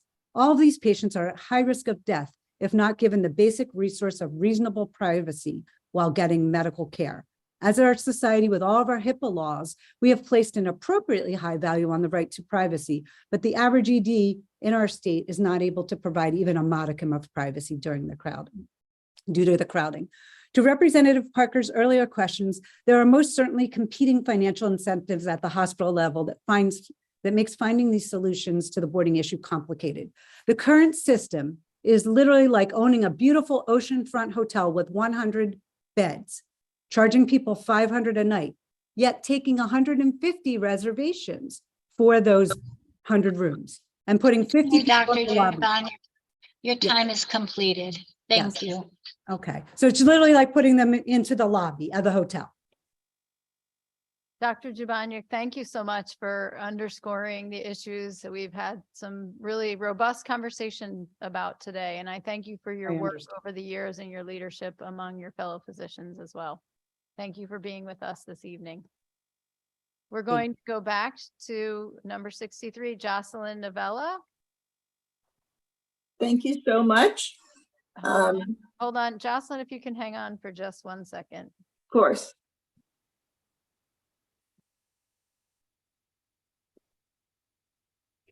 Thank you very much, Madam Clerk. And Representative Zupkis, Madam Clerk was alerting me that you had a question for Dr. Jubaniuk. Thank you. Thank you, Madam Chair. And I'll be quick. I do have a question. I had asked a doctor earlier about boarding and how that one word is going to change. And if I'm hearing you correctly, what you're telling me is that there are people in the hallways in the ED, which I know, but they're not able to go into open rooms, because I would think anybody in the hospital wants these people out of the hallways. So by changing this wording to boarding, if there's open rooms, they would have to take these patients and put them in open rooms. Is that what I'm hearing you correctly? Correct. Basically, the emergency department right now would typically might have 90 beds where we could actually put, which is a very big emergency department, but we often have over 100 people waiting to go upstairs. And so, it just becomes a situation where some of the people, have to be in a room because of the kinds of equipment that they need. And so even though they're boarding, they may get in the room and then some of the other people who are boarding are in the hallway. And then, so it's just a big mix of a lot of people having to be in the hallway. Some of those are new emergency department patients who never see a room. And some of those are patients who've already been seen, but are waiting a day or two to go upstairs, and they may be in the hallway for that day or two. Right. Yeah. And I've been with people in the hallways of EDs before. So I just wanted to be clear that, because I couldn't understand prior about this boarding versus why is this one word going to make a difference. But what you're telling me is if it changes to boarding, if they're open rooms, then people would have to be taken to these open rooms faster, I guess, than to normally. Yeah. Okay. Thank you. I just wanted to, I wasn't understanding that before. Thank you. Thank you, Rep. Zupkis. Rep. Dauphiné. Hi, thank you, Madam Chair. My question, now that Rep. Zupkis asked that, I'm a little confused because the concerns earlier were that those beds may be reserved for people that were having surgery, would need a bed, and or they didn't have the staffing available for those rooms. So I'm still unclear as to how the word boarding changes that situation. That just simply changing the word changes that. Can you just expand on that? Yeah, so it's really we call it boarding because the patients are still in the emergency department because there's no place for them to go upstairs, but they're already admitted. And in the old days, I'm not so young. So in the old days, these people went upstairs to their rooms, and that kept our 90 beds in our emergency department open for new emergency department patients. Because anybody who was already determined to need to be admitted, we admitted them and they went upstairs to their rooms upstairs in the hospital. But now that the hospital is so full, and sometimes there's not staffing for those beds upstairs, but many times it's already full, and it's just, we can't get these people out of the hospital. There aren't enough home care agencies. There aren't enough skilled nursing facilities. There just aren't enough detox centers, mental health facilities to send these patients. So they sit upstairs in the hospital. Yeah, thank you so much. I appreciate the answer. I'm still a little bit concerned or intrigued by the word, that just simply changing the word changes the staffing issue and or that the beds are already taken, or the fact that these other facilities don't have places for these places to go. It just seems a little bit strange to me that changing the word would change all of that. Yeah, it's not really, it's really just making sure that we have places to send the patients who are in the hospital so they can go. And then that way the patients in the emergency department, once it's determined they need to be admitted, can go right upstairs to their room. But the hospital doesn't have a lot of incentive to fix this problem because they're getting to charge 150 people the full room rate when they only have beds for 100, say. But they get to charge 150. It'd be like if you ran a hotel and you only had 100 beds in your hotel, but you got to charge 150 people the full rack rate and told 50 of them you get to sleep in the lobby tonight, right? I mean, you wouldn't, if you were allowed to do that, if you ran a hotel, you might actually like that situation because that works to your advantage. And you just tell them, hey, I know you don't like the lobby. When eventually the people upstairs decide to leave, you can go upstairs. So it sounds like there's some, I guess it's not clear as to who's, I don't want to say telling the truth, but either there's beds available and staffing available, right? Or there's beds available and people don't need them for surgery and they're just not putting them in there. So is that what I understand you're saying, that that's not really true, that there is staffing available and that there are beds available outside of those that need a bed that are going to have surgery the next day or that evening or that day? No, I think for the most part, the hospital is correct in that it is full. I mean, sometimes there are some beds that we don't have staffing for, and there, if you actually went upstairs, you'd see some empty beds. But the vast majority of the time, the hospital is full of patients, but some of them are ready to go home. But their insurance doesn't pay for them to have home care, or they're ready to go home, but there's no nursing facility that will take them because they need to go to rehab. It's just, we can't get enough people out of the hospital. That's really the real problem, is that we can't get people out to enough different places. And that's why we can't get the people who are in the emergency department out of the emergency department and upstairs.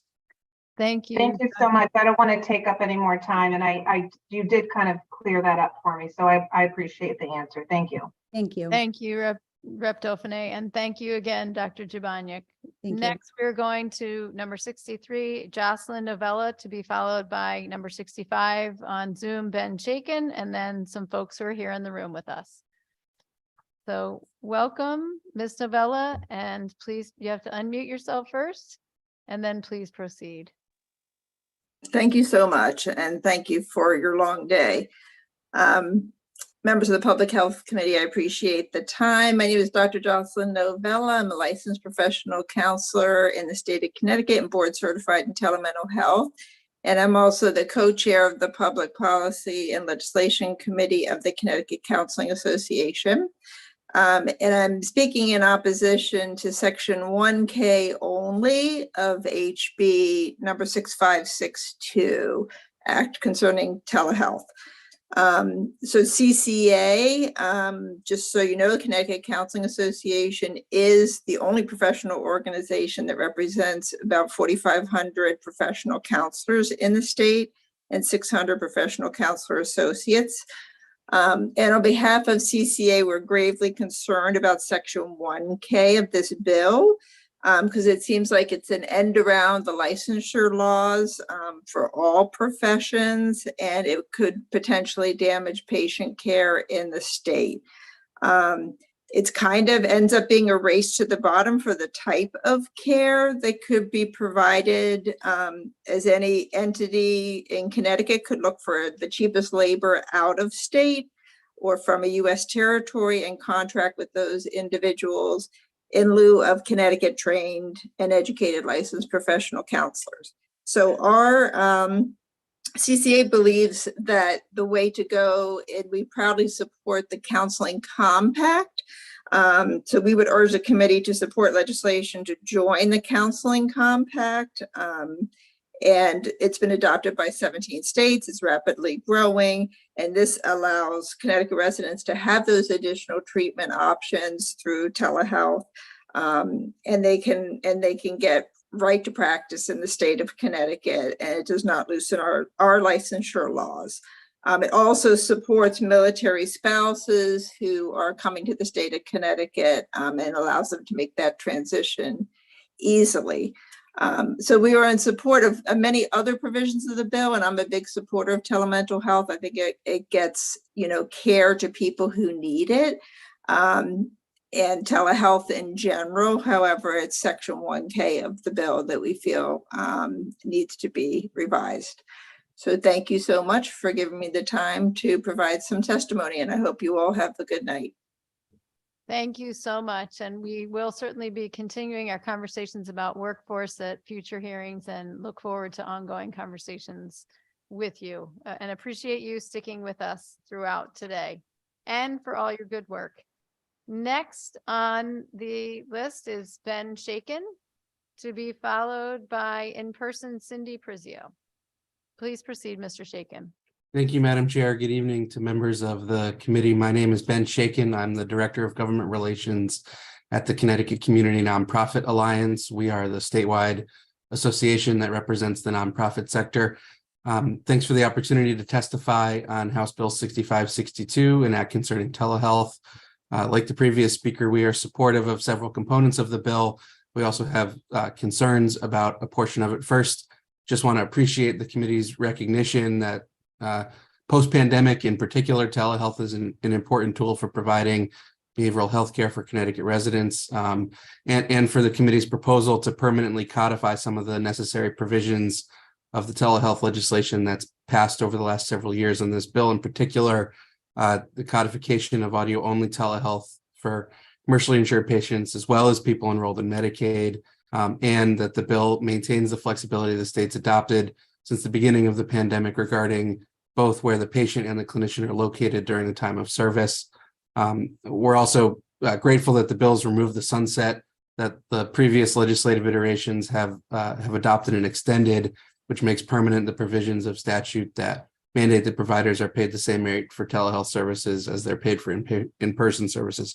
We are, however, concerned again with the provisions of the bill that seem to allow for any practitioner licensed in any other state to deliver telehealth services in Connecticut without any connection to a Connecticut licensed practitioner or facility, and without membership in a multi-state compact that ensures that Connecticut's licensure standards are being followed.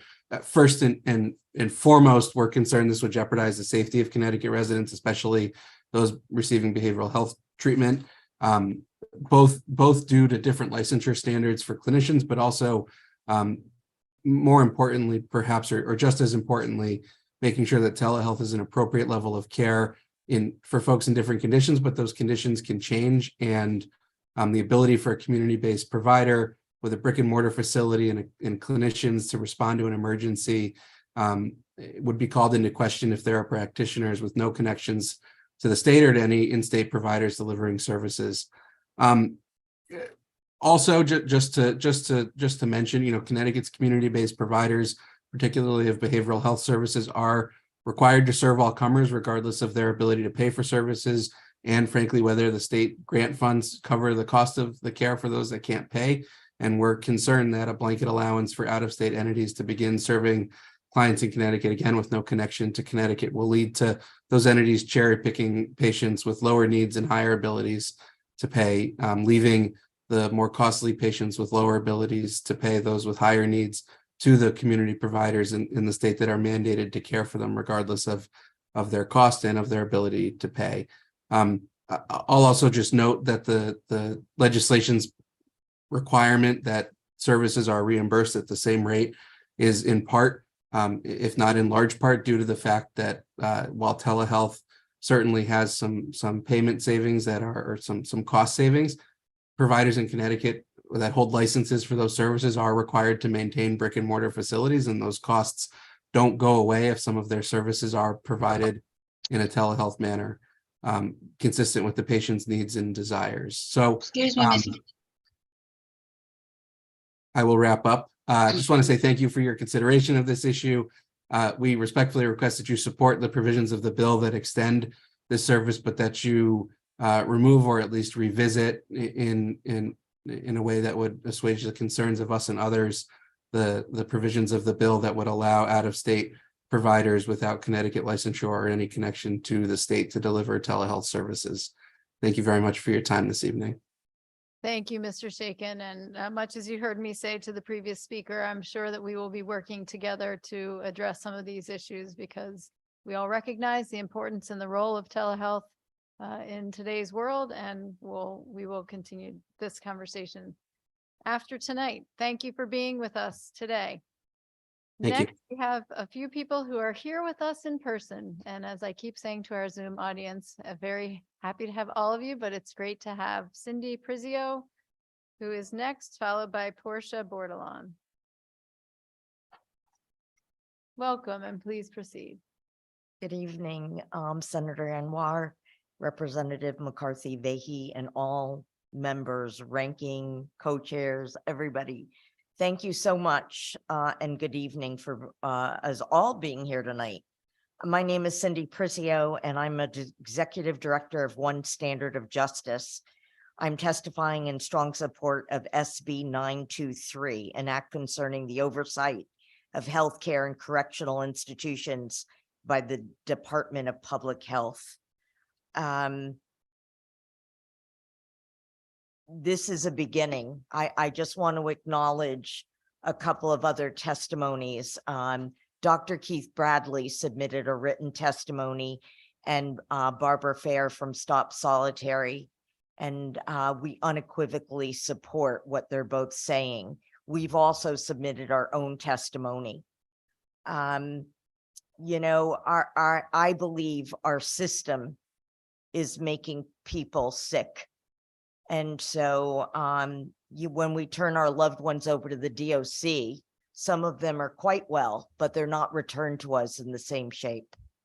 And then others have mental illness and other physical ailments that are exacerbated by lack of proper care inside. So I just wanted to bring to everybody's attention the bad diet, the lack of exercise. Because up until the PROTECT Act, we still are housing people for 22 hours a day, 2 people in a 1-person cell. The chronic anxiety, the fear, the constant treatment of, of lack of kindness, contaminated food, deprived of all human dignities, and deprivation of human touch. They don't get warm water or heat in the winters. So our system is already making people sick. And so while we need better, more qualified medical support and definitely independent oversight, what is in our control to do better? They're all coming out, many of them with PTSD. In my written testimony, I've given you some of my lived experience with my own child. So that's all. I've listened to Liz Gustafson. I support her testimony, Kathleen Callahan. And the one thing I've heard all day about mold. What do we think our prisons are like? And the lack of transparency. People die in prison and we get a little blurb in a newspaper or on the internet, and it says further, pending an autopsy, and we never hear the cause of death. Excuse me, Ms. Prizio, but your time is complete. Thank you. Thank you. Thank you for staying with us here today and for your testimony. And we've had a lot of conversations about many issues today, but this is one that we all take very seriously and will continue to be discussing as we go forward. Well, Seeing no- I really hope so, because of the everybody comes home. And it's sort of this whole psychology of us versus them, or othering. And it's everyone deserves. They paid their debt to society. Let's welcome them home healthy. Thank you. Yes, thank you so much. And I couldn't agree more with that sentiment. Next, we have Portia Bordelon to be followed by Arlie Cole. Welcome, and please proceed.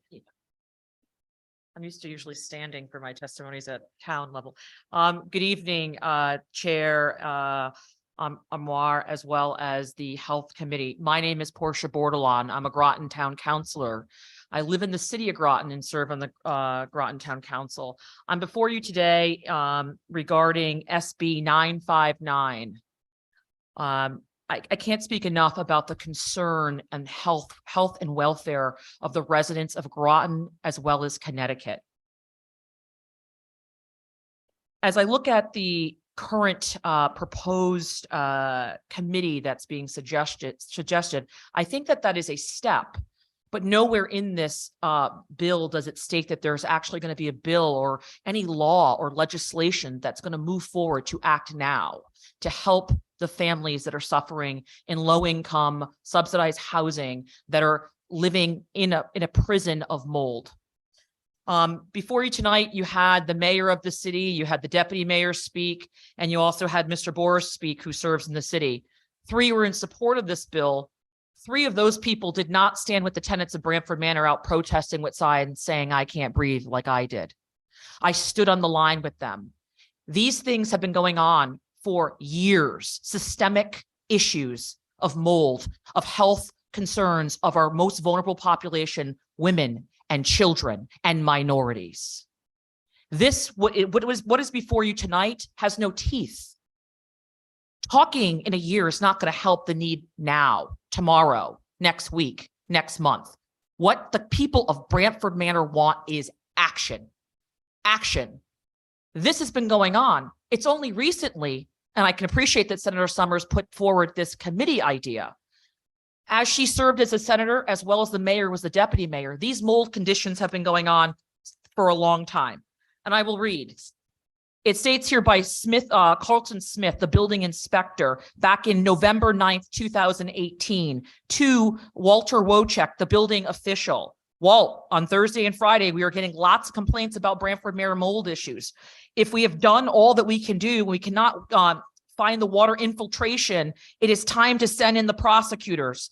Let's not be the meteor of this and now consuming the departments. And it goes on, and I will submit this. The city has a code that says City of Groton Rental Housing Code 303.1 and 303.10 states that the interior structures and equipment there shall be maintained in good repair.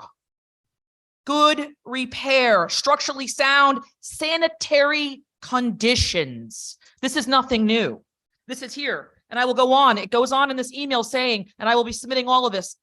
People are drowning in mold. Drowning in mold. Nothing was done. And it goes on to state several 8 to 10 housings and units that are riddled with mold. Guidelines. Connecticut DPA has guidelines. They were enacted in 2006. We don't need to reinvent the wheel. We don't need a committee. We need action. Excuse me, Ms. Bordelon, your time is complete. Thank you. Thank you. Thank you. We need action, and I will submit the DPA as well as the New York law, which is already governing. Thank you, Ms. Thank you so much. So we have a couple folks who want to make comments. but Sure. I would like to just start by saying there has been a lot of discussion, as the previous speaker said here today, about mold. And it's very clear that hundreds of residents are struggling and suffering. And this committee, as happens in every committee, language is filed on bills working together. And in this committee, as in many other committees, we work in a bipartisan way to file language for hearing so that we can then look at what we want to do with these bills going forward and how we might want to amend. It's not uncommon to create working groups to address issues that are, while may seem to be fairly simple and straightforward on its face, that sometimes require a little bit of discussion, but that doesn't mean that this committee isn't open to looking at what we can do in substitute language. I believe we've had Democrats and Republicans alike here talking about this issue. So I just want to assure you and everyone in Groton that we hear you. We understand the severity of the problem, and we're going to do everything we can to take action. That's not going to today, tomorrow, next week, or even next month address the conditions that residents are living in.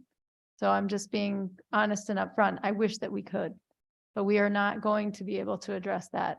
But what we are going to do is to act as swiftly as we can to make sure that we can do something, not just for these residents, but for everyone going forward. I know that Senator Anwar would like to speak, as well as Senator Summers. Thank you so much, Ms. Bordelon, for being here and then staying the entire day to speak about the citizens in your town of Groton. They're fortunate to have you. They're fortunate to have an advocate who is willing to stay all day and then be able to speak and then speak about them with passion and then recognition that we have a responsibility to take care of them. And then this place, as I learn more about and see what's going on, this should be unacceptable to each and every one of us. And I'm so sorry that the people are experiencing what they're experiencing. You're not alone. We are going to be there for you. This bill is not the solution to the issue that you're dealing with. And even if the bill gets changed, it may not necessarily be the solution to what people are experiencing every single day. I'll just make a comment. Even if we get the exact numbers, whether this is based on New York data or any other data for mold, the reality is that an individual who has asthma or respiratory allergies, a very small amount of mold is going to be harmful to them. In the same way, if somebody is going through chemotherapy or, God forbid, has any other illness which makes them immunocompromised, very small amount of mold can cause a problem to them. And that's the reality. So the people, this is looking at some standardization, but that standardization may not be relevant based on the individuals who are being impacted. And then from what I'm hearing, there are children, women who are actually being impacted in the facility and the environment. So we are on the same team.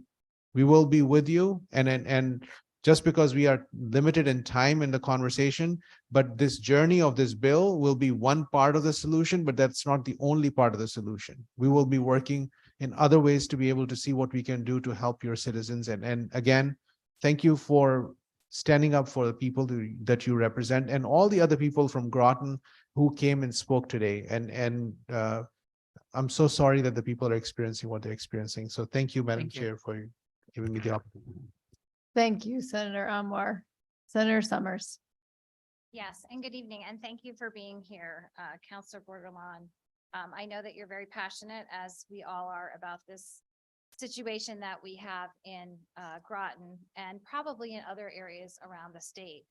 I just want to reiterate that the original bill that I put in is not the language that you're seeing here today. The language that you're seeing here today is what the LCO attorney has drafted as a committee bill. What I am looking for is as is in my original bill, is for the Public Health Committee to direct DPH to come back to us with indoor mold quality standards that we need to have that are not available, do not exist at this point in time. And also the proper way to test for mold and to look at a PSA for people on how to prevent mold, how to clean for mold, etc. The language that you're seeing has been, as I said, drafted by an LCO attorney. That's why we have these public hearings to move the process along. The language definitely will change as we go through the process. And this is really a first step in trying to establish standards that are just not there. As you are very well aware, the city, well, it's not really their purview, but Ledge Light Health District does not have the ability to,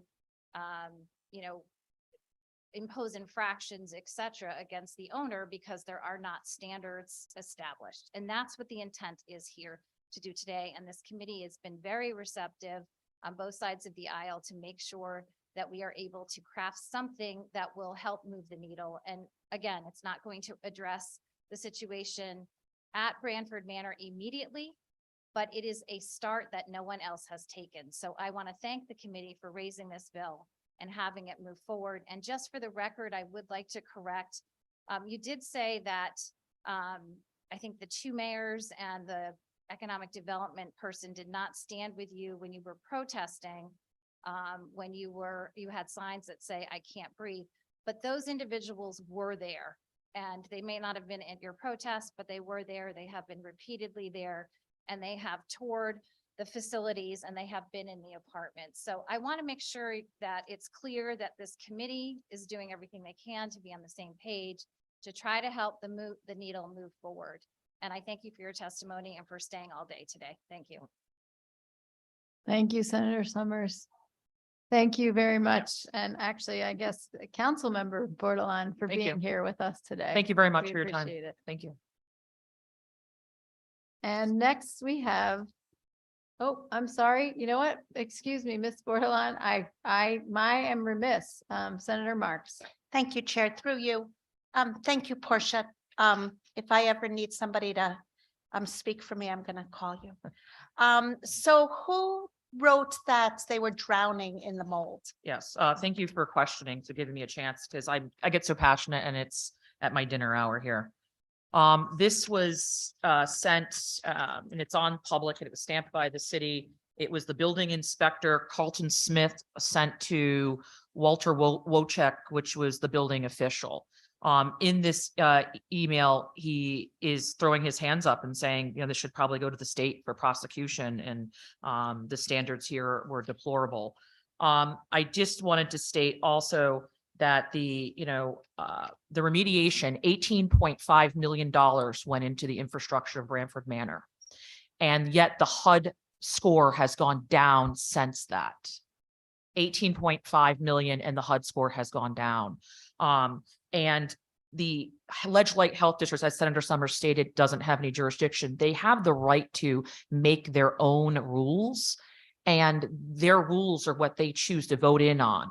But what we could do is create a law to give them the piece that they need. New York, in that bill 55, number 55, New York City law that was established in 2018, it talks about the borescopes going behind the wall, meaning that's considered visible structural. It talks about making sure that once you remediate the mold, that there's a follow-up every 3 months to reinspect to make sure it's not So growing. Portia, I'm just gonna stop you because Yeah. we only have 5 minutes. Sure. So if you could write the law right now, what, if you were sitting here in our seats, what would you put in the legislation? Sure. I would make sure that not only homeowners as well as renters have the right to know that there was mold present in infrastructure in the past.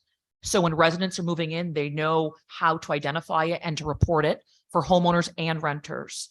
And that there is a currently Ledge Light Health District down in our area states, if they don't see it, it kind of doesn't exist.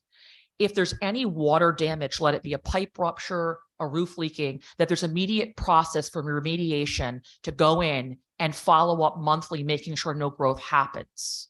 So as soon as water is present, then there should be a process to remediate and make sure it doesn't get to the point of mold. Also making sure that tenants have rights under this infrastructure. Currently, we have tenants that are in hotels without cooking surfaces and are on subsidized food stamps that can't afford to cook big meals. So we need to make sure we're taking care of the tenants. So making sure that just because you don't see it doesn't mean it doesn't exist. And there are ways that you can go in with a small hole and send up a scope and make sure nothing's growing behind. We need a comprehensive plan that goes beyond what is here. Stating also, people stated that the fact that it's where the land is wet. Well, then we need to figure that out. If we have to demolish it, people there need portable HUD. That's how you'd help them. Right now, people should be given portable HUD to get the heck out of there. If you're saying a bill can't be passed for a while, what the people have asked me, the people that I'm giving rides to grocery stores, going to hotels and helping them, advocating for them, they are asking for portable HUD to get out of there. So that is something that this committee could do immediately and to get the people an opportunity to get out of this environment. Once they're in, they're stuck, as it was stated tonight, homelessness, and there's a lack of affordable housing. They're afraid, they have nowhere to go. I spoke to a woman the other day, her daughter is having breathing issues, but she's afraid to be homeless. So those are my questions. So that's what we Okay. need. Portable HUD to get out of there. Thank you so much. Thank you. Appreciate you. And I encourage you. anyone to reach out to me. I'd love to be part of whatever committee you're part of. I think it's important to make sure it represents the women and minorities that this is impacting at great numbers. So I would love to be a part. Thank you. Just very, very Very briefly, I Senator just wanna give Summers. Clarification that this committee does not have the cognizance to be able to tell HUD to come in with portable housing. That is not our purview. And I just wanted to make sure that that was clear for the record. Thank you again for your testimony. too. Yep. No, thank you. Thank you, Senator Summers. Next, we have Arlie Cole. Again, so grateful for all the folks who have stuck with us both on Zoom and in person, and welcome, madam. Please Good proceed. evening, senators, representatives, members of the committee. Thank you so much for hearing my testimony this evening on HB 6672.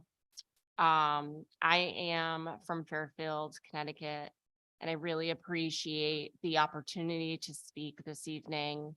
My diagnosis of endometriosis was delayed 24 years because it is not currently taught in medical school or nursing school. In fact, medical professionals currently working in Connecticut hospitals have very little, if no, information in regards to the systemic disease and the debilitating symptoms that it causes. Just last week, I was admitted to Stanford Hospital. Not one of the nurses or doctors that I saw knew any. Arlie, I'm sorry. Can you That's just okay. hold on for Yep, 1 no second? worries. There you go. We're back. Okay. Thank you. Sorry about that. That's okay, no worries. So last week I was admitted to Stanford Hospital. Not one of the nurses or the doctors that I saw knew anything factual about endometriosis. In fact, one of the nurses made a comment saying that it was a rare disease. This was tremendous stress on me to have to explain my reasoning for my pain and advocate for myself. I often wonder if they believe that my pain is real and question the treats and the treatments that I ask for. I am constantly paying out of pocket for treatments to manage my pain and symptoms because they are not covered by insurance. Teens and young adults need to be educated so that if something abnormal is to happen, they can seek help and not suffer alone. Understanding what a healthy menstrual cycle is critical to your health. Abnormal menstruation can be life diminishing. It affects one's social life, their ability to go to school, to work, to have a job, a relationship, their family life.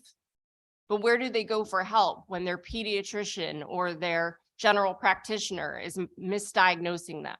The American Congress of Obstetrics and Gynecologists recommends the first pelvic exam to be done at the age of 21. If someone menstruates for the first time at age 11, how many years do they have to wait to get a diagnosis? This delay can have serious effects on their health like it has on mine. Endometriosis has been found in literally every major organ of the body. We aren't just talking the uterus or the fallopian tubes or the ovaries. It has been discovered in every single part of the body. This inflammatory disease causes major digestive issues, damage to muscles, nerves, organs like the bowels, the bladder. It wreaks havoc on the immune system. It causes depression and anxiety. Excuse me, Ms. Cole, but your time is completed. Thank you. Thank you very much. I appreciate the opportunity to speak this evening. And I'm happy to answer any questions. Thank you so much for your testimony and again for sticking with us. I'm going to go to Representative Gilchrist, followed by Senator Marks. Thank you, Madam Chair. Thank you so much, Arlie. It has been a pleasure getting to meet you through the working group. And again, thank you for sharing your experience in the hopes of helping others. I just want to elevate the fact that you shared about the fact that you have to educate providers every single time you go to receive healthcare. And, you know, we've heard a lot today about the delay in diagnosis and the misinformation. But I think the fact that, you know, you have to be an advocate for yourself every single time you step in a healthcare provider's office is just mind-blowing and infuriating. And having had that experience for yourself, again, I'm just so grateful that you continue to push on and advocate for others. So thank you. Thank you. Thank you, Representative Gilchrist. Senator Marks. Thank you so much for your testimony. Just real quick, I mean, all of you that have testified have been so brave, but we all know, every woman here and every woman listening knows that this is an undiagnosed disease, because up until maybe, I don't know what you think, 5 or 10 years ago, we could say the word menstruation and period and uterus and fallopian tube in a room with men and women, and everybody wouldn't be freaking out. So unfortunately, it is the people with endometriosis that have been harmed by the way women are treated in society. And for all the nurses that didn't treat you well, I apologize for them. We weren't taught about it in school. We didn't even say menstruation in nursing school 40 years ago. Never mind some of the other boy parts. Oh my God. So, you know, unfortunately, that's why it is. And I think all of us women have to really start. I have learned so much today, and I will be such a greater advocate. And I thank you all for making me a much smarter person. Thank you very much. Thank you, Senator Marks. Mr. Chair, Senator Anwar. Thank you so much. I just wanted to make a comment. It's recognized in the board exams, we talk about hemoptysis, which is coughing up of blood by women, as a source of endometriosis. So lung tissue can get endometrial tissue as well. And specifically through the menstrual cycle, at a specific time, the women would start to cough up blood. And once you read about that and see the pattern, you ask that question, depending on the age of the patient and so on. So thank you so much for raising that awareness. You're very welcome. And thank you for making that point, because when I tell people that I have multiple friends whose lungs have collapsed, they are blown away, including the doctors and nurses that I spoke with last week. Thank you.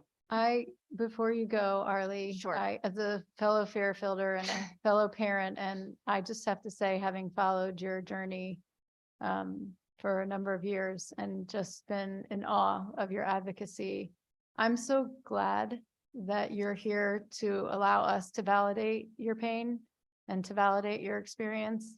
And for you and for every other person who has testified and who is going through this, that we hear you. And it's just really, I'm so grateful to you and all the members of the working group who have educated us and advocated for the 10% of the female population in particular and others. So thank you so much. Thank you. And thank you to Senator Gilchrist, because without her, we would not have as loud as a voice. And it completely validates a very, very long and continuing journey that I have with this disease. Thank you. Yes, thank you. Hear, hear. With that, I believe we go to Dr. Arma, and I'm going to turn it over to Senator Anwar.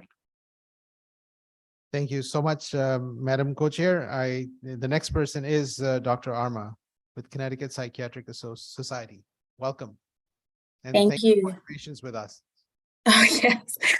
Well, good evening, and thank you, members of the Public Health Committee and Connecticut General Assembly. My name is Dr. Tishiana Arma.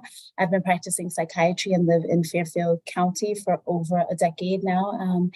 I'm also now the Chief Psychiatry Officer at the Community Health Center Incorporated and Assistant Clinical Professor at Yale, and President-elect for CPS, Connecticut Psychiatric Society. I'm before you today regarding raised bill number 6562, an act concerning telehealth. And so I applaud any effort to recognize audio-only telephone as telehealth. In my own practice, I have seen and studies confirm that permanent access to audio-only telehealth is a matter of equity that we desperately need. But in this bill, audio-only telephone is not considered telehealth unless the provider is in network or in the Connecticut Medical Assistance Program. So look, I'm enrolled, so it does not impact me directly, but Connecticut needs every qualified psychiatry provider to be able to see patients safely and provide services via telehealth in the way that patients can join. And that includes my private practice colleagues, many of whom would be providing the same care, but somehow would not be considered to be engaging in telehealth. And as an advocate for increased access to mental health, I appreciate the spirit of the bill in maintaining flexibility of location for the provider and allowing care by providers that are located out of state. The problem is, as you've heard from others today, this bill doesn't require them to have a Connecticut state license. And I say, rather than this, let's work to have a smoother process of Connecticut state licensure. I have staff now who work from out of the state and they have Connecticut licenses, and it is not a huge burden. But what is a big burden are references to the telehealth provider having access to patients' healthcare records and in providing all the healthcare documentation to the patient's primary care providers. Now, look, it sounds great. I love it, unless you're a doctor who's tried to get records from any overwhelmed agency. So unless this is backed up with large sums of money to get everyone onto the same electronic health record, it's a setup for failure and a lot of red tape preventing folks from getting care. And then really specifically in lines 186 to 198, regarding payment having to be equal to the amount of Medicare if someone has no insurance, or also whatever amount the insurance is paying is got to be it. In a time when we still don't have parity in healthcare for mental health treatment, this would drive many psychiatry providers out of practicing telehealth in the time where we need to get and use all of the psychiatry expertise we have right now in Connecticut. So in closing, we do need audio-only phone care recognized as telehealth care to break down barriers and not set up to create new barriers, as this particular bill does appear to do. Thank you so much. Thank you so much for your testimony. We hear you loud and clear. We are taking notes. This is very valuable, and thank you for staying with us throughout the day. Representative Parker has a quick comment. Thank you. Thank you, Mr. Chair. And thank you, Dr. Arma, for being with us and for the work that you do for the community. Just briefly, I was wondering if you could speak a little bit more about the extent of folks outside of the state who in fact do have practitioners outside of the state that do have Connecticut licensure, because I was wondering before if that was a meaningful population, and it sounds like it is from what you shared. Well, have like yeah. all the, but Yeah, I mean, so I can look that up and come back to you with some information. So I have 31 psychiatry providers at my agency. I have just a couple, 2 who are out of the state, but I do have more who would also actually like to be out of the state. Obviously, they're currently in the state. They're going to have they have their Connecticut license right now, and they would be expected to have a Connecticut license afterward. I think there are a lot of benefits to making sure they understand things and that they're meeting all of the requirements for Connecticut state licensure. But to that specific question of what is the representation, how many people, I'd have to get that information for you, and I'd be happy to do that. Sure. Thank you for doing that work. So the two people on your staff that are out of state now do have Connecticut licensure. Is that correct? They do. Okay, got it. So it's possible to get done. And all right, thank you. Yeah, absolutely. I will say that I have one provider who is a recent provider. It did take her a long time. It took several months, so many months that we had to delay her being able to start to see patients. But it's not just telehealth. She sees people in person as well. So as I mentioned in my verbal testimony, let's make the process smoother in general, but without, sort of bypassing things. And for everybody, not just in telehealth, let's just make it all smoother. I actually reached out and sent messages like, hello, can you tell me how this could never happen again for the next person that I want? Because it was really, it was really challenging because that person was going to see children with severe mental health needs. And we all know, I sat here and testified about children's mental health care, how, what the need is and how we can do a better job. And that was a real disappointment. And people were geared up and ready on the list, ready to see her. And we had to delay it because of it not being smooth. So I think in general, even beyond telehealth, that's something we need to address. Sure. Thank you for sharing that. Thank you so much, Doctor. Thank you so much. Thank you. Thank you so much for your testimony. Seeing no other questions or comments, we'll move on to the next person on our list, which is Ms. Nina Stackenfeld. And I apologize in advance if I did not pronounce your name accurately. Nina Stackenfeld, so close. Good evening, Senator Anwar, Representative McCarthy Vahey, Senator Summers, and distinguished members of the Public Health Committee. My name is Dr. Nina Stackenfeld. I'm an endometriosis researcher at the Yale School of Medicine and the John B. Pierce Laboratory in New Haven, Connecticut. I'm a longtime researcher in women's health, and I just want to thank you so much for this opportunity to testify before you today on HB 6672 with the amended Section 3 language. I'm also here to back up these brave women with endometriosis you heard from today as they told their powerful stories, and also the other scientists who spoke today. My research addresses cardiovascular disease in women. Cardiovascular disease, as you probably know, is the largest killer of women in the United States and worldwide. And we know that younger women have some protection against vascular disease due to estrogen exposure. But estrogen suppression is a common treatment for endometriosis, potentially taking away this earlier cardiovascular protection for these women. Our current research is the first to address this question directly. Specifically, our research focuses on determining if lower estrogen exposure in endometriosis increases vascular dysfunction and the risk of atherosclerosis in these women, and we're testing these ways of mitigating this risk. I'm currently in my second year of funding, examining vascular function in women in endometriosis from the National Institutes of Health, in collaboration with a colleague from Penn State who herself has endometriosis. My colleague tells of pain beginning in junior high school and lasting through her life until her hysterectomy in her 40s, a long delay in diagnosis, 4 surgeries, and a hospital for inflammation of her gallbladder, which was endo-related but not believed to be so by her doctor. Other symptoms have included depression and infertility, which is now permanent due to her hysterectomy. She's currently hypertensive now, despite being in her 40s. She's has a very healthy weight and a healthy lifestyle, including really long exercise on the Peloton. So there's really no reason for her hypertension. I'm here today to support this bill from the perspective of a researcher in this area, as I understand how important outreach and education are to help women cope with this as yet uncurable disease, as you've heard about so well today. It's essential that professionals in our front lines, especially school nurses and practitioners, are trained to recognize, believe, and assist women and girls when they're feeling symptoms of endometriosis. This is a complex systemic syndrome, can take a long time to diagnose, and becomes more serious as diagnosis is delayed. The school nurses and practitioners are ideal individuals for early intervention. HB 667 with the new amended Section 3 language is designed to directly assess this pressing need. So I urge you to strongly support it.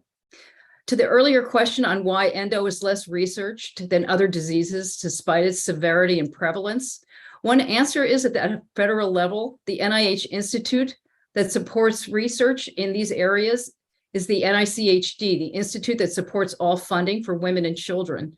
This institute is so poorly funded that less than 5% of applications to this institute are funded. Excuse me, Ms. Seckenfeld, but your time is completed. Okay.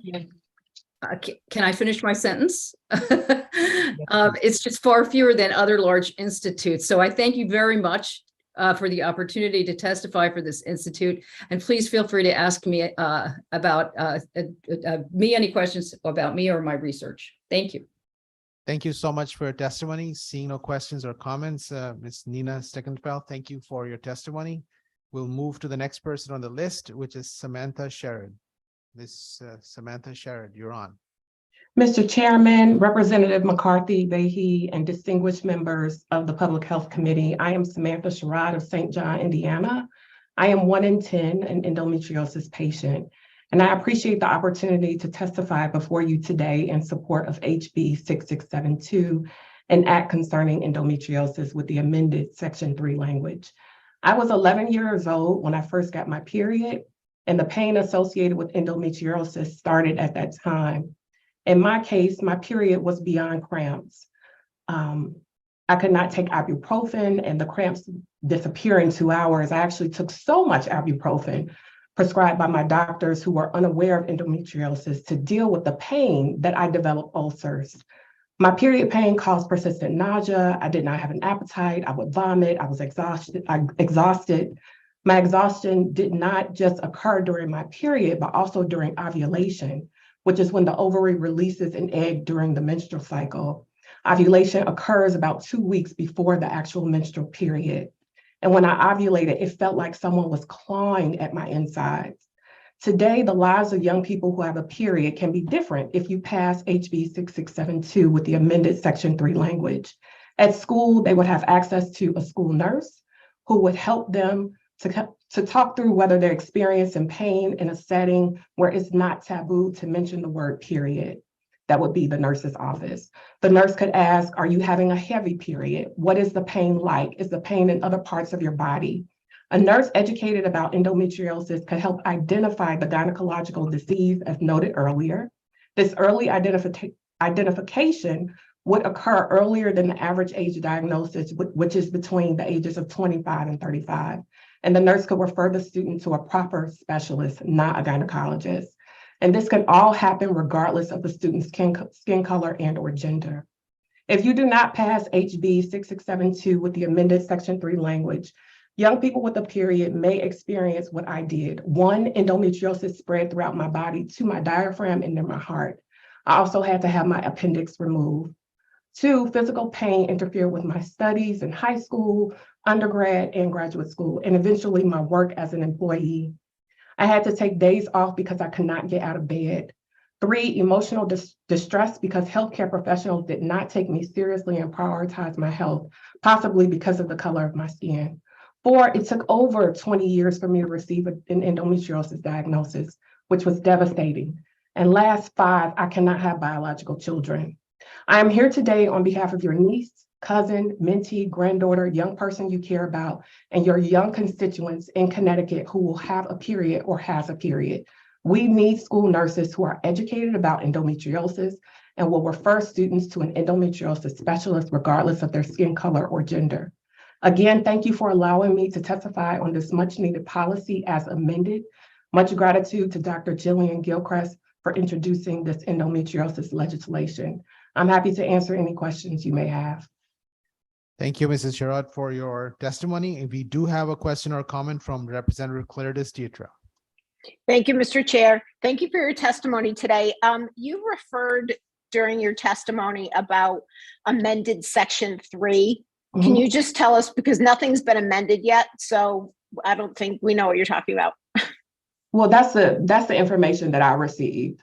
So it mentioned that the amended section 3 language, if I'm correct, somebody else from the committee could definitely step in and answer your question. But it refers to school nurses having to take training or be educated in endometriosis. And it also refers to them going through some sort of bias training so that they do not discriminate against people of color and people who of other gender, or who, you know, associate with a certain gender, that they're not discriminated against. So that's what I received. I would like for somebody else from the committee to maybe step in and share the information. Okay, well, that they thank you. received. Thank you for explaining to me what you understood it to be. And You're welcome. hopefully someone else can jump in. Thank you very much. Thank you, Mr. Chair.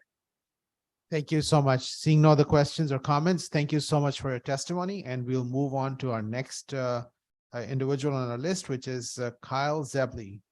Kyle Zebley, you're on.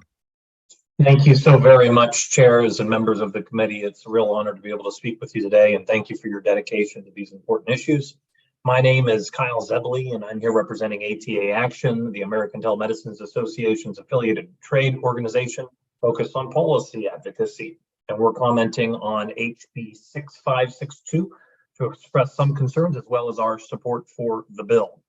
First, we support the expansion of audio-only telehealth, which is included in this bill. Currently, Connecticut telehealth statutes do not include audio-only services for purposes of the telehealth definition. HB 6562 would also include audio-only services, would also include audio-only services covered in network or by Connecticut Medical Assistance Program.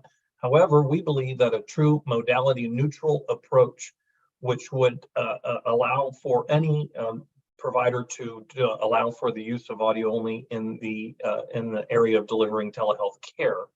And so we think as long as it meets the standard of care, it should be an option for the provider in question.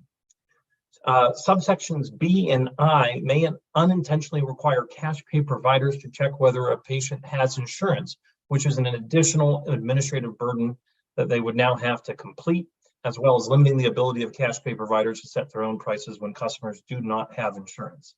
This could cause costly and unnecessary administrative burdens on cash pay providers, as well as confusion when there are no Medicare billing codes related to the services they provide, so as to meet the rate setting provisions of the bill.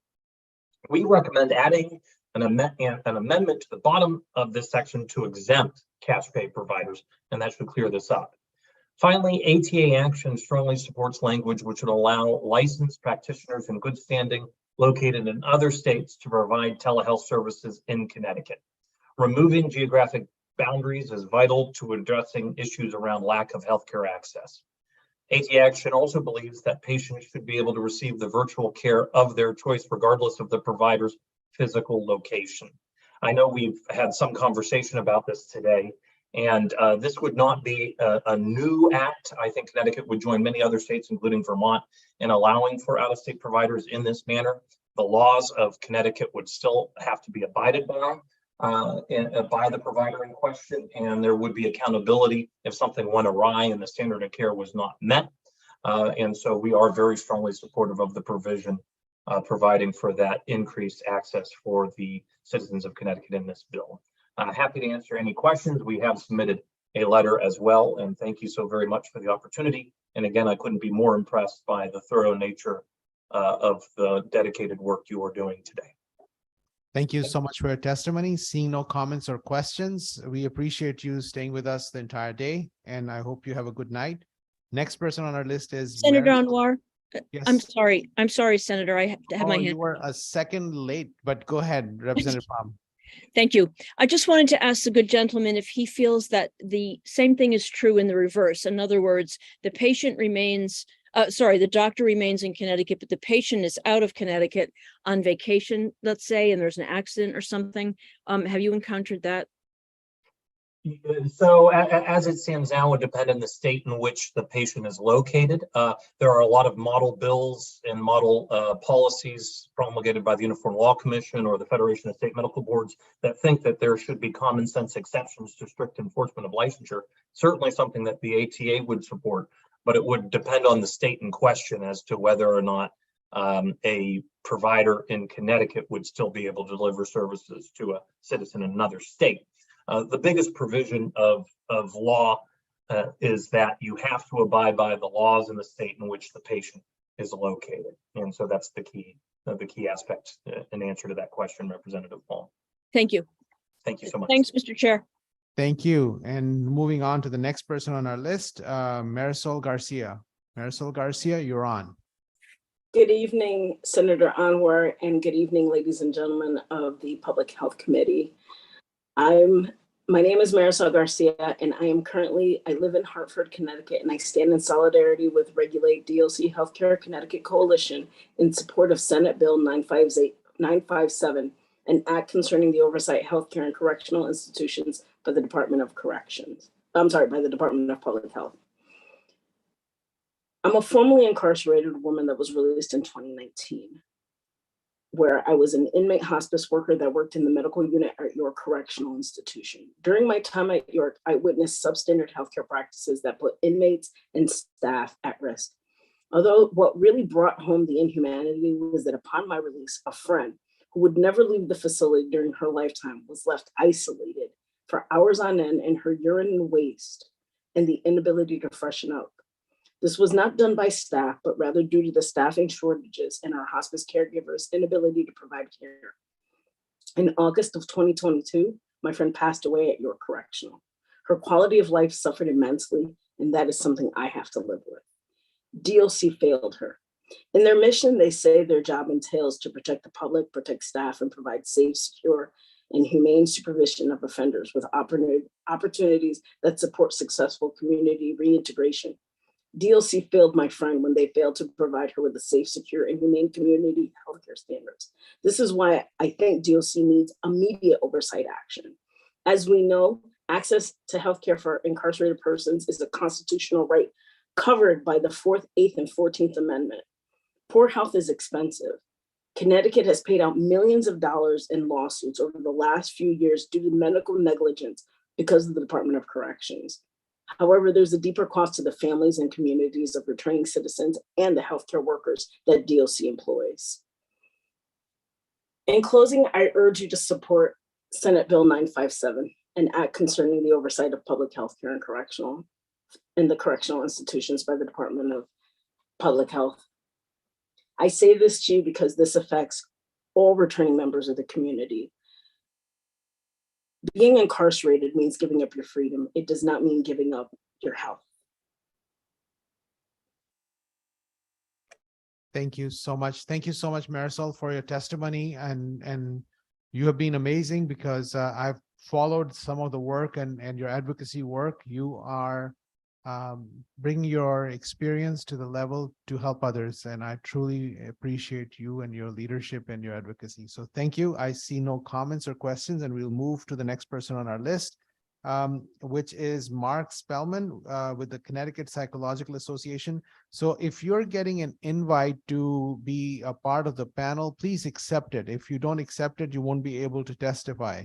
As we are waiting for Mark Spellman to come up, we will have Samantha Saucier to testify, and then we will start with you, Samantha Saucier. Welcome. You're muted, you're unmuted, but we can't hear you, so there's something missing.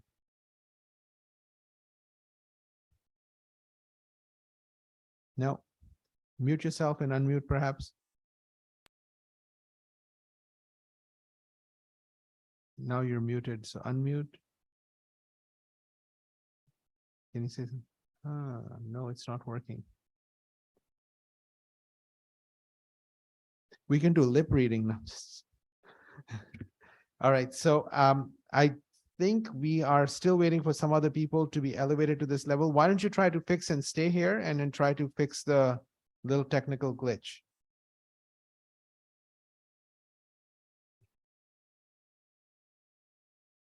Yeah. My coach here suggests logging off and logging on would be one option. Meanwhile,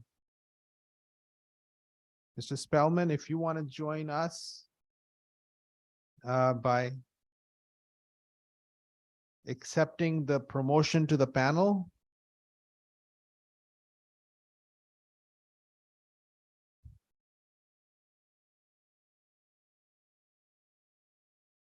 Okay, well, why don't we have, while we are working on some of the others, I see Ruth Kenobi who's come up. Ruth, welcome. Do you want to start your testimony? Absolutely. Thank you. Good evening, distinguished chairpersons and members of the Public Health Committee. My name is Ruth Kenobi, and I'm the Director of Advocacy for the American Lung Association in Connecticut. I want to thank you for the opportunity to comment on House Bill 6604, an act expanding the breast and cervical cancer early detection and treatment referral program to include lung cancer screening. I really appreciate you introducing this important legislation, which will extend lung cancer screening to individuals in Connecticut who are uninsured or underinsured and meet a high-risk criteria. Lung cancer is the nation's leading cancer killer. In 2021, lung cancer represented more than 1 in 5 cancer deaths. We know that the stage at which lung cancer is diagnosed significantly impacts an individual's prognosis. In Connecticut, 31% of lung cancer cases are caught at an early stage, when the 5-year survival rate is 61%. When lung cancer has metastasized, that survival rate is just 7%. We need to do more to catch these cases earlier. As you've heard today, only 6% of those eligible for lung cancer screening are actually screened in Connecticut. It's stark. Those numbers are stark and always get to me.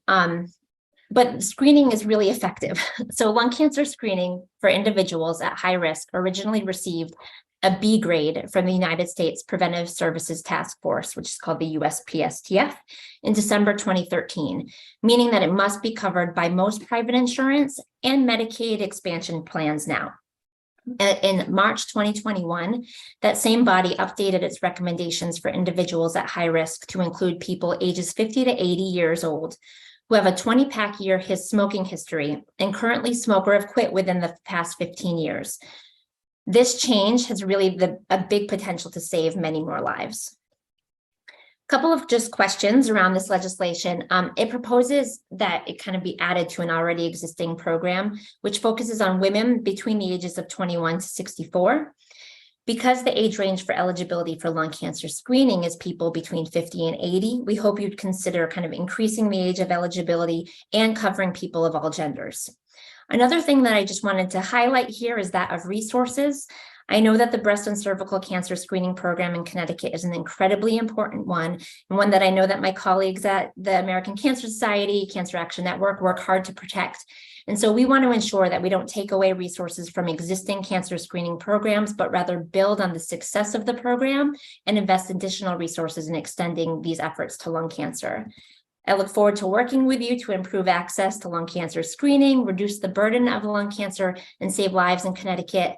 I will share that I'm participating in the recently reestablished Connecticut Cancer Partnership and their lung cancer screening working group that they've got going on. There's a big meeting next Wednesday that we'll be participating in to kind of broaden screening throughout the state. And so just really enthused by the fact that this bill was brought forward and your commitment to this and all of these really important public health issues in this long hearing. So thank you. Thank you so much, Ms. Kenobi, for your testimony. And then thank you for, I was feeling abandoned with nobody talking about the lung cancer. But now you've completed my day because the low dose CT scan can prevent, well, it does not prevent, but it helps identify the cancer in a very early stage, and it can be curable at that time. And the word cure with lung cancer is usually a rarity till we were able to use the low dose CT scan. Now, some of the criteria that the insurance industry is using based on the studies, but you're suggesting to expand the criteria. Could you just expand on that comment that you just made, please? I was mostly referring to this, the screening program that we're talking about, kind of including this, because I would like that the screening program that we would be doing here in Connecticut would align with what the USPSTF recommends, so that we would not miss on people who don't fit into. So right now it's women and people up to 64 who are included in this the breast and cervical the screening and prevention program. And so we'd like to see that expanded to include what the USPSTF covers for private insurance and the Medicaid expansion population. Thank you so much. Thank you for your testimony. Truly appreciate you being there. We have noted your recommendations well. And thank you for staying with us and all the work that you do. Thank you. All right. And looking at next on our list, I think we need to have people get elevated to this level on, and I don't see people have been elevated yet to the, at this point. So what I'm going to do is in the interest of time, I know we have a couple of people in the physical space. And what I would like to do is to probably, oh, Samantha, you're back. Are you back? Yes, you I are. am back. Can you hear me this time? Very well. Welcome. Welcome. Thank you. Thank you for your patience. Good evening, senators, representatives, and distinguished members of the Public Health Committee. I appreciate the opportunity to testify before you today on my support for HB 6672, an act concerning endometriosis. My name is Samantha Saucier, and I'm an endometriosis patient with a career in digital communications. I'm a lifelong resident of Connecticut, currently residing in New Britain. While it took about 8 years from the start of my more severe symptoms to receive an official diagnosis, the symptoms had been there much longer. Over the years, my healthcare providers missed many early obvious symptoms of the disease repeatedly. My pain and issues were primarily blamed on ovarian cysts. I accepted that answer for years until things escalated last February. I was experiencing a litany of constant problems, from cramps to bladder pain and discomfort, sciatic nerve pain, lower back pain, and leg muscle spasms so severe that on some days I could barely walk. I developed severe nausea and vomiting. My entire body hurt. When I was feeling my worst last August, an ultrasound showed no ovarian cysts. I was referred to specialists to deal with each problem individually because healthcare providers didn't see the connection between my symptoms. Aside from my gynecologist, I saw my primary care doctor, physical therapist, an orthopedist, and urologist, to name just a few. Seeing so many specialists took a great deal of time and money, yet despite all the visits, imaging, and tests, they couldn't identify a problem.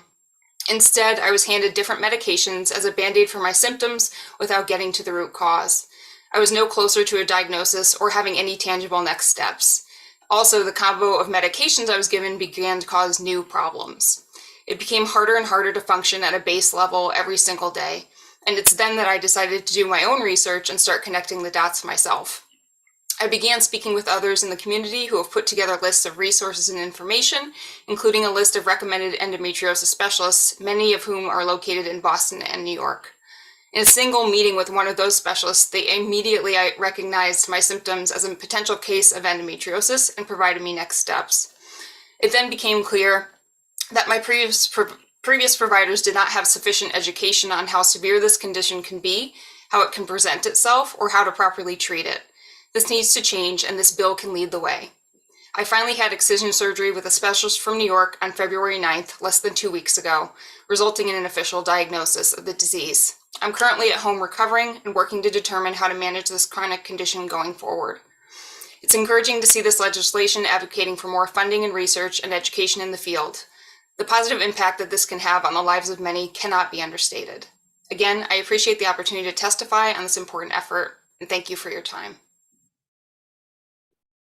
Thank you very much for your effort too, to log out and log back in so that we could make sure to hear you, but to join your voices with so many other brave people who've shared their stories today. We are very grateful for your time and your testimony.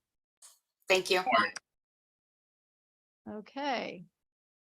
I am going to just go back and see if Mr. Spellman is able to accept that invitation. I don't believe so. And if not, it looks like Ashley Starr Frechette is next on our list. Oh. So, hi everyone, I'm not Ashley, I'm sorry. Well, go ahead, please proceed. And if you can introduce yourself, if you're able to, we can make name change, or if you can as well, just for purposes of CTN and identification. Sure, of course. My name is Liza Andrews. I am the Director of Public Policy and Communications at Connecticut Coalition Against Domestic Violence. I apologize, Ashley was not able to sign on at this time, so I'm going to present on her behalf. Senator Anwar, Representative McCarthy Vahey, Senator Summers, Representative Clarice DiTria, Just here this evening to urge your support of House Bill 6599. I want to thank the chairs and ranking members for raising this important measure, which calls on the state's Maternal Mortality Review Committee, of which CCADV is a member, to develop educational materials regarding intimate partner violence toward pregnant and postpartum individuals. These materials will then be distributed by DPH to birthing hospitals and obstetricians for provision to pregnant and postpartum patients. Intimate partner violence during pregnancy and the postpartum period is unfortunately far too common. Nationally, intimate partner violence homicide is a leading cause of traumatic death for pregnant and postpartum women.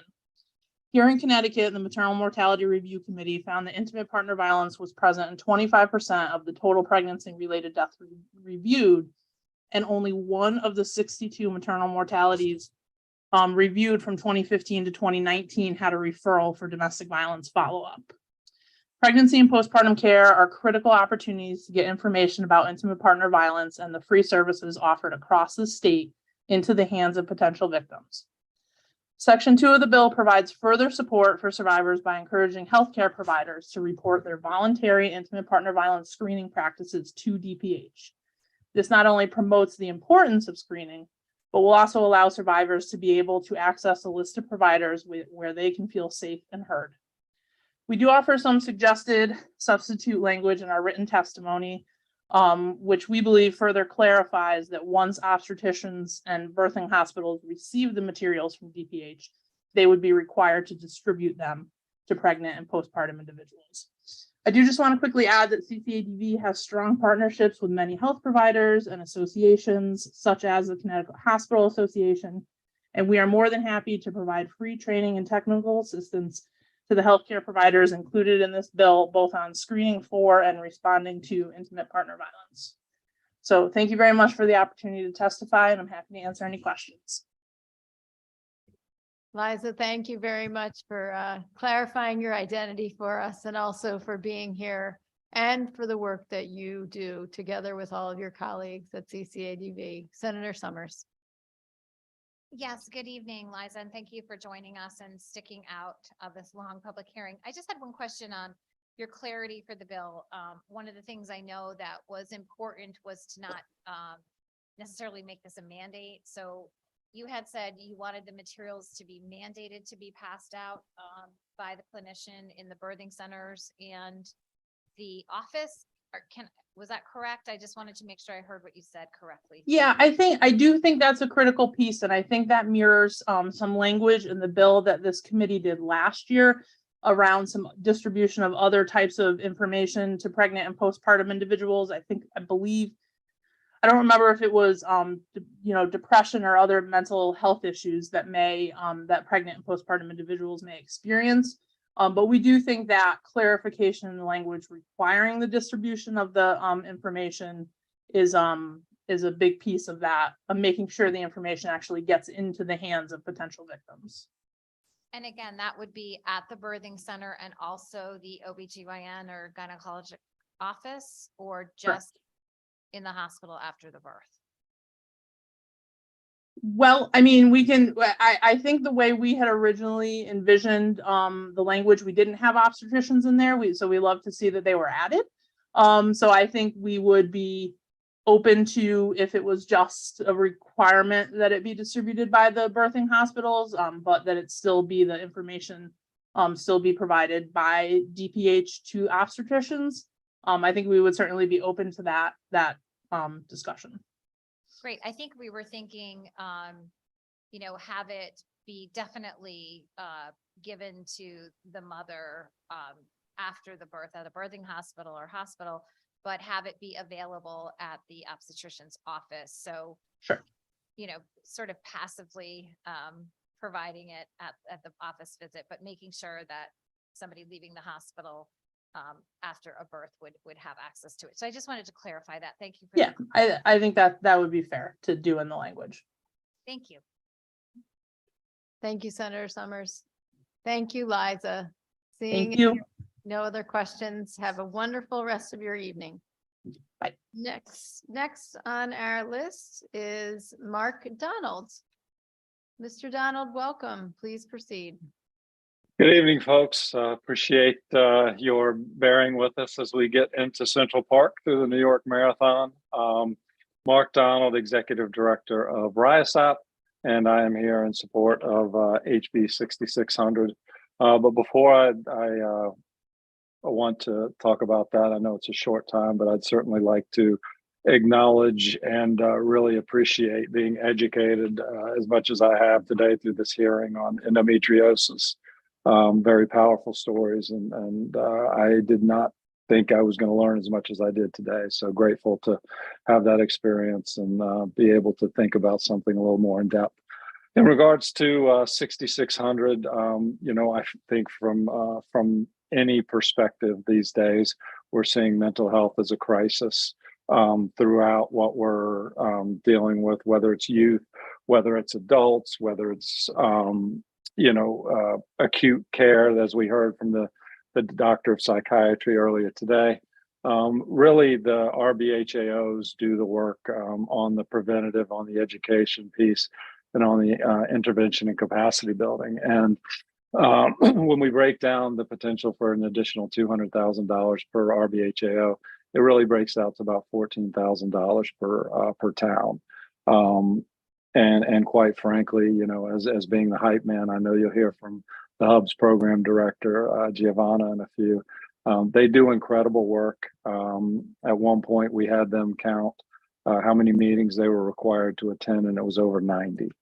So with the ability to bring on more staff, to be able to ensure that our fantastic staff is compensated appropriately, and most importantly, I think the investment of $200,000 will go right back into the communities to expand our capacity to get ahead of mental health issues before they happen, to make sure the public is more educated and aware, and really to transform our towns from trauma-informed to trauma-responsive to address all these issues that we face.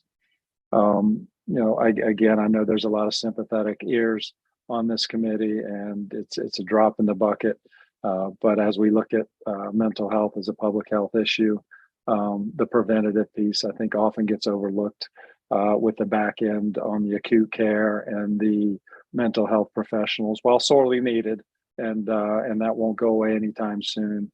As we can address it on the preventative and the education piece, I think is critically important. Thanks for your time.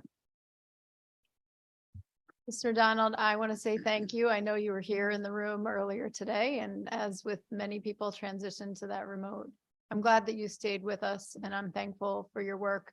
I also appreciate you naming mental health as a public health issue.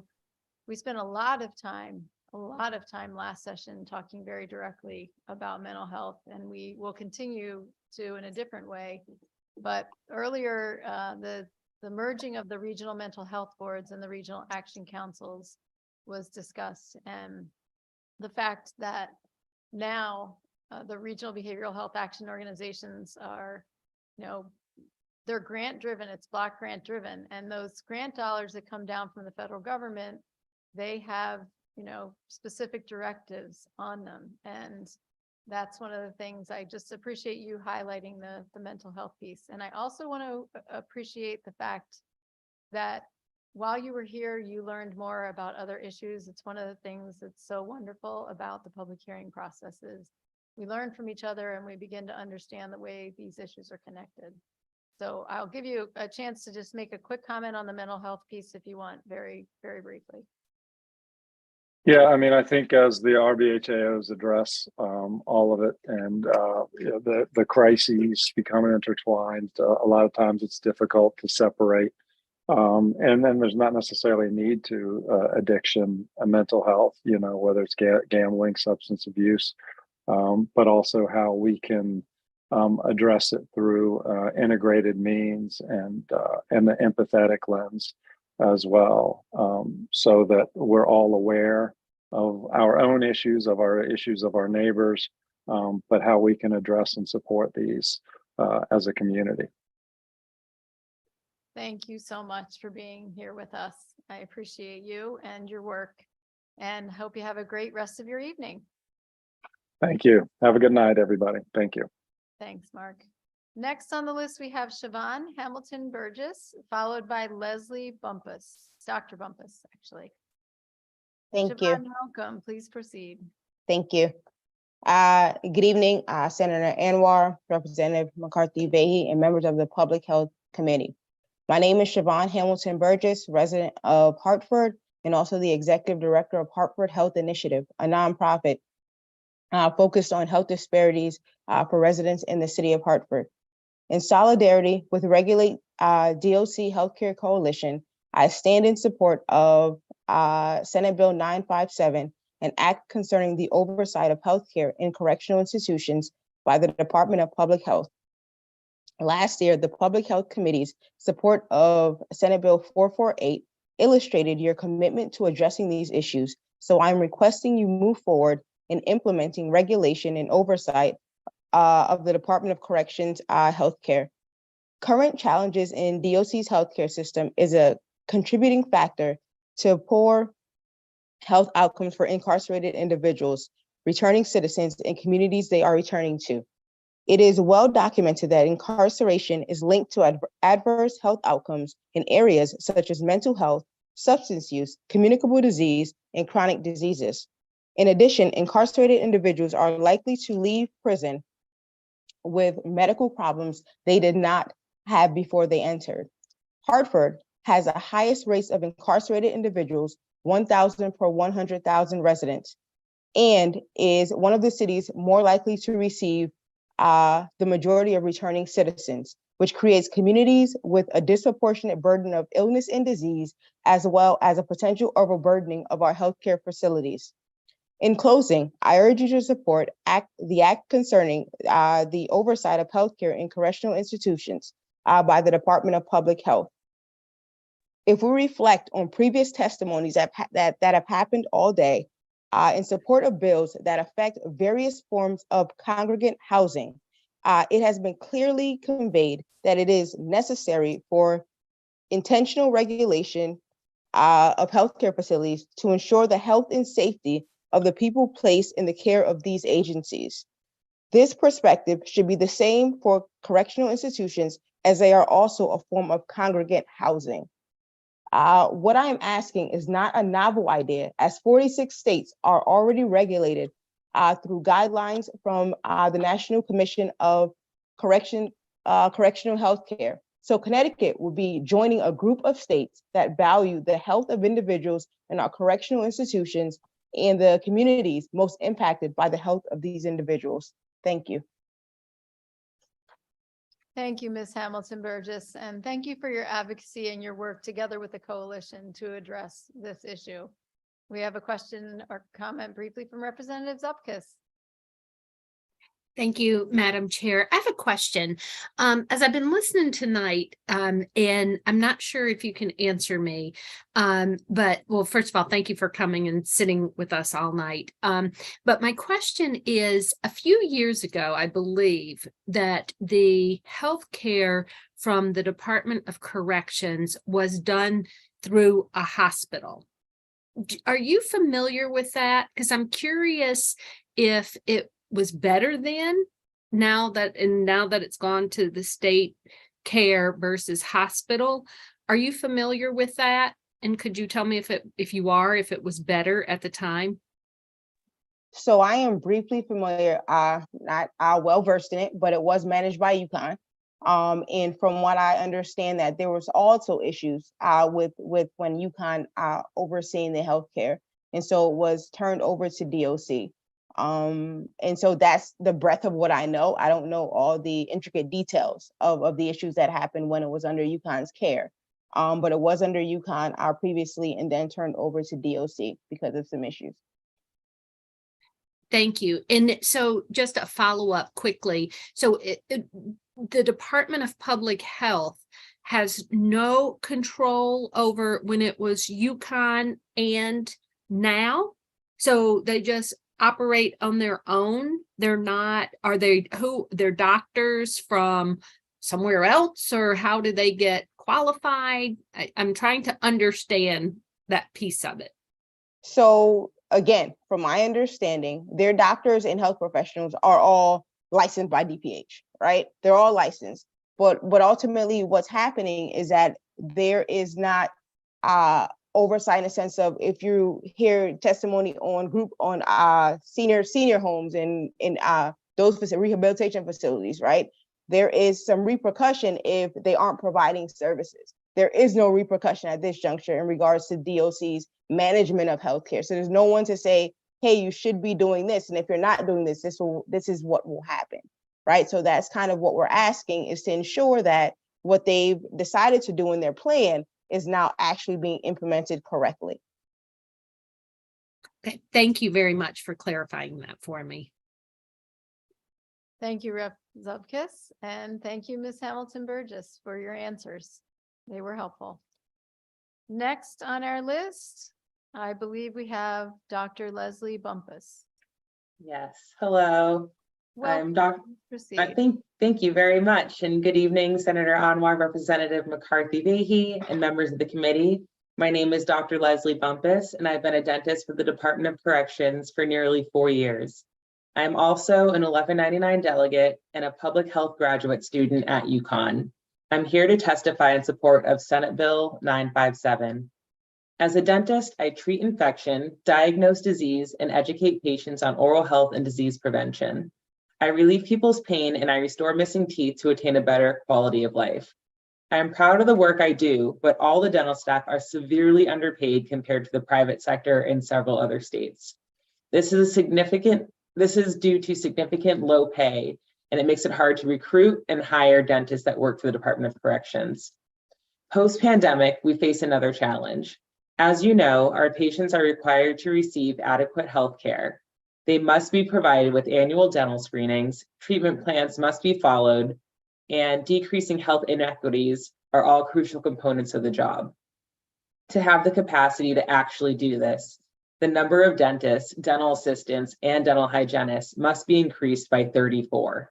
The continued short staffing will lead to foreseeable harm to our patients, as there is just not enough staff to treat everyone in a timely manner. The state has the responsibility to provide equitable health services for our patients. Incarcerated individuals are entitled to the same rights and level of health care as people that are not incarcerated. However, a health disparity exists as we do not have an adequate amount of healthcare personnel. I serve on the 1199 DOC Recruitment and Retention Subcommittee. We have spoken with our mental health staff, medical providers, dental providers, discharge planners, etc., to determine what each group needs to provide even the minimum standard of care for our patients. To address years of systemic understaffing of inmate medical services, expand access and improve the quality of healthcare and mental health care services for the incarcerated, $20 million must be allocated to the DOC healthcare line item. Access to healthcare is a human right that we must invest in, especially in one of the richest states in the country with an astronomical budget surplus. Thank you. Thank you so much for your testimony. There is a question or comment from Representative Parker. Thank you for being here with us, Doctor. And thank you, Mr. Chair.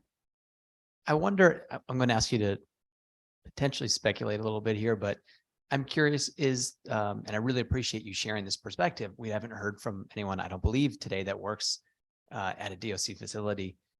Do you think that your perspective is shared by most few of your colleagues? Sort of wondering if other people that are in that system, how they feel about this. To the extent you can speak about that, we'd appreciate it. I do have, and I'll try not to take a lot of time just because I know that you've all have been waiting a long night and you have more folks to come. But I am, as I said, I'm a union delegate. So all of the dentists I speak to, we have 10 dentists. We have 10,000 inmates. For 3 years, I was covering 3 different facilities. I would have 1,200 inmates just to myself. There's another dentist that has about 1,600 inmates just to himself. There's another dentist with another 1,200 inmates just to herself, covering multiple facilities. So a lot of our concerns are that we're constantly putting out fires. So we have, in our administrative directive, we have to do these exams, these yearly exams, follow treatment plans, but instead we're constantly, there's people with infection and people with pain, and there are also people that have been waiting to get their fillings done for years, and now those teeth need to be pulled because we just simply don't have enough staff. So I'm at York Correctional right now. There's about 785 or so women. There's about 80 extractions, 131 pain requests, over 300 something fillings. I am not the only person going through this same thing. Other dentists are going through the exact same situation. Same with social workers, psychologists, APRNs, nurses. Nurses are being triple mandated, quadruple mandated. A lot of people are really feeling the burden of this. It's very difficult having the systemic short staffing covering multiple facilities. Right.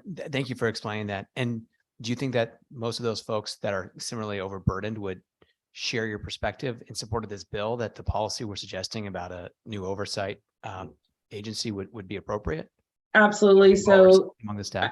I do believe so. Again, I'm a part of the recruitment retention committee, so we do meet with management and we do work on, we have plans where right now they're focusing a lot on nursing LPNs, which is huge, of course. But we also have social workers and dentistry and even religious services that we're not being as focused on because we need the nursing so badly. They are allowing us to try to be preceptors and get dental students to come in. They're allowing us to go to events and try to recruit people. But right now it's a little bit on the back burner, and the management also sees that there's a huge problem. It's just very difficult to get staffing.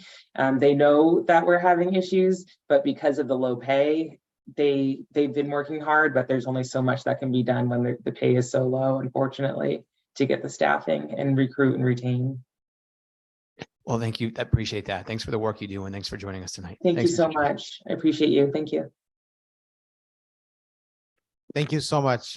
Seeing no other comments or questions, we wanted to thank you for staying with us this morning, afternoon, and evening, and the work that you do every day. And then this is very exciting and encouraging. Thank you. Next person on our list is Giovanna Mozo. Ms. Mozo, you're on. Also. Wonderful. Good evening, everyone. Thank you. I was there earlier, and I can't say how much of a breath of fresh air it was to be at the LOB today. Last time I stepped foot there was pre-COVID and back in 2017. So I really appreciated seeing everyone's face and just getting to meet people and just to spread the word and just learn so much, especially today in this throughout this entire public hearing today. It's been a long day. I really appreciate all of you being there and online, just being attentive and asking questions as needed. So thank you. So good evening, Senator Anwar, Senator Summers, and esteemed members of the Public Health. My name is Giovanna Mozo, and I am the director of the Hub, a division of RISAP. We are the designated Regional Behavioral Health Action Organization for Region 1, and I am a member of the Connecticut Prevention Network. Thank you for raising House Bill 6600 and recognizing the need to support the state's 5 regional behavioral health action organizations. Hereinafter, I will address our BHAOs. I am here today to speak about the important role that our BHAOs play in behavioral health and substance use prevention across the state of Connecticut. I won't go too much in history as all of my other colleagues have today, but in 2018, the delivery of prevention services was restructured into 5 RBHAOs with a focus on behavioral health, significantly changed and expanded the scope of our work and our overall catchment area. We went from being funded by the state to funded solely by federal grant dollars administered by DMIS. Most recently, the DCF began providing funds for the RBHAOs to focus on suicide prevention efforts for those under the age of 18. We appreciate the continued support, but all of our dollars require specific deliverables that are critical community-oriented initiatives and do not allow time for essential capacity building, strategic planning, or general prevention work that could address emerging new issues or concerns that may be specific to particular community. Our funding is focused on substance misuse prevention, gambling, and suicide, with little funding for specific mental health education and prevention, or any other issues that may be identified by one of our communities. The RBHAOs are the regional prevention liaison for the state of Connecticut. We are a strategic community partner who is responsible for a range of planning, education and advocacy of behavioral health needs and services for children and adults within our region.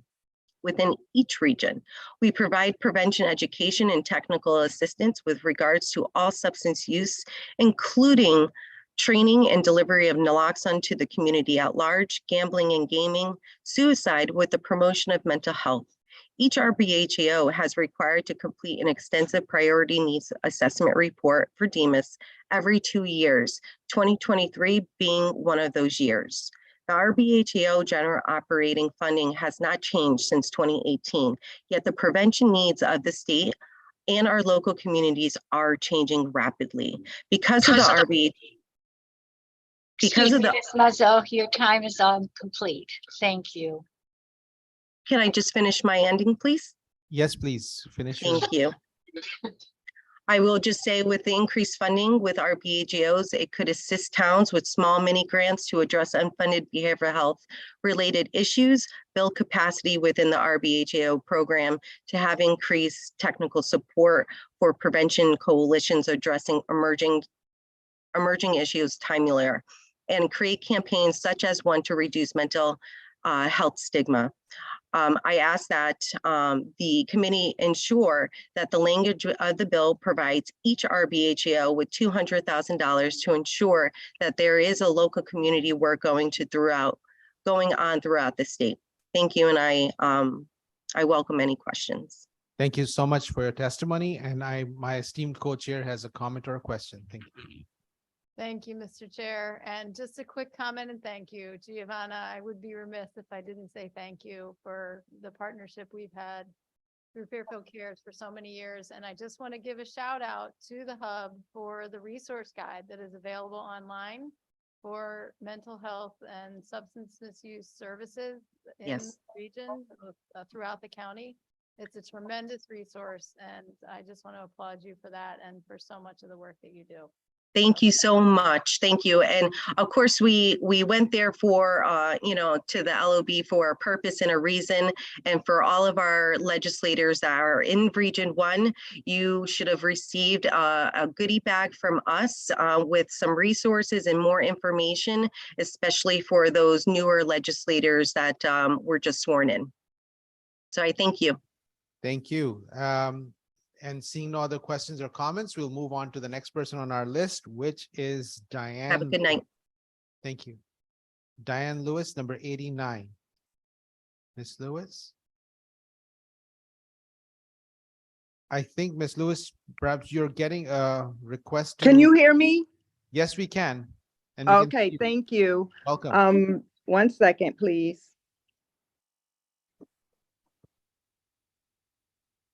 You're a little sideways if you want to just. Can you hear? Yes, now we can hear you and we can see you and you're upright. Okay.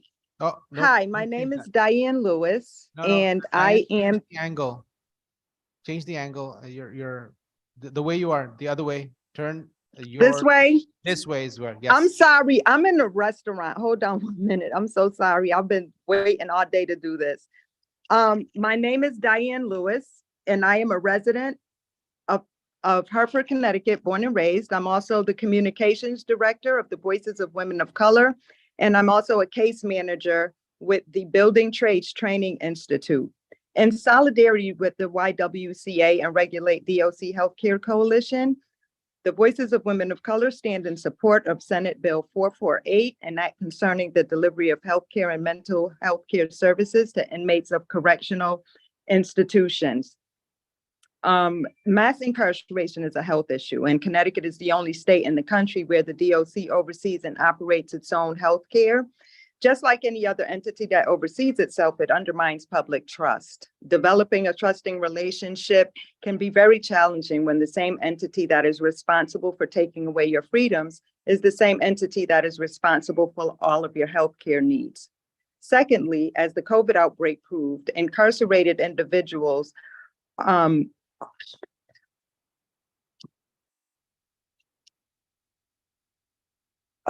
sorry. We can hear you, Diane. Oh. I think we may, Diane, we can hear you. You're connected now. Come back. Okay, Sorry.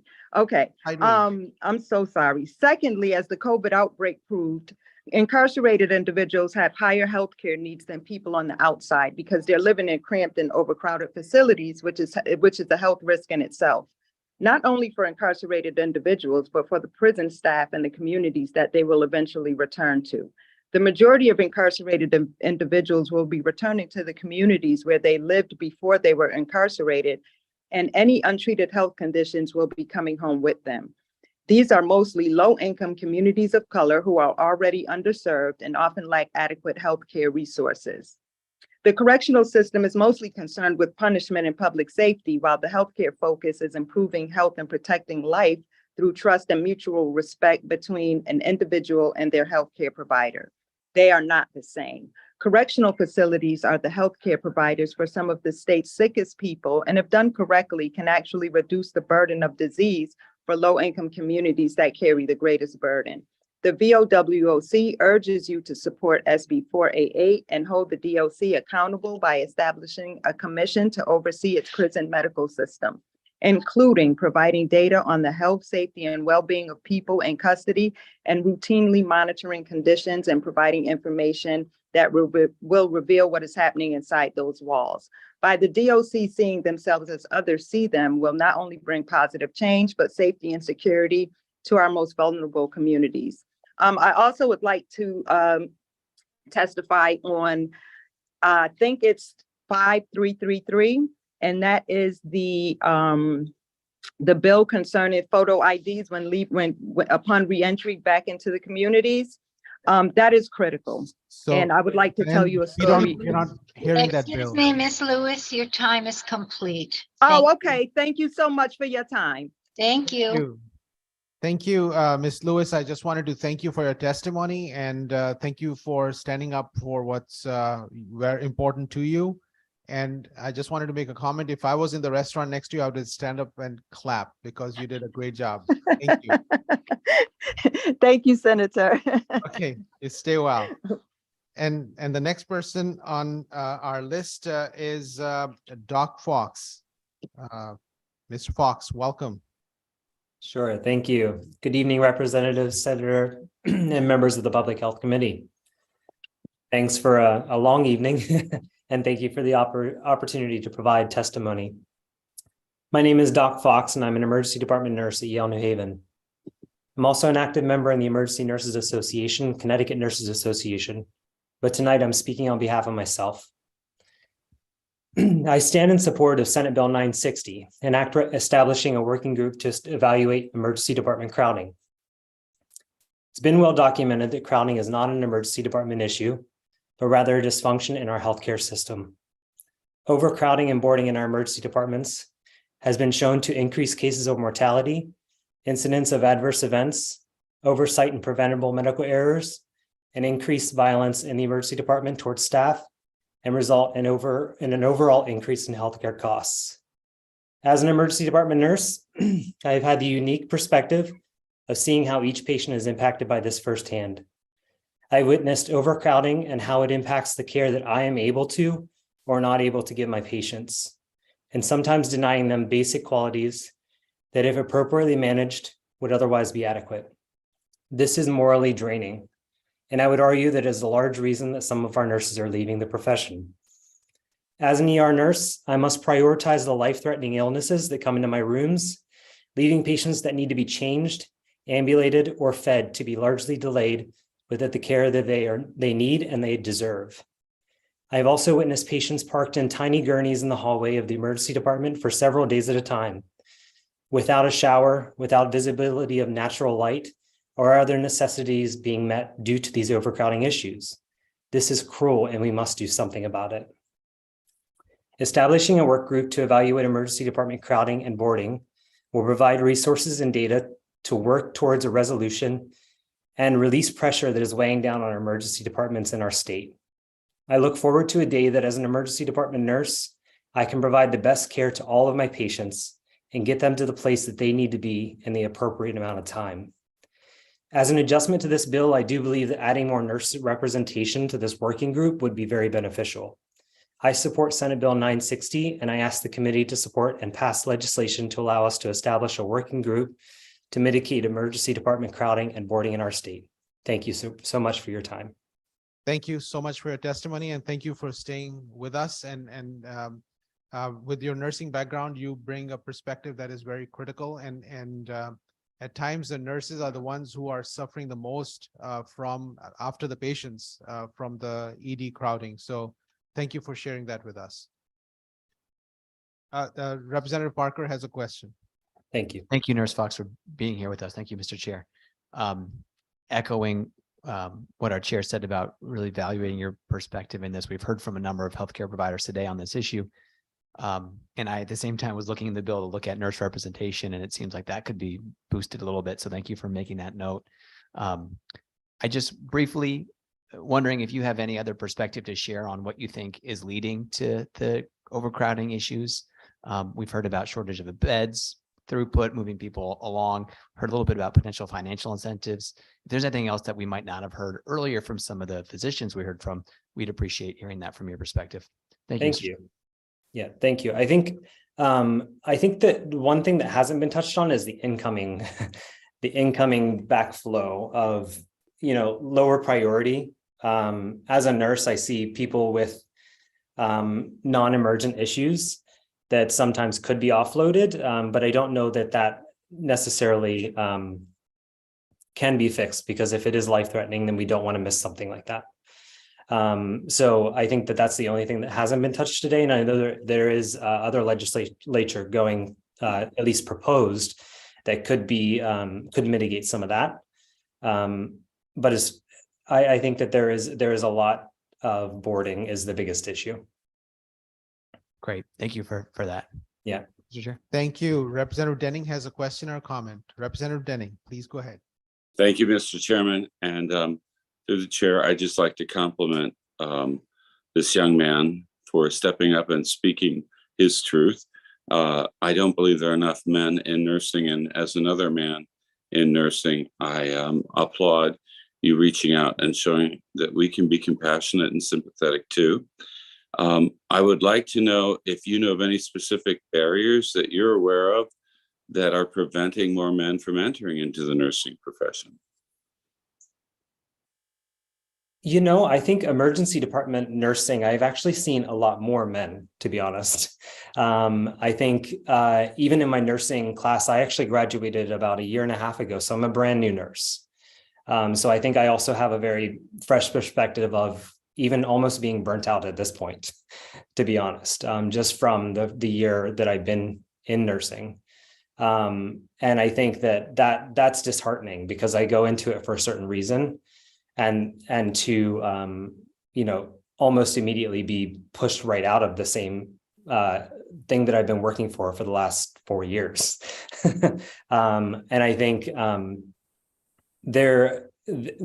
I don't see a big barrier in sexes, to be honest, if I can be frank. I think I have seen a lot of male representation. I think advocacy needs to step up in nursing. I think that there's a lot of people that are we work 12-hour days, sometimes 6-7 days in a row, and we get burnt out and we don't feel like advocating anymore. And I think that's where it needs to change, is we need to have more advocacy in nursing.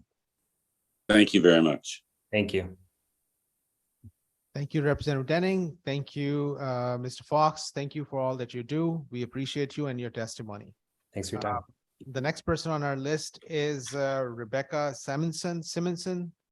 I think I was informed that you are here. Yes, I'm here. Can you hear me? We can, but we can't see you. Yeah, I apologize. I have to be off camera. I'm on the road. So I just have to be off camera. So I apologize. Just be safe, please.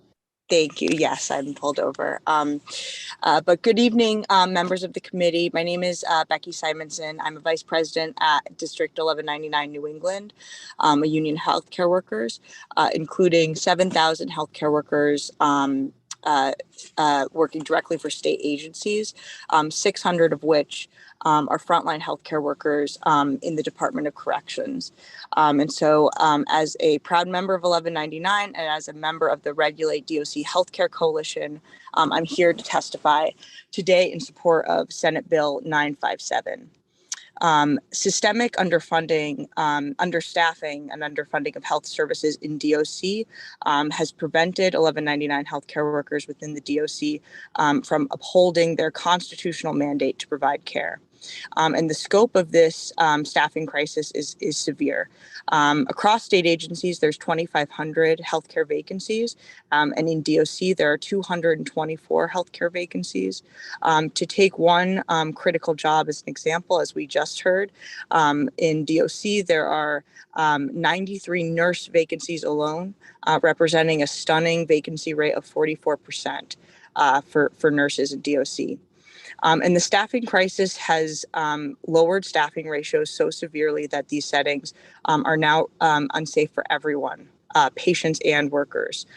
And it's crucial that we remember that the root of this staffing crisis is the systematic underfunding of health services over time, which is the systematic devaluation of people who are incarcerated, as we all know, overwhelmingly Black and Brown, and the people who provide them care, also disproportionately Black and Brown folks.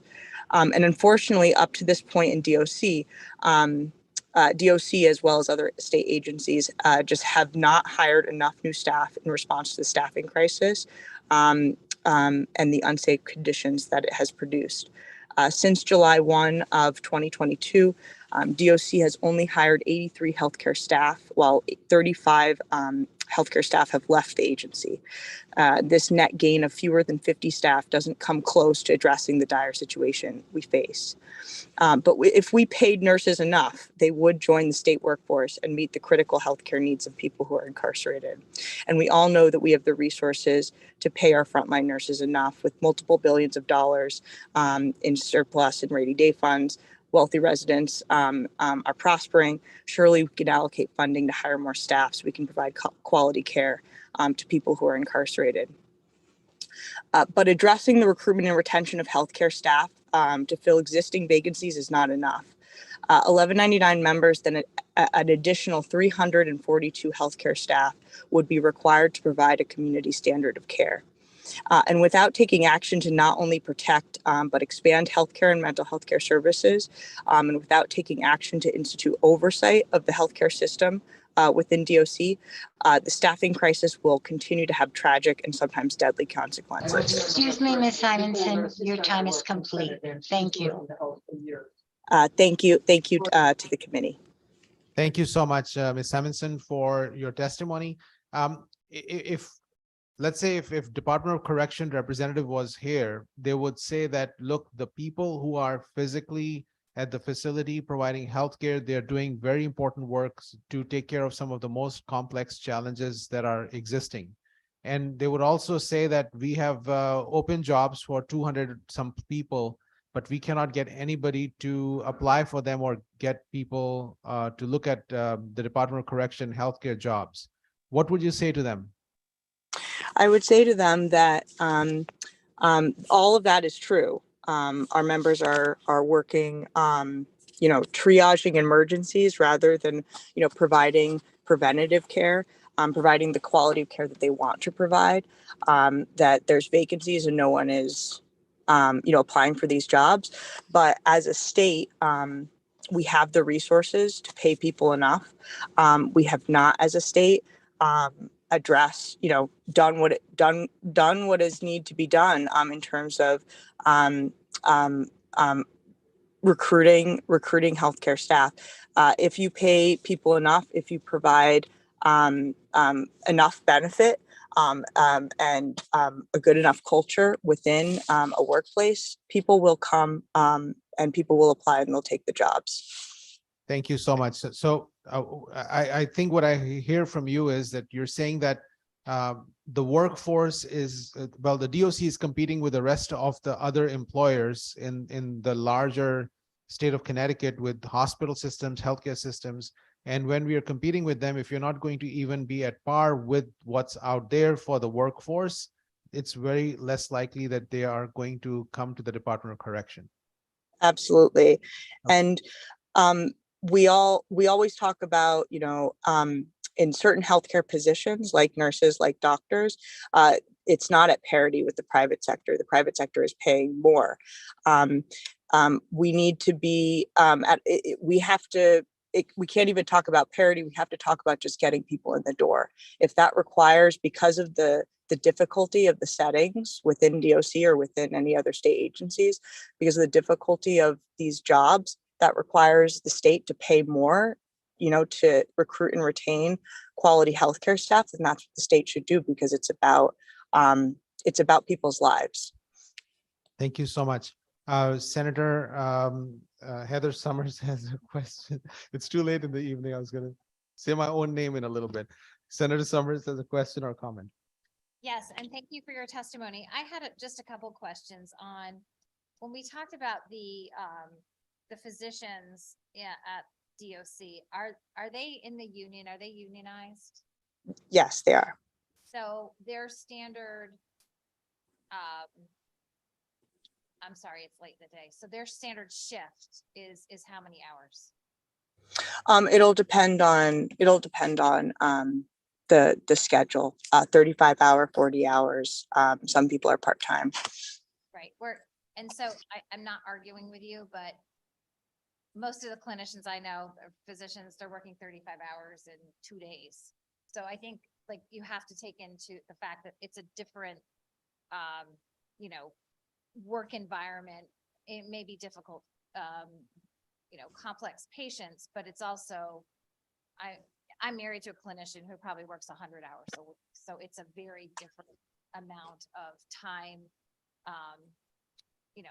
in that particular field. With that being said, could you give us an idea on the differential between, let's say, the private market for a nurse versus DOC, just to get up to parity? How below parity percentage wise is somebody working as a nurse for the DOC to the market that we are experiencing now?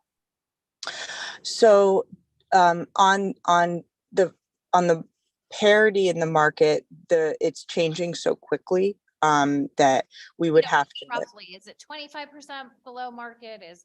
I'm not holding you to a specific number, but just kind of a range to give us. It's very unclear. I mean, for this moment, it's $10,000-$20,000 of a difference for, say at Yale New Haven versus, a similar comparable job within the state. But we could provide you some of those concrete numbers after. That's not a problem, and the market is changing so rapidly, and many of the hospital settings are providing bonuses immediately, and upon hire, and doing all sorts of things to recruit and retain staff that the state is not currently doing. Okay, thank you. And then it would be helpful for us. Did you provide written testimony? Because it doesn't seem to be loaded yet. Yes, I did, and it's a bit expanded in terms of the content. And then I also wanted to ask, what are your thoughts on the state? One of the things that this Public Health Committee had done last year was to establish a physician recruitment. I know that that's something that we're probably going to look at in our workforce bill. How do you think physician and nursing a recruitment as far as tuition reimbursement would help you be able to attract people to work at the DOC?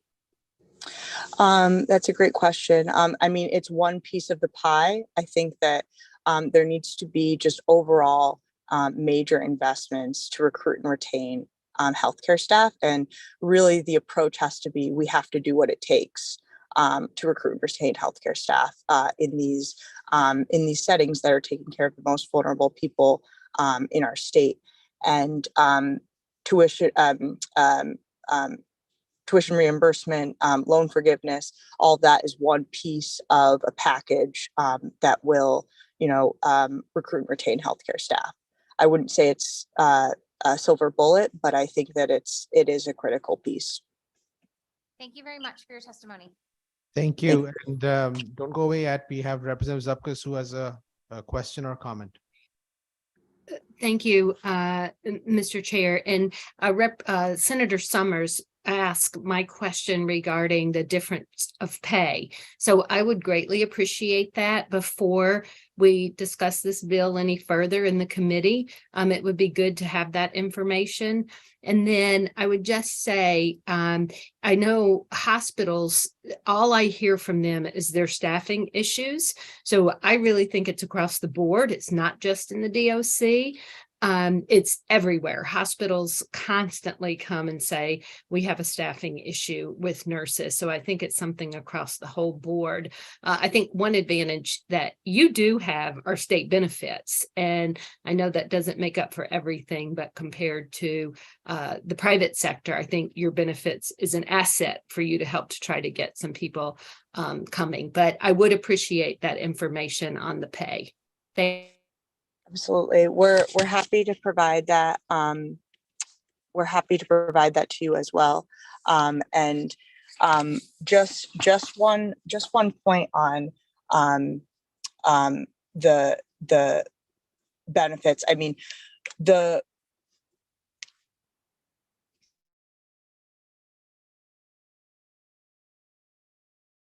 Rebecca, I think you muted yourself by mistake. Can you unmute yourself, please? Rebecca Simonson, you may have muted yourself by mistake. I don't know if you can hear me.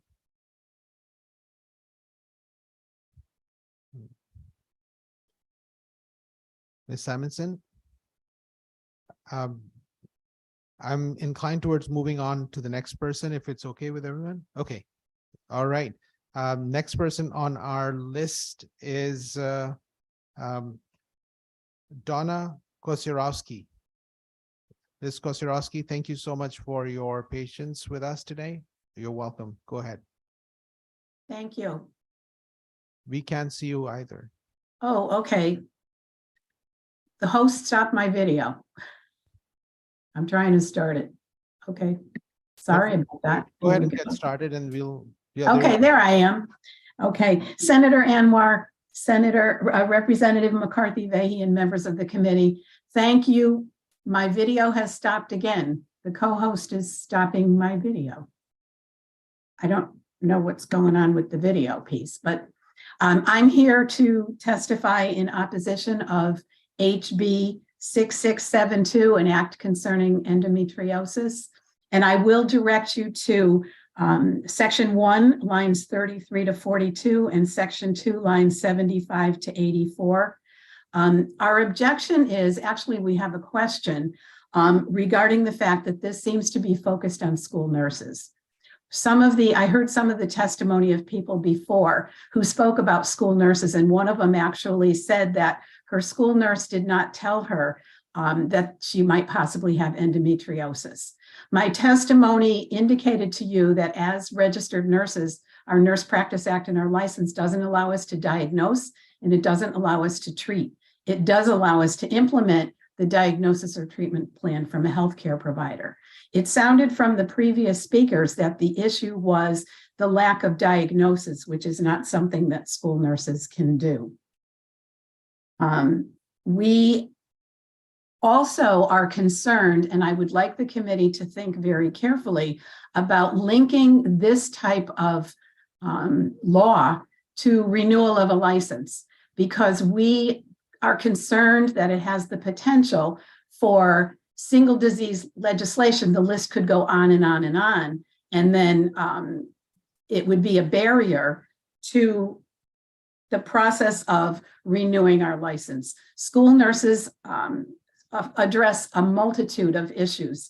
And if you refer to, and I hope Senator Anwar and Representative McCarthy-Vahey that you received the recommendations of the School Nurse Advisory Council, which outlines some of the things that we do need school nurses to do.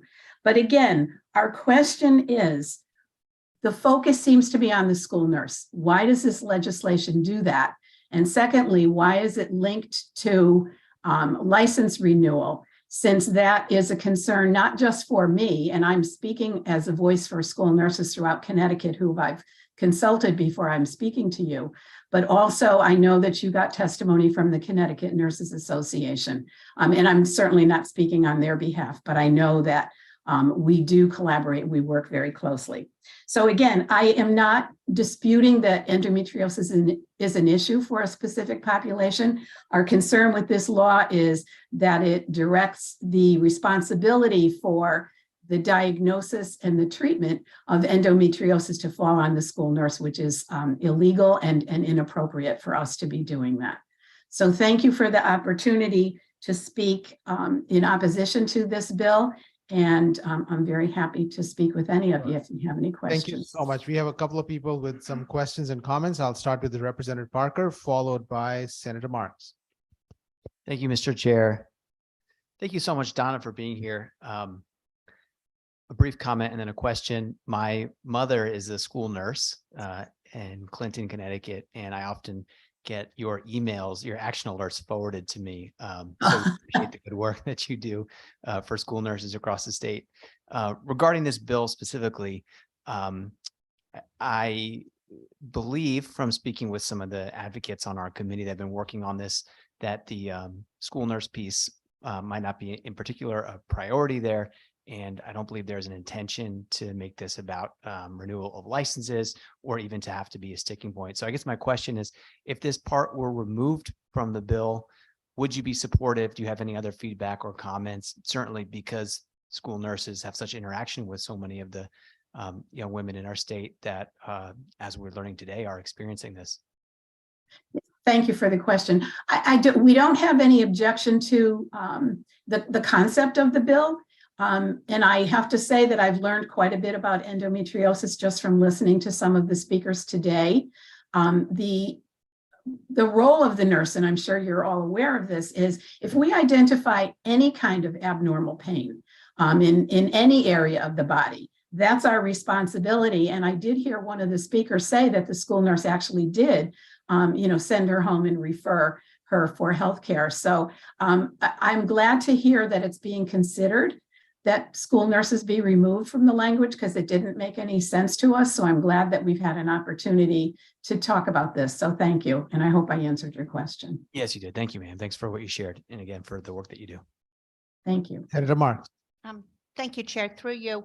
Hi, it's nice to meet you and thank you for your testimony. I work with school nurses that work for the VNA of Southeastern Connecticut. So they're in, I think, 5 school systems in Southeastern Connecticut. I will agree with you that I don't think it should be have anything to do with our licensure. I just renewed my license and then I got an email at work saying we had to take a suicide prevention class in order to get my license. I said, I'm a senator. How did I not know that? And I got my license, no problem. So I guess it just hasn't been public health hasn't said that we have to do it yet.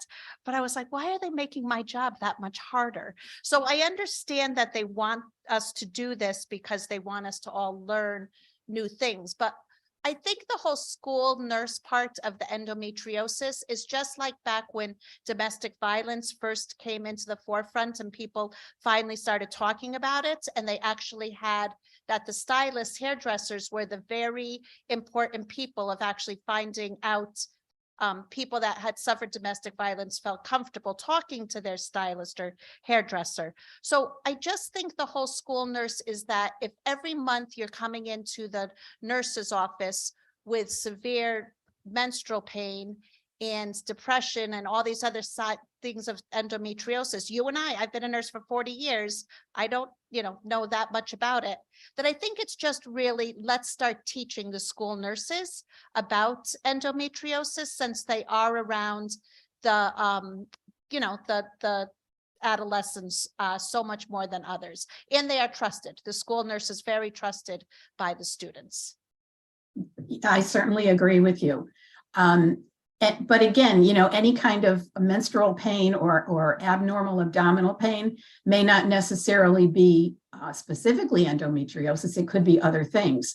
But I think there's a myriad of things that school nurses have to know and be able to do. And any prudent school nurse or any prudent nurse would refer anyone who comes in every month, for further evaluation by an appropriate healthcare provider who has the ability to diagnose and treat endometriosis.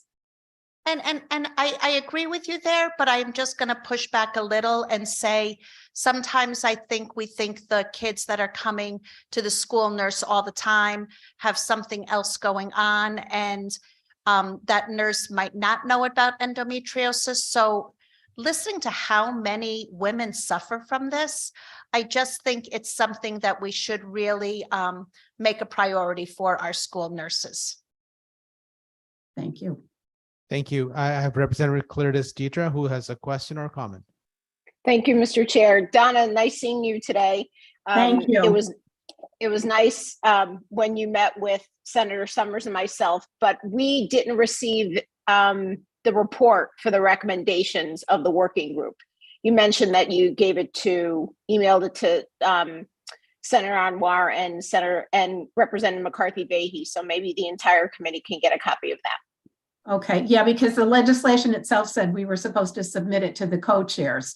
And if Senator Anwar or Representative McCarthy Vahey didn't get it, I did have a little bit of trouble getting it through. So let me know if you didn't get it and I'll be happy to forward it to you. I think, this opens up a conversation for another time about school nurses and the vast changes that have occurred with them over the last, 1982, the last regulations for school nurses were written. So I'm hoping that some of you will, and I'm taking this opportunity to ask you to open up a larger conversation about school nurses. And if you let me know the best way to get the report to the committee, I'll be more than happy to send it to you.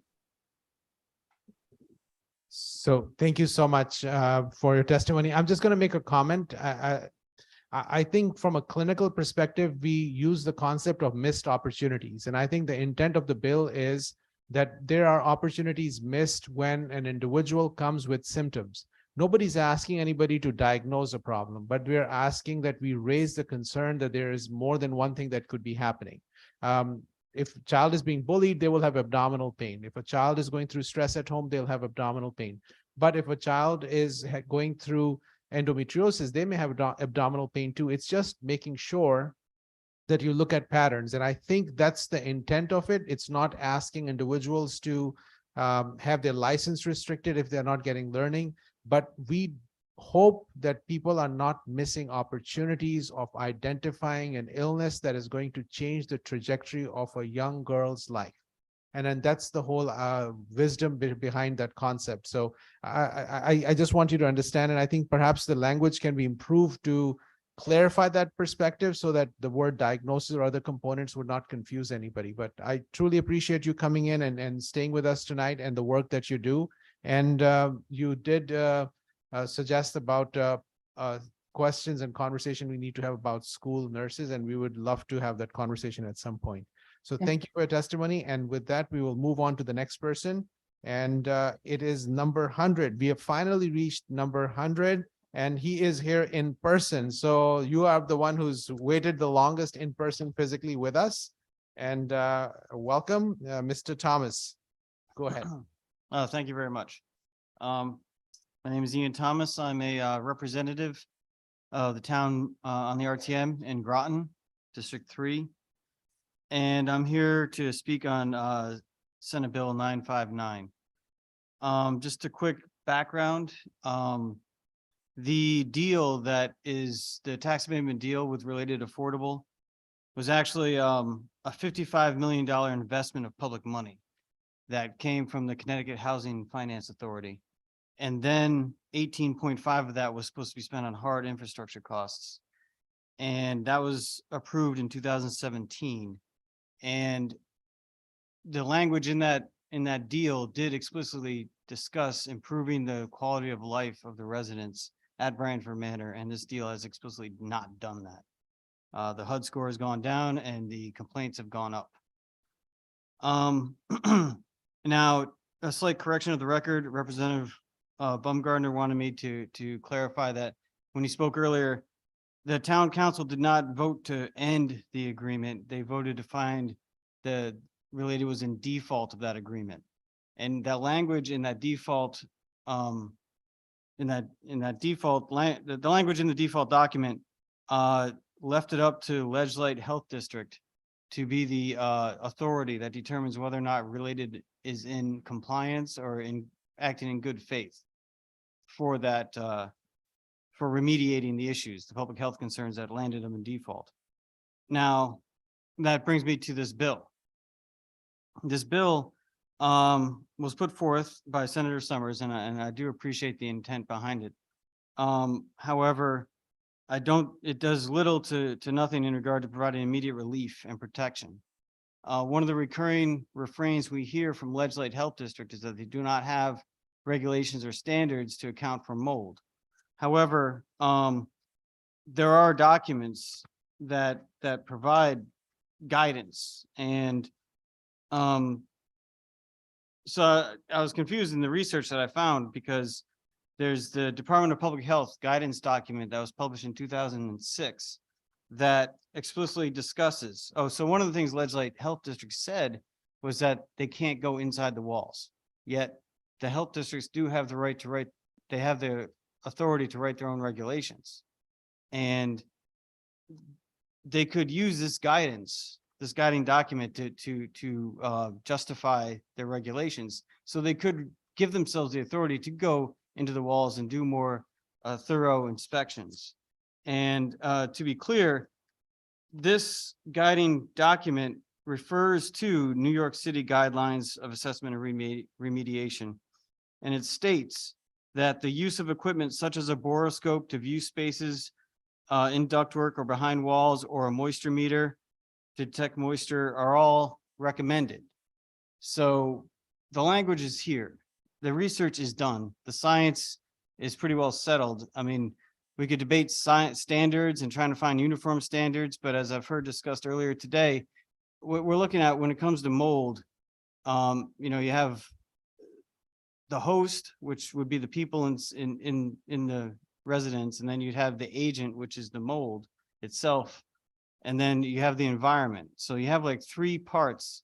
It's kind of like the fire triangle, right? You need all these things are kind of moving dynamically. So to have uniform standards is almost like it would kind of stall out the process. Excuse me, Mr. Thomas, your time is complete. Thank you. Thank you. I'll just summarize real quick that I believe we need a law, not a council. We need a law to enforce stricter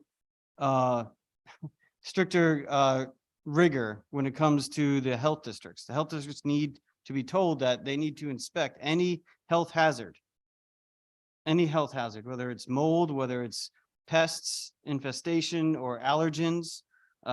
I've submitted written testimony and a number of documents. I'll follow up with the committee.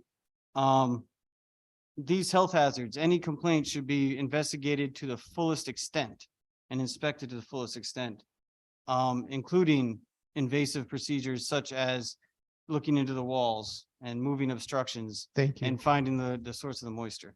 Thank you. Thank you so much for your testimony, and thank you for staying with us for the entire day and evening and night at this time. And I appreciate you staying with us. I'm just going to make a comment. I was not aware of the challenges the city of Groton and some community members are experiencing. So we have taken note of the concerns, and we will be talking offline further with you and others to see what can be done. This bill is not meant to address the entire issues that are being experienced over there, but perhaps there's a way we can try to help out in some way or the other. So truly appreciate each and everyone who's come here today. Thank you. Thank you so much, and I greatly appreciate it. Thank you. Next person on the list is, No, just very Representative- briefly, if I may. Representative McCarthy. Chairman. I just was curious, as you pointed to a document, could you just repeat what the title of that document? Yes, this is the Connecticut Department of Health guidance document. And you mentioned the year? The year was published in 2006 and revised in 2014. Thank you very much. You're welcome. Thank you so much. And I think the next speaker on our list is Mr. Kurt Barvis. Mr. Barvis, thank you so much for your patience and thank you for coming to speak to us this evening. And Thank you for having me. I really appreciate the opportunity to speak in favor of SB 690, an act establishing a working group to evaluate emergency department crowding. I did submit pretty detailed written testimony. I'd like to start my comments by talking about a board game called Friday Night at the ER. This board game has been around since 1990. It's used in the higher education environment for folks that are going and getting a master's in public health or health administration. And it's based on a real case study at San Jose Hospital in California. It's a simulation game, and it's actually a board, and you get into groups, and every hour you turn over a card, and that card presents a new challenge for the emergency room. And the board has 4 departments, so one of them being the emergency department. And the teams are split up, and as those cards are turned over, they essentially increase the strain at the capacity of that ER dramatically. And every hour, it's some new thing that happens. There's a tractor or trailer that turns over, and they've got 6 people coming to your ER. And what it does is force the groups, and typically you see this used also in hospitals for hospital department group thinking and simulation. It forces all the department leaders to work together as a team and think not about it as overcrowding in the ER, but how do we systems think this and actually come up with a solution as we work through the night, the 24-hour period. I've actually used this to educate board members when they come on our board. It's really quite an interesting experience because it forces you to think outside the box. And it really highlights the issues and the challenges that we face just about every single day in the emergency room. The thing that is different, the biggest difference, and I've been doing this since before late 70s, is that today we have different challenges. So capacity, staffing, you've heard about, all of those things still exist in our environment, but we have a significant new challenge that is growing rapidly in the state of Connecticut, and that is the presence of Medicare Advantage. We are literally accelerating Medicare Advantage adoption, so people are shifting from traditional Medicare to Medicare Advantage. And every patient that moves from the ER or from another part of the hospital that needs to be discharged requires a prior authorization to do that move. And the delays associated with those prior authorizations are just literally stifling our ERs. During the month of February, last February, when we were getting crushed by COVID, the Omicron variant of COVID, I was standing in the ER at 8:30 at night. We had 100 patients. We had 12 patients that needed to be admitted. And what frustrated and just absolutely took everyone back was the fact that we had 12 patients, 10 or 12 patients on our inpatient floors that had been ready and available for discharge to a skilled nursing facility, but were waiting for a prior authorization. Excuse me, Mr. Burris, your time is complete. Thank you. Okay, I'll wrap it up. So literally 100 patients. And the reason that I couldn't move patients out of my ER was because of a prior authorization. The same thing exists when you try to move a patient from the ER, because you can move them from the ER to a skilled nursing facility. But I think the number one issue right now for me is that, and what I see in our ERs across the state, I think the last report I saw from China was we had a 10% increase in Medicare Advantage, which means we have a 10% increase in prior authorization. On average, we have 1.6 patients in our hospital every single day that are ready for discharge that back up our ER. So I'll end there, and I'm happy to answer any questions. Thank you so much for your testimony, Mr. Barvis. And I wanted to thank you again for waiting for the entire day and speaking. We had a brief discussion, and you're currently the president and the CEO for Bristol Hospital. probably one of the very few hospitals that are left in the state of Connecticut that is still independent. And it probably takes some kind of heroic action of some kind or magic that you have that's allowed you to stay independent. And then you're not only a leader here, but you're leader nationally. So, and in your conversations, we talked about the fact that the throughput restriction is because of Medicare Advantage in your experience, because you have studied this and you have actually been speaking on this topic nationally. Is that what you're seeing, is that the prior authorization is part of the biggest hurdle in the throughput that hospitals, at least the smaller hospitals, are facing or experiencing? It is, and I think it's not just smaller hospitals. I think bigger hospitals.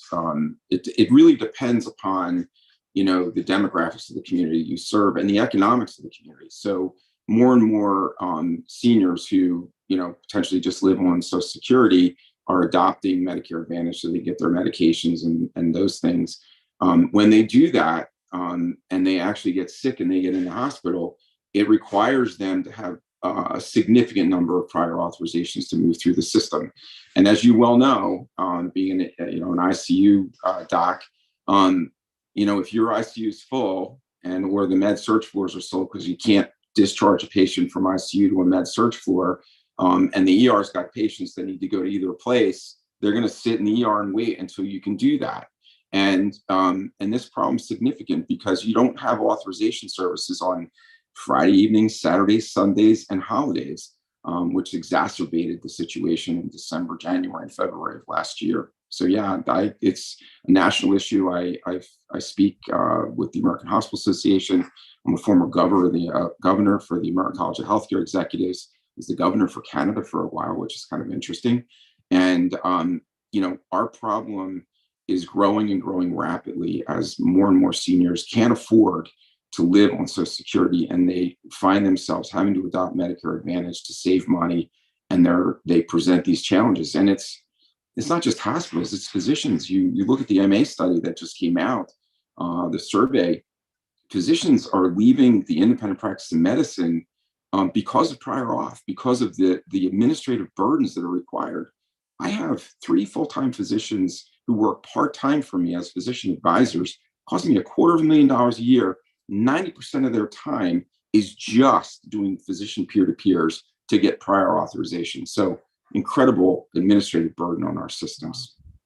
I just wanted to, this is pretty sad what you're describing at this time. It's the fact that we cannot provide healthcare. Now, there are bills that are being considered, not in this committee, but yesterday there was this whole conversation that Medicare Advantage is going to be used as a benchmark for the insurance industry and others to follow. And as I heard that, I said, well, that's going to be the end of whatever is left of the healthcare systems. I would agree. Because you're telling me about 40% of the cases are getting stopped, or what was that 40% number that you used in the conversation earlier? So for us, for Bristol Health, we were severely impacted by this. So for the state of Connecticut, we were at about 50% of our Medicare eligible enrollees, about 760,000 people. 50% of those adopted to Medicare Advantage, but we have accelerated a rate much higher than the national average. And so for our hospital, 30% of our entire book of business is now Medicare Advantage, which is extremely problematic because if you think about it, I'm 72% government pay. Government pay does not pay full cost to provide services. So you heard many people talk about, you know, the increase in compensation, the shortages that we have.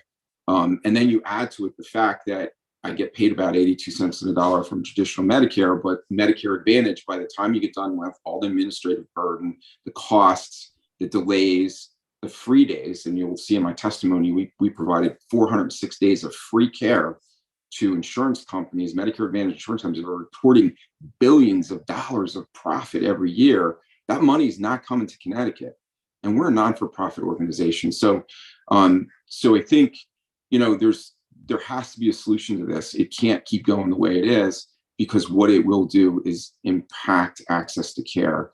in the communities that need them most. If I'm 72% government pay, access to care is vitally important in the community that I serve.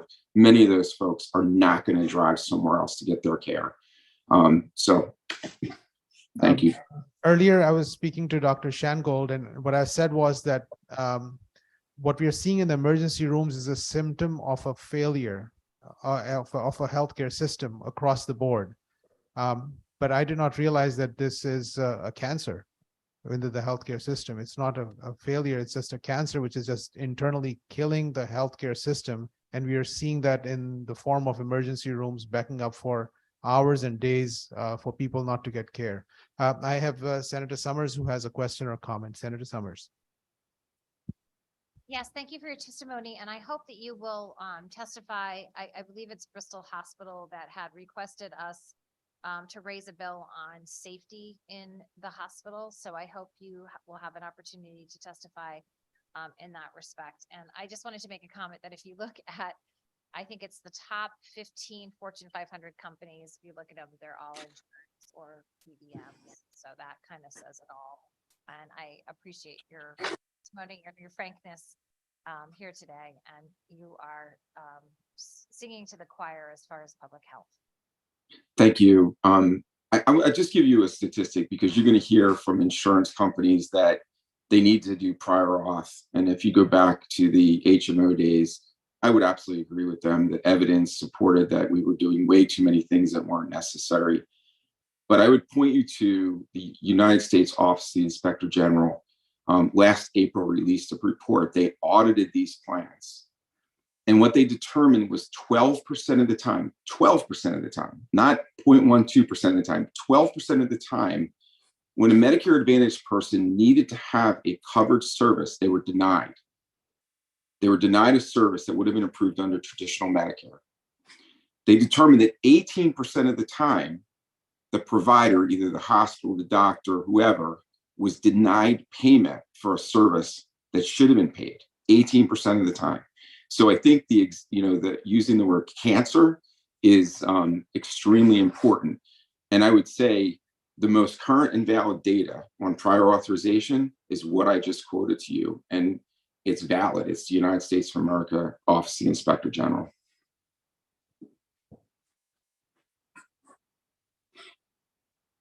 This is one of the situations I don't know what to say. I think this is where the challenge is. The emergency rooms aren't going to get any better because unless we fix the cause that's stopping the patients who are in the hospital to get discharged and get the prior authorization and get their treatments, we are going to be back here having more conversations.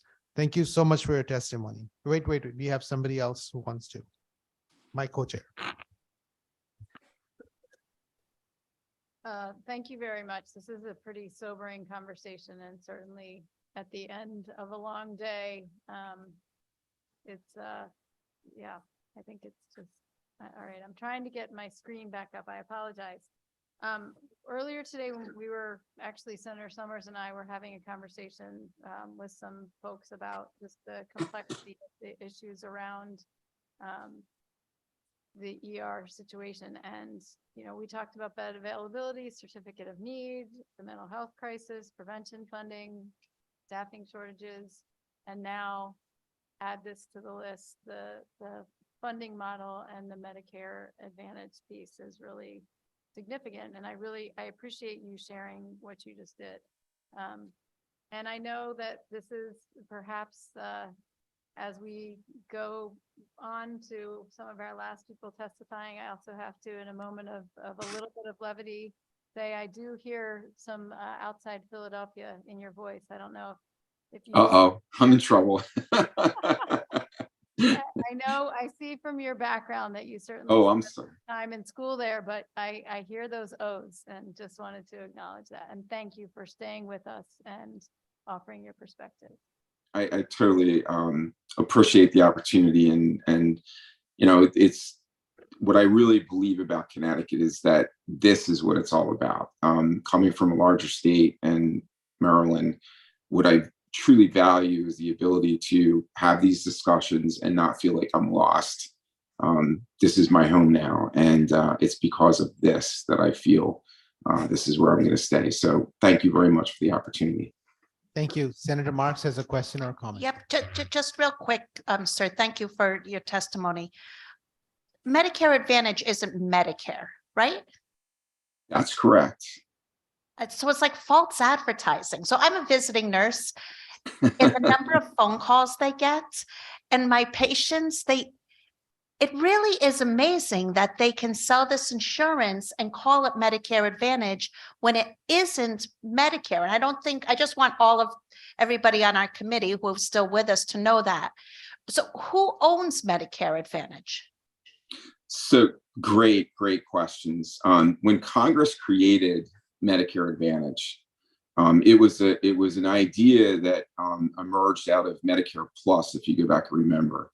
How it all kind of emerged. And I forget who the person was that coined Advantage, but the idea was that it was going to end up being 95% of the cost of traditional Medicare because we were going to take government out of managing this. It was going to go to private industry. And so, first of all, it's never been less than 100% of costs of traditional Medicare. And it is the thing that is actually accelerating the demise of the Medicare Trust Fund. So as of yesterday, I think it's 2028 that Medicare is, fails. And it's accelerated year after year because Medicare Advantage has been as much as 110 and 11% of traditional Medicare cost. But the thing that's really important to understand is that when Congress created this, it essentially gave the Centers for Medicare and Medicaid Services only rights to deal with enrollees because they thought that was going to be enough, as evidenced by the report that I just explained to you came from the Office of the Inspector General. There's really major problems with getting people the care that they need, and they wanted CMS to deal with that. What they left to the states was a couple things. One was you have to license these Medicare Advantage plans, and the regs are very clear that you can only deny a license to a Medicare Advantage company for solvency issues. But the other piece of that is all of the physician and hospital, all the provider issues are states' rights. But because people confuse it with Medicare and they think it's federal, they think, well, we can't touch that. We can't do anything to that. The truth is a state can actually implement change related to payment issues. They can't affect some of the other things that are really reserved for the federal government. And you now have, as of January, 21 states that are actually implementing laws. And it's expected before the end of this year's session across this country, there'll be 41 states that actually propose and potentially implement laws. New Jersey had one of the most creative things that I've seen. They've actually implemented, or they haven't implemented, but they've put a law into place that they're trying to get through that would prevent any insurance company from having a prior auth related to a person that has a chronic illness. So, you hear the nightmare story of a newly diagnosed diabetic that needs to get a prior auth for insulin. That's a true story. That's ridiculous. That's just unheard of, right?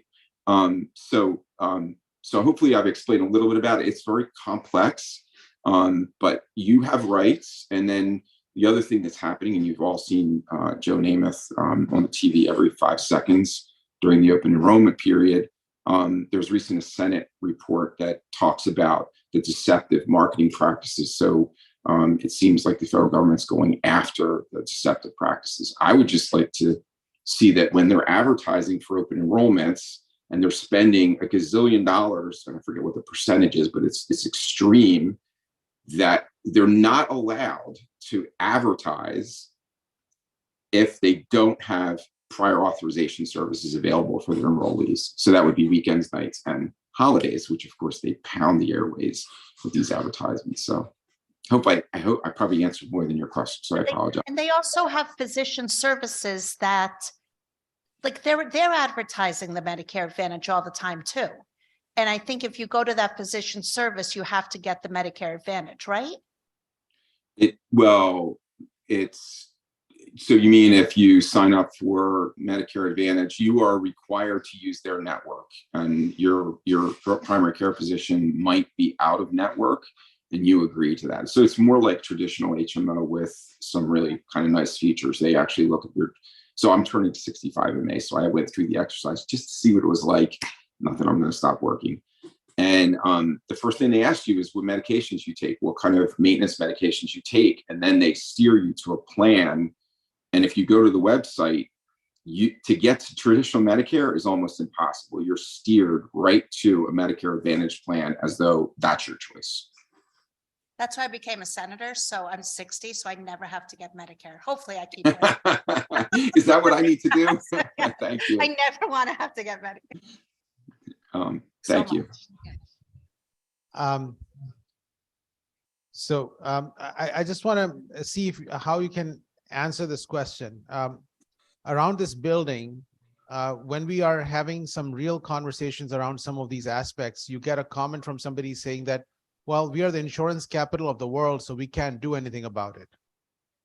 How do you respond to that when you know that the system is crumbling right in front of us? So first of all, I'm going to point one thing out to all of you that are going to be on state retiree plan. You will have Medicare Advantage. So your state retiree plan is Medicare Advantage for those of you. I forget how you qualify for it, but it's true. So my response to your direct response to your question is, when we negotiate language or anything to do with Medicare Advantage, there is no one doing that in Connecticut. Those plans are national plans that are done elsewhere. Those profits that come don't stay in the state. Those profits go to big insurance companies, and those are distributed to shareholders. So, and there is an answer and there is a solution to this, but you have to steer clear of the word prior authorization, and you have to focus as a state on the things that you can do, which is address payment issues, right? So physicians who are being just completely destroyed, that are in independent practice because they're getting burnt out on having to do peer-to-peer. By the way, if you require a test like a CT or an MRI in a hospital, right, or somewhere, anything that has to do with a hospital or anywhere else, it's the physician who orders the test that does the prior authorization. So if their staff is unable to get it, it may mean that that physician has to allocate time during their day to actually call and talk to a physician at the insurance company to make it happen, which is why you have physicians running towards employment by hospitals and bigger organizations. It's just impossible for them to actually exist independently. It is the insurance capital of the world. There is a solution. And if we don't find one soon, I think we're going to have more consolidation, and we're going to have greater limits to access to care in this state. It's going to happen. You can't survive this forever. Thank you so much for your testimony. Thank you. I truly appreciate you staying with us and speaking about the actual disease that's causing the symptoms that we are seeing, at least in the emergency rooms. Seeing no other questions or comments, we will move on to the next person on our list, which is Ms. Tanisha Hill. Thank you, Ms. Hill, for your patience today with us, and we look forward to listening to your testimony. Yes. Good evening, Senator Anwar, Representative Bay, and members of the Public Committee. My name is Tanisha Hill. I live in New Haven, Connecticut, and I am here today to testify in support of Senate Bill 957. Recently, I lost my brother while in custody of Connecticut DOC. His death was preventable. My brother's mental and physical health was neglected. On 10/14, his only daughter died, and he was not given any service to properly grieve. On 1/10, my brother passed away from an abrupt aneurysm. To the best of my knowledge, the COs and the medical team did not address this critical matter in a timely manner. Time is of the essence, in which my brother did not receive. The Connecticut DOC are not accredited, but yet they have a $500 million budget. Why are we spending this money on facilities that are not accredited and unable to properly meet the needs of incarcerated individuals? What needs to happen is a complete culture shift within correction as well as updated medical plans. The lack of medical care is why I didn't have my brother today. And that's why this legislation is very important to me. Thank you for your time and attention to this very important issue for me. Thank you, Ms. Hill, and I'm so sorry for your loss, and I can say that each and every one on the Public Health Committee is so sorry for your loss. If you were to look at where things were at fault, were there symptoms they were not listening to the symptoms? Could you explain a little bit if you are up to it, please? Yes. Well, I want to start off by how I found out what happened to my brother. I remember it as if it was yesterday. It was January 2nd, approximately 9:52. I got a phone call and it was a nurse. And she was saying, I'm calling in regards of James Hill. And I said, my brother is incarcerated. She says, no, he's here at the hospital. He's in ICU and we're about to perform an emergency procedure. And I said, what? And her exact words, the nurse was, no one told you? You didn't get a call? And I said, no, I don't know what's going on. What are you talking about? So I began to cry. So when I hung up with the nurse at the hospital, I called DOC and they act like they didn't know nothing. The first thing they asked me, how did I know what was going on? And I said, well, a nurse just called me. And they begin to tell me that that nurse was not supposed to call me. And if anything had happened to my brother, they will call me by 7 o'clock. I said, well, it's 8, 9 at that time. And they said, no, 7 p.m. I said, so you mean to tell me that I have to wait till 7 p.m. the next day after I just got some information about my brother? And they said, yes. So each day I began to learn more about my brother's medical issues from outsiders. And every time I went back to follow up with DOC, they always wanted to know, how did I find out? During this whole process, I never actually really got a call from DOC in regards of my brother. So in that situation, the first thing that they could have did to make me understand more was just the communication. I didn't know what to believe and who to believe. So as he began to get sicker, first of all, my brother was actively dying. And at that time, I was not able to see him. And it was so painful knowing that my brother was dying without me there. So eventually phone calls were made. I got to visit my brother. And the first time that I got to visit my brother, I went in there was 2 officers at the door, correctional officers, in which I didn't know correctional officers could have guns. So I did see a gun on one correctional officer, but my brother was brain dead, handcuffed to the bed. So I'm crying and I'm looking, I'm like, wow, this is terrible. He's not going anywhere. You got 2 COs in the front. I mean, what's going on? So that began to bother me. I cried and cried and cried because through the whole process, I never actually knew what was going on. Everything was like, how did I know? How did you know? And it began to interfere with the communication with the doctors, because they'll begin to tell me things and then they'll stop and say, oh, because your brother's in the DOC, it's but so far we could go with explaining things to you. It was like they'll begin to tell me something and it will stop. So eventually I came back the next day and the handcuff was off my brother. I felt better, but even the communication process about everything, it was never clear to me. And then at the end of my brother's death, still DOC failed me with empathy and information. DOC never called me sorry for your loss, to check up on me. I had so many questions about his belongings, money that he had from, inmate trust fund. I was just lost. And every day I was hoping to hear from DOC, in which I didn't, because to me, there's a saying, hear it from the horse's mouth. I think I would have felt more comfortable getting information from DOC, a place where I knew my brother was, and the information would have been accurate. But I didn't receive it. And that's the main thing that hurted me through this, just the lack of empathy and information. And I just think moving forward, if they could just do a little better with that, I know it would have helped me understand what was going on.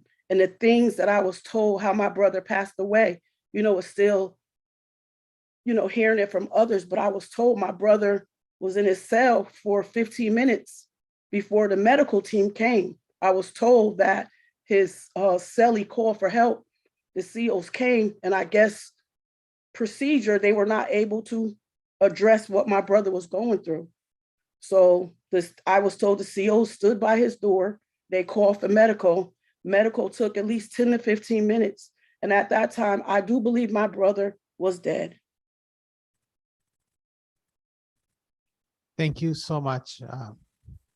Well, I just wanted to say that if you're physically here, this would be the time I'd come and hug you. And I'm so Thank you.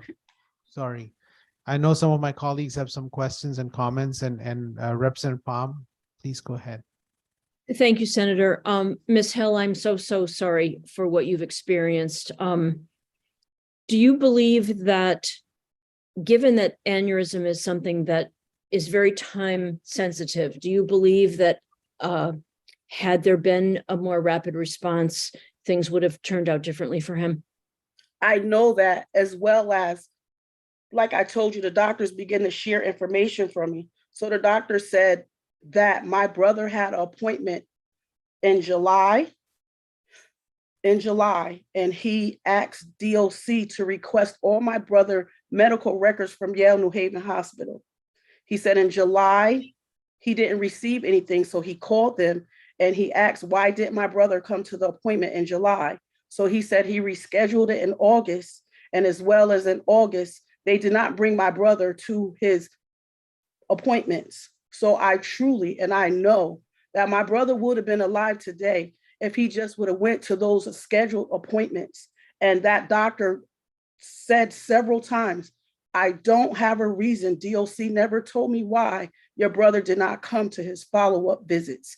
He said it would have been something that they could have prevented, like some kind of coil surgery that could have stopped it, or, whatever he said, but they never brought my brother in to the appointments, and they never explained why.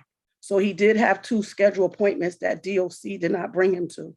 And Ms. Hill, are you the responsible party or the contact information person for your brother? Or is it possible that they tried to contact somebody else? I am the main contact. My brother on every piece of paper, because our immediate family is limited. I'm the only one left. Our parents are passed away. So I'm his medical emergency on everything. And it's always been that way. I've been a sister/mother to my brother. So I've always been an emergency contact. And one person did call me. He said, well, this is exact words. He said, well, I do see you on his emergency COVID sheet. I said, well, if I'm on COVID, I must be on everything else. He said, but the other contact papers were not renewed. I said, well, if they've not renewed and you see me on the contact for my brother for COVID, shouldn't you have contact me? And he got quiet. I said, well, do you see anybody else that you can contact? He looked in the computer. He said, no, I apologize. I'll get back to you. But no one actually never immediately called me in regards to my brother. Thank you. And Mr. Chair, one last question, please indulge me. And ma'am, did you, you said he was taken to a hospital. So this was a facility outside of the prison, yes? Yes, I believe it was St. Mary's in Hartford, if I'm correct. Okay, and the normal procedure there would be for the hospital staff to communicate with the responsible party, and they didn't do that, right? Well, yes, they did do that. But when I called DOC to make sure, this was accurate or what happened, DOC first question was, how did I find out that nurse was not supposed to call me?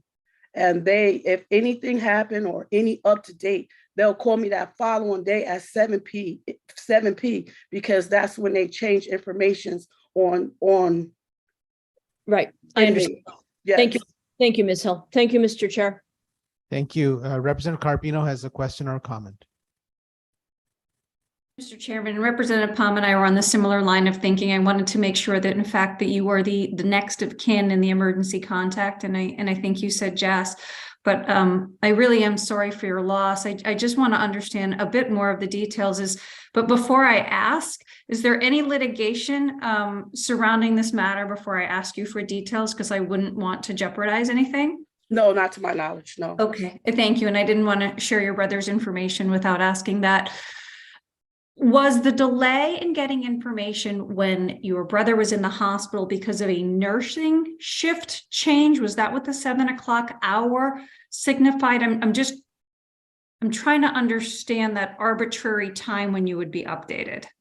So I honestly, I don't know what DOC and what, hospitals have. I'm in the healthcare field, and I know like at the end of each shift, nurses change, communication. I don't know the timing with DOC in the hospital, but when that nurse called me from the hospital, it's just my opinion that DOC should have called me as well, or even after. DOC never called me. I had to call, when I called DOC that night, they said it was no one that I could talk to. So when I immediately called like 8 o'clock in the morning, because I kept getting voicemail, they still wouldn't give me information. They told me I had to wait till 7 p.m. to get any type of information. And that was almost 24 hours after. Thank you. And Mr. Chairman, my last question, if you don't mind, is I'm just trying to understand the time frame of your brother's unfortunate death. Were you unable to see him because of a DOC policy in his final time, or was it during COVID? I just want to make sure I understand the timing. COVID is over. My brother just passed away 1/10/23 this year. Thank you. And again, I'm sorry. Thank you, Mr. Chairman. Thank you. Senator Heather Summers has a question. Can't remember my name this late at night.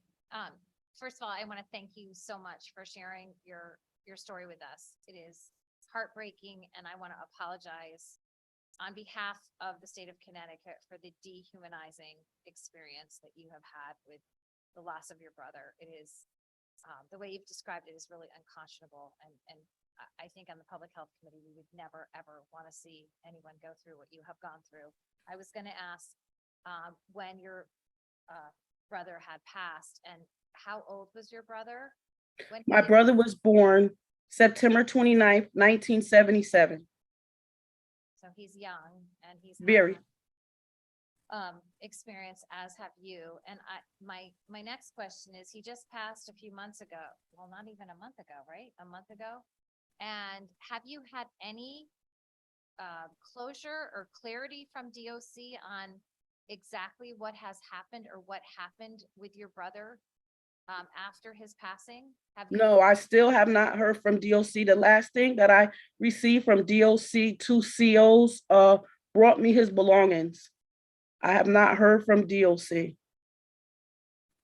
I just hear from outside people. And then, once you get the death certificate, I could tell you what the death certificate says, but as far as from DOC, their communication was unprofessional and no sign of empathy, not a card in the mail, sorry for your loss, our deepest sympathy. There was just nothing. And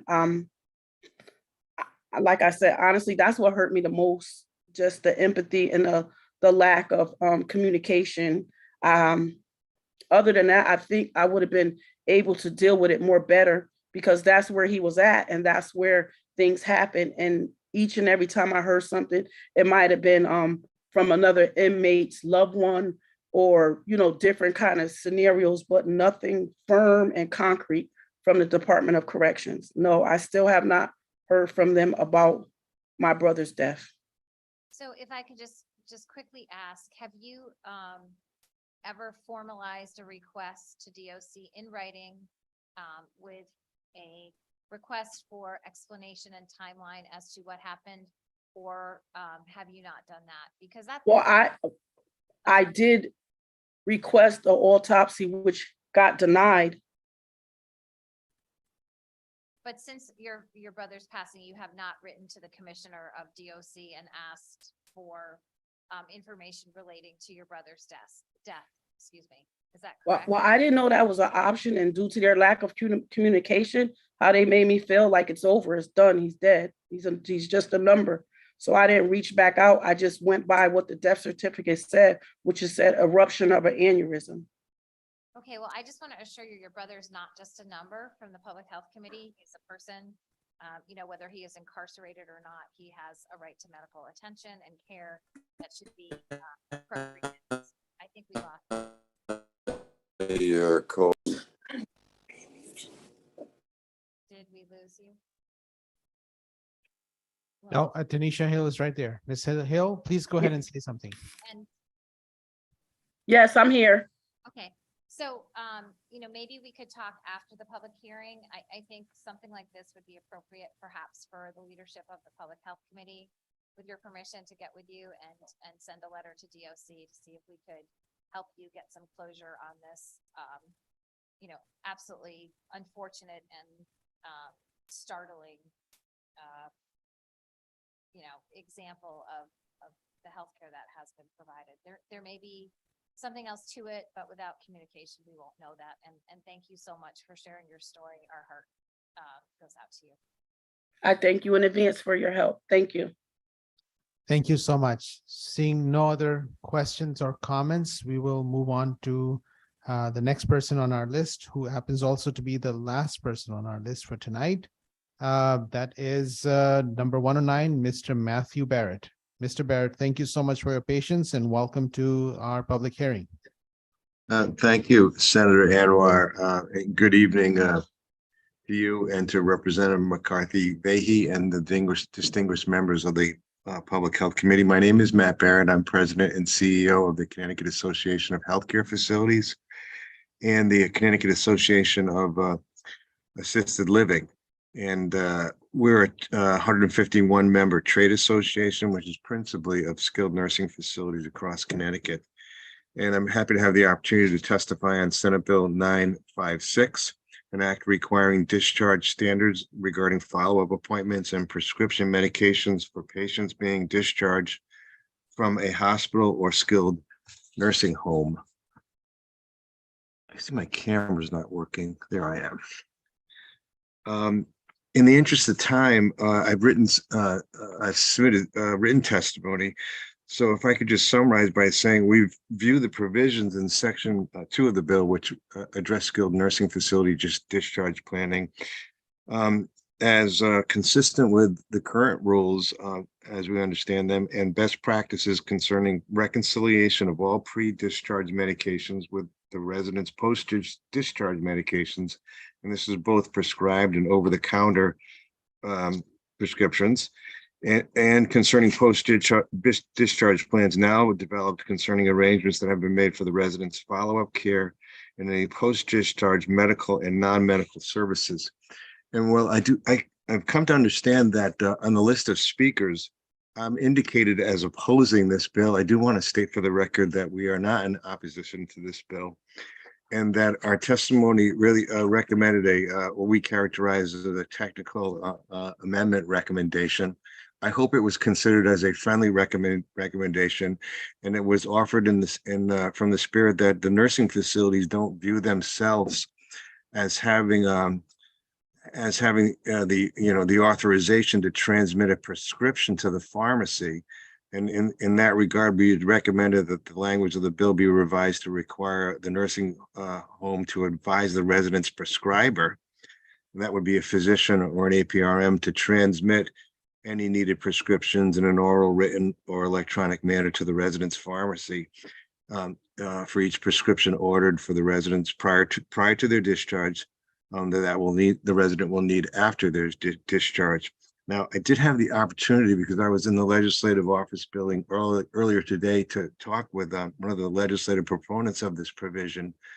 And I came to understand that I think the intent was to streamline the process by using the discharge planning document, the so-called W-10 document, as the vehicle for actually authorizing the prescription refill. And it is a document that is signed by the medical director or the APRN at the nursing facility. And if that's the intent, then I do actually believe that that would streamline the prescription refilling process for any needed prescriptions.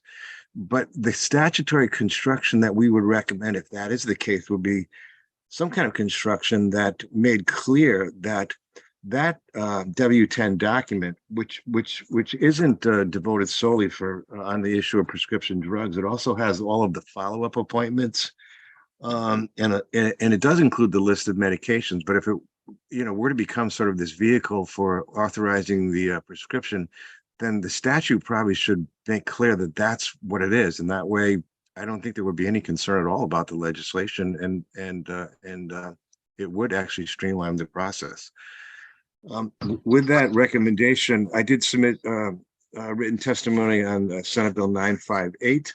An act concerning the timely transfer of medical records between healthcare institutions, and also on proposed House Bill 6298, an act concerning improper care of patients by nursing homes. And I'd heard when I was monitoring earlier today, Chairman McCarthy Vahey had reminded us that this was a subject matter hearing on a proposed bill, which explained why there wasn't a lot of detail in the bill. And so my testimony really is trying to just get on the record that there's this very significant body of federal and state law and rules and regulatory oversight. Excuse me, Mr. Barrett, your time is complete. Thank you. Oh, that's very fine. I'm pretty much finished. Thank you so much for the opportunity to offer these comments, and I'd be happy to answer any questions. Thank you so much, Mr. Barrett, for your testimony, and thank you for your patience with us. And I believe you have a written testimony as well. That's correct, Senator. Okay, good. We will look at how we can clarify the language to make sure there's no confusion on any of the aspects. I see Senator Gordon has a question or a comment. Senator Gordon. Yes, thank you, Mr. Chairman. Mr. Barrett, thank you for your testimony. Just so you know, I'm a doctor, so I do take care of patients who come out of nursing homes and other types of facilities. And I'm a little confused by what you're saying as far as not being able to issue prescriptions.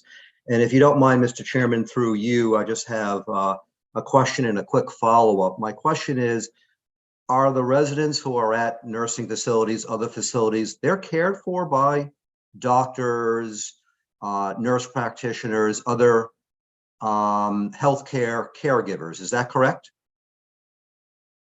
Yes, that's correct. So my follow-up question for you, Mr. Chairman, is if those people are providing care, and I'm assuming they're licensed and they can actually write prescriptions, why can't they write prescriptions? Are you talking about having somebody else who isn't involved in their care, such as the patient's primary care or some other specialist, have to write those prescriptions? I was just trying to seek some clarification as to what you just testified to. Oh, it was really just, we're asked to testify to the bills as written, and if we misread the language, we apologize for that, but we read the language to require the act of the nursing facility by transmitting this discharge document to be requesting the facility itself, not necessarily the medical director or the APRN. I think really we're just trying to clarify that if that was the intent, that form be authorized for that purpose, because it doesn't seem to be authorized for that purpose right now. And so I do agree with you that yes, of course, the medical director and the APRN have prescribing authority. It's really the vehicle being authorized to transmit the prescription that was our concern. I don't know if that's responsive to your question. I don't have a concern other than that. Well, thank you, Mr. Chairman. It just seems to me if there's an issue about prescriptions not being issued, that's the domain of the people taking care of the patients at those facilities, not somebody else to have to pick up those pieces. And if it's also an issue about making certain proper documentation about medication lists are going out to people who need to know, separate from whether they're going to serve as a means of transmitting a prescription, that would seem to be a no-brainer, simple thing to me, because that contains a lot of important, powerful information that someone who's going to pick up the care from somebody else needs to know. Those are vital things to look at. So I just wanted to make certain I understood what you were saying, and just to reiterate the importance of that type of communication and the timely prescribing of medications, so people don't run out before they actually can see somebody else who has been designated to pick up their care. Thank you, Mr. Chairman. Thank you. Seeing no other questions or comments, we wanted to thank you for your testimony, and I just need to go through some names, make sure I do our due diligence to make sure we are not missing anybody. We want to make sure Helen McCallendon is here. Do not see her. Karen Wood, Devon Ward, and Sanskriti Kumar, and none of them are over here. So we have been able to go through our entire list. This is the time I wanted to thank each and everyone who has been with us throughout the day, especially the people, the public who came out to speak to us. We truly appreciate your insight on some 18 different concepts that we touched on, and each one of our Public Health Committee members who have stayed with us during the day. We wanted to thank the people behind the scenes who made everything work seamlessly, like Beverly Henry with your leadership, Kate Hamilton and Kathleen. You had the important job to keep the time. David Kaplan also communicating with us. And I wanted to just recognize our intern, one of my interns who's working with us is Peter. Peter, thank you so much, Kolakowski, for staying with us despite us telling you should go home, but you have just stayed the course to be here for almost 12 hours. Thank you so much, Jinkoya. And with that, if everybody is okay, we are gonna, Dave Ratcliffe as well. Thank you. I didn't miss that. Sorry about that. So Dave, thank you so much for your help as well. And each and every one, get some sleep, get rest. And the ones who are over here, drive safely at home and get rest till tomorrow morning. Thank you. Good night. Safe travels, everyone. Thank you.